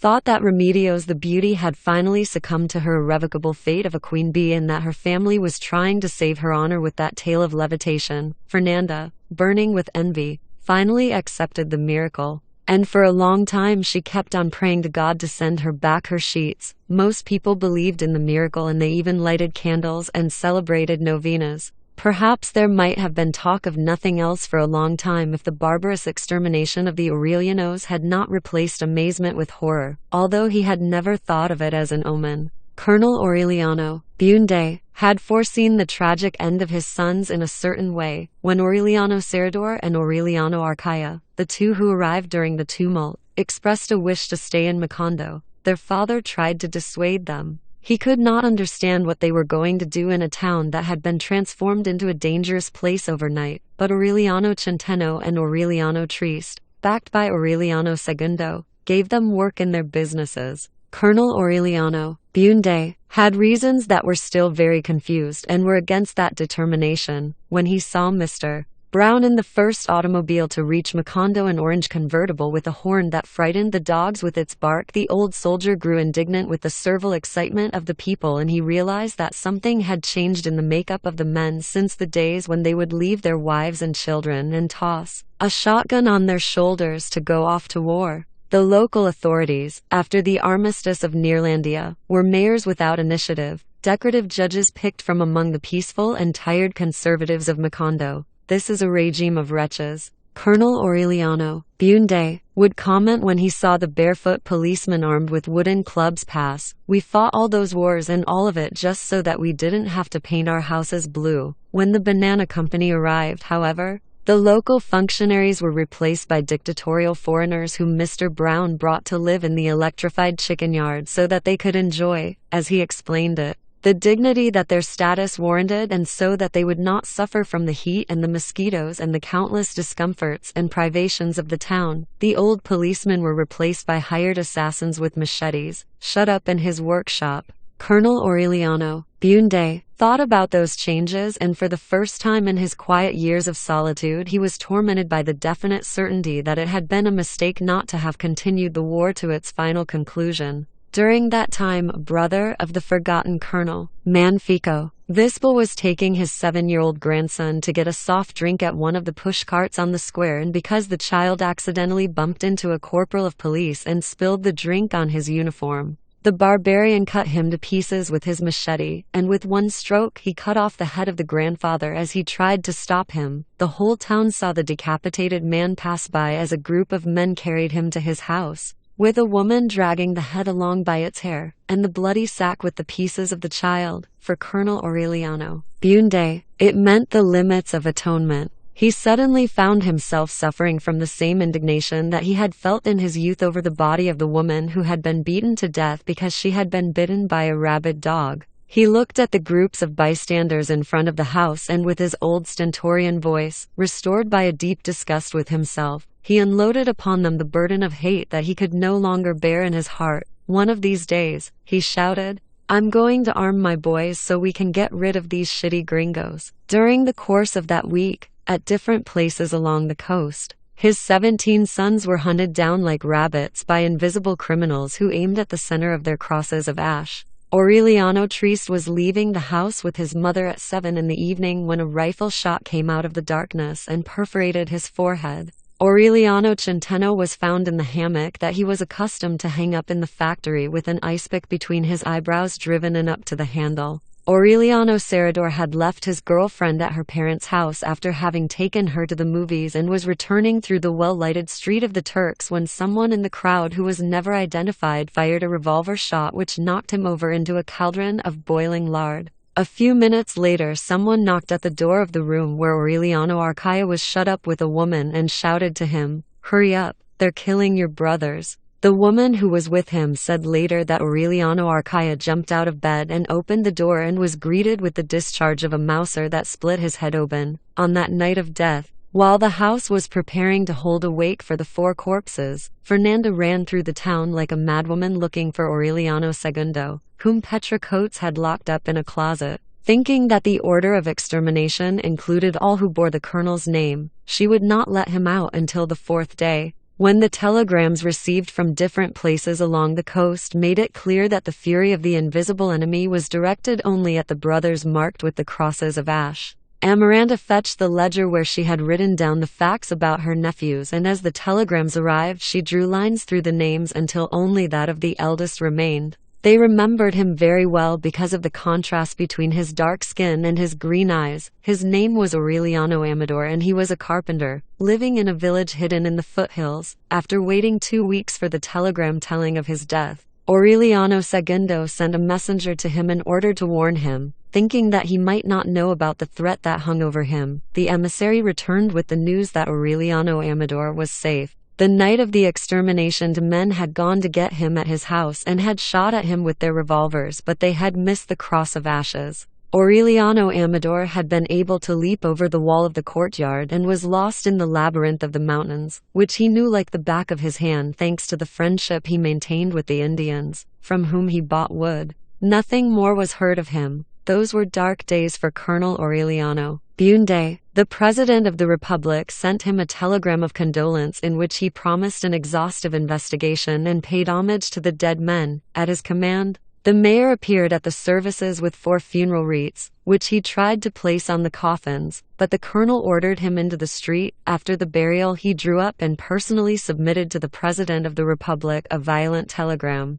which the telegrapher refused to send. Then he enriched it with terms of singular aggressiveness, put it in an envelope, and mailed it, as had happened with the death of his wife. As had happened to him so many times during the war with the deaths of his best friends, he did not have a feeling of sorrow but a blind and directionless rage, a broad feeling of impotence. He even accused Father Antonio Isabel of complicity for having marked his sons with indelible ashes so that they could be identified by their enemies. The decrepit priest, who could no longer string ideas together and who was beginning to startle his parishioners with the wild interpretations he gave from the pulpit, appeared one afternoon at the house with the goblet in which he had prepared the ashes that Wednesday, and he tried to anoint the whole family with them to show that they could be washed off with water. But the horror of the misfortune had penetrated so deeply that not even Fernanda would let him experiment on her, and never again was a Bunde seen to kneel at the altar rail on Ash Wednesday. Colonel Aureliano Bunde did not recover his calm for a long time. He abandoned the manufacture of little fishes, ate with great difficulty, and wandered all through the house as if walking in his sleep, dragging his blanket and chewing on his quiet rage. At the end of 3 months his hair was ashen, his old wax mustache poured down beside his colorless lips, but on the other hand, his eyes were once more the burning coals that had startled those who had seen him born and that in other days had made chairs rock with a simple glance. In the fury of his torment he tried futilely to rouse the omens that had guided his youth along dangerous paths into the desolate wasteland of glory. He was lost, astray in a strange house where nothing and no one now stirred in him the slightest vestige of affection. Once he opened Malcuade's room, looking for the traces of a past from before the war, and he found only rubble, trash, piles of waste accumulated over all the years of abandonment, between the covers of the books that no one had ever read again. In the old parchments damaged by dampness, a livid flower had prospered. And in the air that had been the purest and brightest in the house, an unbearable smell of rotten memories floated. One morning he found Razula weeping under the chestnut tree at the knees of her dead husband. Colonel Aureliano Bunde was the only inhabitant of the house who still did not see the powerful old man who had been beaten down by half a century in the open air. "Say hello to your father," Razula told him. He stopped for an instant in front of the chestnut tree, and once again he saw that the empty space before him did not arouse an affection either. "What does he say?" he asked. "He's very sad," Razula answered, "because he thinks that you're going to die." "Tell him," the colonel said, smiling, "that a person doesn't die when he should but when he can." The omen of the dead father stirred up the last remnant of pride that was left in his heart, but he confused it with a sudden gust of strength. It was for that reason that he hounded Razula to tell him where in the courtyard the gold coins that they had found inside the plaster Saint Joseph were buried. "You'll never know," she told him with a firmness inspired by an old lesson. "One day," she added, "the owner of that fortune will appear and only he can dig it up." No one knew why a man who had always been so generous had begun to covet money with such anxiety, and not the modest amounts that would have been enough to resolve an emergency, but a fortune of such mad size that the mere mention of it left Aureliano Segundo awash in amazement. His old fellow party members, to whom he went asking for help, hid so as not to receive him. It was around that time that he was heard to say, "The only difference today between liberals and conservatives is that the liberals go to mass at 5 o'clock and the conservatives at 8. Nevertheless, he insisted with such perseverance, begged in such a way, broke his code of dignity to such a degree, that with a little help from here and a little more from there, sneaking about everywhere, with a slippery diligence and a pitiless perseverance, he managed to put together in 8 months more money than Razula had buried. Then he visited the ailing Colonel Gerineldo Marquez, so that he would help him start the total war. At a certain time Colonel Gerineldo Marquez was really the only one who could have pulled, even from his paralytic's chair, the musty strings of rebellion. After the armistice of Neerlandia, while Colonel Aureliano Bunde took refuge with his little goldfishes, he kept in touch with the rebel officers who had been faithful to him until the defeat. With them he waged the sad war of daily humiliation, of entreaties and petitions, of "come back tomorrow," of "any time now," of "we're studying your case with the proper attention." The war hopelessly lost against the many years most trulies who should have signed and would never sign the lifetime pensions. The other war, the bloody one of 20 years, did not cause them as much damage as the corrosive war of eternal postponements. Even Colonel Gerineldo Marquez, who escaped 3 attempts on his life, survived 5 wounds, and emerged unscathed from innumerable battles, succumbed to that atrocious siege of waiting and sank into the miserable defeat of old age, thinking of Amaranta among the diamond-shaped patches of light in a borrowed house. The last veterans of whom he had word had appeared photographed in a newspaper with their faces shamelessly raised beside an anonymous president of the republic who gave them buttons with his likeness on them to wear in their lapels and returned to them a flag soiled with blood and gunpowder so that they could place it on their coffins. The others, more honorable, were still waiting for a letter in the shadow of public charity, dying of hunger, living through rage, rotting of old age amid the exquisite shit of glory. So that when Colonel Aureliano Bunde invited him to start a mortal conflagration that would wipe out all vestiges of a regime of corruption and scandal backed by the foreign invader, Colonel Gerineldo Marquez could not hold back a shudder of compassion. "Oh, Aureliano," he sighed, "I already knew that you were old, but now I realize that you're a lot older than you look." In the bewilderment of her last years, Razula had had very little free time to attend to the papal education of Jose Arcadio, and the time came for him to get ready to leave for the seminary right away. His sister, dividing her time between Fernanda's rigidity and Amaranta's bitterness, at almost the same moment reached the age set for her to be sent to the nuns' school, where they would make a virtuoso on the clavichord of her. Razula felt tormented by grave doubts concerning the effectiveness of the methods with which she had molded the spirit of the languid apprentice Supreme Pontiff. But she did not put the blame on her staggering old age or the dark clouds that barely permitted her to make out the shape of things, but on something that she herself could not really define and that she conceived confusedly as a progressive breakdown of time. "The years nowadays don't pass the way the old ones used to," she would say. feeling that everyday reality was slipping through her hands. In the past, she thought, children took a long time to grow up. All one had to do was remember all the time needed for Jose Arcadio, the elder, to go away with the gypsies and all that happened before he came back painted like a snake and talking like an astronomer, and the things that happened in the house before Amaranta and Arcadio forgot the language of the Indians and learned Spanish. One had to see only the days of sun and dew that poor Jose Arcadio Bunde went through under the chestnut tree, and all the time needed to mourn his death before they brought in a dying Colonel Aureliano Bunde, who after so much war and so much suffering from it was still not 50 years of age. In other times, after spending the whole day making candy animals, she had more than enough time for the children to see from the whites of their eyes that they needed a dose of castor oil. Now, however, when she had nothing to do and would go about with Jose Arcadio riding on her hip from dawn to dusk, this bad kind of time compelled her to leave things half done.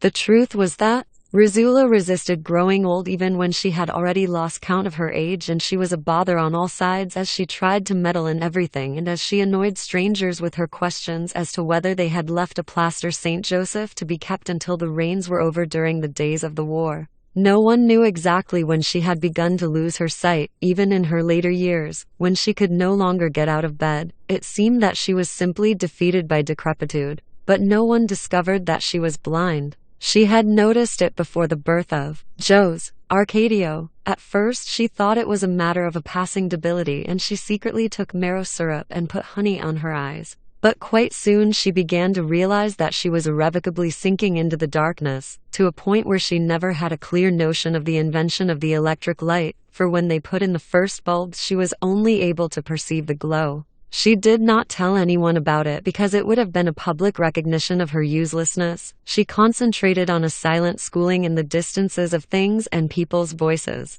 so that she would still be able to see with her memory what the shadows of her cataracts no longer allowed her to. Later on she was to discover the unforeseen help of odors, which were defined in the shadows with a strength that was much more convincing than that of bulk and color, and which saved her finally from the shame of admitting defeat. In the darkness of the room she was able to thread a needle and sew a buttonhole, and she knew when the milk was about to boil. She knew with so much certainty the location of everything that she herself forgot that she was blind at times. On one occasion Fernanda had the whole house upset because she had lost her wedding ring, and Rizula found it on a shelf in the children's bedroom, quite simply, while the others were going carelessly all about. She watched them with her four senses so that they never took her by surprise, and after some time she discovered that every member of the family, without realizing it, repeated the same path every day, the same actions, and almost repeated the same words at the same hour. Only when they deviated from meticulous routine did they run the risk of losing something. So when she heard Fernanda all upset because she had lost her ring, Rizula remembered that the only thing different that she had done that day was to put the mattresses out in the sun because Mime had found a bedbug the night before, since the children had been present at the fumigation. Rizula figured that Fernanda had put the ring in the only place where they could not reach it, the shelf. Fernanda, on the other hand, looked for it in vain along the paths of her everyday itinerary without knowing that the search for lost things is hindered by routine habits, and that is why it is so difficult to find them. The rearing of Jose Arcadio helped Rizula in the exhausting task of keeping herself up to date on the smallest changes in the house. When she realized that Amaranta was dressing the saints in the bedroom, she pretended to show the boy the differences in the colors. "Let's see," she would tell him. "Tell me what color the Archangel Raphael is wearing." In that way the child gave her the information that was denied her by her eyes, and long before he went away to the seminary, Rizula could already distinguish the different colors of the saints' clothing by the texture. Sometimes unforeseen accidents would happen. One afternoon when Amaranta was embroidering on the porch with the begonias, Rizula bumped into her. "For heaven's sake," Amaranta protested. "Watch where you're going. It's your fault." Rizula said, "You're not sitting where you're supposed to." She was sure of it. But that day she began to realize something that no one had noticed, and it was that with the passage of the year the sun imperceptibly changed position, and those who sat on the porch had to change their position little by little without being aware of it. From then on, Rizula had only to remember the date in order to know exactly where Amaranta was sitting, even though the trembling of her hands was more and more noticeable and the weight of her feet was too much for her. Her small figure was never seen in so many places at the same time. She was almost as diligent as when she had the whole weight of the house on her shoulders. Nevertheless, in the impenetrable solitude of decrepitude, she had such clairvoyance as she examined the most insignificant happenings in the family that for the first time she saw clearly the truths that her busy life in former times had prevented her from seeing. Around the time they were preparing Joe's Arcadio for the seminary, she had already made a detailed recapitulation of life in the house since the founding of Macondo and had completely changed the opinion that she had always held of her descendants. She realized that Colonel Aureliano Bunde had not lost his love for the family because he had been hardened by the war, as she had thought before, but that he had never loved anyone. Not even his wife Remedios or the countless one-night women who had passed through his life, and much less his sons. She sensed that he had fought so many wars not out of idealism, as everyone had thought, nor had he renounced a certain victory because of fatigue, as everyone had thought, but that he had won and lost for the same reason, pure and sinful pride. She reached the conclusion that the son for whom she would have given her life was simply a man incapable of love. One night when she was carrying him in her belly, she heard him weeping. It was such a definite lament that Joe's Arcadio Bunde woke up beside her and was happy with the idea that his son was going to be a ventriloquist. Other people predicted that he would be a prophet. She, on the other hand, shuddered from the certainty that the deep moan was a first indication of the fearful pigtail, and she begged God to let the child die in her womb. But the lucidity of her old age allowed her to see, and she said so many times, that the cries of children in their mothers' wombs are not announcements of ventriloquism or a faculty for prophecy, but an unmistakable sign of an incapacity for love. The lowering of the image of her son brought out in her all at once all of the compassion that she owed him. Amaranta, however, whose hardness of heart frightened her, whose concentrated bitterness made her bitter, suddenly became clear to her in the final analysis as the most tender woman who had ever existed, and she understood with pitying clarity that the unjust tortures to which she had submitted Pietro Crespi had not been dictated by a desire for vengeance, as everyone had thought, nor had the slow martyrdom with which she had frustrated the life of Colonel Gerineldo Marquez been determined by the gall of her bitterness, as everyone had thought, but that both actions had been a mortal struggle between a measureless love and an invincible cowardice, and that the irrational fear that Amaranta had always had of her own tormented heart had triumphed in the end. It was during that time that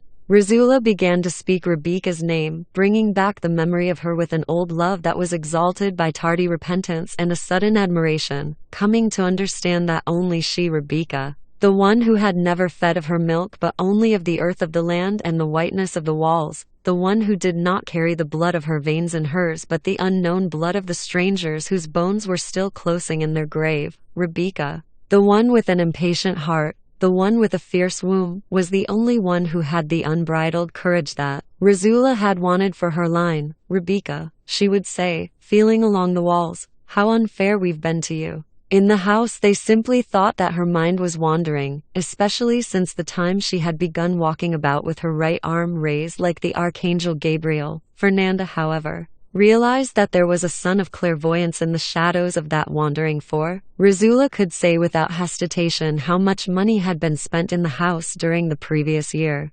Amaranta had a similar idea one day as her mother was stirring a pot of soup in the kitchen and said all at once, without knowing that they were listening to her, that the corn grinder they had bought from the first gypsies and that had disappeared during the time before Joe's Arcadio had taken his 65 trips around the world was still in Pilar Turner's house. Also almost 100 years old, but fit and agile in spite of her inconceivable fatness, which frightened children as her laughter had frightened the doves in other times. Pilar Turner was not surprised that Rizula was correct because her own experience was beginning to tell her that an alert old age can be more keen than the cards. Nevertheless, when Rizula realized that she had not had enough time to consolidate the vocation of Joe's Arcadio, she let herself be disturbed by consternation. She began to make mistakes, trying to see with her eyes the things that intuition allowed her to see with greater clarity. One morning she poured the contents of an inkwell over the boy's head thinking that it was rose water.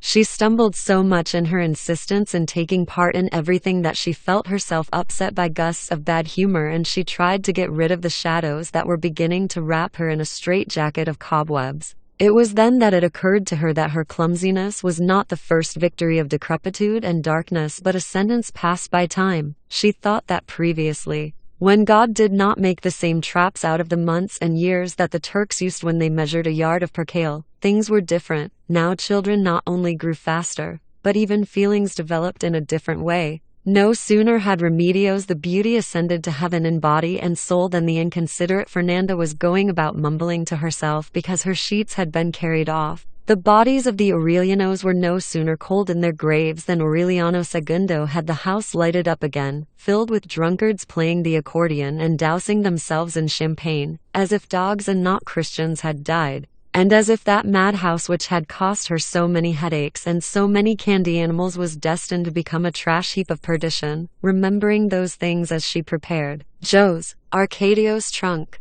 Rizula wondered if it was not preferable to lie down once and for all in her grave and let them throw the earth over her, and she asked God, without fear, if he really believed that people were made of iron in order to bear so many troubles and mortifications. And asking over and over, she was stirring up her own confusion, and she felt irrepressible desires to let herself go and scamper about like a foreigner and allow herself at last an instant of rebellion. That instant yearned for so many times and so many times postponed. Putting her resignation aside and shitting on everything once and for all, and drawing out of her heart the infinite stacks of bad words that she had been forced to swallow over a century of conformity. Shit, she shouted. Amaranta, who was starting to put the clothes into the trunk, thought that she had been bitten by a scorpion. Where is it? She asked in alarm. What? The bug, Amaranta said. Rizula put a finger on her heart. Here, she said, on Thursday, at 2 in the afternoon. Joe's. Arcadio left for the seminary. Rizula would remember him always as she said goodbye to him, languid and serious, without shedding a tear, as she had taught him. Sweltering in the heat in the green corduroy suit with copper buttons and a starched bow around his neck, he left the dining room impregnated with the penetrating fragrance of rose water that she had sprinkled on his head so that she could follow his tracks through the house. While the farewell lunch was going on, the family concealed its nervousness with festive expressions, and they celebrated with exaggerated enthusiasm the remarks that Father Antonio Isabel made. But when they took out the trunk bound in velvet and with silver corners, it was as if they had taken a coffin out of the house. The only one who refused to take part in the farewell was Colonel Aureliano. Bunde, that's all we need, he muttered.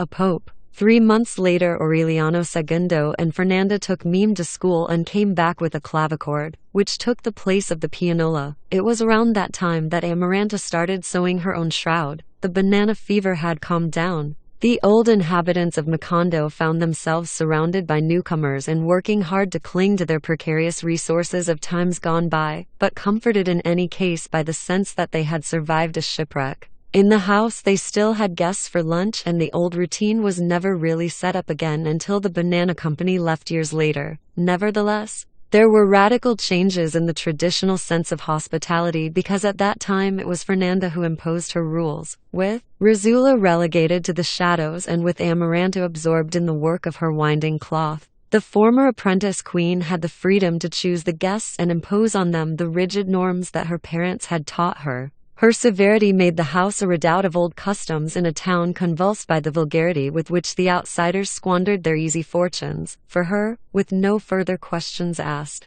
proper people were those who had nothing to do with the banana company. Even Joe's, Arcadio II, her brother-in-law, was the victim of her discriminatory jealousy because during the excitement of the first days he gave up his stupendous fighting cocks again and took a job as foreman with the banana company. He won't ever come into this house again, Fernanda said, as long as he carries the rash of the foreigners. Such was the narrowness imposed in the house that Aureliano II felt more comfortable at Petrocotes's. First, with the pretext of taking the burden off his wife, he transferred his parties. Then, with the pretext that the animals were losing their fertility, he transferred his barns and stables. Finally, with the pretext that it was cooler in his concubine's house, he transferred the small office in which he handled his business. When Fernanda realized that she was a widow whose husband had still not died, it was already too late for things to return to their former state. Aureliano Segundo barely ate at home, and the only appearances he put in, such as to sleep with his wife,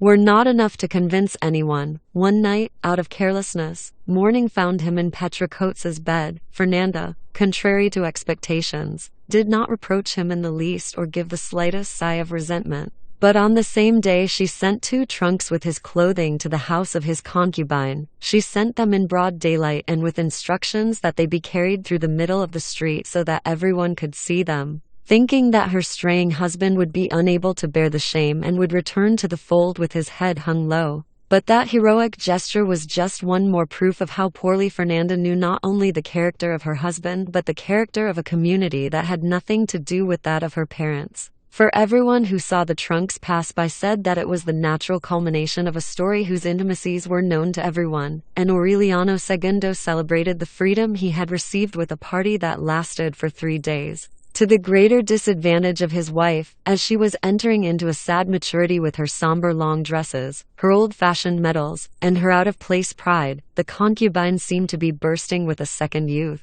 Clothed in gaudy dresses of natural silk and with her eyes tiger-striped with a glow of vindication, Aureliano Segundo gave himself over to her again with the fury of adolescence. As before, when Petra Coates had not loved him for himself but because she had him mixed up with his twin brother, and as she slept with both of them at the same time, she thought that God had given her the good fortune of having a man who could make love like 2. The restored passion was so pressing that on more than one occasion they would look each other in the eyes as they were getting ready to eat, and without saying anything they would cover their plates and go into the bedroom dying of hunger and of love. Inspired by the things he had seen on his furtive visits to the French matrons, Aureliano Segundo bought Petra Coates a bed with an archiepiscopal canopy, put velvet curtains on the windows, and covered the ceiling and the walls of the bedroom with large rock crystal mirrors. At the same time he was more of a carouser and spendthrift than ever. On the train, which arrived every day at 11 o'clock, he would receive cases and more cases of champagne and brandy. On the way back from the station he would drag the improvised cumbiamba along in full view of all the people on the way, natives or outsiders, acquaintances or people yet to be known, without distinctions of any kind. Even the slippery Mr. Brown, who talked only in a strange tongue, let himself be seduced by the tempting signs that Aureliano Segundo made him, and several times he got dead drunk in Petra Coates's house, and he even made the fierce German shepherd dogs that went everywhere with him dance to some Texas songs that he himself mumbled in one way or another to the accompaniment of the accordion. "Cease, cows," Aureliano Segundo shouted at the height of the party. "Cease, because life is short." He never looked better, nor had he been loved more, nor had the breeding of his animals been wilder. There was a slaughtering of so many cows, pigs, and chickens for the endless parties that the ground in the courtyard turned black and muddy with so much blood. It was an eternal execution ground of bones and innards, a mud pit of leftovers. And they had to keep exploding dynamite bombs all the time so that the buzzards would not pluck out the guests' eyes. Aureliano Segundo grew fat, purple-colored, turtle-shaped, because of an appetite comparable only to that of Joe's Arcadio when he came back from traveling around the world. The prestige of his outlandish veracity, of his immense capacity as a spendthrift, of his unprecedented hospitality went beyond the borders of the swamp and attracted the best qualified gluttons from all along the coast. Fabulous eaters arrived from everywhere to take part in the irrational tourneys of capacity and resistance that were organized in the house of Petra Coates. Aureliano Segundo was the unconquered eater until the luckless Saturday when Camila Sagastum appeared, a totemic female known all through the land by the good name of the Elephant. The duel lasted until dawn on Tuesday. During the first 24 hours, having dispatched a dinner of veal, with cassava, yams, and fried bananas, and a case and a half of champagne in addition, Aureliano Segundo was sure of victory. He seemed more enthusiastic, more vital than his imperturbable adversary, who possessed a style that was obviously more professional, but at the same time less emotional for the large crowd that filled the house, while Aureliano Segundo ate with great bites, overcome by the anxiety of victory.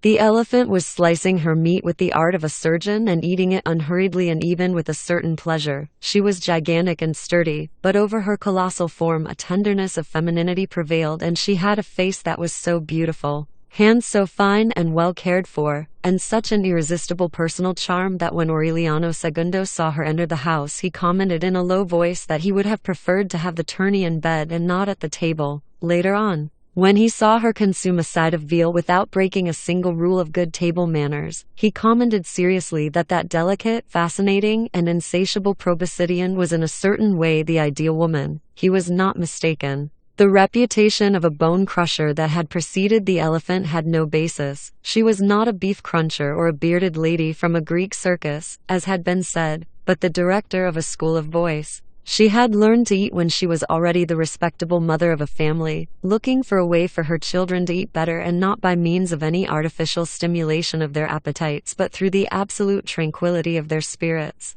Her theory, demonstrated in practice, was based on the principle that a person who had all matters of conscience in perfect shape should be able to eat until overcome by fatigue. And it was for moral reasons and sporting interest that she left her school and her home to compete with a man whose fame as a great and principled eater had spread throughout the country. From the first moment she saw him, she saw that Aureliano Segundo would lose not his stomach but his character. At the end of the first night, while the elephant was boldly going on, Aureliano Segundo was wearing himself out with a great deal of talking and laughing. They slept 4 hours. On awakening, each one had the juice of 40 oranges, 8 quarts of coffee, and 30 raw eggs. On the second morning, after many hours without sleep and having put away to pigs, a bunch of bananas, and 4 cases of champagne, the elephant suspected that Aureliano Segundo had unknowingly discovered the same method as hers, but by the absurd route of total irresponsibility. He was, therefore, more dangerous than she had thought. Nevertheless, when Petra Coates brought 2 roast turkeys to the table, Aureliano Segundo was a step away from being stuffed. "If you can't,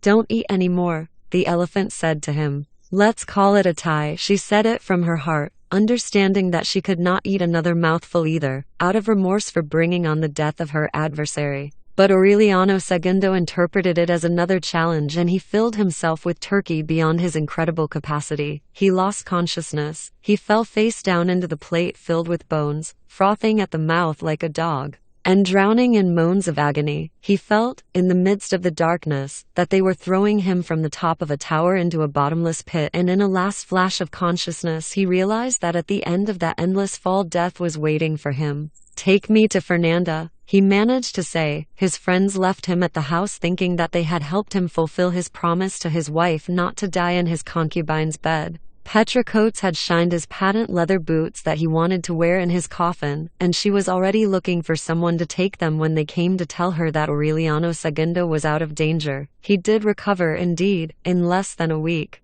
And 2 weeks later he was celebrating the fact of his survival with unprecedented festivities. He continued living at Petra Coates's, but he would visit Fernanda every day, and sometimes he would stay to eat with the family. As if fate had reversed the situation and had made him the husband of his concubine and the lover of his wife. It was a rest for Fernanda. During the boredom of her abandonment, her only distractions were the clavichord lessons at siesta time and the letters from her children. In the detailed messages that she sent them every 2 weeks, there was not a single line of truth. She hid her troubles from them. She hid from them the sadness of a house which, in spite of the light on the begonias, in spite of the heaviness at 2 in the afternoon, in spite of the frequent waves of festivals that came in from the street, was more and more like the colonial mansion of her parents. Fernanda would wander alone among the 3 living ghosts and the dead ghost of Jose Arcadio Bunde, who at times would come to sit down with an inquisitive attention in the half-light of the parlor while she was playing the clavichord. Colonel Aureliano Bunde was a shadow. Since the last time that he had gone out into the street to propose a war without any future to Colonel Gerinaldo Marquez, he left the workshop only to urinate under the chestnut tree. He did not receive any visits except that of the barber every 3 weeks. He fed on anything that Rizula brought him once a day, and even though he kept on making little gold fishes with the same passion as before, he stopped selling them when he found out that people were buying them not as pieces of jewelry but as historic relics. He made a bonfire in the courtyard of the dolls of Remedios which had decorated their bedroom since their wedding. The watchful Rizula realized what her son was doing, but she could not stop him. "You have a heart of stone," she told him. "It's not a question of a heart," he said. "The room's getting full of moths." Amaranta was weaving her shroud. Fernanda did not understand why she would write occasional letters to Meme and even send her gifts, and on the other hand did not even want to hear about Joe's Arcadio. They'll die without knowing why, Amaranta answered when she was asked through Razula. And that answer planted an enigma in Fernanda's heart that she was never able to clarify. Tall, broad-shouldered, proud, always dressed in abundant petticoats with lace and an air of distinction that resisted the years and bad memories, Amaranta seemed to carry the cross of ashes of virginity on her forehead. In reality, she carried it on her hand in the black bandage, which she did not take off even to sleep and which she washed and ironed herself. Her life was spent in weaving her shroud. It might have been said that she wove during the day and unwove during the night, and not with any hope of defeating solitude in that way, but quite the contrary, in order to nurture it. The greatest worry that Fernanda had during her years of abandonment was that Meme would come to spend her first vacation and not find Aureliano Segundo at home. His congestion had put an end to that fear. When Meme returned, her parents had made an agreement that not only would the girl think that Aureliano Segundo was still a domesticated husband, but also that she would not notice the sadness of the house. Every year for 2 months, Aureliano Segundo played his role of an exemplary husband, and he organized parties with ice cream and cookies which the gay and lively schoolgirl enhanced with the clavichord. It was obvious from then on that she had inherited very little of her mother's character. She seemed more of a second version of Amaranta when the latter had not known bitterness and was arousing the house with her dance steps at the age of 12 or 14 before her secret passion for Pietro Crespi was to twist the direction of her heart in the end. But unlike Amaranta, unlike all of them, Meme still did not reveal the solitary fate of the family, and she seemed entirely in conformity with the world. Even when she would shut herself up in the parlor at 2 in the afternoon to practice the clavichord with an inflexible discipline, it was obvious that she liked the house, that she spent the whole year dreaming about the excitement of the young people her arrival brought around, and that she was not far removed from the festive vocation and hospitable excesses of her father. The first sign of that calamitous inheritance was revealed on her third vacation, when Meme appeared at the house with 4 nuns and 68 classmates whom she had invited to spend a week with her family on her own initiative and without any previous warning. How awful, Fernanda lamented. This child is as much of a barbarian as her father. It was necessary to borrow beds and hammocks from the neighbors, to set up 9 shifts at the table, to fix hours for bathing, and to borrow 40 stools so that the girls in blue uniforms with masculine buttons would not spend the whole day running from one place to another. The visit was a failure because the noisy schoolgirls would scarcely finish breakfast before they had to start taking turns for lunch and then for dinner, and for the whole week they were able to take only one walk through the plantations. At nightfall the nuns were exhausted, unable to move, give another order, and still the troop of tireless adolescents was in the courtyard singing school songs out of tune. One day they were on the point of trampling Razula, who made an effort to be useful precisely where she was most in the way. On another day the nuns got all excited because Colonel Aureliano Bunde had urinated under the chestnut tree without being concerned that the schoolgirls were in the courtyard. Amaranta was on the point of causing panic because one of the nuns went into the kitchen as she was salting the soup, and the only thing that occurred to her to say was to ask what those handfuls of white powder were.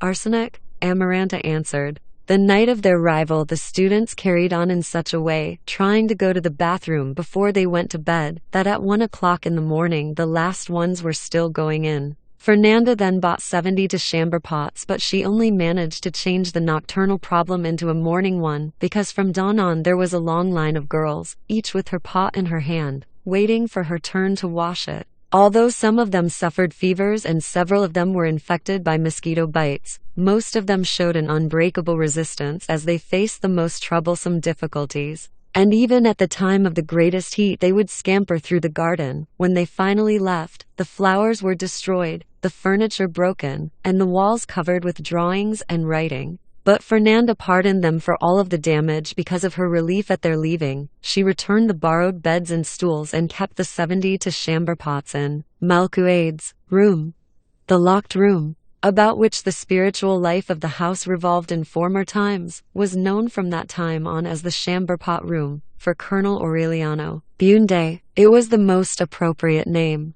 because while the rest of the family was still amazed by the fact that Malkuaid's room was immune to dust and destruction, he saw it turned into a dunghill. In any case, it did not seem to bother him who was correct. And if he found out about the fate of the room, it was because Fernanda kept passing by and disturbing his work for a whole afternoon as she put away the chamber pots. During those days, Jose Arcadio Segundo reappeared in the house. He went along the porch without greeting anyone, and he shut himself up in the workshop to talk to the colonel, in spite of the fact that she could not see him. Rizula analyzed the clicking of his foreman's boots and was surprised at the unbridgeable distance that separated him from the family. Even from the twin brother with whom he had played ingenious games of confusion in childhood and with whom he no longer had any traits in common, he was linear, solemn, and had a pensive air and the sadness of a Saracen and a mournful glow on his face that was the color of autumn. He was the one who most resembled his mother, Santa Safe de la Piedad. Rizula reproached herself for the habit of forgetting about him when she spoke about the family, but when she sensed him in the house again and noticed that the colonel let him into the workshop during working hours, she re-examined her old memories and confirmed the belief that at some moment in childhood he had changed places with his twin brother, because it was he and not the other one who should have been called Aureliano. No one knew the details of his life. At one time it was discovered that he had no fixed abode, that he raised fighting cocks at Pilar Turner's house and that sometimes he would stay there to sleep, but that he almost always spent the night in the rooms of the French matrons. He drifted about, with no ties of affection, with no ambitions, like a wandering star in Rizula's planetary system. In reality, Jose Arcadio Segundo was not a member of the family. Nor would he ever be of any other since that distant dawn when Colonel Gerineldo Marquez took him to the barracks, not so that he could see an execution, but so that for the rest of his life he would never forget the sad and somewhat mocking smile of the man being shot. That was not only his oldest memory, but the only one he had of his childhood. The other one, that of an old man with an old-fashioned vest and a hat with a brim like a crow's wings who told him marvelous things framed in a dazzling window, he was unable to place in any period. It was an uncertain memory, entirely devoid of lessons or nostalgia, the opposite of the memory of the executed man, which had really set the direction of his life and would return to his memory clearer and clearer as he grew older, as if the passage of time were bringing him closer to it. Rizula tried to use Jose Arcadio Segundo to get Colonel Aureliano Bunde to give up his imprisonment, get him to go to the movies. She said to him, even if he doesn't like the picture, at least he'll breathe a little fresh air. But it did not take her long to realize that he was as insensible to her begging as the colonel would have been, and that they were armored by the same impermeability of affection, although she never knew,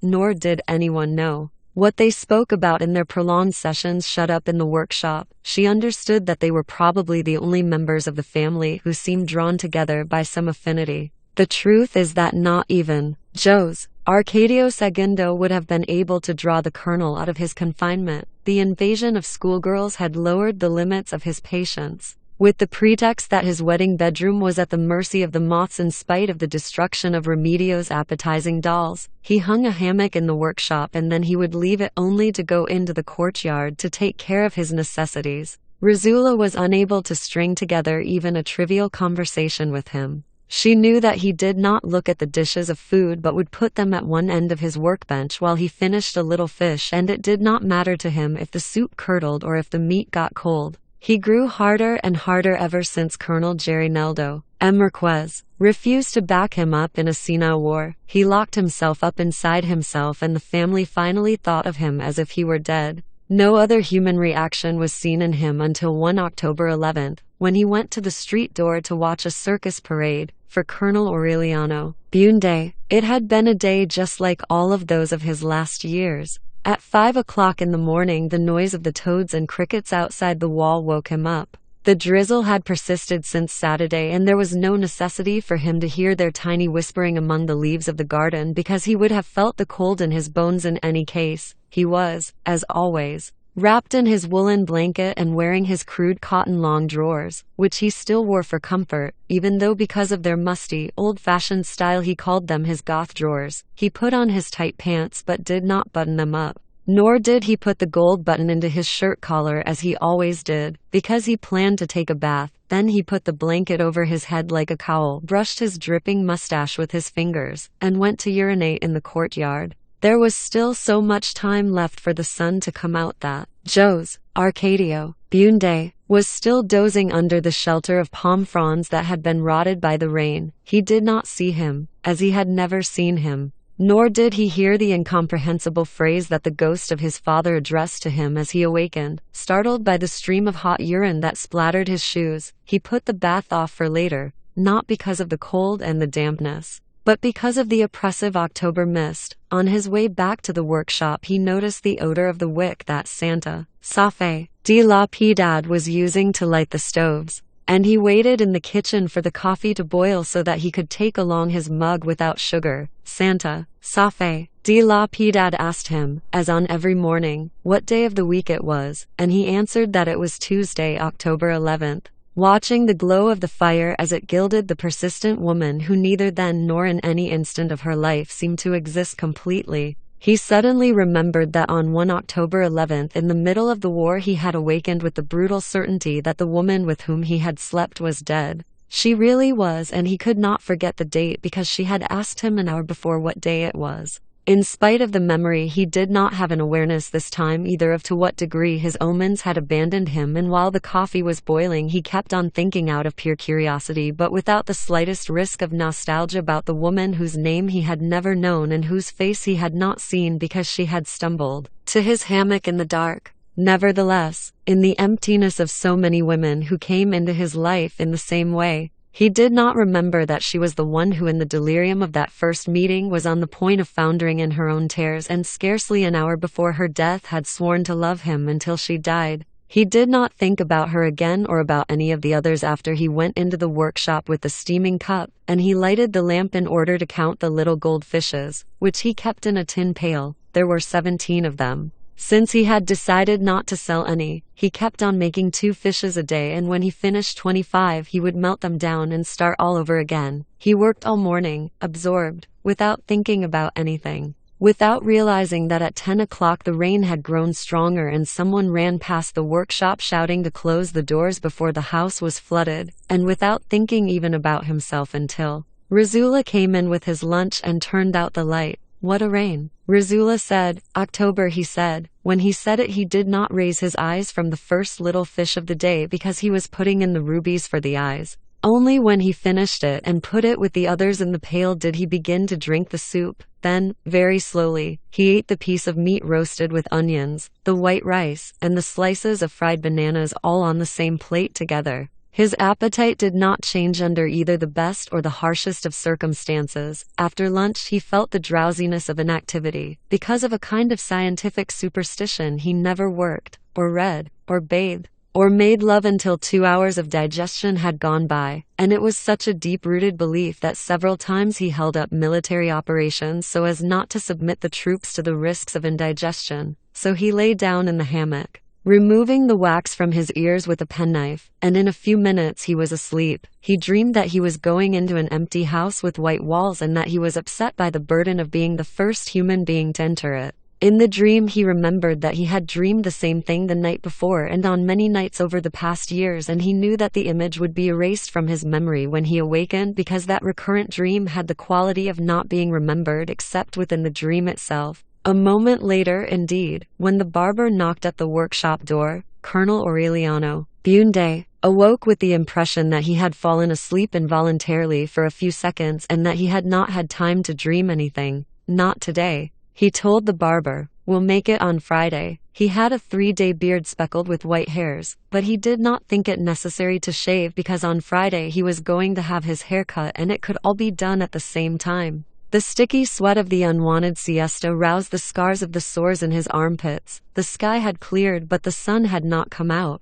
Colonel Aureliano Bunde released a sonorous belch which brought back the acidity of the soup to his palate and which was like a command from his organism to throw his blanket over his shoulders and go to the toilet. He stayed there longer than was necessary, crouched over the dense fermentation that was coming out of the wooden box until habit told him that it was time to start work again. During the time he lingered he remembered again that it was Tuesday and that, Joe's. Arcadio Segundo had not come to the workshop because it was payday on the banana company farms. That recollection, as all of those of the past few years, led him to think about the war without his realizing it. He remembered that Colonel Gerineldo M. Marquez had once promised to get him a horse with a white star on its face and that he had never spoken about it again. Then he went on toward scattered episodes, but he brought them back without any judgment because since he could not think about anything else, he had learned to think coldly so that inescapable memories would not touch any feeling. On his way back to the workshop, seeing that the air was beginning to dry out, he decided that it was a good time to take a bath, but Amaranta had got there ahead of him, so he started on the second little fish of the day. He was putting a hook on the tail when the sun came out with such strength that the light creaked like a fishing boat. The air, which had been washed by the 3-day drizzle, was filled with flying ants. Then he came to the realization that he felt like urinating and he had been putting it off until he had finished fixing the little fish. He went out into the courtyard at 10 minutes after 4, when he heard the distant brass instruments, the beating of the bass drum, and the shouting of the children, and for the first time since his youth he knowingly fell into a trap of nostalgia and relived that prodigious afternoon of the gypsies when his father took him to see ice. Santa Fe de la Piedad dropped what she was doing in the kitchen and ran to the door. "It's the circus," she shouted, instead of going to the chestnut tree. Colonel Aureliano Bunde also went to the street door and mingled with the bystanders who were watching the parade. He saw a woman dressed in gold sitting on the head of an elephant. He saw a sad dromedary. He saw a bear dressed like a Dutch girl keeping time to the music with a soup spoon and a pan. He saw the clowns doing cartwheels at the end of the parade, and once more he saw the face of his miserable solitude when everything had passed by and there was nothing but the bright expanse of the street and the air full of flying ants with a few onlookers peering into the precipice of uncertainty. Then he went to the chestnut tree, thinking about the circus, and while he urinated he tried to keep on thinking about the circus, but he could no longer find the memory. He pulled his head in between his shoulders like a baby chick and remained motionless with his forehead against the trunk of the chestnut tree. The family did not find him until the following day at 11 o'clock in the morning when Santa Fe de la Piedad went to throw out the garbage and back, and her attention was attracted by the descending vultures. Mime's last vacations coincided with the period of mourning for Colonel Aureliano Bunde. The shuttered house was no place for parties. They spoke in whispers, ate in silence, recited the rosary 3 times a day, and even clavichord practice during the heat of siesta time had a funereal echo. In spite of her secret hostility toward the colonel, it was Fernanda who imposed the rigor of that morning. Impressed by the solemnity with which the government exalted the memory of its dead enemy, Aureliano Segundo, as was his custom, came back to sleep in the house during his daughter's vacation, and Fernanda must have done something to regain her privileges as his legitimate wife, because the following year Mime found a newborn little sister, who against the wishes of her mother had been baptized with the name Amaranta Razula. Mime had finished her course of study. The diploma that certified her as a concert clavicordist was ratified by the virtuosity with which she executed popular melodies of the 17th century at the gathering organized to celebrate the completion of her studies and with which the period of mourning came to an end. More than her art, the guests admired her duality. Her frivolous and even slightly infantile character did not seem up to any serious activity, but when she sat down at the clavichord she became a different girl. One whose unforeseen maturity gave her the air of an adult. That was how she had always been. She really did not have any definite vocation, but she had earned the highest grades by means of an inflexible discipline simply in order not to annoy her mother. They could have imposed on her an apprenticeship in any other field and the results would have been the same. Since she had been very small she had been troubled by Fernanda's strictness, her custom of deciding in favor of extremes, and she would have been capable of a much more difficult sacrifice than the clavichord lessons merely not to run up against her intransigence. During the graduation ceremonies she had the impression that the parchment with Gothic letters and illuminated capitals was freeing her from a compromise that she had accepted not so much out of obedience as out of convenience. And she thought that from then on not even the insistent Fernanda would worry any more about an instrument that even the nuns looked upon as a museum fossil. During the first years she thought that her calculations were mistaken because after she had put half the town to sleep, not only in the parlor but also at all charitable functions, school ceremonies, and patriotic celebrations that took place in Macondo. Her mother still invited to the house every newcomer whom she thought capable of appreciating her daughter's virtues. Only after the death of Amaranta, when the family shut itself up again in a period of mourning, was Meme able to lock the clavichord and forget the key in some dresser drawer without Fernandez being annoyed on finding out when and through whose fault it had been lost. Meme bore up under the exhibitions with the same stoicism that she had dedicated to her apprenticeship. It was the price of her freedom. Fernanda was so pleased with her docility and so proud of the admiration that her art inspired that she was never against the house being full of girlfriends, her spending the afternoon in the groves, and going to the movies with Aureliano Segundo or some trusted lady as long as the film was approved by Father Antonio Isabel from the pulpit. During those moments of relaxation, Meme's real tastes were revealed. Her happiness lay at the other extreme from discipline, in noisy parties, in gossip about lovers, in prolonged sessions with her girlfriends, where they learned to smoke and talked about male business, and where they once got their hands on some cane liquor and ended up naked, measuring and comparing the parts of their bodies. Meme would never forget that night when she arrived home chewing licorice lozenges, and without noticing their consternation,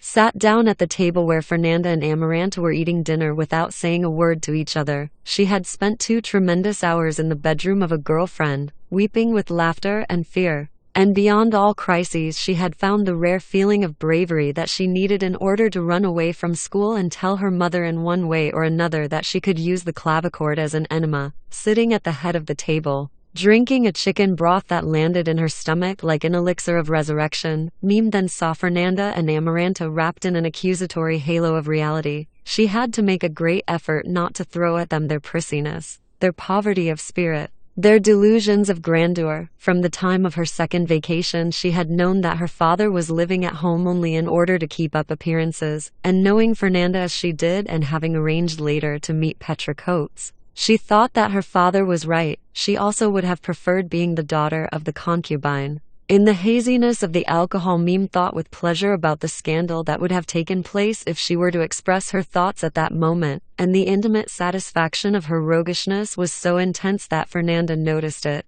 "What's the matter?" she asked. "Nothing," Meme answered. "I was only now discovering how much I loved you both." Amaranta was startled by the obvious burden of hate that the declaration carried. But Fernanda felt so moved that she thought she would go mad. When Meme awoke at midnight with her head splitting with pain and drowning in vomited gall, she gave her a vial of castor oil, put compresses on her stomach and ice cubes on her head, and she made her stay in bed for 5 days and follow the diet ordered by the new and outlandish French doctor, who after examining her for more than 2 hours reached the foggy conclusion that she had an ailment peculiar to women, having lost her courage. In a miserable state of demoralization, Meme had no other recourse but to bear up under it. Rizula, completely blind by then but still active and lucid, was the only one who guessed the exact diagnosis. "As far as I can see," she thought, "that's the same thing that happens to drunken people." But she not only rejected the idea, she reproached herself for the frivolity of her thought. Aureliano Segundo felt a twinge of conscience when he saw Meme's state of prostration, and he promised himself to take better care of her in the future. That was how the relationship of jolly comradeship was born between father and daughter, which freed him for a time from the bitter solitude of his revels and freed her from Fernanda's watchful eye without the necessity of provoking the domestic crisis that seemed inevitable by then. At that time, Aureliano Segundo postponed any appointments in order to be with Meme, to take her to the movies or the circus, and he spent the greater part of his idle time with her. In recent times, his annoyance with the absurd obesity that prevented him from tying his shoes and his abusive satisfaction with all manner of appetites had begun to sour his character. The discovery of his daughter restored his former joviality, and the pleasure of being with her was slowly leading him away from dissipation. Meme was entering a fruitful age. She was not beautiful, as Amaranta had never been. But on the other hand, she was pleasant, uncomplicated, and she had the virtue of making a good impression on people from the first moment. She had a modern spirit that wounded the antiquated sobriety and poorly disguised miserly heart of Fernanda, and that, on the other hand, Aureliano Segundo took pleasure in developing. It was he who resolved to take her out of the bedroom she had occupied since childhood, where the fearful eyes of the saints still fed her adolescent terrors, and he furnished for her a room with a royal bed, a large dressing table, and velvet curtains, not realizing that he was producing a second version of Petra Coates's room. He was so lavish with Meme that he did not even know how much money he gave her because she herself would take it out of his pockets, and he kept abreast of every kind of new beauty aid that arrived in the commissary of the banana company. Meme's room became filled with pumice stone cushions to polish her nails with, hair curlers, toothbrushes, drops to make her eyes languid, and so many and such new cosmetics and artifacts of beauty that every time Fernanda went into the room she was scandalized by the idea that her daughter's dressing table must have been the same as those of the French matrons. Nevertheless, Fernanda divided her time in those days between little Amaranta, Rizula, who was mischievous and sickly, and a touching correspondence with the invisible physicians, so that when she noticed the complicity between father and daughter, the only promise she extracted from Aureliano II was that he would never take Meme to Petra Coates's house. It was a meaningless demand because the concubine was so annoyed with the comradeship between her lover and his daughter that she did not want anything to do with her. Petra was tormented by an unknown fear, as if instinct were telling her that Meme, by just wanting it, could succeed in what Fernanda had been unable to do, deprive her of a love that by then she considered assured until death. For the first time, Aureliano II had to tolerate the harsh expressions and the violent tirades of his concubine, and he was even afraid that his wandering trunks would make the return journey to his wife's house. That did not happen. No one knew a man better than Petra Coates knew her lover, and she knew that the trunks would remain where they had been sent because if Aureliano II detested anything it was complicating his life with modifications and changes. So the trunks stayed where they were, and Petra Coates set about reconquering the husband by sharpening the only weapons that his daughter could not use on him. It too was an unnecessary effort because Meme had no desire to intervene in her father's affairs, and if she had, it would certainly have been in favor of the concubine. She had no time to bother anybody. She herself swept her room and made her bed, as the nuns had taught her. In the morning she took care of her clothes, sewing on the porch or using Amaranta's old pedal machine. While the others were taking their siestas, she would practice the clavichord for 2 hours. Knowing that the daily sacrifice would keep Fernanda calm, for the same reason she continued giving concerts at church fairs and school parties, even though the requests were less and less frequent. At nightfall she would fix herself up, put on one of her simple dresses and her stiff high shoes, and if she had nothing to do with her father she would go to the homes of her girlfriends, where she would stay until dinner time. It was rare that Aureliano II would not call for her then to take her to the movies. Among Meme's friends there were 3 young American girls who broke through the electrified chicken fence barrier and made friends with girls from Macondo. One of them was Patricia Brown. Grateful for the hospitality of Aureliano II, Mr. Brown opened the doors of his house to Meme and invited her to the Saturday dances, which were the only ones where gringos and natives mingled.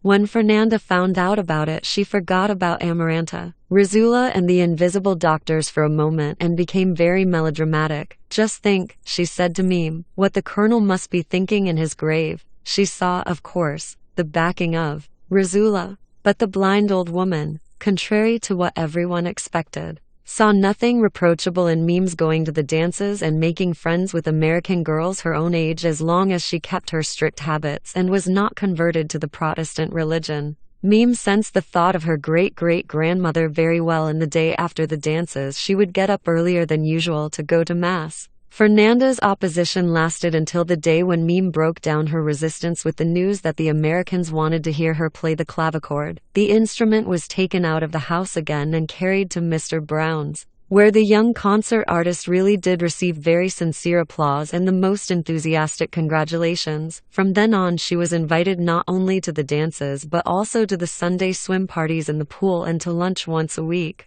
Meme learned to swim like a professional, to play tennis, and to eat Virginia ham with slices of pineapple. Among dances, swimming, and tennis she soon found herself getting involved in the English language. Aureliano II was so enthusiastic over the progress of his daughter that from a traveling salesman he bought a 6-volume English encyclopedia with many color prints which Meme read in her spare time. The reading occupied the attention that she had formerly given to gossip about sweethearts and the experimental retreats that she would go through with her girlfriends. not because it was imposed as discipline but because she had lost all interest by then in talking about mysteries that were in the public domain. She looked back on the drunken episode as an infantile adventure, and it seemed so funny to her that she told Aureliano II about it, and he thought it was more amusing than she did. "If your mother only knew," he told her, doubling up with laughter. As he always said when he told her something in confidence, he had made her promise that she would let him know about her first love affair with the same confidence. And Meme told him that she liked a red-headed American boy who had come to spend his vacation with his parents. "What do you know?" Aureliano II said, laughing. "If your mother only knew." But Meme also told him that the boy had gone back to his country and had disappeared from sight. The maturity of her judgment ensured peace in the family. Aureliano II then devoted more time to Petra Coates. And although his body and soul no longer permitted him the debauches of days gone by, he lost no chance to arrange them and to dig out the accordion, which by then had some keys held in place by shoelaces. At home, Amaranta was weaving her interminable shroud, and Rizula dragged about in her decrepitude through the depths of the shadows, where the only thing that was still visible was the ghost of Jose Arcadio Bunde under the chestnut tree. Fernanda consolidated her authority. Her monthly letters to her son, Jose Arcadio, at that time did not carry a string of lies, and she hid from him only her correspondence with the invisible doctors, who had diagnosed a benign tumor in her large intestine and were preparing her for a telepathic operation. It might have been said that peace and happiness reigned for a long time in the tired mansion of the Bundes, if it had not been for the sudden death of Amaranta, which caused a new uproar. It was an unexpected event. Although she was old and isolated from everyone, she still looked firm and upright, and with the health of a rock that she had always had. No one knew her thoughts since the afternoon on which she had given Colonel Gerinaldo Marquez his final rejection and shut herself up to weep. She was not seen to cry during the ascension to heaven of Remedios the Beauty, or over the extermination of the Aurelianos, or the death of Colonel Aureliano Bunde, who was the person she loved most in this world. Although she showed it only when they found his body under the chestnut tree, she helped pick up the body. She dressed him in his soldier's uniform, shaved him, combed his hair, and waxed his mustache better than he had ever done in his days of glory. No one thought that there was any love in that act, because they were accustomed to the familiarity of Amaranta with the rites of death. Fernanda was scandalized that she did not understand the relationship of Catholicism with life, but only its relationship with death, as if it were not a religion but a compendium of funeral conventions. Amaranta was too wrapped up in the eggplant patch of her memories to understand those subtle apologetics. She had reached old age with all of her nostalgias intact. When she listened to the waltzes of Pietro Crespi, she felt the same desire to weep that she had had in adolescence, as if time and harsh lessons had meant nothing. The rolls of music that she herself had thrown into the trash with the pretext that they had rotted from dampness kept spinning and playing in her memory. She had tried to sink them into the swampy passion that she allowed herself with her nephew Aureliano Jose, and she tried to take refuge in the calm and virile protection of Colonel Gerinaldo Marquez, but she had not been able to overcome them, not even with the most desperate act of her old age, when she would bathe the small Jose Arcadio 3 years before he was sent to the seminary, and caress him not as a grandmother would have done with a grandchild, but as a woman would have done with a man. As it was said that the French matrons did, and as she had wanted to do with Pietro Crespi at the age of 12-14, when she saw him in his dancing tights and with the magic wand with which he kept time to the metronome. At times it pained her to have let the outpouring of misery follow its course, and at times it made her so angry that she would prick her fingers with the needles. But what pained her most and enraged her most and made her most bitter was the fragrant and wormy guava grove of love that was dragging her toward death. Just as Colonel Aureliano Bunde thought about his war, unable to avoid it, so Amaranta thought about Rebecca. But while her brother had managed to sterilize his memories, she had only managed to make hers more scalding. The only thing that she asked of God for many years was that he would not visit on her the punishment of dying before Rebecca. Every time she passed by her house and noted the progress of destruction, she took comfort in the idea that God was listening to her. One afternoon, when she was sewing on the porch, she was assailed by the certainty that she would be sitting in that place, in the same position, and under the same light when they brought her the news of Rebecca's death. She sat down to wait for it, as one waits for a letter, and the fact was that at one time she would pull off buttons to sew them on again so that inactivity would not make the wait longer and more anxious. No one in the house realized that at that time Amaranta was sewing a fine shroud for Rebecca. Later on, when Aureliano Treese told how he had seen her, changed into an apparition with leathery skin and a few golden threads on her skull, Amaranta was not surprised because the specter described was exactly what she had been imagining for some time. She had decided to restore Rebecca's corpse, to disguise with paraffin the damage to her face and make a wig for her from the hair of the saints. She would manufacture a beautiful corpse, with the linen shroud and a plush-lined coffin with purple trim, and she would put it at the disposition of the worms with splendid funeral ceremonies.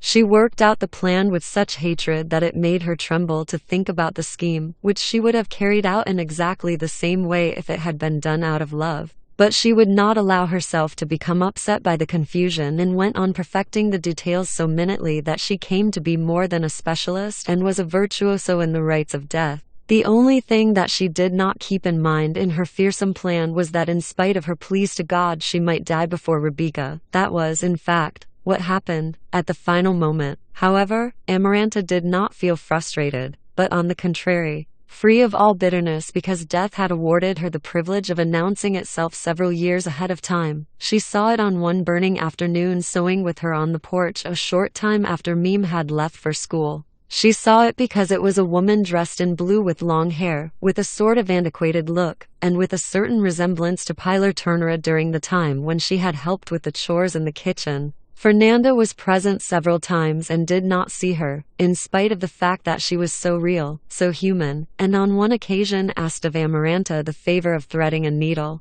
Death did not tell her when she was going to die or whether her hour was assigned before that of Rebecca, but ordered her to begin sewing her own shroud on the next 6th of April. She was authorized to make it as complicated and as fine as she wanted, but just as honestly executed as Rebecca's, and she was told that she would die without pain, fear, or bitterness at dusk on the day that she finished it. Trying to waste the most time possible, Amaranta ordered some rough flax and spun the thread herself. She did it so carefully that the work alone took for years. Then she started the sewing. As she got closer to the unavoidable end, she began to understand that only a miracle would allow her to prolong the work past Rebecca's death. But the very concentration gave her the calmness that she needed to accept the idea of frustration. It was then that she understood the vicious circle of Colonel Aureliano. Bunde, these little goldfishes. The world was reduced to the surface of her skin and her inner self was safe from all bitterness. It pained her not to have had that revelation many years before, when it would have still been possible to purify memories and reconstruct the universe under a new light and evoke without trembling Pietro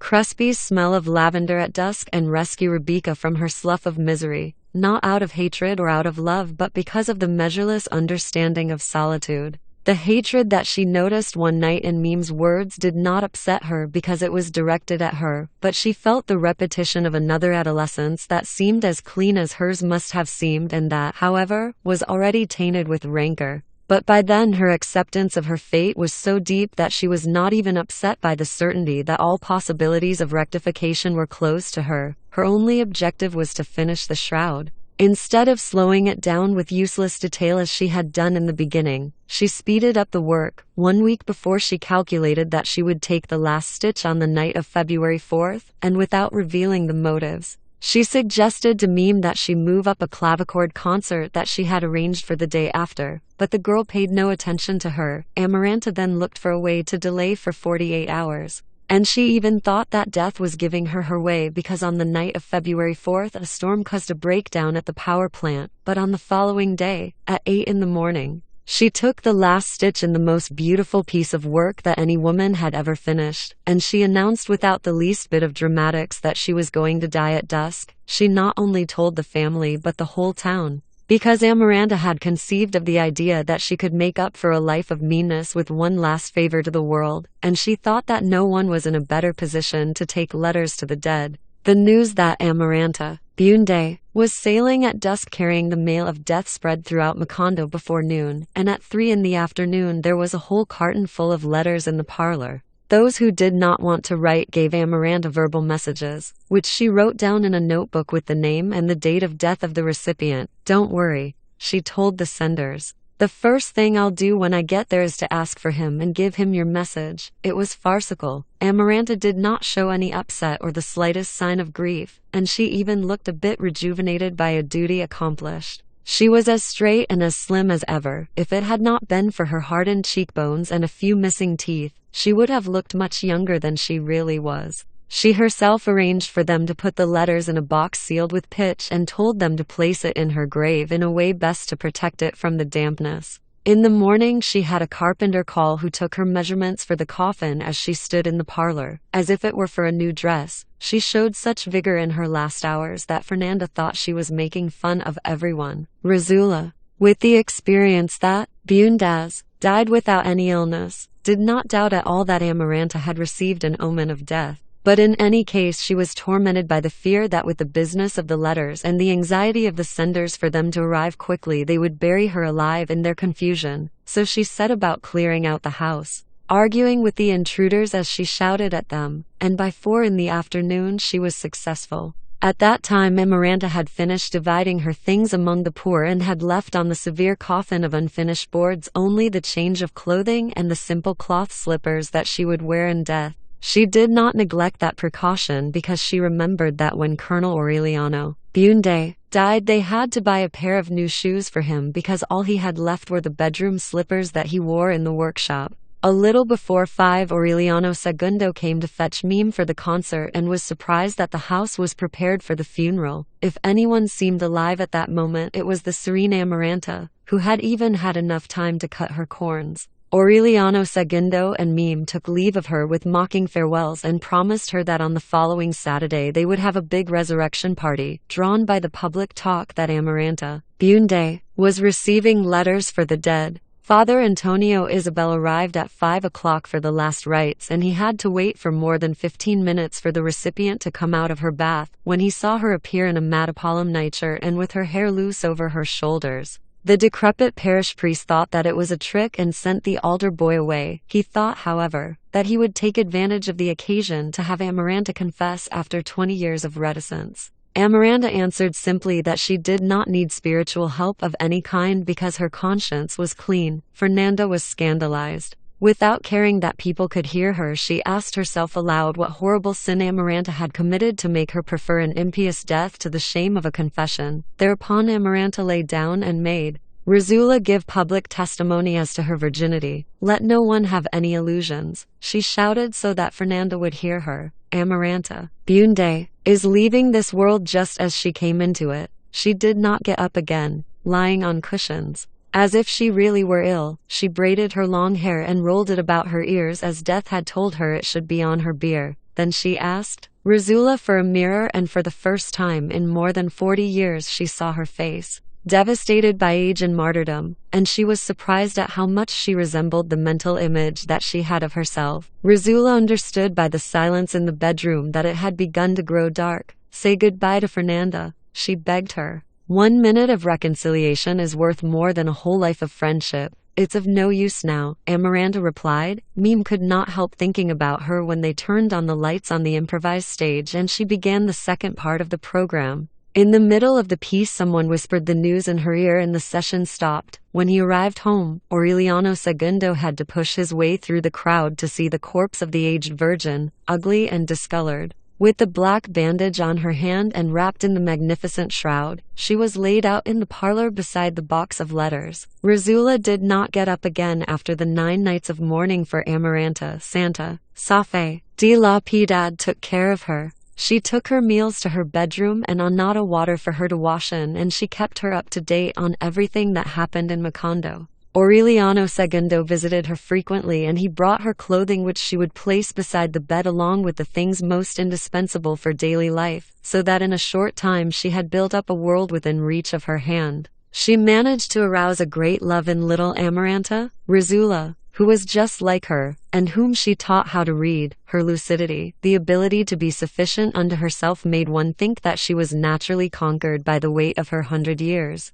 But even though it was obvious that she was having trouble seeing, no one suspected that she was totally blind. She had so much time at her disposal then and so much interior silence to watch over the life of the house that she was the first to notice Mim's silent tribulation. "Come here," she told her, "now that we're alone. Confess to this poor old woman what's bothering you." Mim avoided the conversation with a short laugh. Razula did not insist, but she ended up confirming her suspicions when Mim did not come back to visit her. She knew that she was getting up earlier than usual, that she did not have a moment's rest as she waited for the time for her to go out, that she spent whole nights walking back and forth in the adjoining bedroom, and that the fluttering of a butterfly would bother her. On one occasion she said that she was going to see Aureliano Segundo, and Razula was surprised that Fernanda's imagination was so limited when her husband came to the house looking for his daughter. It was too obvious that Mim was involved in secret matters, in pressing matters, in repressed anxieties long before the night that Fernanda upset the house because she caught her kissing a man in the movies.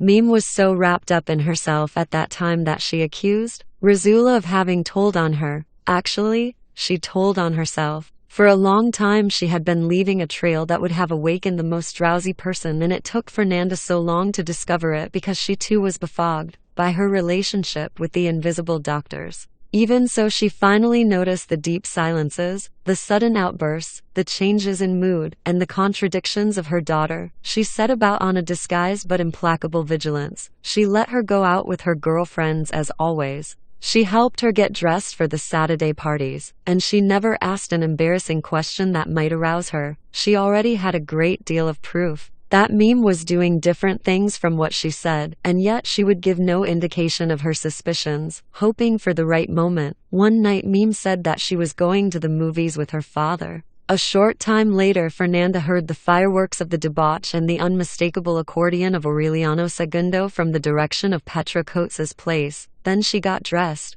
went to the movie theater, and in the darkness of the seats she recognized her daughter. The upsetting feeling of certainty stopped her from seeing the man she was kissing, but she managed to hear his tremulous voice in the midst of the deafening shouts and laughter of the audience. "I'm sorry, love," she heard him say, and she took Mim out of the place without saying a word to her, put her through the shame of parading her along the noisy street of the Turks, and locked her up in her bedroom. On the following day at 6 in the afternoon, Fernanda recognized the voice of the man who came to call on her. He was young, sallow, with dark and melancholy eyes which would not have startled her so much if she had known the gypsies, and a dreamy air that to any woman with a heart less rigid would have been enough to make her understand her daughter's motives. He was wearing a shabby linen suit with shoes that showed the desperate defense of superimposed patches of white zinc, and in his hand he was carrying a straw hat he had bought the Saturday before. In all of his life he could never have been as frightened as at that moment, but he had a dignity and presence that spared him from humiliation, and a genuine elegance that was defeated only by tarnished hands and nails that had been shattered by rough work. Fernanda, however, needed only one look to guess his status of mechanic. She saw that he was wearing his one Sunday suit and that underneath his shirt he bore the rash of the Banana Company. She would not let him speak. She would not even let him come through the door, which a moment later she had to close because the house was filled with yellow butterflies. "Go away," she told him. "You've got no reason to come calling on any decent person." His name was Mauricio Babylonia. He had been born and raised in Macondo, and he was an apprentice mechanic in the Banana Company garage. Mim had met him by chance one afternoon when she went with Patricia Brown to get a car to take a drive through the groves. Since the chauffeur was sick, they assigned him to take them, and Mim was finally able to satisfy her desire to sit next to the driver and see what he did. Unlike the regular chauffeur, Mauricio Babylonia gave her a practical lesson. That was during the time that Mim was beginning to frequent Mr. Brown's house, and it was still considered improper for a lady to drive a car. So she was satisfied with the technical information, and she did not see Mauricio Babylonia again for several months. Later on she would remember that during the drive her attention had been called to his masculine beauty, except for the coarseness of his hands, but that afterward she had mentioned to Patricia Brown that she had been bothered by his rather proud sense of security. The first Saturday that she went to the movies with her father she saw Mauricio Babylonia again, with his linen suit, sitting a few seats away from them, and she noticed that he was not paying much attention to the film in order to turn around and look at her. Mim was bothered by the vulgarity of that. Afterward, Mauricio Babylonia came over to say hello to Aureliano II, and only then did Meme find out that they knew each other because he had worked in Aureliano Trieste's early power plant and he treated her father with the air of an employee. That fact relieved the dislike that his pride had caused in her. They had never been alone together, nor had they spoken except in way of greeting. The night when she dreamed that he was saving her from a shipwreck, and she did not feel gratitude but rage.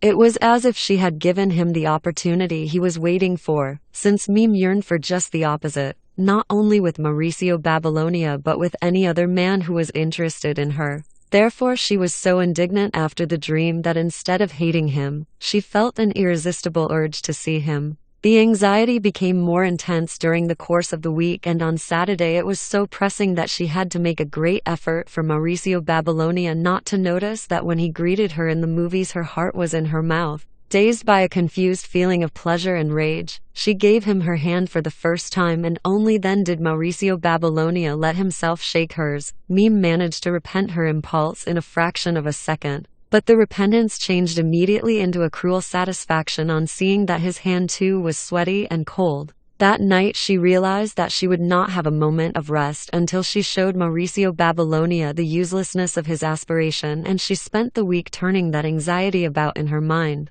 She resorted to all kinds of useless tricks so that Patricia Brown would go get the car with her. Finally, she made use of the American redhead who was spending his vacation in Macondo at that time, and with the pretext of learning about new models of cars, she had him take her to the garage. From the moment she saw him, Meme let herself be deceived by herself and believed that what was really going on was that she could not bear the desire to be alone with Mauricio Babylonia. And she was made indignant by the certainty that he understood that when he saw her arrive. "I came to see the new models," Meme said. "That's a fine excuse," he said. Meme realized that he was burning in the heat of his pride, and she desperately looked for a way to humiliate him, but he would not give her any time. "Don't get upset," he said to her in a low voice. "It's not the first time that a woman has gone crazy over a man." She felt so defeated that she left the garage without seeing the new models, and she spent the night turning over in bed and weeping with indignation. The American redhead, who was really beginning to interest her, looked like a baby in diapers. It was then that she realized that the yellow butterflies preceded the appearances of Mauricio Babylonia. She had seen them before, especially over the garage, and she had thought that they were drawn by the smell of paint. Once she had seen them fluttering about her head before she went into the movies, but when Mauricio Babylonia began to pursue her like a ghost that only she could identify in the crowd, she understood that the butterflies had something to do with him. Mauricio Babylonia was always in the audience at the concerts, at the movies, at High Mass, and she did not have to see him to know that he was there, because the butterflies were always there. Once Aureliano II became so impatient with the suffocating fluttering that she felt the impulse to confide her secret to him, as she had promised, but instinct told her that he would laugh as usual and say, "What would your mother say if she found out?" One morning, while she was pruning the roses, Fernanda let out a cry of fright and had Meme taken away from the spot where she was, which was the same place in the garden where Remedios the beauty had gone up to heaven. She had thought for an instant that the miracle was going to be repeated with her daughter, because she had been bothered by a sudden flapping of wings. It was the butterflies. Meme saw them as if they had suddenly been born out of the light, and her heart gave a turn. At that moment, Mauricio Babylonia came in with a package that, according to what he said, was a present from Patricia Brown. Meme swallowed her blush, absorbed her tribulation, and even managed a natural smile as she asked him the favor of leaving it on the railing because her hands were dirty from the garden. The only thing that Fernanda noted in the man whom a few months later she was to expel from the house without remembering where she had seen him was the bilious texture of his skin. "He's a very strange man," Fernanda said. "You can see in his face that he's going to die." Meme thought that her mother had been impressed by the butterflies. When they finished pruning the rose bushes, she washed her hands and took the package to her bedroom to open it. It was a kind of Chinese toy, made up of 5 concentric boxes, and in the last one there was a card laboriously inscribed by someone who could barely write,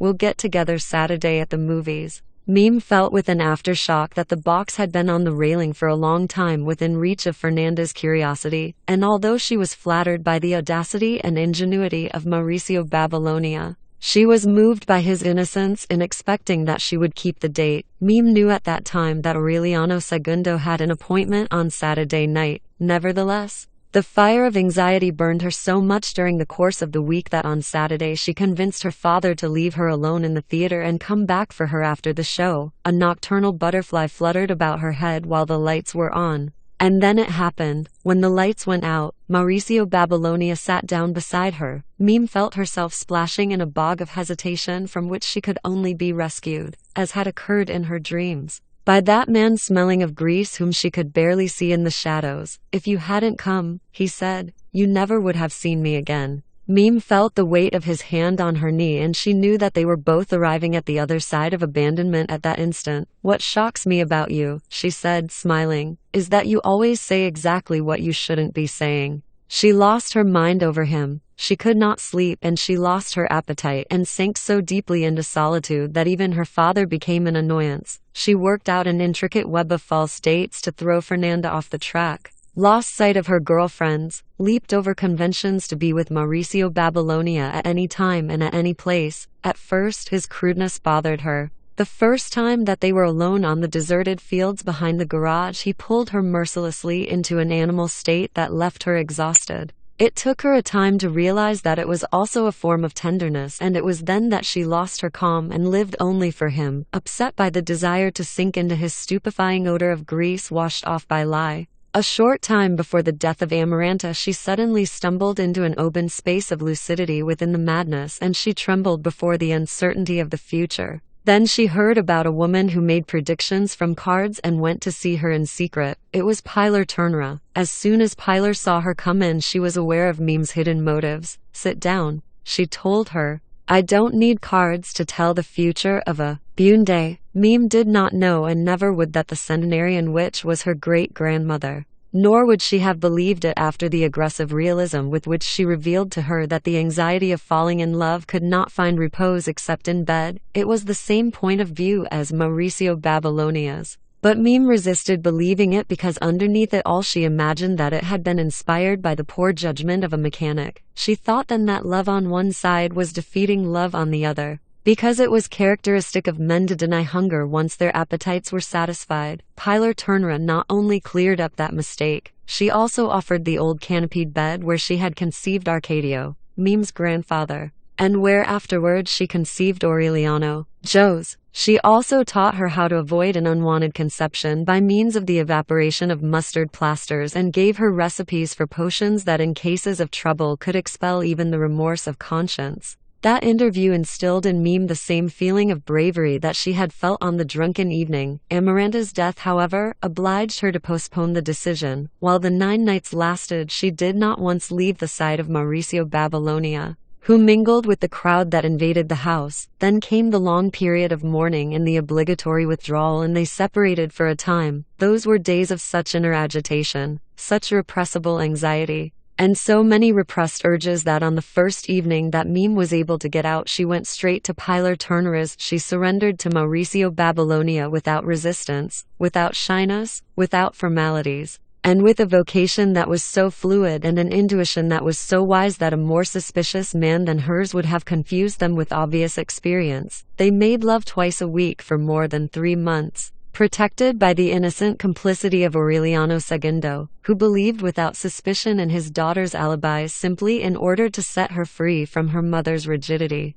On the night that Fernanda surprised them in the movies, Aureliano Segundo felt weighted down by the burden of his conscience, and he visited Meme in the bedroom where Fernanda kept her locked up, trusting that she would reveal to him the confidences that she owed him. But Meme denied everything. She was so sure of herself, so anchored in her solitude, that Aureliano Segundo had the impression that no link existed between them anymore, that the comradeship and the complicity were nothing but an illusion of the past. He thought of speaking to Mauricio Babylonia, thinking that his authority as his former boss would make him desist from his plans. But Petra Coates convinced him that it was a woman's business, so he was left floating in a limbo of indecision, barely sustained by the hope that the confinement would put an end to his daughter's troubles. Meme showed no signs of affliction. On the contrary, from the next room, Rizula perceived the peaceful rhythm of her sleep, the serenity of her tasks, the order of her meals, and the good health of her digestion. The only thing that intrigued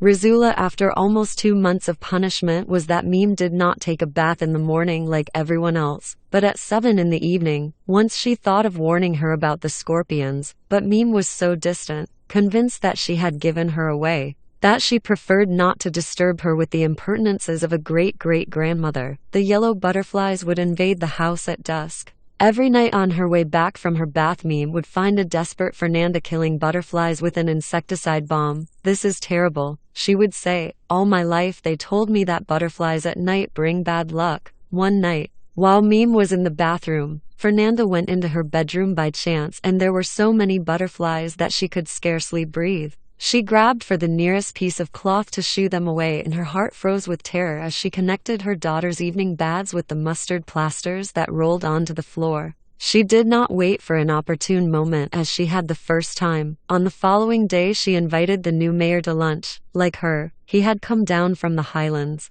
and she asked him to station a guard in the backyard because she had the impression that hens were being stolen. That night the guard brought down Mauricio Babylonia as he was lifting up the tiles to get into the bathroom where Meme was waiting for him. Naked and trembling with love among the scorpions and butterflies as she had done almost every night for the past few months, a bullet lodged in his spinal column reduced him to his bed for the rest of his life. He died of old age and solitude. Without a moan, without a protest, without a single moment of betrayal, tormented by memories and by the yellow butterflies, who did not give him a moment's peace, and ostracized as a chicken thief. The events that would deal Macondo its fatal blow, or just showing themselves when they brought Meme Bunde's son home. The public situation was so uncertain then that no one had sufficient spirit to become involved with private scandals, so that Fernanda was able to count on an atmosphere that enabled her to keep the child hidden as if he had never existed. She had to take him in because the circumstances under which they brought him made rejection impossible.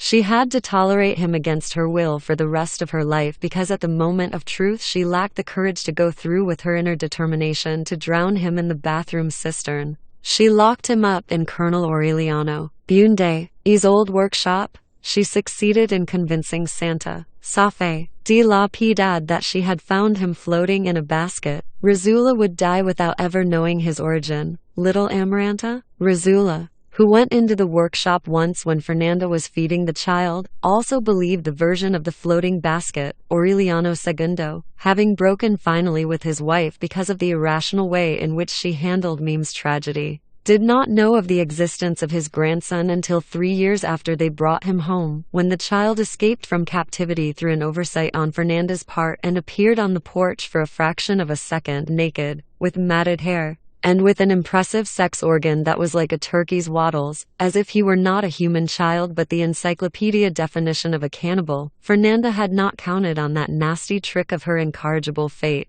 The child was like the return of a shame that she had thought exiled by her from the house forever. As soon as they carried off Mauricio Babylonia with his shattered spinal column, Fernanda had worked out the most minute details of a plan destined to wipe out all traces of the burden. Without consulting her husband, she packed her bags, put the 3 changes of clothing that her daughter would need into a small suitcase, and went to get her in her bedroom a half hour before the train arrived. "Let's go, Renata," she told her. She gave no explanation. Meme, for her part, did not expect or want any. She not only did not know where they were going, but it would have been the same to her if they had been taking her to the slaughterhouse. She had not spoken again, nor would she do so for the rest of her life from the time that she heard the shot in the backyard and the simultaneous cry of pain from Mauricio Babylonia. When her mother ordered her out of the bedroom, she did not comb her hair or wash her face, and she got into the train as if she were walking in her sleep,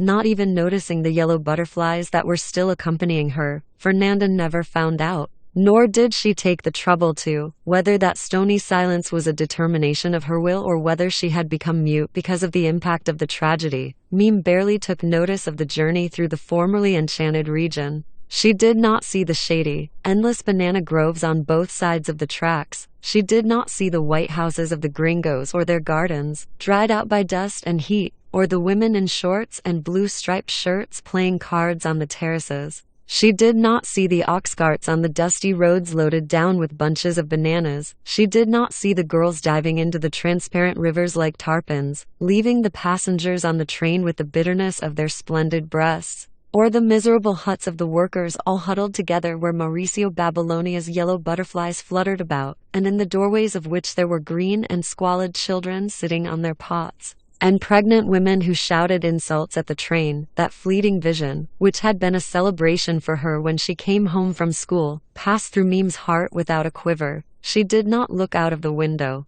Not even when the burning dampness of the groves ended and the train went through a poppy-laden plain where the carbonized skeleton of the Spanish galleon still sat and then came out into the clear air alongside the frothy, dirty sea where almost a century before, Joe's, Arcadio, Bunde, E's illusions had met defeat. At 5 o'clock in the afternoon, when they had come to the last station in the swamp, she got out of the train because Fernanda made her. They got into a small carriage that looked like an enormous bat, drawn by an asthmatic horse, and they went through the desolate city in the endless streets of which, split by saltiness, there was the sound of a piano lesson just like the one that Fernanda heard during the siestas of her adolescence. They went on board a riverboat, the wooden wheel of which had a sound of conflagration, and whose rusted metal plates reverberated like the mouth of an oven. Mim shut herself up in her cabin. Twice a day Fernanda left a plate of food by her bed, and twice a day she took it away intact, not because Mim had resolved to die of hunger,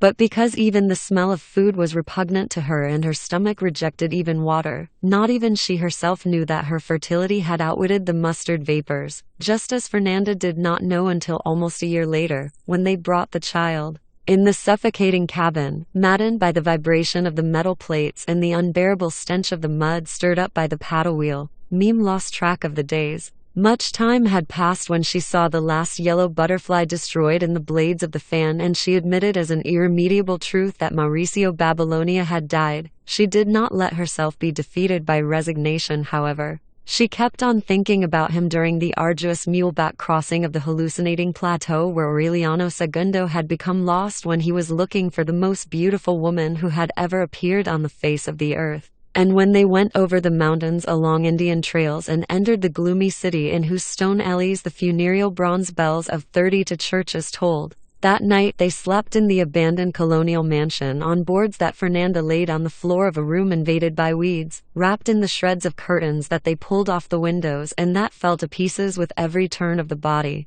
Mim knew where they were because in the fright of her insomnia she saw pass by the gentleman dressed in black whom they delivered to the house inside a lead box on one distant Christmas Eve. On the following day, after Mass, Fernanda took her to a somber building that Mim recognized immediately from her mother's stories of the convent where they had raised her to be a queen, and then she understood that they had come to the end of the journey. While Fernanda was speaking to someone in the office next door, Mim remained in a parlor checkered with large oil paintings of colonial archbishops, still wearing an Adamine dress with small black flowers and stiff high shoes which were swollen by the cold of the uplands. She was standing in the center of the parlor thinking about Mauricio Babylonia under the yellow stream of light from the stained glass windows when a very beautiful novice came out of the office carrying her suitcase with the 3 changes of clothing. As she passed Mim, she took her hand without stopping. "Come, Renata," she said to her. Mim took her hand and let herself be led. The last time that Fernanda saw her, trying to keep up with the novice,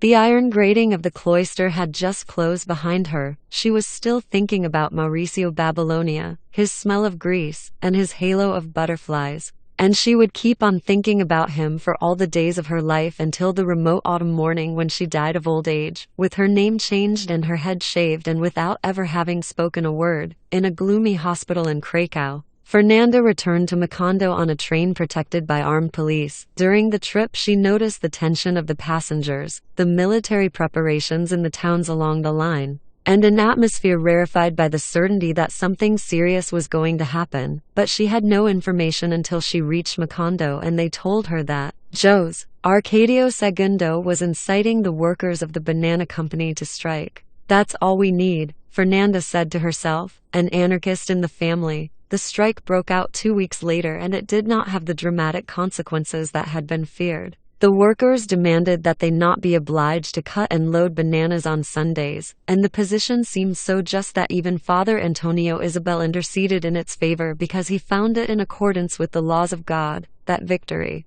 along with other actions that were initiated during the following months, drew the colorless Jose Arcadio Segundo out of his anonymity, for people had been accustomed to say that he was only good for filling up the town with French whores. With the same impulsive decision with which he had auctioned off his fighting cocks in order to organize a harebrained boat business, he gave up his position as foreman in the banana company and took the side of the workers. Quite soon he was pointed out as the agent of an international conspiracy against public order. One night, during the course of a week darkened by somber rumors, he miraculously escaped 4 revolver shots taken at him by an unknown party as he was leaving a secret meeting. The atmosphere of the following months was so tense that even Rizula perceived it in her dark corner, and she had the impression that once more she was living through the dangerous times when her son Aureliano carried the homeopathic pills of subversion in his pocket. She tried to speak to Jose Arcadio Segundo to let him know about that precedent. But Aureliano Segundo told her that since the night of the attempt on his life no one knew his whereabouts, just like Aureliano. Rizula exclaimed, "It's as if the world were repeating itself." Fernanda was immune to the uncertainty of those days. She had no contact with the outside world since the violent altercation she had had with her husband over her having decided Mime's fate without his consent. Aureliano Segundo was prepared to rescue his daughter with the help of the police if necessary. But Fernanda showed him some papers that were proof that she had entered the convent of her own free will. Mime had indeed signed once she was already behind the iron grating, and she did it with the same indifference with which she had allowed herself to be led away. Underneath it all, Aureliano Segundo did not believe in the legitimacy of the proof. Just as he never believed that Mauricio Babylonia had gone into the yard to steal chickens, but both expedients served to ease his conscience, and thus he could go back without remorse under the shadow of Petra Coates, where he revived his noisy revelry and unlimited gormandizing, foreign to the restlessness of the town, deaf to Rizula's quiet predictions. Fernanda gave the last turn to the screw of her preconceived plan. She wrote a long letter to her son, Jose Arcadio, who was then about to take his first orders, and in it she told him that his sister Renata had expired in the peace of the Lord and as a consequence of the black vomit. Then she put Amaranta Rizula under the care of Santa Fe de la Piedad and dedicated herself to organizing her correspondence with the invisible doctors, which had been upset by Mime's trouble. The first thing that she did was to set a definite date for the postponed telepathic operation, but the invisible doctors answered her that it was not wise so long as the state of social agitation continued in Macondo. She was so urgent and so poorly informed that she explained to them in another letter that there was no such state of agitation and that everything was the result of the lunacy of a brother-in-law of hers who was fiddling around at that time in that labor union nonsense just as he had been involved with cockfighting and riverboats before. They were still not in agreement on the hot Wednesday when an aged nun knocked at the door bearing a small basket on her arm. When she opened the door, Santa Fe de la Piedad thought that it was a gift and tried to take the small basket that was covered with a lovely lace wrap. But the nun stopped her because she had instructions to give it personally and with the strictest secrecy to do. A Fernanda del Carpio de Bunde. It was Mime's son. Fernanda's former spiritual director explained to her in a letter that he had been born 2 months before and that they had taken the privilege of baptizing him Aureliano for his grandfather. Because his mother would not open her lips to tell them her wishes, Fernanda rose up inside against that trick of fate, but she had sufficient strength to hide it in front of the nun. "We'll tell them that we found him floating in the basket," she said, smiling. "No one will believe it." The nun said, "If they believe it in the Bible," Fernanda replied, "I don't see why they shouldn't believe it from me." The nun lunched at the house while she waited for the train back, and in accordance with the discretion they asked of her, she did not mention the child again. But Fernanda viewed her as an undesirable witness of her shame and lamented the fact that they had abandoned the medieval custom of hanging a messenger who bore bad news. It was then that she decided to drown the child in the cistern as soon as the nun left. But her heart was not strong enough and she preferred to wait patiently until the infinite goodness of God would free her from the annoyance. The new Aureliano was a year old when the tension of the people broke with no forewarning. Joes, Arcadio Segundo and other union leaders who had remained underground until then suddenly appeared one weekend and organized demonstrations in towns throughout the Banana region. The police merely maintained public order. But on Monday night the leaders were taken from their homes and sent to jail in the capital of the province with 2-pound irons on their legs. Taken among them were Joes, Arcadio Segundo and Lorenzo Gavilan, a colonel in the Mexican Revolution, exiled in Macondo, who said that he had been witness to the heroism of his comrade Artemio Cruz. They were set free, however, within 3 months because of the fact that the government and the Banana Company could not reach an agreement as to who should feed them in jail. The protests of the workers this time were based on the lack of sanitary facilities in their living quarters, the non-existence of medical services, and terrible working conditions. They stated, furthermore, that they were not being paid in real money but in scrip, which was good only to buy Virginia ham in the company commissaries. Joes, Arcadio Segundo was put in jail because he revealed that the scrip system was a way for the company to finance its fruit ships, which without the commissary merchandise would have to return empty from New Orleans to the banana ports.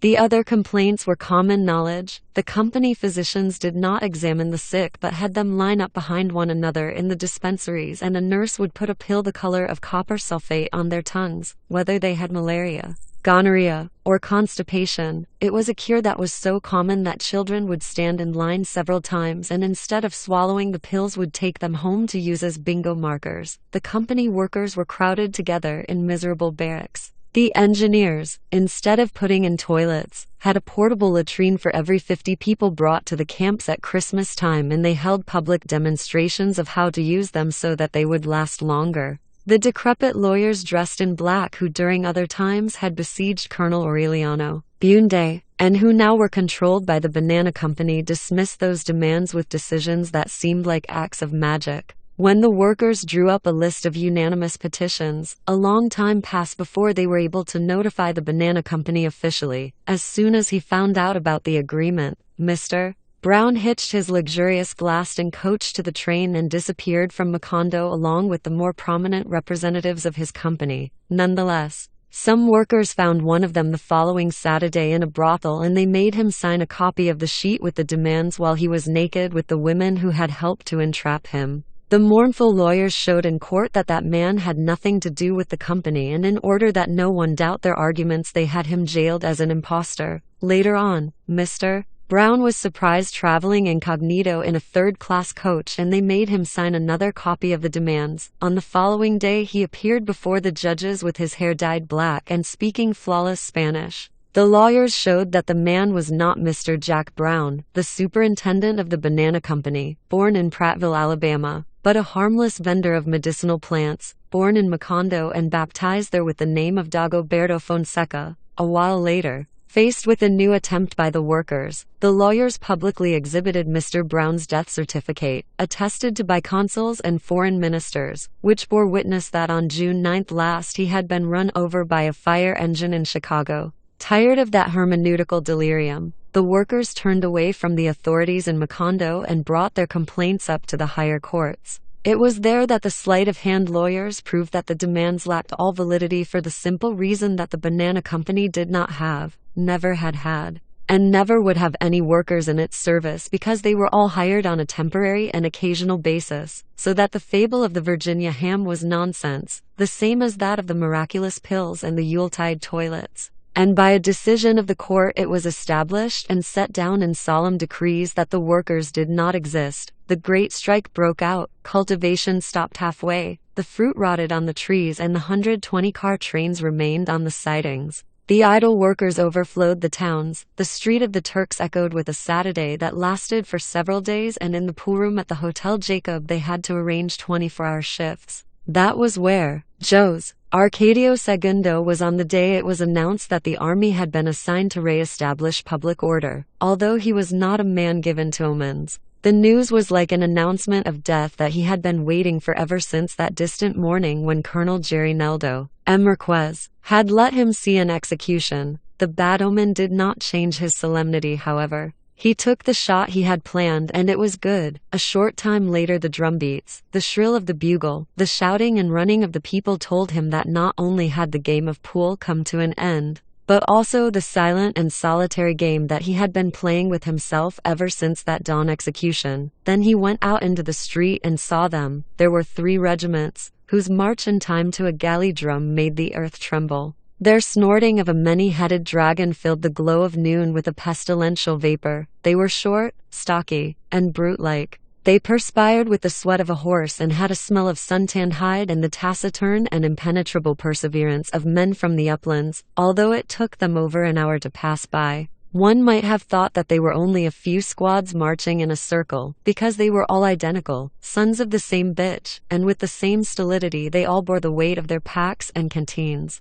the shame of their rifles with fixed bayonets, and the chancre of blind obedience and a sense of honor. Rizula heard them pass from her bed in the shadows, and she made a cross with her fingers. Santa Safe de la Piedad existed for an instant, leaning over the embroidered tablecloth that she had just ironed, and she thought of her son, Jose Arcadio Segundo, who without changing expression watched the last soldiers pass by the door of the Hotel Jacob. Martial law enabled the army to assume the functions of arbitrator in the controversy, but no effort at conciliation was made. As soon as they appeared in Macondo, the soldiers put aside their rifles and cut and loaded the bananas and started the trains running. The workers, who had been content to wait until then, went into the woods with no other weapons but their working machetes, and they began to sabotage the sabotage. They burned plantations and commissaries, tore up tracks to impede the passage of the trains that began to open their path with machine gun fire, and they cut telegraph and telephone wires. The irrigation ditches were stained with blood. Mr. Brown, who was alive in the electrified chicken coop, was taken out of Macondo with his family and those of his fellow countrymen and brought to a safe place under the protection of the army. The situation was threatening to lead to a bloody and unequal civil war when the authorities called upon the workers to gather in Macondo. The summons announced that the civil and military leader of the province would arrive on the following Friday, ready to intercede in the conflict. Jose Arcadio Segundo was in the crowd that had gathered at the station on Friday since early in the morning. He had taken part in a meeting of union leaders and had been commissioned, along with Colonel Gavilan, to mingle in the crowd and orient it according to how things went. He did not feel well, and a salty paste was beginning to collect on his palate when he noticed that the army had set up machine gun emplacements around the small square and that the wired city of the Banana Company was protected by artillery pieces. Around 12 o'clock, waiting for a train that was not arriving, more than 3,000 people, workers, women, and children, had spilled out of the open space in front of the station and were pressing into the neighboring streets, which the army had closed off with rows of machine guns. At that time it all seemed more like a jubilant fair than a waiting crowd. They had brought over the fritter and drink stands from the Street of the Turks, and the people were in good spirits as they bore the tedium of waiting and the scorching sun. A short time before 3 o'clock the rumor spread that the official train would not arrive until the following day. The crowd let out a sigh of disappointment. An army lieutenant then climbed up onto the roof of the station, where there were 4 machine gun emplacements, aiming at the crowd, and called for silence. Next to Jose Arcadio Segundo there was a barefooted woman, very fat, with 2 children between the ages of 4 and 7. She was carrying the smaller one, and she asked Jose Arcadio Segundo, without knowing him, if he would lift up the other one so that he could hear better. Jose Arcadio Segundo put the child on his shoulders. Many years later that child would still tell, to the disbelief of all, that he had seen the lieutenant reading Decree No. 4 of the civil and military leader of the province through an old phonograph horn. It had been signed by General Carlos Cortes Vargas and his secretary, Major Enrique Garque Isaza, and in 3 articles of 80 words he declared the strikers to be a bunch of hoodlums, and he authorized the army to shoot to kill. After the decree was read, in the midst of a deafening hoot of protest, a captain took the place of the lieutenant on the roof of the station, and with the horn he signaled that he wanted to speak. The crowd was quiet again. "Ladies and gentlemen," the captain said in a low voice that was slow and a little tired, "you have 5 minutes to withdraw." The redoubled hooting and shouting drowned out the bugle call that announced the start of the count. No one moved. 5 minutes have passed. The captain said in the same tone, "1 more minute and we'll open fire." Jose Arcadio Segundo, sweating ice, lowered the child and gave him to the woman. "Those bastards might just shoot," she murmured. Jose Arcadio Segundo did not have time to speak because at that instant he recognized the hoarse voice of Colonel Gavilan, echoing the words of the woman with a shout, intoxicated by the tension, by the miraculous depth of the silence, and furthermore convinced that nothing could move that crowd held tight in a fascination with death. Jose Arcadio Segundo raised himself up over the heads in front of him, and for the first time in his life he raised his voice. "You bastards," he shouted. "Take the extra minute and stick it up your ass." After his shout, something happened that did not bring on fright but a kind of hallucination. The captain gave the order to fire and 14 machine guns answered at once, but it all seemed like a farce. It was as if the machine guns had been loaded with caps, because their panting rattle could be heard and their incandescent spitting could be seen, but not the slightest reaction was perceived, not a cry. Not even a sigh among the compact crowd that seemed petrified by an instantaneous invulnerability. Suddenly, on one side of the station, a cry of death tore open the enchantment. "Ah, mother!" A seismic voice, a volcanic breath. The roar of a cataclysm broke out in the center of the crowd with a great potential of expansion. Jose Arcadio Segundo barely had time to pick up the child while the mother with the other one was swallowed up by the crowd that swirled about in panic. Many years later that child would still tell, in spite of people thinking that he was a crazy old man, how Jose Arcadio Segundo had lifted him over his head and hauled him, almost in the air, as if floating on the terror of the crowd, toward a nearby street. The child's privileged position allowed him to see at that moment that the wild mass was starting to get to the corner and the row of machine guns opened fire. Several voices shouted at the same time, "Get down! Get down!" The people in front had already done so, swept down by the wave of bullets. The survivors, instead of getting down, tried to go back to the small square.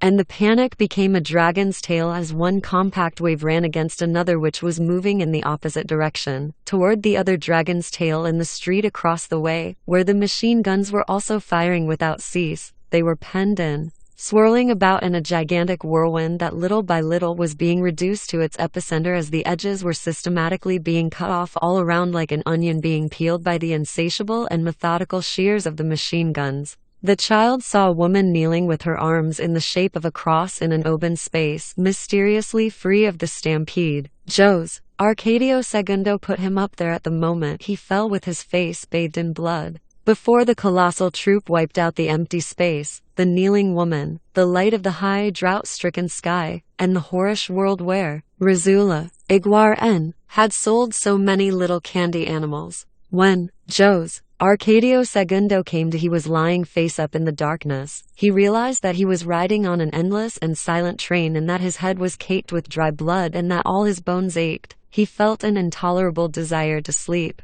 Prepared to sleep for many hours, safe from the terror and the horror, he made himself comfortable on the side that pained him less, and only then did he discover that he was lying against dead people. There was no free space in the car except for an aisle in the middle. Several hours must have passed since the massacre because the corpses had the same temperature as plaster in autumn and the same consistency of petrified foam that it had. And those who had put them in the car had had time to pile them up in the same way in which they transported bunches of bananas, trying to flee from the nightmare. Jose Arcadio Segundo dragged himself from one car to another in the direction in which the train was heading, and in the flashes of light that broke through the wooden slats as they went through sleeping towns he saw the man corpses, woman corpses, child corpses who would be thrown into the sea like rejected bananas. He recognized only a woman who sold drinks in the square and Colonel Gavilan, who still held wrapped in his hand the belt with a buckle of Morelia silver with which he had tried to open his way through the panic. When he got to the first car he jumped into the darkness and lay beside the tracks until the train had passed. It was the longest one he had ever seen, with almost 200 freight cars and a locomotive at either end and a third one in the middle. It had no lights, not even the red and green running lights, and it slipped off with a nocturnal and stealthy velocity. On top of the cars there could be seen the dark shapes of the soldiers with their emplaced machine guns. After midnight a torrential cloudburst came up. Jose Arcadio Segundo did not know where it was that he had jumped off, but he knew that by going in the opposite direction to that of the train he would reach Macondo. After walking for more than 3 hours, soaked to the skin, with a terrible headache, He was able to make out the first houses in the light of dawn. Attracted by the smell of coffee, he went into a kitchen where a woman with a child in her arms was leaning over the stove. "Hello," he said, exhausted. "I'm Jose Arcadio Segundo Bunde." He pronounced his whole name, letter by letter, in order to convince her that he was alive. He was wise in doing so, because the woman had thought that he was an apparition as she saw the dirty, shadowy figure with his head and clothing dirty with blood and touched with the solemnity of death come through the door. She recognized him. She brought him a blanket so that he could wrap himself up while his clothes dried by the fire. She warmed some water to wash his wound, which was only a flesh wound, and she gave him a clean diaper to bandage his head. Then she gave him a mug of coffee without sugar as she had been told. The Bundas drank it, and she spread his clothing out near the fire. Jose Arcadio Segundo did not speak until he had finished drinking his coffee. "There must have been 3,000 of them," he murmured. "What? The dead?" he clarified. "It must have been all of the people who were at the station." The woman measured him with a pitying look. "There haven't been any dead here," she said, "since the time of your uncle, the colonel. Nothing has happened in Macondo." In the 3 kitchens where Jose Arcadio Segundo stopped before reaching home, they told him the same thing. There weren't any dead. He went through the small square by the station and he saw the fritter stands piled one on top of the other, and he could find no trace of the massacre. The streets were deserted under the persistent rain and the houses locked up with no trace of life inside. The only human note was the first tolling of the bells for Mass. He knocked at the door at Colonel Gavilan's house. A pregnant woman whom he had seen several times closed the door in his face. "He left," she said, frightened. "He went back to his own country."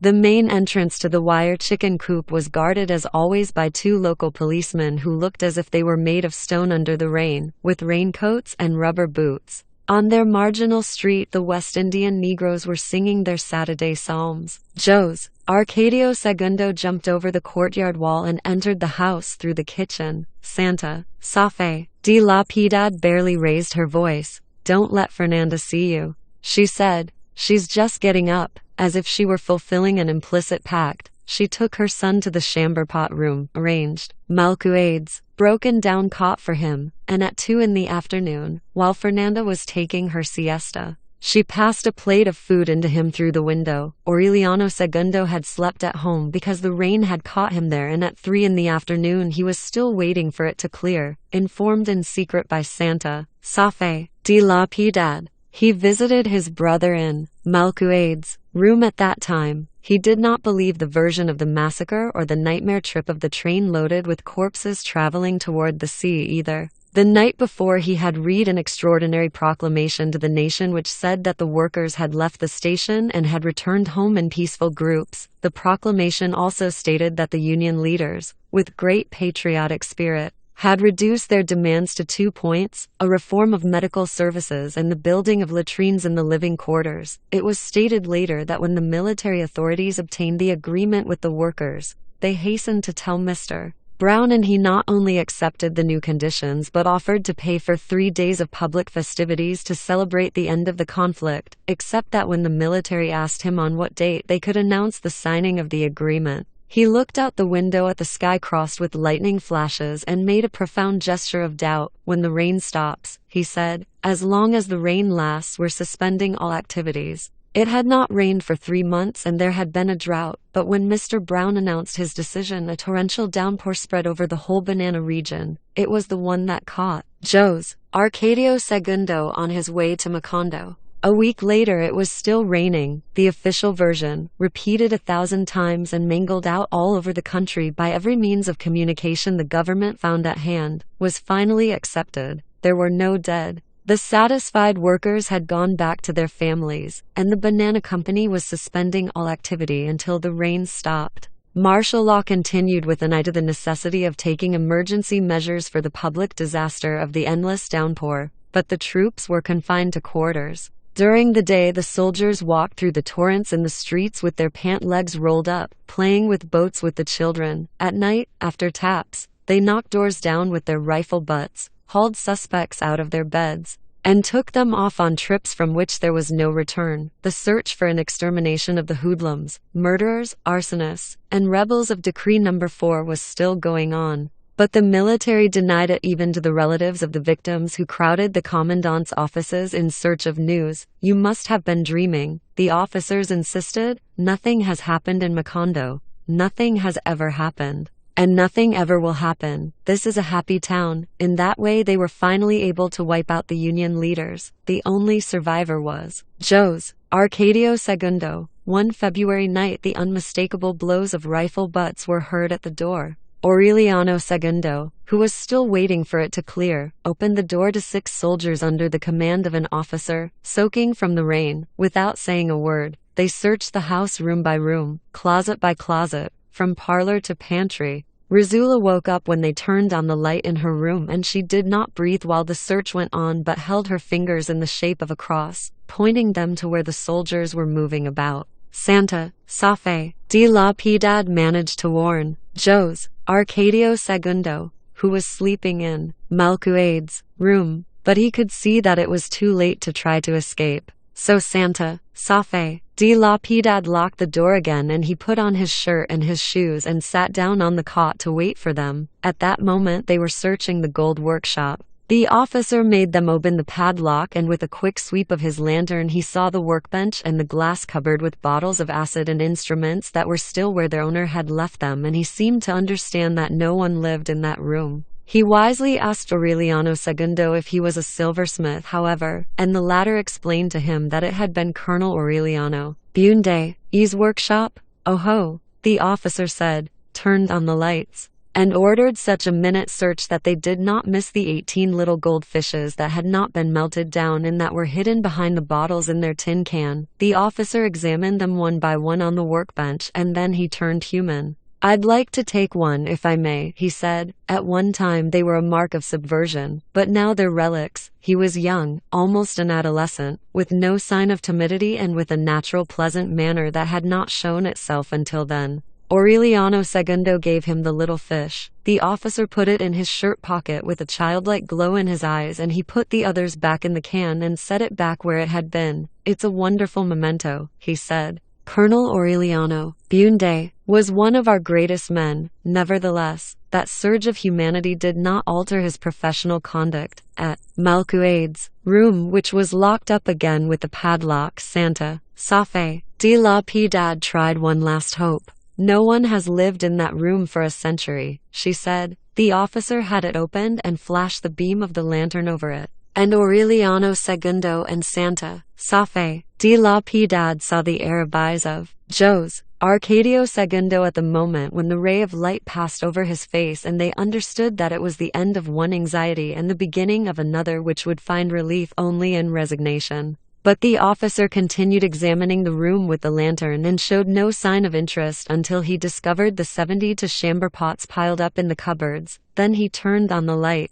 Jose Arcadio Segundo was sitting on the edge of the cot, ready to go, more solemn and pensive than ever. In the background were the shelves with the shredded books, the rolls of parchment, and the clean and orderly work table with the ink still fresh in the inkwells. There was the same pureness in the air, the same clarity, the same respite from dust and destruction that Aureliano Segundo had known in childhood and that only Colonel Aureliano Bunde could not perceive. But the officer was only interested in the chamber pots. "How many people live in this house?" he asked. 5. The officer obviously did not understand. He paused with his glance on the space where Aureliano Segundo and Santa Fe de la Piedad were still seeing Jose Arcadio Segundo, and the latter also realized that the soldier was looking at him without seeing him. Then he turned out the light and closed the door. When he spoke to the soldiers, Aureliano Segundo understood that the young officer had seen the room with the same eyes as Colonel Aureliano Bunde.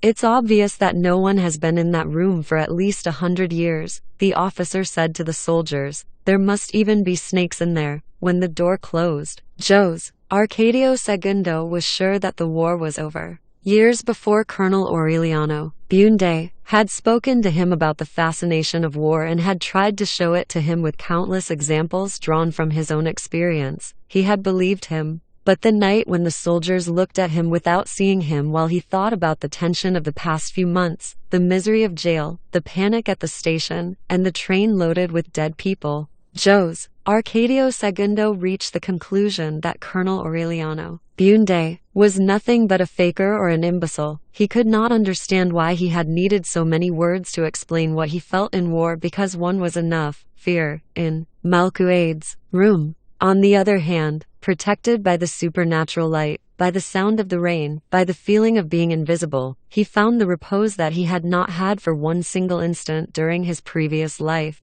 And the only fear that remained was that they would bury him alive. He told Santa Fe de la Piedad about it when she brought him his daily meals, and she promised to struggle to stay alive even beyond her natural forces in order to make sure that they would bury him dead, free from all fear. Jose Arcadio Segundo dedicated himself then to peruse the manuscripts of Malcuades many times, and with so much more pleasure when he could not understand them. He became accustomed to the sound of the rain, which after 2 months had become another form of silence, and the only thing that disturbed his solitude was the coming and going of Santa Fe de la Piedad. He asked her, therefore, to leave the meals on the windowsill and padlock the door. The rest of the family forgot about him, including Fernanda, who did not mind leaving him there when she found that the soldiers had seen him without recognizing him, after 6 months of enclosure. Since the soldiers had left, Macondo Aureliano Segundo removed the padlock, looking for someone he could talk to until the rain stopped. As soon as he opened the door, he felt the pestilential attack of the chamber pots, which were placed on the floor and all of which had been used several times. Jose Arcadio Segundo, devoured by baldness, indifferent to the air that had been sharpened by the nauseating vapors, was still reading and rereading the unintelligible parchments. He was illuminated by a seraphic glow. He scarcely raised his eyes when he heard the door open, but that look was enough for his brother to see repeated in it the irreparable fate of his great-grandfather. There were more than 3,000 of them. Was all that? Jose Arcadio Segundo said, I'm sure now that they were everybody who had been at the station. I'd reigned for 4 years, 11 months, and 2 days. There were periods of drizzle during which everyone put on his full dress and a convalescent look to celebrate the clearing, but people soon grew accustomed to interpret the pauses as a sign of redoubled rain. The sky crumbled into a set of destructive storms, and out of the north came hurricanes that scattered roofs about and knocked down walls and uprooted every last plant of the banana groves, just as during the insomnia plague, as Rizula came to remember during those days. The calamity itself inspired defenses against boredom. Aureliano Segundo was one of those who worked hardest not to be conquered by idleness. He had gone home for some minor matter on the night that Mr. Brown unleashed the storm, and Fernanda tried to help him with a half-blown-out umbrella that she found in a closet. I don't need it, he said. I'll stay until it clears. That was not, of course, an ironclad promise, but he would accomplish it literally. Since his clothes were at Petracoatz's every 3 days, he would take off what he had on and wait in his shorts until they were washed, in order not to become bored. He dedicated himself to the task of repairing the many things that needed fixing in the house. He adjusted hinges, oiled locks, screwed knockers tight, and planed door jambs. For several months he was seen wandering about with a toolbox that the gypsies must have left behind in Jose Arcadio Bunde's days, and no one knew whether because of the involuntary exercise, the winter tedium, or the imposed abstinence. But his belly was deflating little by little like a wineskin, and his face of a beatific tortoise was becoming less bloodshot and his double chin less prominent, until he became less pachydermic all over and was able to tie his own shoes again. Watching him putting in latches and repairing clocks, Fernanda wondered whether or not he too might be falling into the vice of building so that he could take apart like Colonel Aureliano Bunde and his little gold fishes, Amaranta and her shroud and her buttons, Jose Arcadio and the parchments, and Rizula and her memories, but that was not the case. The worst part was that the rain was affecting everything, and the driest of machines would have flowers popping out among their gears if they were not oiled every 3 days, and the threads in brocades rusted, and wet clothing would break out in a rash of saffron-colored moss. The air was so damp that fish could have come in through the doors and swum out the windows, floating through the atmosphere in the rooms. One morning, Rizula woke up feeling that she was reaching her end in a placid swoon, and she had already asked them to take her to Father Antonio Isabel, even if it had to be on a stretcher. When Santa Fe de la Piedad discovered that her back was paved with leeches,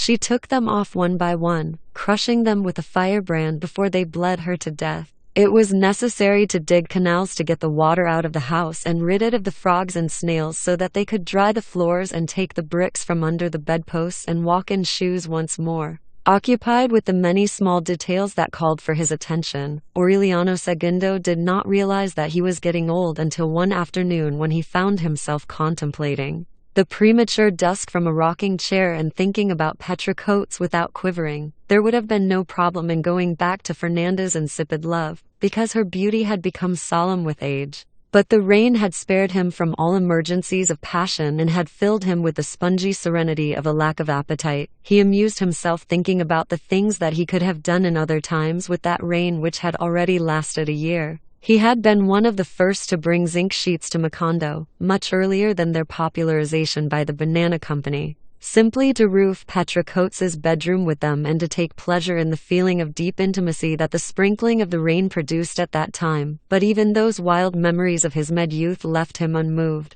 Just as during his last debauch he had exhausted his quota of salaciousness, and all he had left was the marvelous gift of being able to remember it without bitterness or repentance. It might have been thought that the deluge had given him the opportunity to sit and reflect, and that the business of the pliers and the oil can had awakened in him the tardy yearning of so many useful trades that he might have followed in his life and did not. But neither case was true, because the temptation of a sedentary domesticity that was besieging him was not the result of any rediscovery or moral lesson. It came from much farther off, unearthed by the rain's pitchfork from the days when in Malcuade's room he would read the prodigious fables about flying carpets and whales that fed on entire ships and their crews. It was during those days that in a moment of carelessness little Aureliano appeared on the porch, and his grandfather recognized the secret of his identity. He cut his hair, dressed him, taught him not to be afraid of people, and very soon it was evident that he was a legitimate Aureliano. Bunde, with his high cheekbones, his startled look, and his solitary air, it was a relief for Fernanda. For some time she had measured the extent of her pridefulness,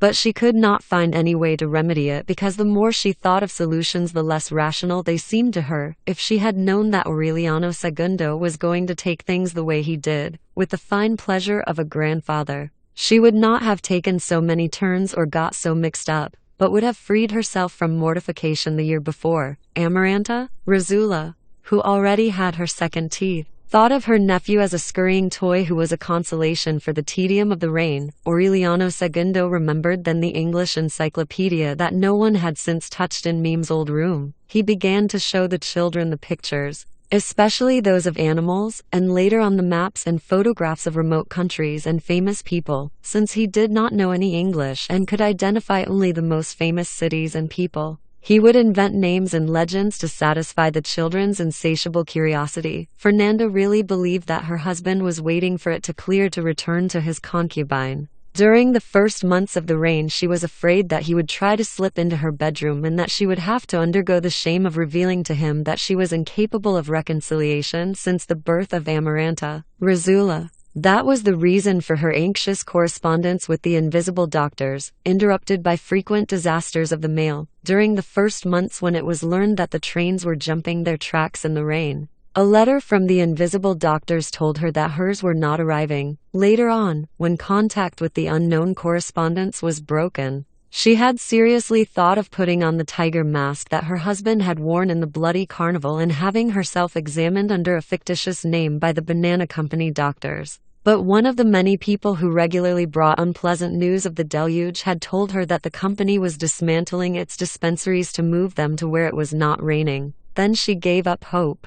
She resigned herself to waiting until the rain stopped and the mail service was back to normal, and in the meantime she sought relief from her secret ailments with recourse to her imagination. Because she would rather have died than put herself in the hands of the only doctor left in Macondo, the extravagant Frenchman who ate grass like a donkey, she drew close to Rizzula, trusting that she would know of some palliative for her attacks. But her twisted habit of not calling things by their names made her put first things last and use expelled for gave birth and burning for flow so that it would all be less shameful, with the result that, Rizula reached the reasonable conclusion that her trouble was intestinal rather than uterine, and she advised her to take a dose of calomel on an empty stomach, if it had not been for that suffering, which would have had nothing shameful about it for someone who did not suffer as well from shamefulness, and if it had not been for the loss of the letters, the rain would not have bothered Fernanda, because, after all, her whole life had been spent as if it had been raining. She did not change her schedule or modify her ritual. When the table was still raised up on bricks and the chairs put on planks so that those at the table would not get their feet wet,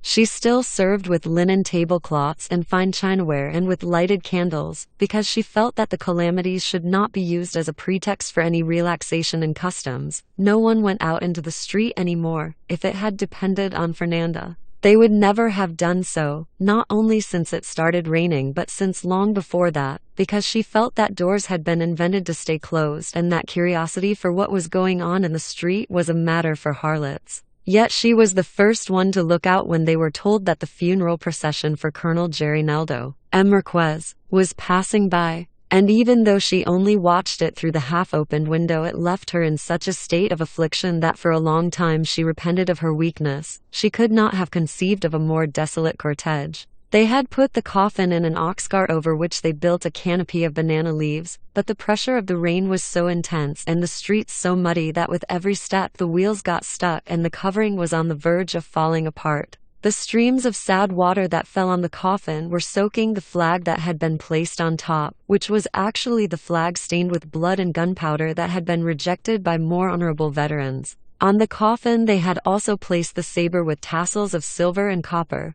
the same one that Colonel Gerinaldo M. Marquez used to hang on the coat rack in order to go into Amaranda's sewing room unarmed. Behind the cart, some barefoot and all of them with their pants rolled up, splashing in the mud, were the last survivors of the surrender at Neerlandia, carrying a drover's staff in one hand and in the other a wreath of paper flowers that had become discolored in the rain. They appeared like an unreal vision along the street which still bore the name of Colonel Aureliano Bunde, and they all looked at the house as they passed and turned the corner at the square, where they had to ask for help to move the cart, which was stuck. Rizula had herself carried to the door by Santa Fe de la Piedad. She followed the difficulties of the procession with such attention that no one doubted that she was seeing it, especially because her raised hand of an archangelic messenger was moving with the swaying of the cart. "Goodbye, Gerinaldo, my son," she shouted. "Say hello to my people and tell them I'll see them when it stops raining."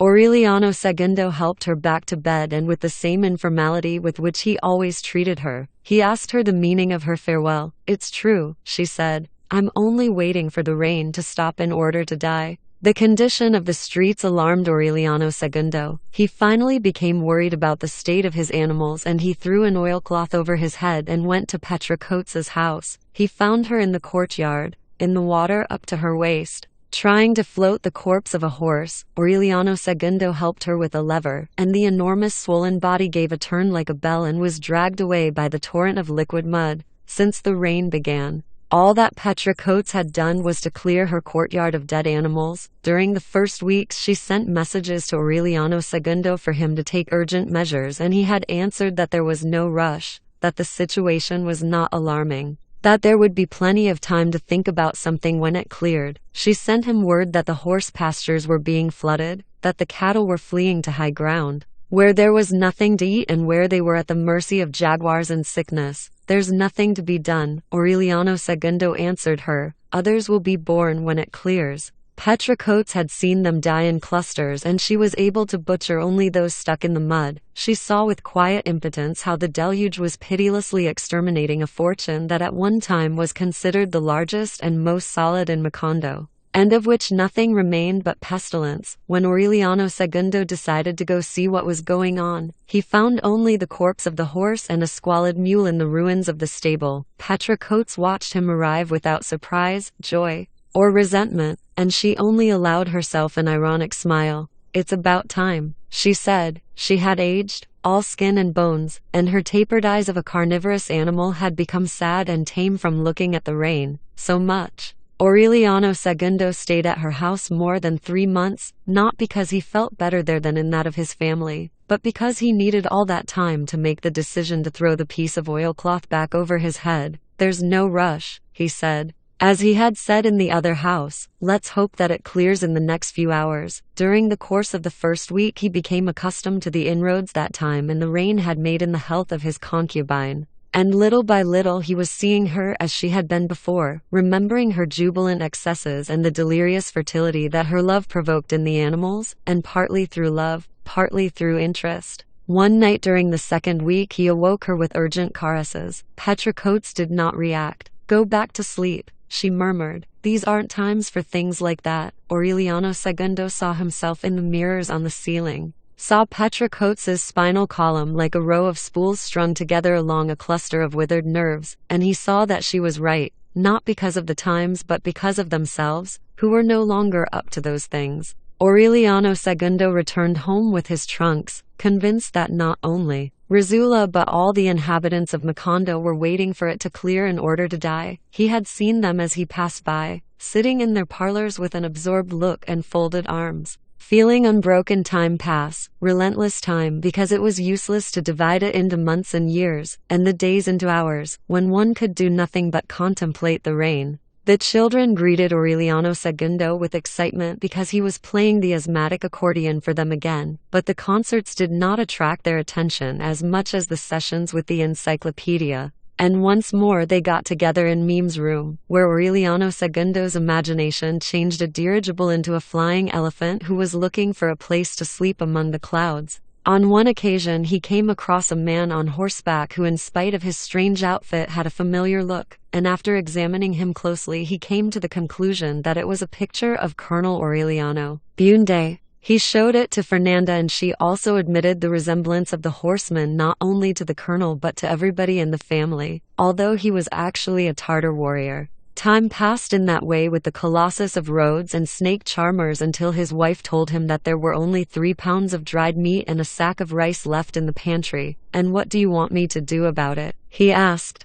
"I don't know," Fernanda answered. "That's men's business." "Well," Aureliano Segundo said, "something will be done when it clears." He was more interested in the encyclopedia than in the domestic problem. Even when he had to content himself with a scrap of meat and a little rice for lunch, "It's impossible to do anything now," he would say. "It can't rain for the rest of our lives." And while the urgencies of the pantry grew greater, Fernanda's indignation also grew, until her eventual protests, her infrequent outbursts came forth in an uncontained, unchained torrent that began one morning like the monotonous drone of a guitar and as the day advanced rose in pitch. Richer and more splendid. Aureliano Segundo was not aware of the sing-song until the following day after breakfast, when he felt himself being bothered by a buzzing that was by then more fluid and louder than the sound of the rain, and it was Fernanda, who was walking throughout the house complaining that they had raised her to be a queen only to have her end up as a servant in a madhouse, with a lazy, idolatrous, libertine husband who lay on his back waiting for bread to rain down from heaven while she was straining her kidneys trying to keep afloat a home held together with pins where there was so much to do, so much to bear up under and repair from the time God gave his morning sunlight until it was time to go to bed, that when she got there her eyes were full of ground glass, and yet no one ever said to her, "Good morning, Fernanda, did you sleep well?" Nor had they asked her, even out of courtesy, why she was so pale or why she awoke with purple rings under her eyes, in spite of the fact that she expected it, of course, from a family that had always considered her a nuisance, an old rag, a booby painted on the wall, and who were always going around saying things against her behind her back, calling her church mouse, calling her Pharisee, calling her crafty, and even Amaranta, may she rest in peace, had said aloud that she was one of those people who could not tell their rectums from their ashes. God have mercy, such words, and she had tolerated everything with resignation because of the Holy Father. But she had not been able to tolerate it any more when that evil Jose Arcadio Segundo said that the damnation of the family had come when it opened its doors to a stuck-up Highlander. Just imagine, a bossy Highlander, Lord save us. A Highland daughter of evil spit of the same stripe as the Highlanders the government sent to kill workers, you tell me, and he was referring to no one but her, the godchild of the Duke of Alba. A lady of such lineage that she made the liver of presidents' wives quiver, a noble dame of fine blood like her. who had the right to sign 11 peninsular names and who was the only mortal creature in that town full of bastards who did not feel all confused at the sight of 16 pieces of silverware, so that her adulterous husband could die of laughter afterward and say that so many knives and forks and spoons were not meant for a human being but for a centipede. And the only one who could tell with her eyes closed when the white wine was served and on what side and in which glass, and when the red wine and on what side and in which glass, and not like that peasant of an Amaranta, may she rest in peace, who thought that white wine was served in the daytime and red wine at night, and the only one on the whole coast who could take pride in the fact that she took care of her bodily needs only in golden chamber pots, so that Colonel Aureliano Bunde, may he rest in peace, could have the effrontery to ask her with his Masonic ill humor where she had received that privilege and whether she did not shit but shat sweet basil. Just imagine, with those very words, and so that Renata, her own daughter, who through an oversight had seen her stool in the bedroom, had answered that even if the pot was all gold and with a coat of arms, what was inside was pure shit, physical shit, and worse even than any other kind because it was stuck-up Highland shit. Just imagine, her own daughter, so that she never had any illusions about the rest of the family, but in any case she had the right to expect a little more consideration from her husband because, for better or for worse, he was her consecrated spouse, her helpmate, her legal despoiler, who took upon himself of his own free and sovereign will the grave responsibility of taking her away from her paternal home, where she never wanted for or suffered from anything, where she wove funeral wreaths as a pastime, since her godfather had sent a letter with his signature and the stamp of his ring on the sealing wax simply to say that the hands of his goddaughter were not meant for tasks of this world except to play the clavichord, and nevertheless, her insane husband had taken her from her home with all manner of admonitions and warnings and had brought her to that frying pan of hell where a person could not breathe because of the heat. And before she had completed her Pentecostal fast he had gone off with his wandering trunks and his wastrels accordion to loaf and adultery with a wretch of whom it was only enough to see her behind. Well, that's been said. To see her wiggle her mares behind in order to guess that she was just the opposite of her, who was a lady in a palace or a pigsty, at the table or in bed, a lady of breeding, God-fearing, obeying his laws and submissive to his wishes, and with whom he could not perform, naturally, the acrobatics and trampish antics that he did with the other one, who, of course, was ready for anything, like the French matrons, and even worse, if one considers well,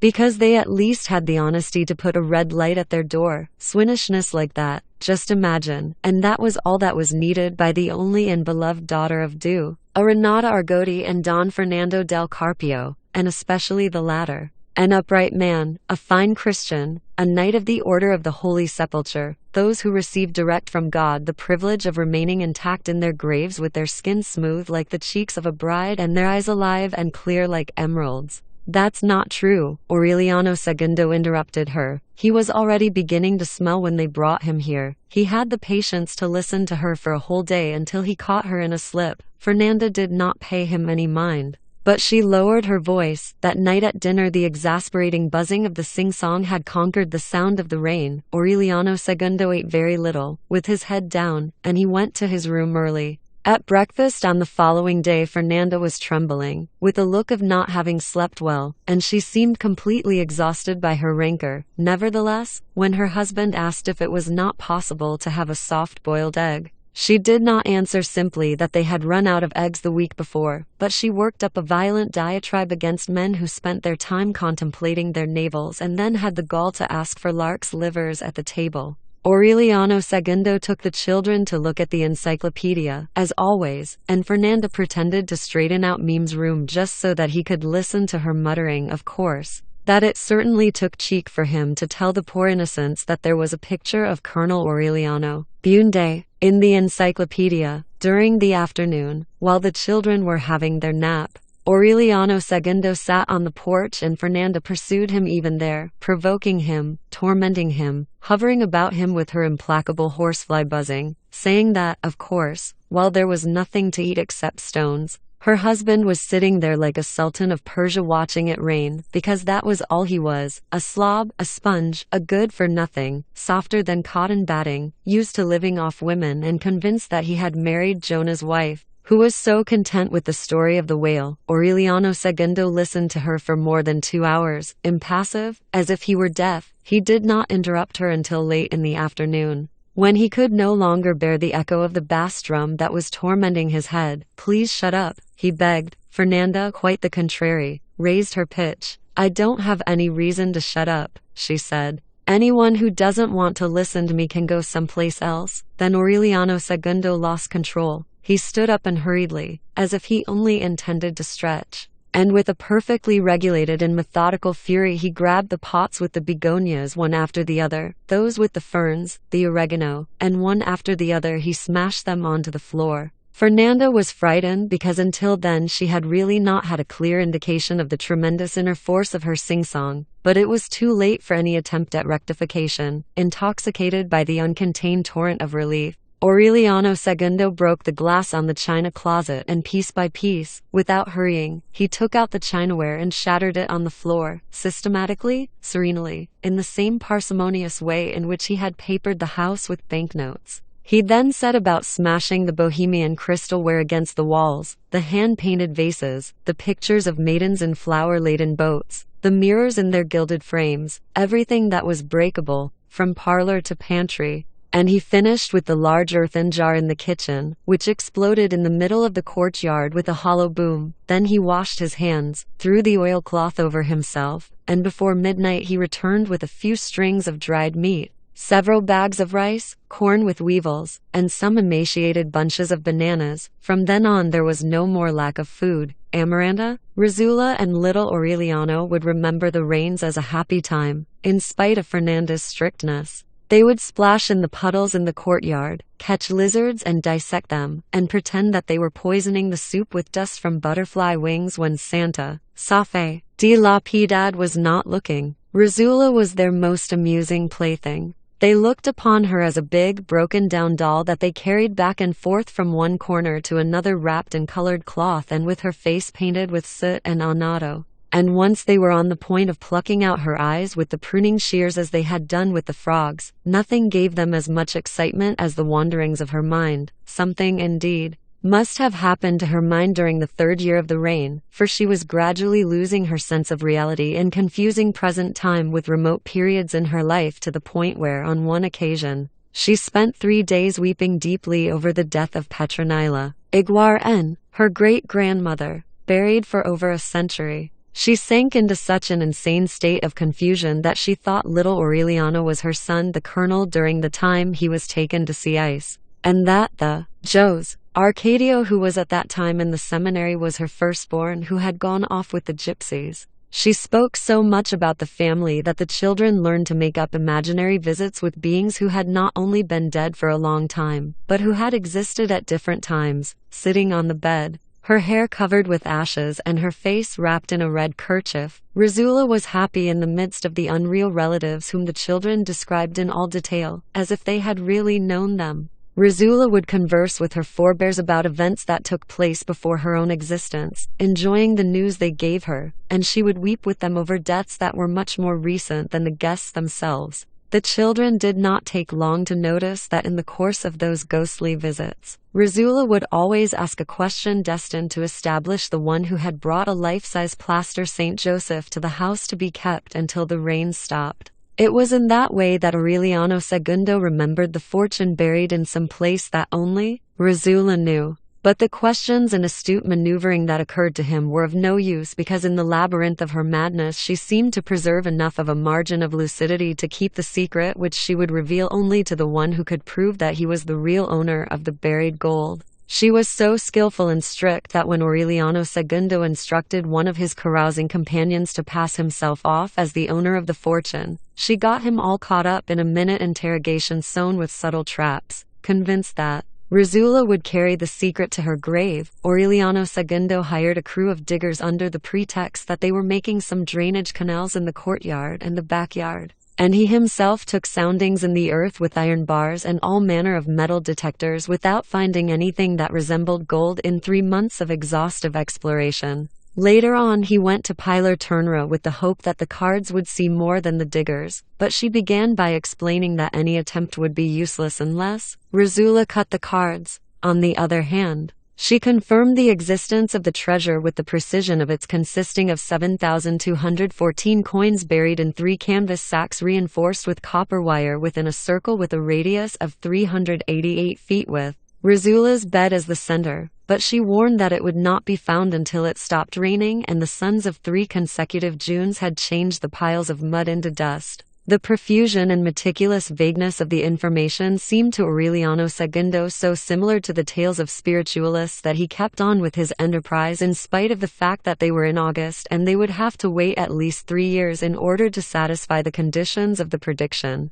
The first thing that startled him, even though it increased his confusion at the same time, was the fact that it was precisely 388 feet from Rizula's bed to the backyard wall. Fernanda feared that he was as crazy as his twin brother when she saw him taking the measurements, and even more when he told the digging crew to make the ditches 3 feet deeper. Overcome by an exploratory delirium comparable only to that of his great-grandfather when he was searching for the root of inventions, Aureliano Segundo lost the last layers of fat that he had left, and the old resemblance to his twin brother was becoming accentuated again, not only because of his slim figure, but also because of the distant air and the withdrawn attitude. He no longer bothered with the children. He ate at odd hours, muddied from head to toe, and he did so in a corner of the kitchen, barely answering the occasional questions asked by Santa, Safe, de la Piedad. Seeing him work that way, as she had never dreamed him capable of doing, Fernanda thought that his stubbornness was diligence, his greed abnegation, and his thick-headedness perseverance. And her insides tightened with remorse over the virulence with which she had attacked his idleness. But Aureliano Segundo was in no mood for merciful reconciliations at that time, sunk up to his neck in a morass of dead branches and rotting flowers. He flung the dirt of the garden all about after having finished with the courtyard and the backyard, and he excavated so deeply under the foundations of the east wing of the house that one night they woke up in terror at what seemed to be an earthquake. As much because of the trembling as the fearful underground creaking, 3 of the rooms were collapsing and a frightening crack had opened up from the porch to Fernanda's room. Aureliano Segundo did not give up the search because of that. Even when his last hopes had been extinguished and the only thing that seemed to make any sense was what the cards had predicted, he reinforced the jagged foundation, repaired the crack with mortar, and continued on the side to the west.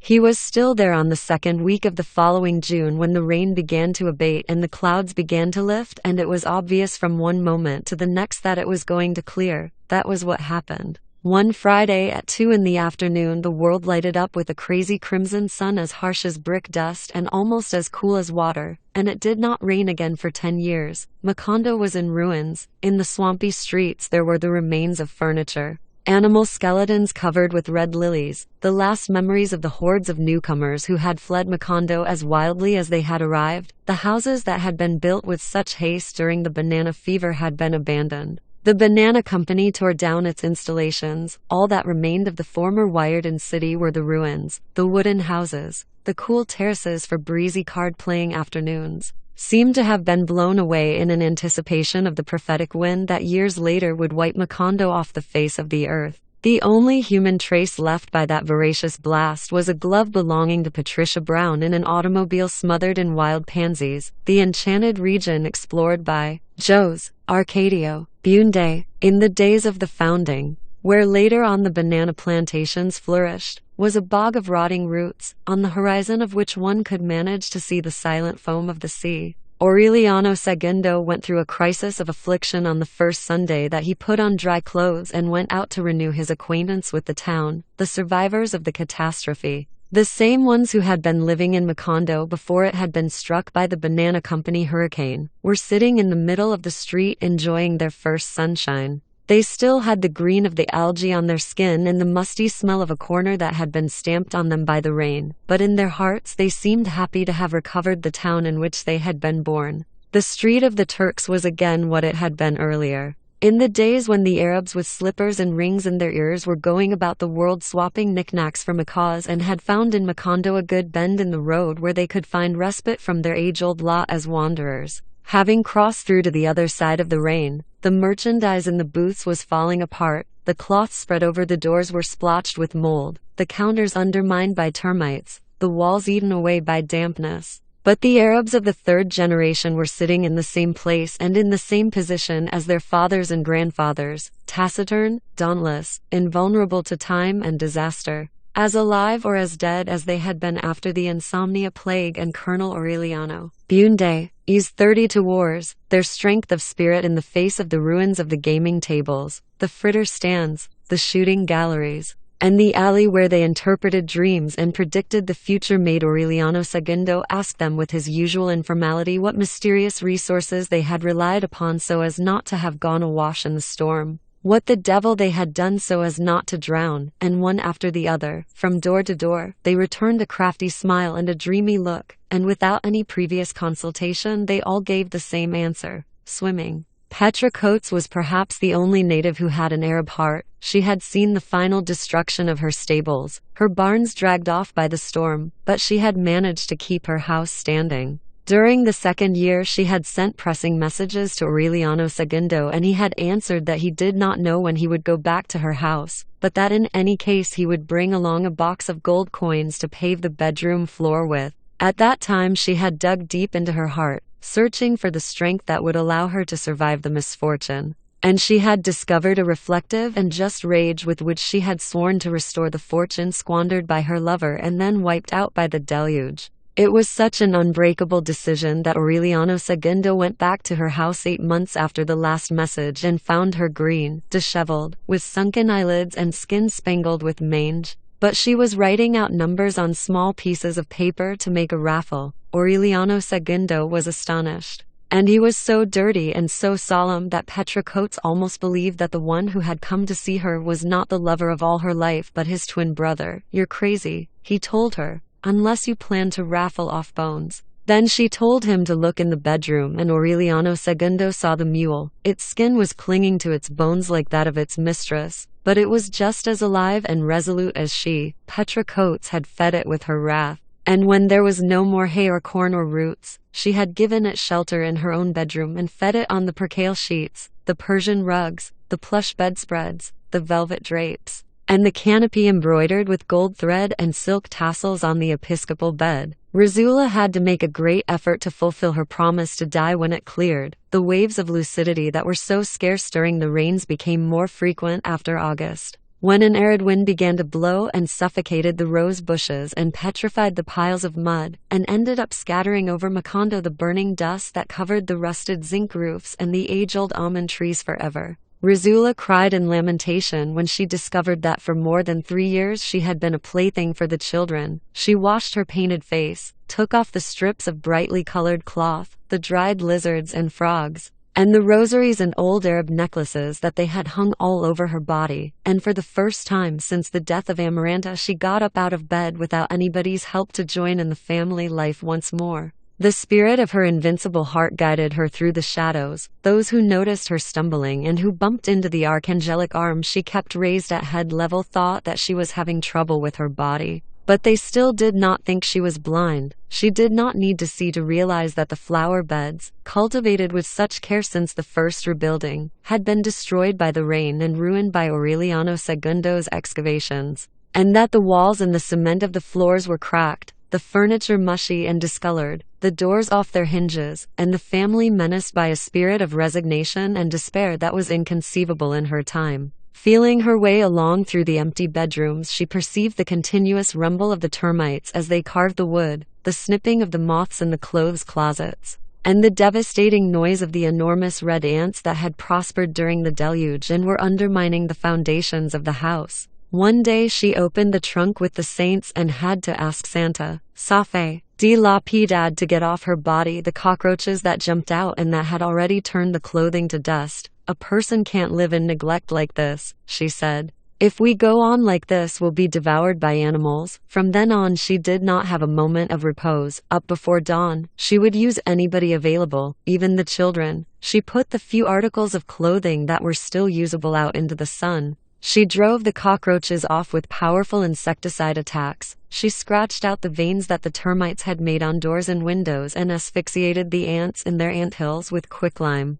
The fever of restoration finally brought her to the forgotten rooms. She cleared out the rubble and cobwebs in the room where Jose, Arcadio, Bunde had lost his wits looking for the philosopher's stone. She put the silver shop which had been upset by the soldiers in order, and lastly she asked for the keys to Malcuade's room to see what state it was in, faithful to the wishes of Jose Arcadio II, who had forbidden anyone to come in unless there was a clear indication that he had died. Santa Fe de la Piedad tried all kinds of subterfuges to throw Rosula off the track, but so inflexible was her determination not to surrender even the most remote corner of the house to the insects that she knocked down every obstacle in her path, and after 3 days of insistence she succeeded in getting them to open the door for her. She had to hold on to the door jamb so that the stench would not knock her over. But she needed only 2 seconds to remember that the schoolgirl's 70 chamber pots were in there, and that on one of the rainy nights a patrol of soldiers had searched the house looking for Jose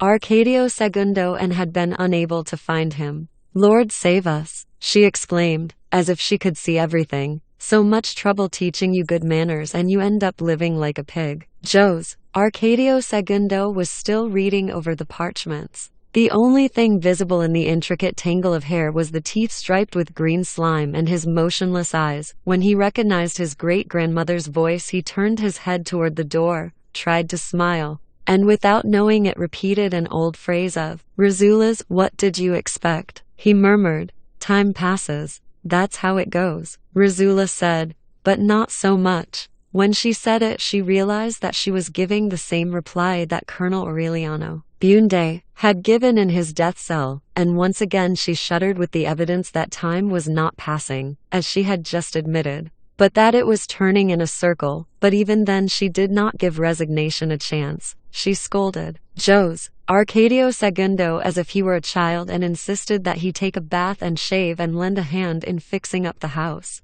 The simple idea of abandoning the room that had given him peace terrified Jose Arcadio II. He shouted that there was no human power capable of making him go out because he did not want to see the train with 200 cars loaded with dead people which left Macondo every day at dusk on its way to the sea. They were all of those who were at the station. He shouted 3,408, only then did Rosula realize that he was in a world of shadows more impenetrable than hers, as unreachable and solitary as that of his great-grandfather. She left him in the room, but she succeeded in getting them to leave the padlock off, clean it every day, throw the chamber pots away except for one, and to keep Jose Arcadio II as clean and presentable as his great-grandfather had been during his long captivity under the chestnut tree. At first Fernanda interpreted that bustle as an attack of senile madness, and it was difficult for her to suppress her exasperation. But about that time, Jose Arcadio told her that he planned to come to Macondo from Rome before taking his final vows.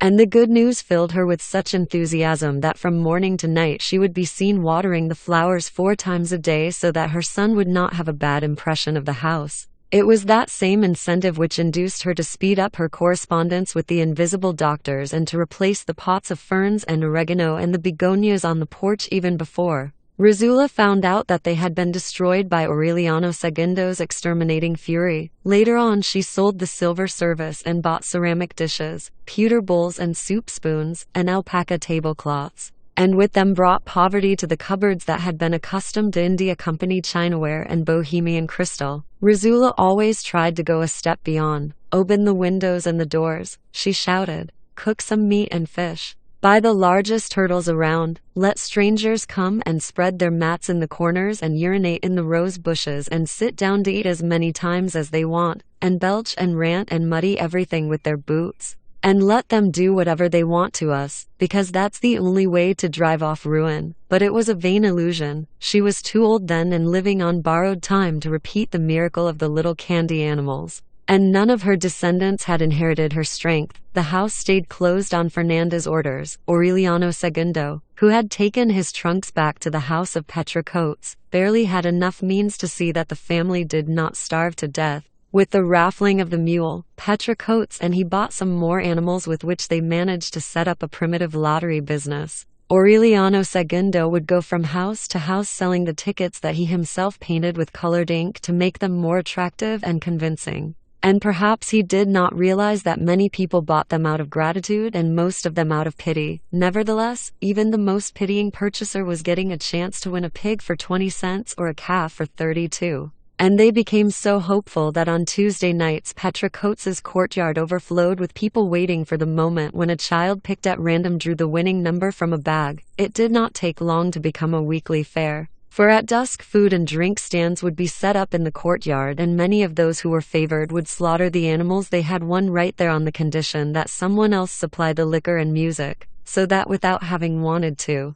Aureliano Segundo suddenly found himself playing the accordion again and participating in modest tourneys of veracity. Those humble replicas of the revelry of former times served to show Aureliano Segundo himself how much his spirits had declined and to what a degree his skill as a masterful carouser had dried up. He was a changed man. The 240 pounds that he had attained during the days when he had been challenged by the elephant had been reduced to 156. The glowing and bloated tortoise face had turned into that of an iguana. And he was always on the verge of boredom and fatigue. For Petra Coates, however, he had never been a better man than at that time, perhaps because the pity that he inspired was mixed with love. And because of the feeling of solidarity that misery aroused in both of them, the broken-down bed ceased to be the scene of wild activities and was changed into an intimate refuge, freed of the repetitious mirrors, which had been auctioned off to buy animals for the lottery, and from the lewd damasks and velvets, which the mule had eaten. They would stay up very late with the innocence of two sleepless grandparents,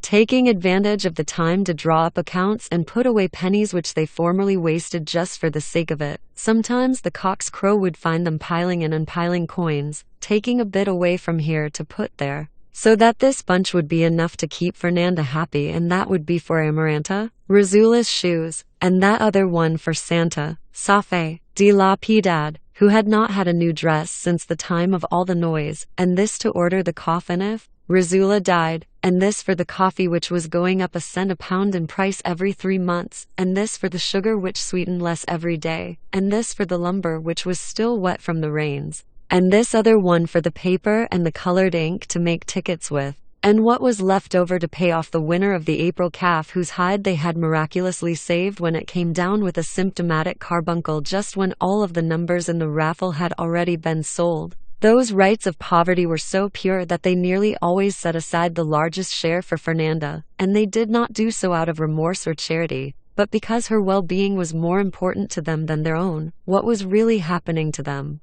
although neither of them realized it, was that they both thought of Fernanda as the daughter that they would have liked to have and never did, to the point where on a certain occasion they resigned themselves to eating crumbs for 3 days so that she could buy a Dutch tablecloth. Nevertheless, no matter how much they killed themselves with work, no matter how much money they eked out, and no matter how many schemes they thought of, their guardian angels were asleep with fatigue while they put in coins and took them out trying to get just enough to live with. During the waking hours when the accounts were bad, they wondered what had happened in the world for the animals not to breed with the same drive as before, why money slipped through their fingers, and why people who a short time before had burned rolls of bills in the carousing considered it highway robbery to charge 12 cents for a raffle of 6 hens. Aureliano Segundo thought without saying so that the evil was not in the world but in some hidden place in the mysterious heart of Petra Coates, where something had happened during the deluge that had turned the animals sterile and made money scarce.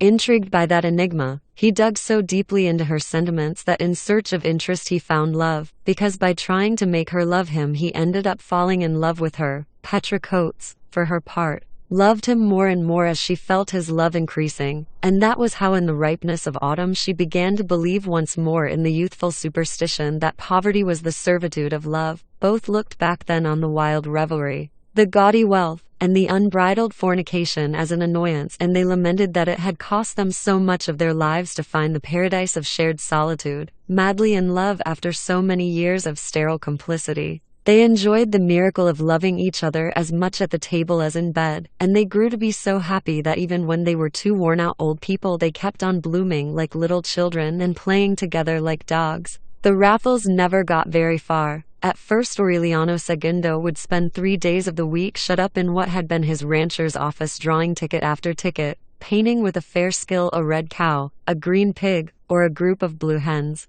according to the animal being raffled, and he would sketch out a good imitation of printed numbers and the name that Petra Coates thought good to call the business, Divine Providence Raffles. But with time he felt so tired after drawing up to 2,000 tickets a week that he had the animals, the name, and the numbers put on rubber stamps, and then the work was reduced to moistening them on pads of different colors. In his last years it occurred to him to substitute riddles for the numbers so that the prize could be shared by all of those who guessed it. But the system turned out to be so complicated and was open to so much suspicion that he gave it up after the second attempt. Aureliano Segundo was so busy trying to maintain the prestige of his raffles that he barely had time to see the children. Fernanda put Amaranta, Rizula in a small private school where they admitted only 6 girls, but she refused to allow Aureliano to go to public school. She considered that she had already relented too much in letting him leave the room. Besides, the schools in those days accepted only the legitimate offspring of Catholic marriages, and on the birth certificate that had been pinned to Aureliano's clothing when they brought him to the house he was registered as a foundling.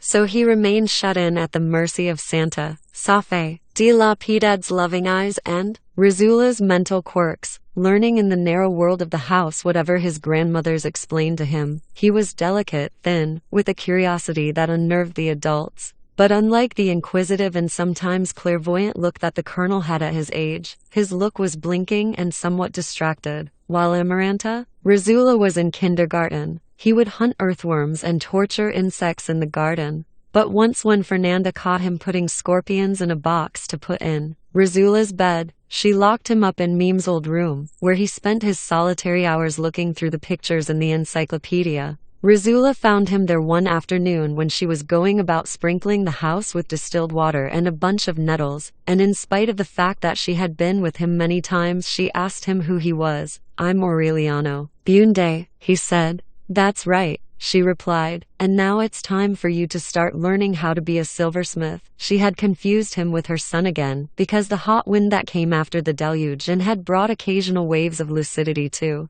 Rizula's brain had passed. She never got her reason back. When she went into the bedroom she found Petronila Iguar there with the bothersome crinolines and the beaded jacket that she put on for formal visits. And she found Tranquilina Mare Miniata Alacoque Bunde, her grandmother, fanning herself with a peacock feather in her invalid's rocking chair, and her great-grandfather Aureliano Arcadio Bunde, with his imitation dolman of the viceregal guard, and Aureliano Iguar her father, who had invented a prayer to make the worms shrivel up and drop off cows, and her timid mother, and her cousin with the pig's tail, and Jose Arcadio Bunde, and her dead sons, all sitting in chairs lined up against the wall as if it were a wake and not a visit. She was tying a colorful string of chatter together, commenting on things from many separate places and many different times, so that when Amaranta, Rizula returned from school and Aureliano grew tired of the encyclopedia, they would find her sitting on her bed talking to herself and lost in a labyrinth of dead people. "Fire!" she shouted once in terror, and for an instant panic spread through the house. But what she was telling about was the burning of a barn that she had witnessed when she was 4 years old. She finally mixed up the past with the present in such a way that in the 2 or 3 waves of lucidity that she had before she died, no one knew for certain whether she was speaking about what she felt or what she remembered. Little by little she was shrinking, turning into a fetus, becoming mummified in life to the point that in her last months she was a cherry raisin lost inside of her nightgown, and the arm that she always kept raised looked like the paw of a Marimonda monkey. She was motionless for several days, and Santa, Safe, de la Piedad had to shake her to convince herself that she was alive and sat her on her lap to feed her a few spoonfuls of sugar water. She looked like a newborn old woman. Amaranta, Rizula and Aureliano would take her in and out of the bedroom. They would lay her on the altar to see if she was any larger than the Christ child, and one afternoon they hid her in a closet in the pantry where the rats could have eaten her. One Palm Sunday they went into the bedroom while Fernanda was in church and carried Rizula out by the neck and ankles. "Poor great-great-grandmother, Amaranta," Rizula said. "She died of old age." Rizula was startled. "I'm alive," she said. "You can see, Amaranta," Rizula said, suppressing her laughter, "that she's not even breathing." "I'm talking," Rizula shouted. "She can't even talk," Aureliano said. She died like a little cricket then? Razula gave in to the evidence. My God, she exclaimed in a low voice. So this is what it's like to be dead. She started an endless, stumbling, deep prayer that lasted more than 2 days, and that by Tuesday had degenerated into a hodgepodge of requests to God and bits of practical advice to stop the red ants from bringing the house down, to keep the lamp burning by remedios daguerreotype, and never to let any Bunde marry a person of the same blood because their children would be born with the tail of a pig. Aureliano II tried to take advantage of her delirium to get her to tell him where the gold was buried, but his entreaties were useless once more. When the owner appears, Razula said, God will illuminate him so that he will find it. Santa Safe de la Piedad had the certainty that they would find her dead from one moment to the next, because she noticed during those days a certain confusion in nature. The roses smelled like goosefoot, a pot of chickpeas fell down, and the beans lay on the ground in a perfect geometrical pattern in the shape of a starfish. And one night she saw a row of luminous orange discs pass across the sky. They found her dead on the morning of Good Friday, the last time that they had helped her calculate her age. During the time of the Banana Company, she had estimated it as between 115 and 122. They buried her in a coffin that was not much larger than the basket in which Aureliano had arrived, and very few people were at the funeral. Partly because there were not many left who remembered her, and partly because it was so hot that noon that the birds in their confusion were running into walls like clay pigeons and breaking through screens to die in the bedrooms. At first they thought it was a plague. Housewives were exhausted from sweeping away so many dead birds, especially at siesta time, and the men dumped them into the river by the cartload. On Easter Sunday, the 100-year-old Father Antonio Isabel stated from the pulpit that the death of the birds was due to the evil influence of the wandering Jew, whom he himself had seen the night before. He described him as a cross between a billy goat and a female heretic, an infernal beast whose breath scorched the air and whose look brought on the birth of monsters and newlywed women. There were not many who paid attention to his apocalyptic talk, for the town was convinced that the priest was rambling because of his age. But one woman woke everybody up at dawn on Wednesday because she found the tracks of a biped with a cloven hoof. They were so clear and unmistakable that those who went to look at them had no doubt about the existence of a fearsome creature similar to the one described by the parish priest, and they got together to set traps in their courtyards. That was how they managed to capture it. 2 weeks after Razula's death, Petra Coates and Aureliano II woke up frightened by the especially loud bellowing of a calf that was coming from nearby. When they got there, a group of men were already pulling the monster off the sharpened stakes they had set in the bottom of a pit covered with dry leaves, and it stopped lowing. It was as heavy as an ox in spite of the fact that it was no taller than a young steer, and a green and greasy liquid flowed from its wounds. Its body was covered with rough hair, plagued with small ticks, and the skin was hardened with the scales of a remora fish. But unlike the priest's description, its human parts were more like those of a sickly angel than of a man, for its hands were tense and agile, its eyes large and gloomy, and on its shoulder blades it had the scarred over and callous stumps of powerful wings which must have been chopped off by a woodsman's axe. They hung it to an almond tree in the square by its ankles so that everyone could see it. And when it began to rot, they burned it in a bonfire, for they could not determine whether its bastard nature was that of an animal to be thrown into the river or a human being to be buried. It was never established whether it had really caused the death of the birds, but the newly married women did not bear the predicted monsters, nor did the intensity of the heat decrease. Rebecca died at the end of that year. Argnita, her lifelong servant, asked the authorities for help to knock down the door to the bedroom where her mistress had been locked in for 3 days, and they found her on her solitary bed, curled up like a shrimp, with her head bald from ringworm and her finger in her mouth. Aureliano II took charge of the funeral and tried to restore the house in order to sell it. But the destruction was so far advanced in it that the walls became scaly as soon as they were painted, and there was not enough mortar to stop the weeds from cracking the floors and the ivy from rotting the beams. That was how everything went after the deluge. The indolence of the people was in contrast to the voracity of oblivion, which little by little was undermining memories in a pitiless way, to such an extreme that at that time, on another anniversary of the Treaty of Neerlandia, some emissaries from the President of the Republic arrived in Macondo to award at last the decoration rejected several times by Colonel Aureliano. Bunde and they spent a whole afternoon looking for someone who could tell them where they could find one of his descendants. Aureliano II was tempted to accept it,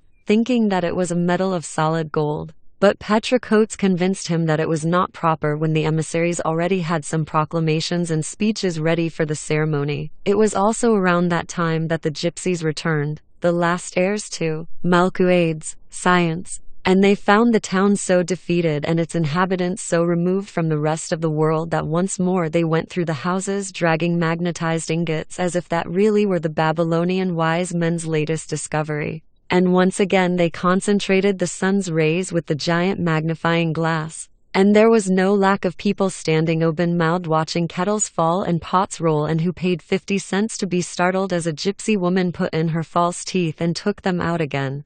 A broken-down yellow train that neither brought anyone in nor took anyone out and that scarcely paused at the deserted station was the only thing that was left of the long train to which Mr. Brown would couple his glass-topped coach with the Episcopal lounging chairs, and of the fruit trains with 120 cars which took a whole afternoon to pass by. The ecclesiastical delegates who had come to investigate the report of the strange death of the birds and the sacrifice of the wandering Jew found Father Antonio Isabel playing blind man's buff with the children, and thinking that his report was the product of a hallucination, they took him off to an asylum. A short time later they sent Father Augusto Angel, a crusader of the new breed, intransigent, audacious, daring, who personally rang the bells several times a day so that the people's spirits would not get drowsy, and who went from house to house waking up the sleepers to go to Mass. But before a year was out he too was conquered by the negligence that one breathed in with the air, by the hot dust that made everything old and clogged up, and by the drowsiness caused by lunchtime meatballs and the unbearable heat of siesta time. With Rizula's death the house again fell into a neglect from which it could not be rescued even by a will as resolute and vigorous as that of Amaranta. Rizula, who many years later, being a happy, modern woman without prejudices, with her feet on the ground, opened doors and windows in order to drive away the ruin, restored the garden, exterminated the red ants who were already walking across the porch in broad daylight, and tried in vain to reawaken the forgotten spirit of hospitality. Fernanda's cloistered passion built an impenetrable dike against Rizula's torrential 100 years. Not only did she refuse to open doors when the arid wind passed through, but she had the windows nailed shut with boards in the shape of a cross. Obeying the paternal order of being buried alive, the expensive correspondence with the invisible doctors ended in failure. After numerous postponements, she shut herself up in her room on the date and hour agreed upon, covered only by a white sheet and with her head pointed north, and at 1 o'clock in the morning she felt that they were covering her head with a handkerchief soaked in a glacial liquid.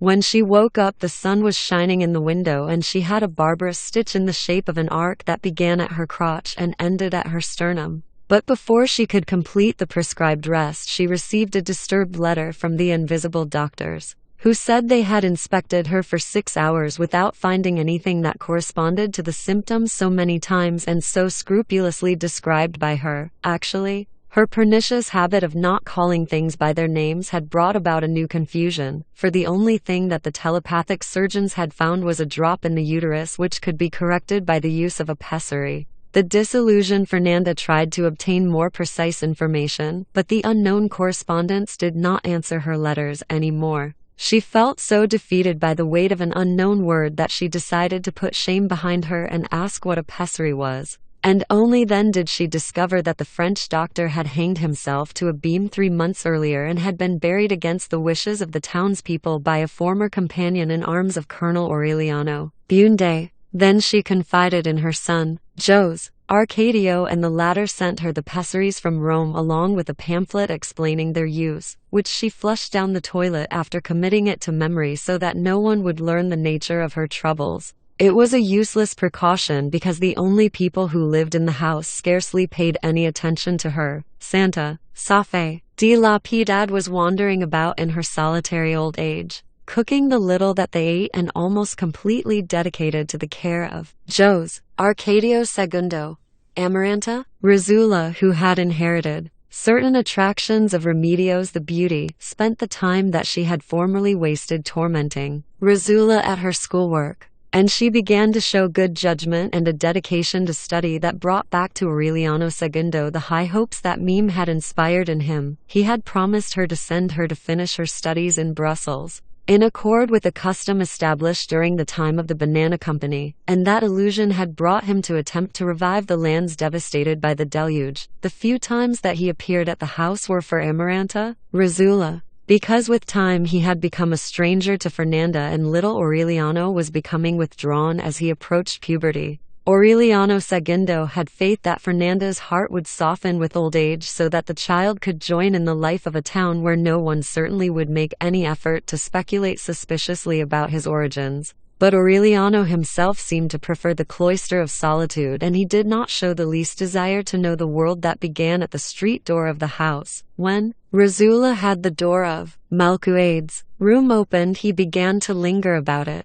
peeping through the half-open door, and no one knew at what moment he became close to Jose Arcadio II in a link of mutual affection. Aureliano II discovered that friendship a long time after it had begun. When he heard the child talking about the killing at the station, it happened once when someone at the table complained about the ruin into which the town had sunk when the Banana Company had abandoned it. And Aureliano contradicted him with maturity and with the vision of a grown person. His point of view, contrary to the general interpretation, was that Macondo had been a prosperous place and well on its way until it was disordered and corrupted and suppressed by the Banana Company, whose engineers brought on the deluge as a pretext to avoid promises made to the workers. Speaking with such good sense that to Fernanda he was like a sacrilegious parody of Jesus among the wise men.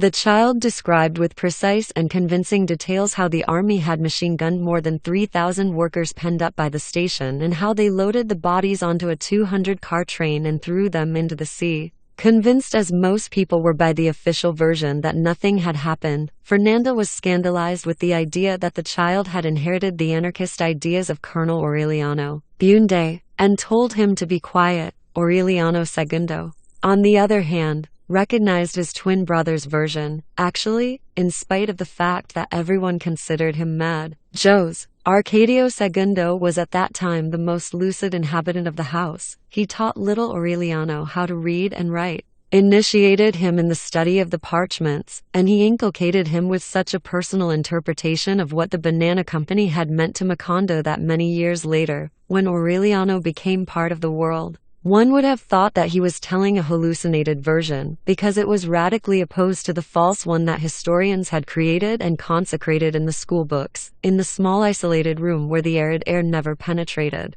nor the dust, nor the heat. Both had the atavistic vision of an old man, his back to the window, wearing a hat with a brim like the wings of a crow who spoke about the world many years before they had been born. Both described at the same time how it was always March there and always Monday, and then they understood that Jose Arcadio Bunde was not as crazy as the family said, but that he was the only one who had enough lucidity to sense the truth of the fact that time also stumbled and had accidents and could therefore splinter and leave an eternalized fragment in a room. Jose Arcadio II had managed, furthermore, to classify the cryptic letters of the parchments. He was certain that they corresponded to an alphabet of 47 to 53 characters, which when separated looked like scratching and scribbling, and which in the fine hand of Malcuades looked like pieces of clothing put out to dry on a line. Aureliano remembered having seen a similar table in the English encyclopedia, so he brought it to the room to compare it with that of Jose Arcadio II.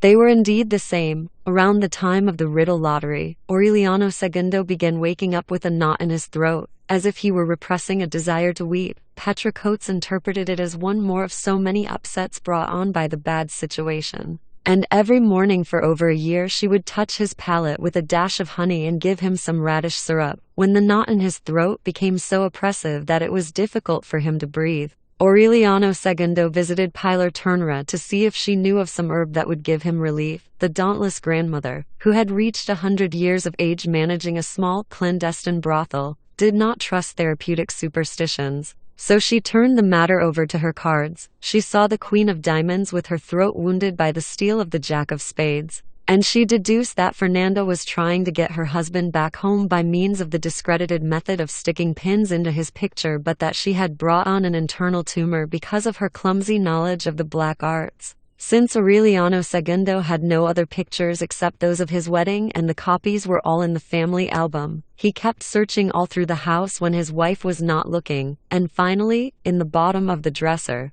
he came across a half-dozen pessaries in their original boxes. Thinking that the small red rubber rings were objects of witchcraft, he put them in his pocket so that Pilar Ternera could have a look at them. She could not determine their nature, but they looked so suspicious to her that in any case she burned them in a bonfire she built in the courtyard, in order to conjure away Fernanda's alleged curse. She told Aureliano Segundo that he should soak a broody hen and bury her alive under the chestnut tree, and he did it with such good faith that when he finished hiding the turned-up earth with dried leaves he already felt that he was breathing better. For her part, Fernanda interpreted the disappearance as a reprisal by the invisible doctors, and she sewed a pocket of casing to the inside of her camisole where she kept the new pessaries that her son sent her, 6 months after he had buried the hen. Aureliano Segundo woke up at midnight with an attack of coughing and the feeling that he was being strangled within by the claws of a crab. It was then that he understood that for all of the magical pessaries that he destroyed and all the conjuring hens that he soaked, the single and sad piece of truth was that he was dying. He did not tell anyone.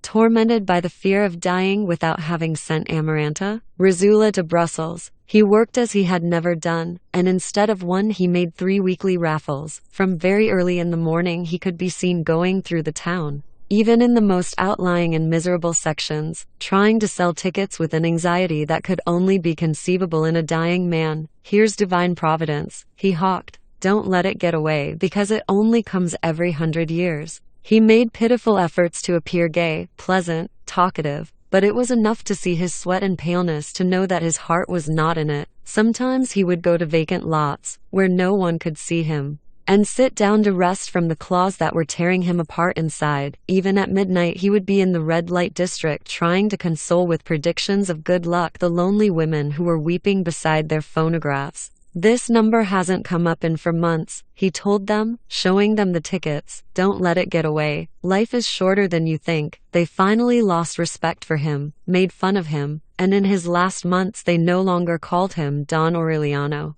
as they had always done, but they called him Mr. Divine Providence right to his face. His voice was becoming filled with wrong notes. It was getting out of tune, and it finally diminished into the growl of a dog. But he still had the drive to see that there should be no diminishing of the hope people brought to Petra Coates's courtyard. As he lost his voice, however, and realized that in a short time he would be unable to bear the pain, he began to understand that it was not through raffled pigs and goats that his daughter would get to Brussels, so he conceived the idea of organizing the fabulous raffle of the lands destroyed by the deluge, which could easily be restored by a person with the money to do so. It was such a spectacular undertaking that the mayor himself lent his aid by announcing it in a proclamation, and associations were formed to buy tickets at 100 pesos apiece, and they were sold out in less than a week. The night of the raffle the winners held a huge celebration, comparable only to those of the good days of the Banana Company. And Aureliano Segundo, for the last time, played the forgotten songs of Francisco the man on the accordion. But he could no longer sing them. 2 months later Amaranta, Rizula, went to Brussels. Aureliano Segundo gave her not only the money from the special raffle, but also what he had managed to put aside over the previous months and what little he had received from the sale of the pianola, the clavichord, and other junk that had fallen into disrepair. According to his calculations, that sum would be enough for her studies, so that all that was lacking was the price of her fare back home. Fernanda was against the trip until the last moment, scandalized by the idea that Brussels was so close to Paris and its perdition, but she calmed down with the letter that Father Angel gave her addressed to a boarding house run by nuns for Catholic young ladies where Amaranta Rizula promised to stay until her studies were completed. Furthermore, the parish priest arranged for her to travel under the care of a group of Franciscan nuns who were going to Toledo, where they hoped to find dependable people to accompany her to Belgium. While the urgent correspondence that made the coordination possible went forward, Aureliano Segundo, aided by Petra Coates, prepared Amaranta Rizula's baggage. The night on which they were packing one of Fernanda's bridal trunks, The things were so well organized that the schoolgirl knew by heart which were the suits and cloth slippers she would wear crossing the Atlantic and the blue cloth coat with copper buttons and the cordovan shoes she would wear when she landed. She also knew how to walk so as not to fall into the water as she went up the gangplank, that at no time was she to leave the company of the nuns or leave her cabin except to eat, and that for no reason was she to answer the questions asked by people of any sex while they were at sea. She carried a small bottle with drops for seasickness and a notebook written by Father Angel in his own hand containing 6 prayers to be used against storms. Fernanda made her a canvas belt to keep her money in, and she would not have to take it off even to sleep. She tried to give her the chamber pot, washed out with lye and disinfected with alcohol, but Amaranta Rizzullo refused it for fear that her schoolmates would make fun of her. A few months later, at the hour of his death, Aureliano II would remember her as he had seen her for the last time as she tried unsuccessfully to lower the window of the second-class coach to hear Fernanda's last piece of advice. She was wearing a pink silk dress with a corsage of artificial pansies pinned to her left shoulder, her cordovan shoes, with buckles and low heels, and sateen stockings held up at the thighs with elastic garters. Her body was slim, her hair loose and long, and she had the lively eyes that Rizzullo had had at her age, and the way in which she said goodbye, without crying but without smiling either, revealed the same strength of character. Walking beside the coach as it picked up speed and holding Fernanda by the arm so that she would not stumble, Aureliano scarcely had time to wave at his daughter as she threw him a kiss with the tips of her fingers. The couple stood motionless under the scorching sun, looking at the train as it merged with the black strip of the horizon, linking arms for the first time since the day of their wedding, on the 9th of August. Before they received the first letter from Brussels, Jose Arcadio II was speaking to Aureliano in Malcuade's room, and without realizing it, he said, "Always remember that they were more than 3,000 and that they were thrown into the sea." Then he fell back on the parchments and died with his eyes open. At that same instant, in Fernanda's bed, his twin brother came to the end of the prolonged and terrible martyrdom of the steel crabs that were eating his throat away. 1 week previously he had returned home, without any voice, unable to breathe, and almost skin and bones, with his wandering trunks and his wastrel's accordion, to fulfill the promise of dying beside his wife. Petra Coates helped him pack his clothes and bade him farewell without shedding a tear, but she forgot to give him the patent leather shoes that he wanted to wear in his coffin, so when she heard that he had died, she dressed in black, wrapped the shoes up in a newspaper, and asked Fernanda for permission to see the body. Fernanda would not let her through the door. "Put yourself in my place," Petra Coates begged. "Imagine how much I must have loved him to put up with this humiliation." "There is no humiliation that a concubine does not deserve," Fernanda replied, "so wait until another one of your men dies and put the shoes on him." In fulfillment of her promise, Santa Fe de la Piedad cut the throat of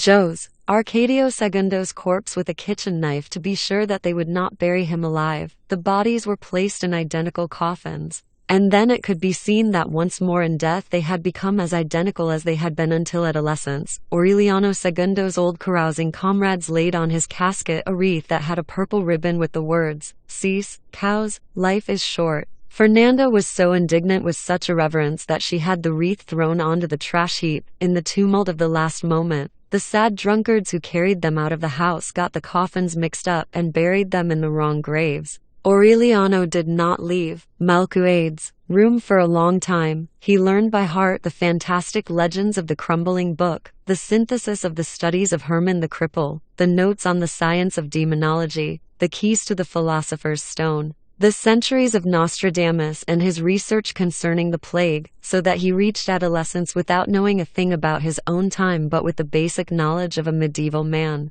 Any time that Santa Fe de la Piedad would go into his room she would find him absorbed in his reading. At dawn she would bring him a mug of coffee without sugar, and at noon a plate of rice and slices of fried plantain, which were the only things eaten in the house since the death of Aureliano II. She saw that his hair was cut, picked off the nits, took into his size the old clothing that she found in forgotten trunks, and when his mustache began to appear she brought him Colonel Aureliano Bunde's razor and the small gourd he had used as a shaving mug. None of the latter's children had looked so much like him, not even Aureliano. Jose particularly in respect to the prominent cheekbones and the firm and rather pitiless line of the lips, as had happened to Rizzula with Aureliano Segundo when the latter was studying in the room. Santa Fe de la Piedad thought that Aureliano was talking to himself. Actually, he was talking to Melquiades. One burning noon, a short time after the death of the twins,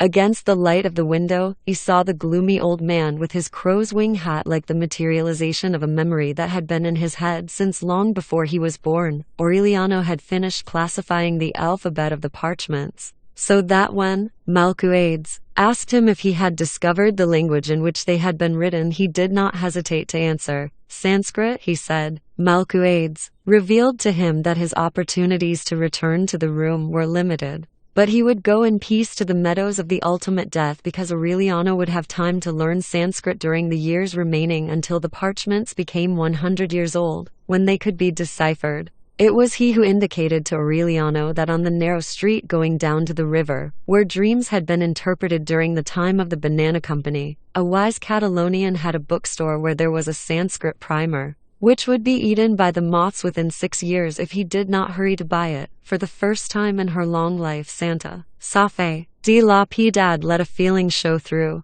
and it was a feeling of wonderment. When Aureliano asked her to bring him the book that could be found between Jerusalem Delivered and Milton's poems on the extreme right-hand side of the second shelf of the bookcases, since she could not read, she memorized what he had said and got some money by selling one of the 17 little gold fishes left in the workshop, the whereabouts of which, after being hidden the night the soldiers searched the house, was known only by her and Aureliano. Aureliano made progress in his studies of Sanskrit as Melquiades' visits became less and less frequent and he was more distant, fading away in the radiant light of noon. The last time that Aureliano sensed him he was only an invisible presence who murmured, "I died of fever on the sands of Singapore." The room then became vulnerable to dust, heat, termites, red ants, and moths, who would turn the wisdom of the parchments into sawdust. There was no shortage of food in the house. The day after the death of Aureliano Segundo, one of the friends who had brought the wreath with the irreverent inscription offered to pay Fernanda some money that he had owed her husband.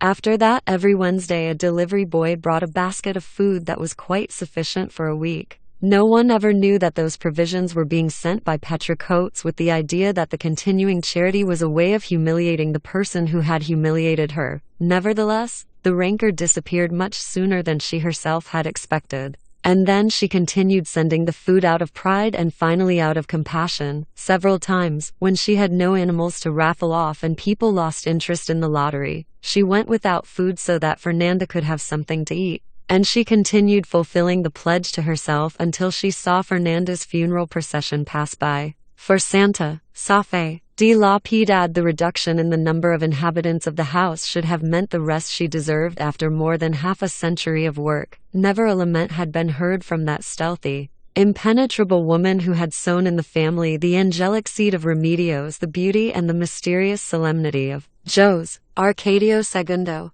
who dedicated a whole life of solitude and diligence to the rearing of children, although she could barely remember whether they were her children or grandchildren, and who took care of Aureliano as if he had come out of her womb, not knowing herself that she was his great-grandmother. Only in a house like that was it conceivable for her always to sleep on a mat she laid out on the pantry floor in the midst of the nocturnal noise of the rats. And without telling anyone that one night she had awakened with the frightened feeling that someone was looking at her in the darkness and that it was a poisonous snake crawling over her stomach. She knew that if she had told Rizzula, the latter would have made her sleep in her own bed, but those were times when no one was aware of anything unless it was shouted on the porch, because with the bustle of the bakery, the surprises of the war, the care of the children, there was not much room for thinking about other people's happiness. Petra Coates, whom she had never seen, was the only one who remembered her. She saw to it that she had a good pair of shoes for street wear, that she always had clothing. Even during the times when the Raffles were working only through some miracle, when Fernanda arrived at the house she had good reason to think that she was an ageless servant. And even though she heard it said several times that she was her husband's mother, it was so incredible that it took her longer to discover it than to forget it. Santa Fe de la Piedad never seemed bothered by that lowly position. On the contrary, One had the impression that she liked to stay in the corners, without a pause, without a complaint, keeping clean and in order the immense house that she had lived in ever since adolescence, and that, especially during the time of the Banana Company, was more like a barracks than a home. But when Rizula died, the superhuman diligence of Santa Fe de la Piedad, her tremendous capacity for work, began to fall apart. It was not only that she was old and exhausted, but overnight the house had plunged into a crisis of senility. A soft moss grew up the walls. When there was no longer a bare spot in the courtyard, the weeds broke through the cement of the porch, breaking it like glass. And out of the cracks grew the same yellow flowers that Rizula had found in the glass with Malcuades, false teeth a century before, with neither the time nor the resources to halt the challenge of nature. Santa Fe de la Piedad spent the day in the bedrooms driving out the lizards who would return at night. One morning she saw that the red ants had left the undermined foundations, crossed the garden, climbed up the railing, where the begonias had taken on an earthen color, and had penetrated into the heart of the house. She first tried to kill them with a broom, then with insecticides, and finally with lye, but the next day they were back in the same place, still passing by. Tenacious and invincible, Fernanda, writing letters to her children, was not aware of the unchecked destructive attack. Santa Fe de la Piedad continued struggling alone, fighting the weeds to stop them from getting into the kitchen, pulling from the walls the tassels of spider webs which were rebuilt in a few hours, scraping off the termites. But when she saw that Malcuades' room was also dusty and filled with cobwebs, even though she swept and dusted 3 times a day,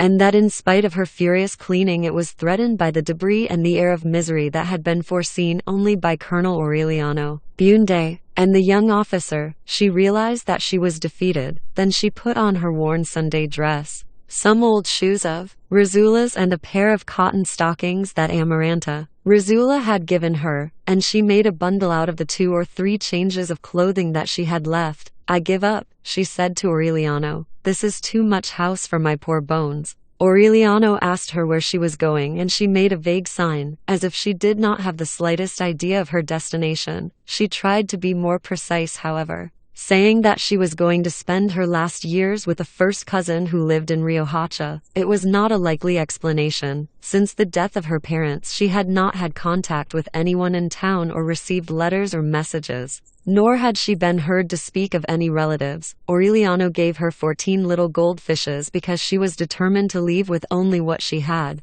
1 peso and 25 cents. From the window of the room he saw her cross the courtyard with her bundle of clothing, dragging her feet and bent over by her years, and he saw her reach her hand through an opening in the main door and replace the bar after she had gone out. Nothing was ever heard of her again. When she heard about the flight, Fernanda ran it for a whole day as she checked trunks, dressers, and closets, item by item, to make sure that Santa Fe de la Piedad had not made off with anything. She burned her fingers trying to light a fire for the first time in her life, and she had to ask Aureliano to do her the favor of showing her how to make coffee. With time he was the one who took over the kitchen duties. Fernanda would find her breakfast ready when she arose, and she would leave her room again only to get the meal that Aureliano had left covered on the embers for her, which she would carry to the table to eat on linen tablecloths and between candelabra.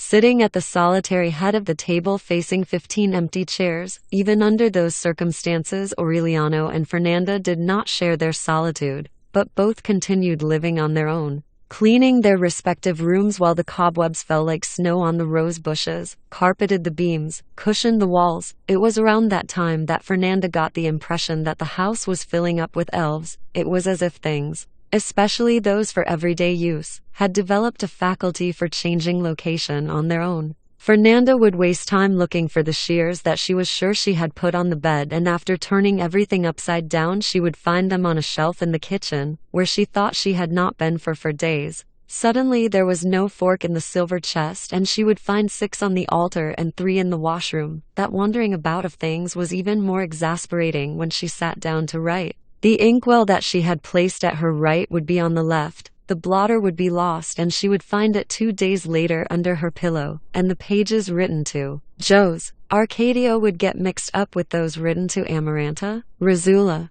And she always had the feeling of mortification that she had put the letters in opposite envelopes, as in fact happened several times. On one occasion she lost her fountain pen. 2 weeks later the mailman, who had found it in his bag, returned it. He had been going from house to house looking for its owner. At first she thought it was some business of the invisible doctors, like the disappearance of the pessaries, and she even started a letter to them begging them to leave her alone. But she had to interrupt it to do something, and when she went back to her room she not only did not find the letter she had started, but she had forgotten the reason for writing it. For a time she thought it was Aureliano. She began to spy on him, to put things in his path trying to catch him when he changed their location. But she was soon convinced that Aureliano never left Malcuade's room except to go to the kitchen or the toilet, and that he was not a man to play tricks. So in the end she believed that it was the mischief of elves, and she decided to secure everything in the place where she would use it. She tied the shears to the head of her bed with a long string. She tied the pen and the blotter to the leg of the table,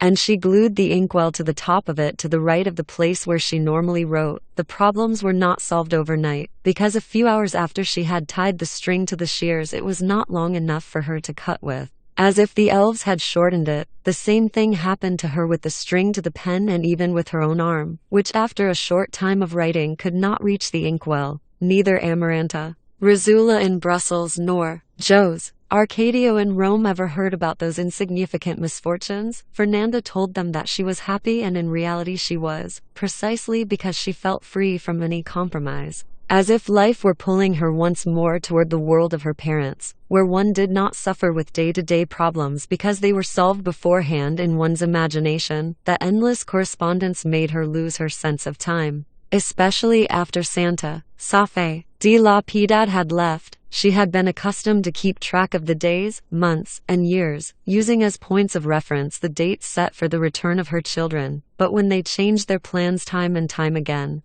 the dates became confused, the periods were mislaid, and one day seemed so much like another that one could not feel them pass. Instead of becoming impatient, she felt a deep pleasure in the delay. It did not worry her that many years after announcing the eve of his final vows, Jose Arcadio was still saying that he was waiting to finish his studies in advanced theology in order to undertake those in diplomacy. Because she understood how steep and paved with obstacles was the spiral stairway that led to the throne of St. Peter. On the other hand, her spirits rose with news that would have been insignificant for other people, such as the fact that her son had seen the Pope. She felt a similar pleasure when Amaranta Rizzula wrote to tell her that her studies would last longer than the time foreseen because her excellent grades had earned her privileges that her father had not taken into account in his calculations. More than 3 years had passed since Santa Fe de la Piedad had brought him the grammar when Aureliano succeeded in translating the first sheet. It was not a useless chore,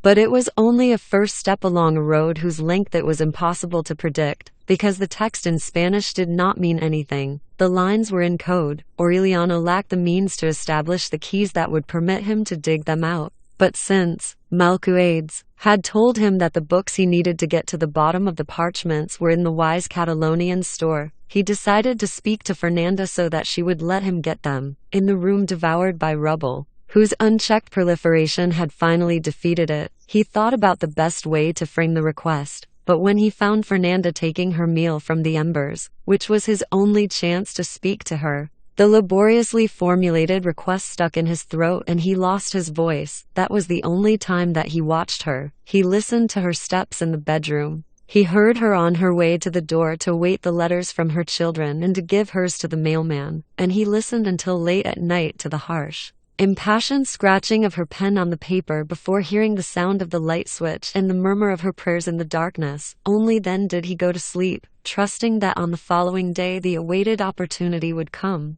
He became so inspired with the idea that permission would be granted that one morning he cut his hair, which at that time reached down to his shoulders, shaved off his tangled beard, put on some tight-fitting pants and a shirt with an artificial collar that he had inherited from he did not know whom, and waited in the kitchen for Fernanda to get her breakfast. The woman of every day, the one with her head held high and with a stony gait, did not arrive, but an old woman of supernatural beauty with a yellowed ermine cape, a crown of gilded cardboard, and the languid look of a person who wept in secret. Actually, ever since she had found it in Aureliano Segundo's trunks. Fernanda had put on the moth-eaten queen's dress many times. Anyone who could have seen her in front of the mirror, in ecstasy over her own regal gestures, would have had reason to think that she was mad, but she was not. She had simply turned the royal regalia into a device for her memory. The first time that she put it on, she could not help a knot from forming in her heart and her eyes filling with tears, because at that moment she smelled once more the odor of shoe polish on the boots of the officer who came to get her at her house to make her a queen.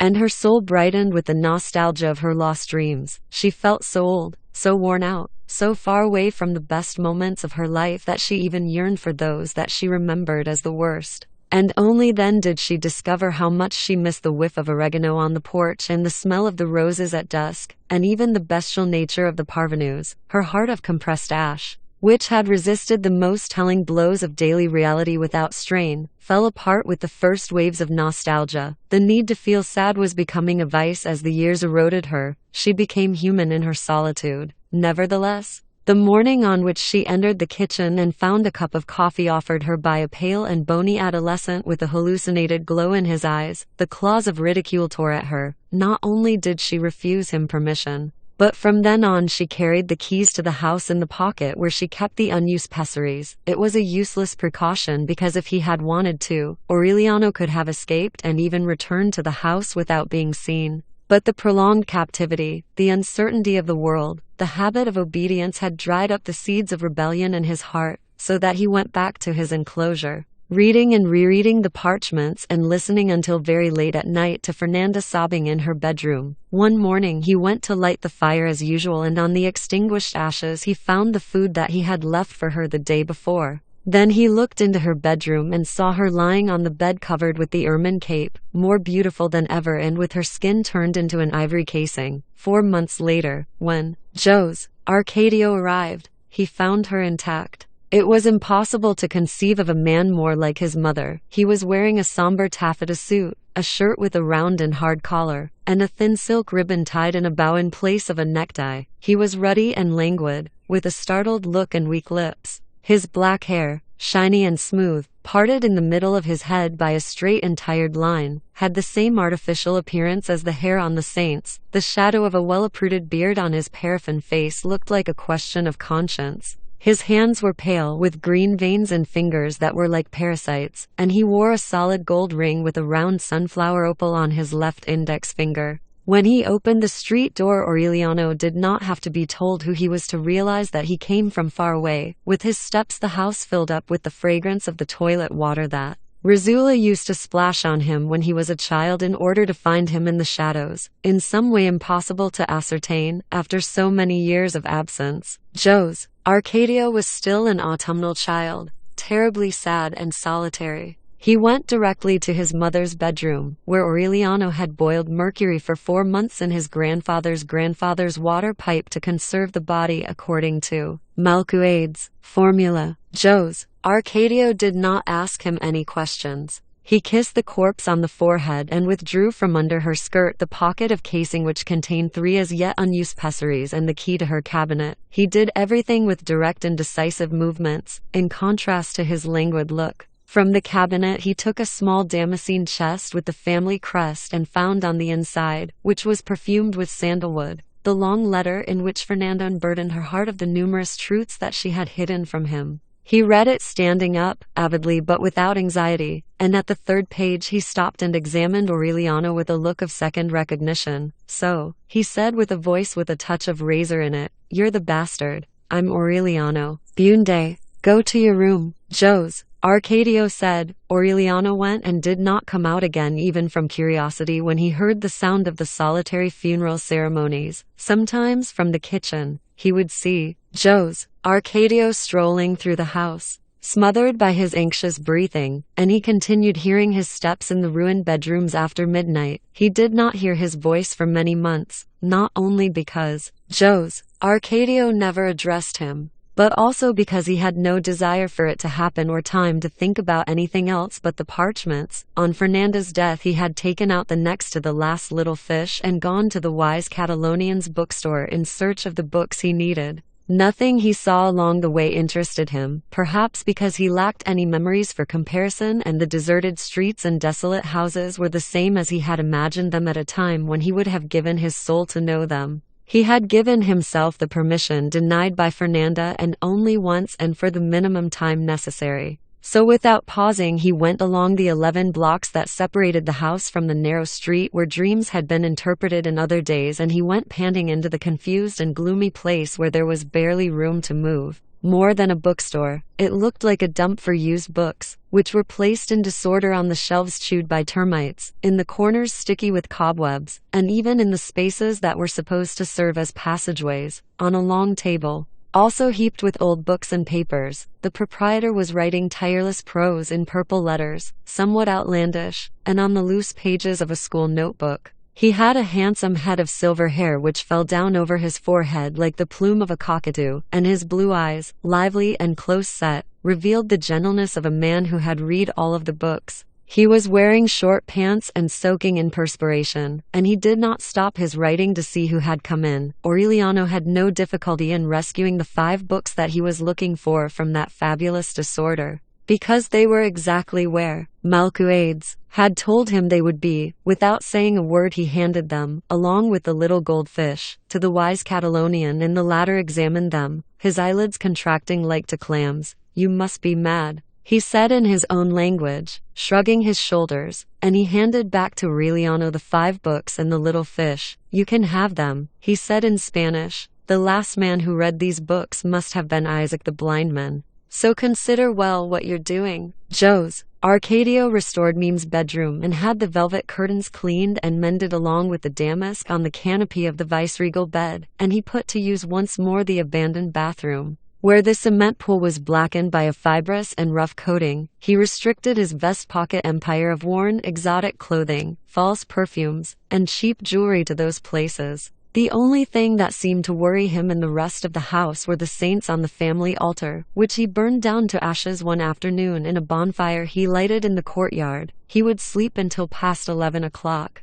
He would go to the bathroom in a shabby robe with golden dragons on it and a pair of slippers with yellow tassels, and there he would officiate at a rite which for its care and length recalled Remedios the Beauty. Before bathing he would perfume the pool with the salts that he carried in 3 alabaster flacons. He did not bathe himself with the gourd, but would plunge into the fragrant waters and remain there for 2 hours floating on his back, lulled by the coolness and by the memory of Amaranta. A few days after arriving he put aside his taffeta suit, which in addition to being too hot for the town was the only one that he had, and he exchanged it for some tight-fitting pants very similar to those worn by Pietro Crespi during his dance lessons, and a silk shirt woven with thread from living caterpillars and with his initials embroidered over the heart. Twice a week he would wash the complete change in the tub and would wear his robe until it dried because he had nothing else to put on. He never ate at home. He would go out when the heat of siesta time had eased and would not return until well into the night. Then he would continue his anxious pacing, breathing like a cat and thinking about Amaranta.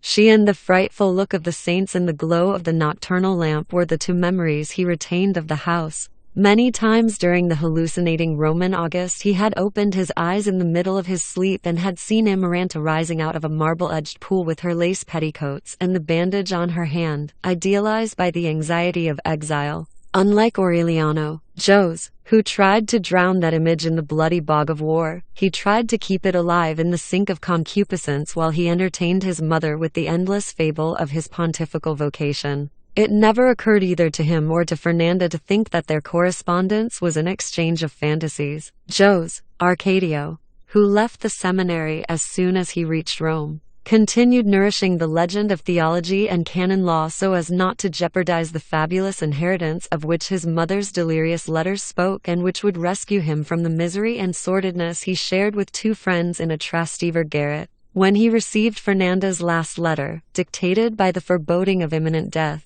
he put the leftovers of his false splendor into a suitcase and crossed the ocean in the hold of a ship where immigrants were crammed together like cattle in a slaughterhouse, eating cold macaroni and wormy cheese, before he read Fernanda's will, which was nothing but a detailed and tardy recapitulation of her misfortunes. The broken-down furniture and the weeds on the porch had indicated that he had fallen into a trap from which he would never escape. Exiled forever from the diamond light and timeless air of the Roman spring, during the crushing insomnia brought on by his asthma, he would measure and remeasure the depth of his misfortune as he went through the shadowy house where the senile fussing of Rizula had instilled a fear of the world in him. In order to be sure that she would not lose him in the shadows, she had assigned him a corner of the bedroom, the only one where he would be safe from the dead people who wandered through the house after sundown. If you do anything bad, Rizula would tell him, the saints will let me know. The terror-filled nights of his childhood were reduced to that corner where he would remain motionless until it was time to go to bed, perspiring with fear on a stool under the watchful and glacial eyes of the tattletale saints. It was useless torture because even at that time he already had a terror of everything around him, and he was prepared to be frightened at anything he met in life. Women on the street, who would ruin his blood. The women in the house, who bore children with the tail of a pig. Fighting cocks, who brought on the death of men and remorse for the rest of one's life. Firearms which with a mere touch would bring down 20 years of war. Uncertain ventures,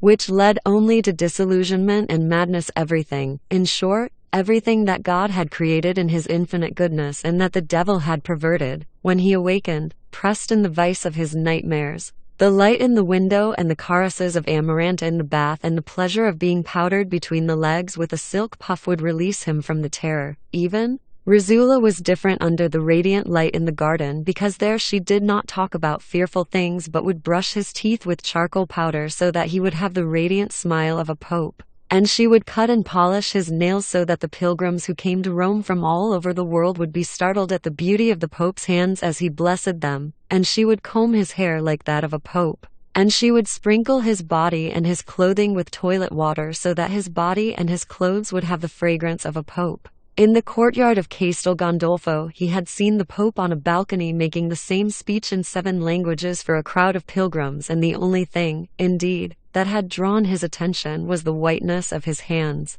which seemed to have been soaked in lye, the dazzling shine of his summer clothing, and the hidden breath of cologne. Almost a year after his return home, having sold the silver candlesticks and the heraldic chamberpot, which at the moment of truth turned out to have only a little gold plating on the crest in order to eat, the only distraction of Joe's Arcadio was to pick up children in town so that they could play in the house. He would appear with them at siesta time and have them skip rope in the garden, sing on the porch, and do acrobatics on the furniture in the living room, while he would go among the groups giving lessons in good manners. At that time he had finished with the tight pants and the silk shirts and was wearing an ordinary suit of clothing that he had bought in the Arab stores, but he still maintained his languid dignity and his papal air. The children took over the house just as Mime's schoolmates had done in the past. Until well into the night they could be heard chattering and singing and tap dancing, so that the house resembled a boarding school where there was no discipline.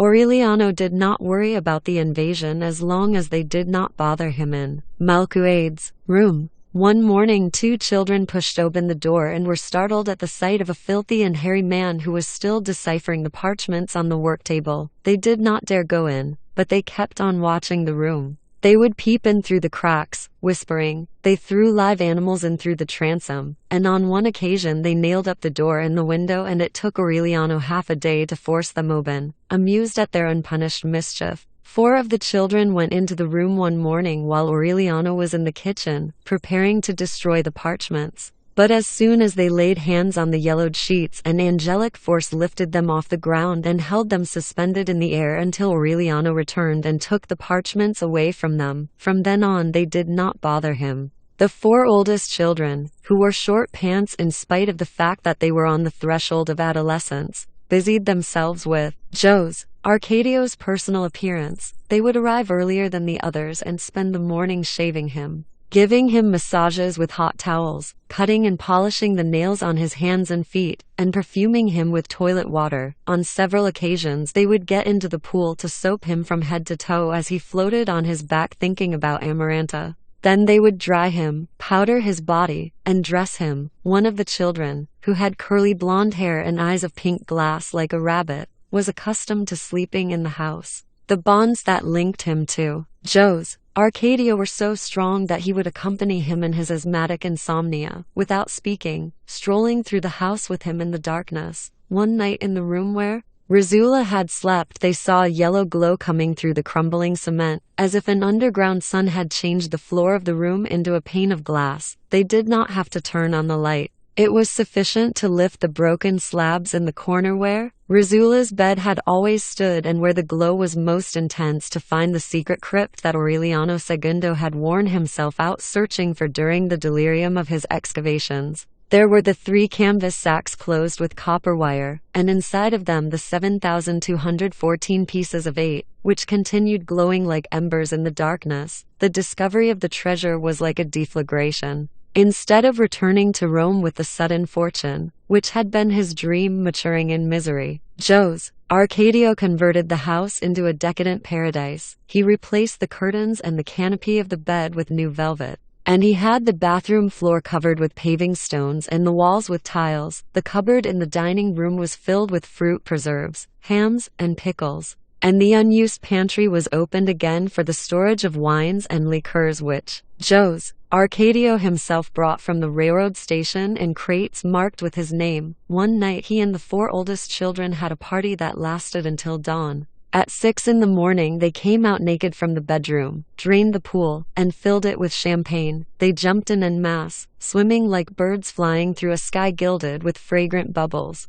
while Jose Arcadio floated on his back on the edge of the festivities, remembering Amaranta with his eyes open. He remained that way, wrapped up in himself, thinking about the bitterness of his equivocal pleasures until after the children had become tired and gone in a troop to the bedroom, where they tore down the curtains to dry themselves. And in the disorder they broke the rock crystal mirror into 4 pieces and destroyed the canopy of the bed in the tumult of lying down. When Jose Arcadio came back from the bathroom, he found them sleeping in a naked heap in the shipwrecked bedroom. Inflamed, not so much because of the damage as because of the disgust and pity that he felt for himself in the emptiness of the Saturnalia, he armed himself with an ecclesiastical cat o' nine tails that he kept in the bottom of his trunk along with a hair shirt and other instruments of mortification and penance, and drove the children out of the house, howling like a madman and whipping them without mercy as a person would not even have done to a pack of coyotes. He was done in, with an attack of asthma that lasted for several days and that gave him the look of a man on his deathbed. On the 3rd night of torture, overcome by asphyxiation, he went to Aureliano's room to ask him the favor of buying some powders to inhale at a nearby drugstore. So it was that Aureliano went out for a second time. He had to go only 2 blocks to reach the small pharmacy with dusty windows and ceramic bottles with labels in Latin where a girl with the stealthy beauty of a serpent of the Nile gave him the medicine the name of which Jose Arcadio had written down on a piece of paper. The second view of the deserted town, barely illuminated by the yellowish bulbs of the street lights, did not awaken in Aureliano any more curiosity than the first. Jose Arcadio had come to think that he had run away, when he reappeared, panting a little because of his haste, dragging legs that enclosure and lack of mobility had made weak and heavy. His indifference toward the world was so certain that a few days later, Jose Arcadio violated the promise he had made to his mother and left him free to go out whenever he wanted to. "I have nothing to do outside," Aureliano answered him. He remained shut up, absorbed in the parchments which he was slowly unraveling and whose meaning, nevertheless, he was unable to interpret. Jose Arcadio would bring slices of ham to him in his room, sugared flowers which left a spring-like aftertaste in his mouth, and on 2 occasions a glass of fine wine. He was not interested in the parchments, which he thought of more as an esoteric pastime, but his attention was attracted by the rare wisdom and the inexplicable knowledge of the world that his desolate kinsman had. He discovered then that he could understand written English and that between parchments he had gone from the first page to the last of the 6 volumes of the encyclopedia as if it were a novel. At first he attributed to that the fact that Aureliano could speak about Rome as if he had lived there many years, but he soon became aware that he knew things that were not in the encyclopedia, such as the price of items. "Everything is known," was the only reply he received from Aureliano when he asked him where he had got that information from. Aureliano, for his part, was surprised that Jose Arcadio, when seen from close by, was so different from the image that he had formed of him when he saw him wandering through the house. He was capable of laughing. of allowing himself from time to time a feeling of nostalgia for the past of the house, and of showing concern for the state of misery present in Malcuade's room. That drawing closer together of two solitary people of the same blood was far from friendship, but it did allow them both to bear up better under the unfathomable solitude that separated and united them at the same time. Arcadio could then turn to Aureliano to untangle certain domestic problems that exasperated him. Aureliano, in turn, could sit and read on the porch, waiting for the letters from Amaranta, Rizzula, which still arrived with the usual punctuality, and could use the bathroom, from which Arcadio had banished him when he arrived. One hot dawn they both woke up in alarm at an urgent knocking on the street door. It was a dark old man with large green eyes that gave his face a ghostly phosphorescence and with a cross of ashes on his forehead, his clothing in tatters, his shoes cracked. The old knapsack on his shoulder his only luggage. He looked like a beggar, but his bearing had a dignity that was in frank contradiction to his appearance. It was only necessary to look at him once, even in the shadows of the parlor, to realize that the secret strength that allowed him to live was not the instinct of self-preservation but the habit of fear. It was Aureliano Amador, the only survivor of Colonel Aureliano Bunde's 17 sons. Searching for a respite in his long and hazardous existence as a fugitive, he identified himself, begged them to give him refuge in that house which during his nights as a pariah he had remembered as the last redoubt of safety left for him in life. But Arcadio and Aureliano did not remember him. Thinking that he was a tramp, they pushed him into the street. Then they both saw from the doorway the end of a drama that had begun before Arcadio had reached the age of reason. Two policemen who had been chasing Aureliano Amador for years, who had tracked him like bloodhounds across half the world, came out from among the almond trees on the opposite sidewalk and took 2 shots with their Mausers which neatly penetrated the cross of ashes. Ever since he had expelled the children from the house, Arcadio was really waiting for news of an ocean liner that would leave for Naples before Christmas. He had told Aureliano and had even made plans to set him up in a business that would bring him a living, because the baskets of food had stopped coming since Fernanda's burial. But that last dream would not be fulfilled either. One September morning, after having coffee in the kitchen with Aureliano, Arcadio was finishing his daily bath when through the openings in the tiles the 4 children he had expelled from the house burst in. Without giving him time to defend himself, they jumped into the pool fully clothed, grabbed him by the hair, and held his head under the water until the bubbling of his death throes ceased on the surface and his silent and pale dolphin body slipped down to the bottom of the fragrant water. Then they took out the 3 sacks of gold from the hiding place which was known only to them and their victim. It was such a rapid, methodical, and brutal action that it was like a military operation. Aureliano, shut up in his room, was not aware of anything. That afternoon, having missed him in the kitchen, he looked for Arcadio all over the house and found him floating on the perfumed mirror of the pool, enormous and bloated and still thinking about Amaranta. Only then did he understand how much he had begun to love him. Amaranta? Rizzula returned with the first angels of December, driven on a sailor's breeze, leading her husband by a silk rope tied around his neck. She appeared without warning, wearing an ivory-colored dress, a string of pearls that reached almost to her knees, emerald and topaz rings, and with her straight hair in a smooth bun held behind her ears by swallowtail brooches. The man whom she had married 6 months before was a thin, older Fleming with the look of a sailor about him. She had only to push open the door to the parlor to realize that her absence had been longer and more destructive than she had imagined. "Good Lord," she shouted, more gay than alarmed. "It's obvious that there's no woman in this house." The baggage would not fit on the porch. Besides Fernanda's old trunk, which they had sent her off to school with, she had 2 upright trunks, 4 large suitcases, a bag for her parasols, 8 hat boxes, a gigantic cage with 100 canaries, and her husband's velocipede, broken down in a special case which allowed him to carry it like a cello. She did not even take a day of rest after the long trip. She put on some worn denim overalls that her husband had brought along with other automotive items and set about a new restoration of the house. She scattered the red ants, who had already taken possession of the porch, brought the rose bushes back to life,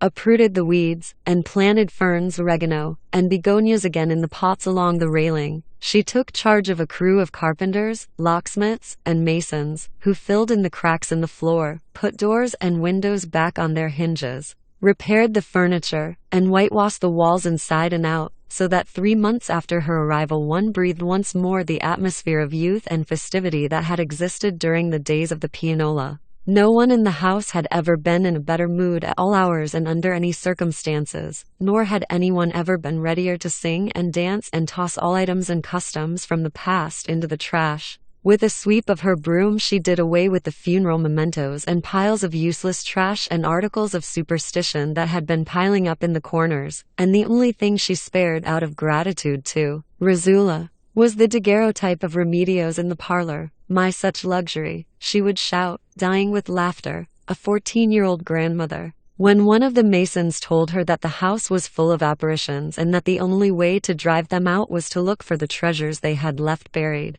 she replied amid loud laughter that she did not think it was right for men to be superstitious. She was so spontaneous, so emancipated, with such a free and modern spirit, that Aureliano did not know what to do with his body when he saw her arrive. My, she shouted happily with open arms, "Look at how my darling cannibal has grown." Before he had a chance to react, she had already put a record on the portable phonograph she had brought with her and was trying to teach him the latest dance steps. She made him change the dirty pants that he had inherited from Colonel Aureliano Bunde, and gave him some youthful shirts and two-toned shoes, and she would push him into the street when he was spending too much time in Malcuade's room. Active, small, and indomitable like Rizula, and almost as pretty and provocative as Remedios the Beauty, she was endowed with a rare instinct for anticipating fashion. When she received pictures of the most recent fashions in the mail, they only proved that she had not been wrong about the models that she designed herself and sewed on Amaranta's primitive pedal machine. She subscribed to every fashion magazine, art publication, and popular music review published in Europe, and she had only to glance at them to realize that things in the world were going just as she imagined they were. It was incomprehensible why a woman with that spirit would have returned to a dead town burdened by dust and heat, and much less with a husband who had more than enough money to live anywhere in the world and who loved her so much that he let himself be led around by her on a silk leash. As time passed, however, her intention to stay was more obvious, because she did not make any plans that were not a long way off, nor did she do anything that did not have as an aim the search for a comfortable life and a peaceful old age in Macondo. The canary cage showed that those aims were made up on the spur of the moment, remembering that her mother had told her in a letter about the extermination of the birds. She had delayed her trip several months until she found a ship that stopped at the Fortunate Isles, and there she chose the finest 25 pairs of canaries so that she could repopulate the skies of Macondo. That was the most lamentable of her numerous frustrated undertakings. As the birds reproduced Amaranta, Rizula would release them in pairs, and no sooner did they feel themselves free than they fled the town. She tried in vain to awaken love in them by means of the bird cage that Rizula had built during the first reconstruction of the house. Also in vain were the artificial nests built of esparto grass in the almond trees and the bird seed strewn about the roofs, and arousing the captives so that their songs would dissuade the deserters, because they would take flight on their first attempt and make a turn in the sky, just the time needed to find the direction to the Fortunate Isles, a year after her return.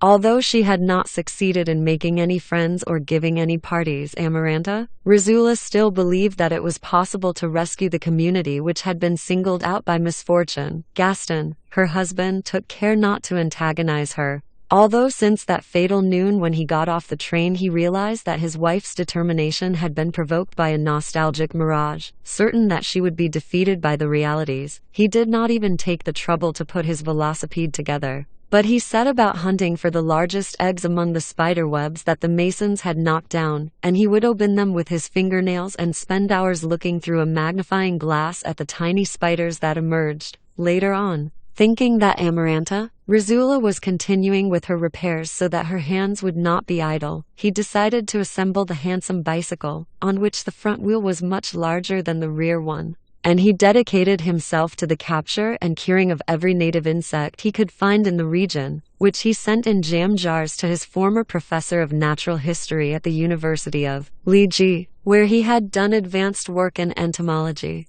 Although his main vocation was that of aviator, when he rode the bicycle he would wear acrobat's tights, gaudy socks, and a Sherlock Holmes cap, but when he was on foot he would dress in a spotless natural linen suit, white shoes, a silk bow tie, a straw boater, and he would carry a willow stick in his hand. His pale eyes accentuated his look of a sailor, and his small mustache looked like the fur of a squirrel. Although he was at least 15 years older than his wife, his alert determination to make her happy and his qualities as a good lover compensated for the difference. Actually, those who saw that man in his 40s with careful habits, with the leash around his neck and his circus bicycle, would not have thought that he had made a pact of unbridled love with his wife and that they both gave in to the reciprocal drive in the least adequate of places and wherever the spirit moved them, as they had done since they had begun to keep company, and with a passion that the passage of time and the more and more usual circumstances deepened and enriched. Gaston was not only a fierce lover, with endless wisdom and imagination, but he was also, perhaps, the first man in the history of the species who had made an emergency landing and had come close to killing himself and his sweetheart simply to make love in a field of violets. They had met 2 years before they were married, when the sports biplane in which he was making rolls over the school where Amaranta Rizula was studying made an intrepid maneuver to avoid the flagpole, and the primitive framework of canvas and aluminum foil was caught by the tail on some electric wires. From then on, paying no attention to his leg and splints, on weekends he would pick up Amaranta Rizula at the nuns' boarding house where she lived, where the rules were not as severe as Fernanda had wanted, and he would take her to his country club. They began to love each other at an altitude of 1,500 feet in the Sunday air of the moors, and they felt all the closer together as the beings on earth grew more and more minute. She spoke to him of Macondo as the brightest and most peaceful town on earth, and of an enormous house, scented with oregano, where she wanted to live until old age with a loyal husband and 2 strong sons who would be named Rodrigo and Gonzalo, never Aureliano, and Jose, Arcadio, and a daughter who would be named Virginia and never Remedios. She had evoked the town idealized by nostalgia with such strong tenacity that Gaston understood that she would not get married unless he took her to live in Macondo. He agreed to it, as he agreed later on to the leash, because he thought it was a passing fancy that could be overcome in time. But when 2 years in Macondo had passed and Amaranta Rizula was as happy as on the first day, he began to show signs of alarm. By that time he had dissected every dissectable insect in the region, he spoke Spanish like a native, and he had solved all of the crossword puzzles in the magazines that he received in the mail. He did not have the pretext of climate to hasten their return because nature had endowed him with a colonial liver which resisted the drowsiness of siesta time and water that had vinegar worms in it. He liked the native cooking so much that once he ate 82 iguana eggs at one sitting. Amaranta Rizula, on the other hand, had brought in by train fish and shellfish in boxes of ice, canned meats and preserved fruits, which were the only things she could eat, and she still dressed in European style and received designs by mail in spite of the fact that she had no place to go and no one to visit. And by that time her husband was not in a mood to appreciate her short skirts, her tilted felt hat, and her 7-strand necklaces. Her secret seemed to lie in the fact that she always found a way to keep busy, resolving domestic problems that she herself had created, and doing a poor job on 1,000 things which she would fix on the following day with a pernicious diligence that made one think of Fernanda and the hereditary vice of making something just to unmake it. Her festive genius was still so alive then that when she received new records she would invite Gaston to stay in the parlor until very late to practice the dance steps that her schoolmates described to her in sketches, and they would generally end up making love on the Viennese rocking chairs or on the bare floor. The only thing that she needed to be completely happy was the birth of her children, but she respected the pact she had made with her husband not to have any until they had been married for 5 years, looking for something to fill his idle hours with. Gaston became accustomed to spending the morning in Malcuade's room with the shy Aureliano. He took pleasure in recalling with him the most hidden corners of his country, which Aureliano knew as if he had spent much time there. When Gaston asked him what he had done to obtain knowledge that was not in the encyclopedia, he received the same answer as Jose Arcadio. Everything is known. In addition to Sanskrit he had learned English and French and a little Latin and Greek. since he went out every afternoon at that time, and Amaranta, Rizula had set aside a weekly sum for him for his personal expenses. His room looked like a branch of the wise Catalonian's bookstore. He read avidly until late at night. Although from the manner in which he referred to his reading, Gaston thought that he did not buy the books in order to learn but to verify the truth of his knowledge, and that none of them interested him more than the parchments, to which he dedicated most of his time in the morning. Both Gaston and his wife would have liked to incorporate him into the family life, but Aureliano was a hermetic man with a cloud of mystery that time was making denser. It was such an unfathomable condition that Gaston failed in his efforts to become intimate with him and had to seek other pastimes for his idle hours. It was around that time that he conceived the idea of establishing an airmail service.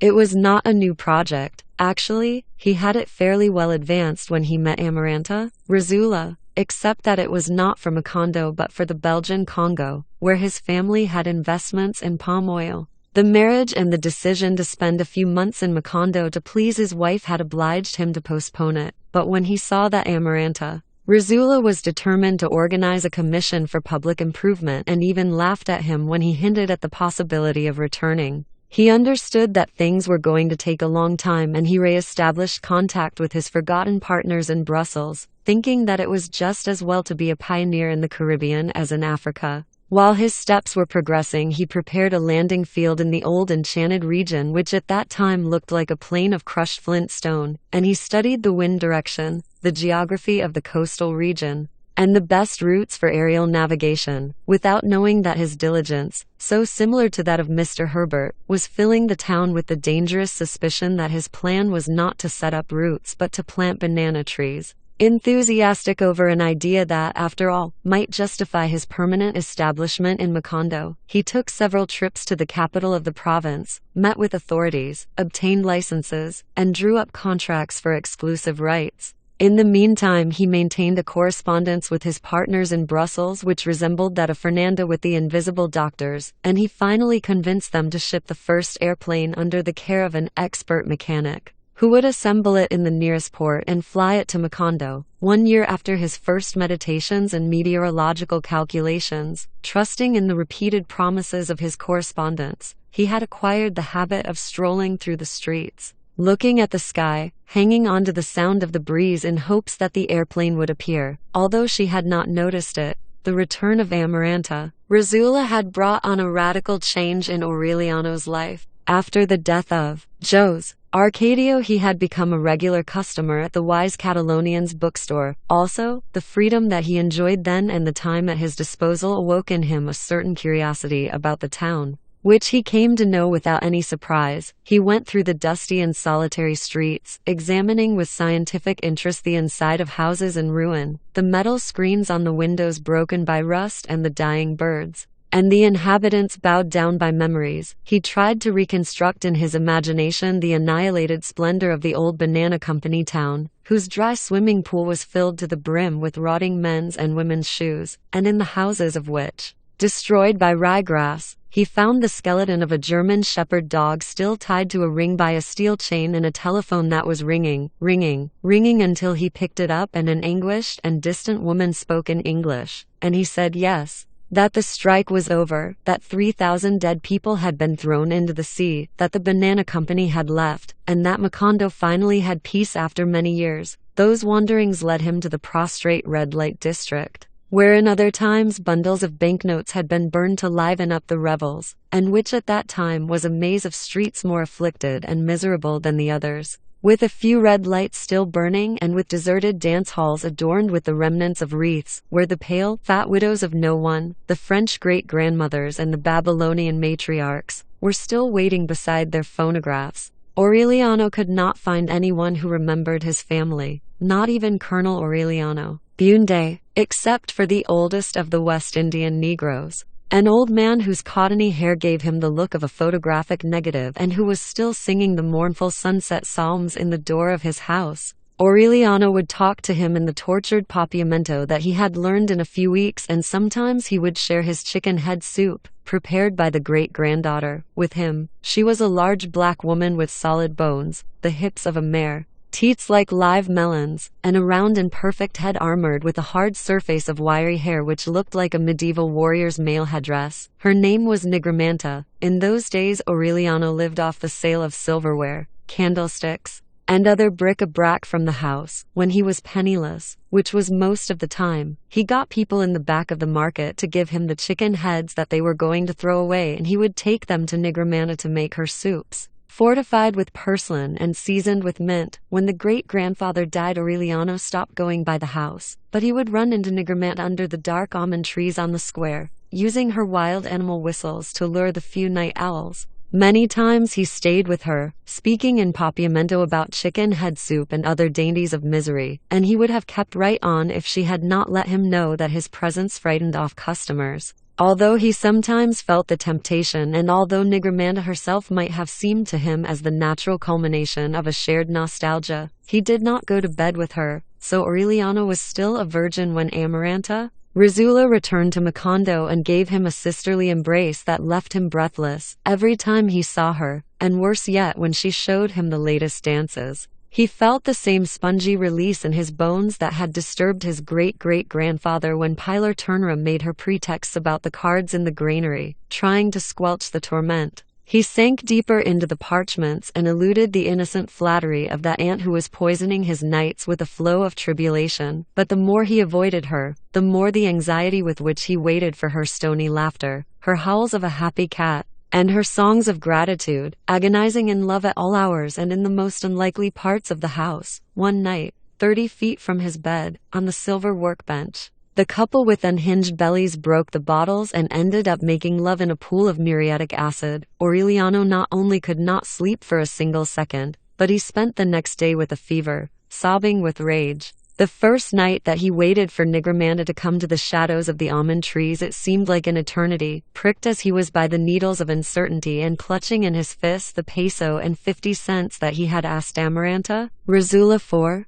Not so much because he needed it as to involve her, debase her, prostitute her in his adventure in some way. Nigromanta took him to her room, which was lighted with false candlesticks, to her folding cot with the bedding stained from bad loves, and to her body of a wild dog, hardened and without a soul, which prepared itself to dismiss him as if he were a frightened child, and suddenly it found a man whose tremendous power demanded a movement of seismic readjustment from her insides. They became lovers. Aureliano would spend his mornings deciphering parchments, and at siesta time he would go to the bedroom where Nigromanta was waiting for him, to teach him first how to do it like earthworms, then like snails, and finally like crabs, until she had to leave him and lie in wait for vagabond loves. Several weeks passed before Aureliano discovered that around her waist she wore a small belt that seemed to be made out of a cello string, but which was hard as steel and had no end. As if it had been born and grown with her. Almost always, between loves, they would eat naked in the bed, in the hallucinating heat and under the daytime stars that the rust had caused to shine on the zinc ceiling. It was the first time that Nigromanta had had a steady man, a bone crusher from head to toe, as she herself said, dying with laughter, and she had even begun to get romantic illusions when Aureliano confided in her about his repressed passion for Amaranta, Rizula, which he had not been able to cure with the substitution, but which was twisting him inside all the more as experience broadened the horizons of love. After that, Nigromanta continued to receive him with the same warmth as ever, but she made him pay for her services so strictly that when Aureliano had no money she would make an addition to his bill, which was not figured in numbers but by marks that she made with her thumbnail behind the door. At sundown, while she was drifting through the shadows in the square, Aureliano was going along the porch like a stranger, scarcely greeting Amaranta, Rizula and Gaston, who usually dined at that time, and shutting himself up in his room again, unable to read or write or even think because of the anxiety brought on by the laughter, the whispering, the preliminary frolics, and then the explosions of agonizing happiness that capped the nights in the house. That was his life 2 years before Gaston began to wait for the airplane. And it went on the same way on the afternoon that he went to the bookstore of the wise Catalonian and found 4 ranting boys in a heated argument about the methods used to kill cockroaches in the Middle Ages. The old bookseller, knowing about Aureliano's love for books that had been read only by the Venerable Bede, urged him with a certain fatherly malice to get into the discussion, and without even taking a breath, he explained that the cockroach, The oldest winged insect on the face of the earth had already been the victim of slippers in the Old Testament, but that since the species was definitely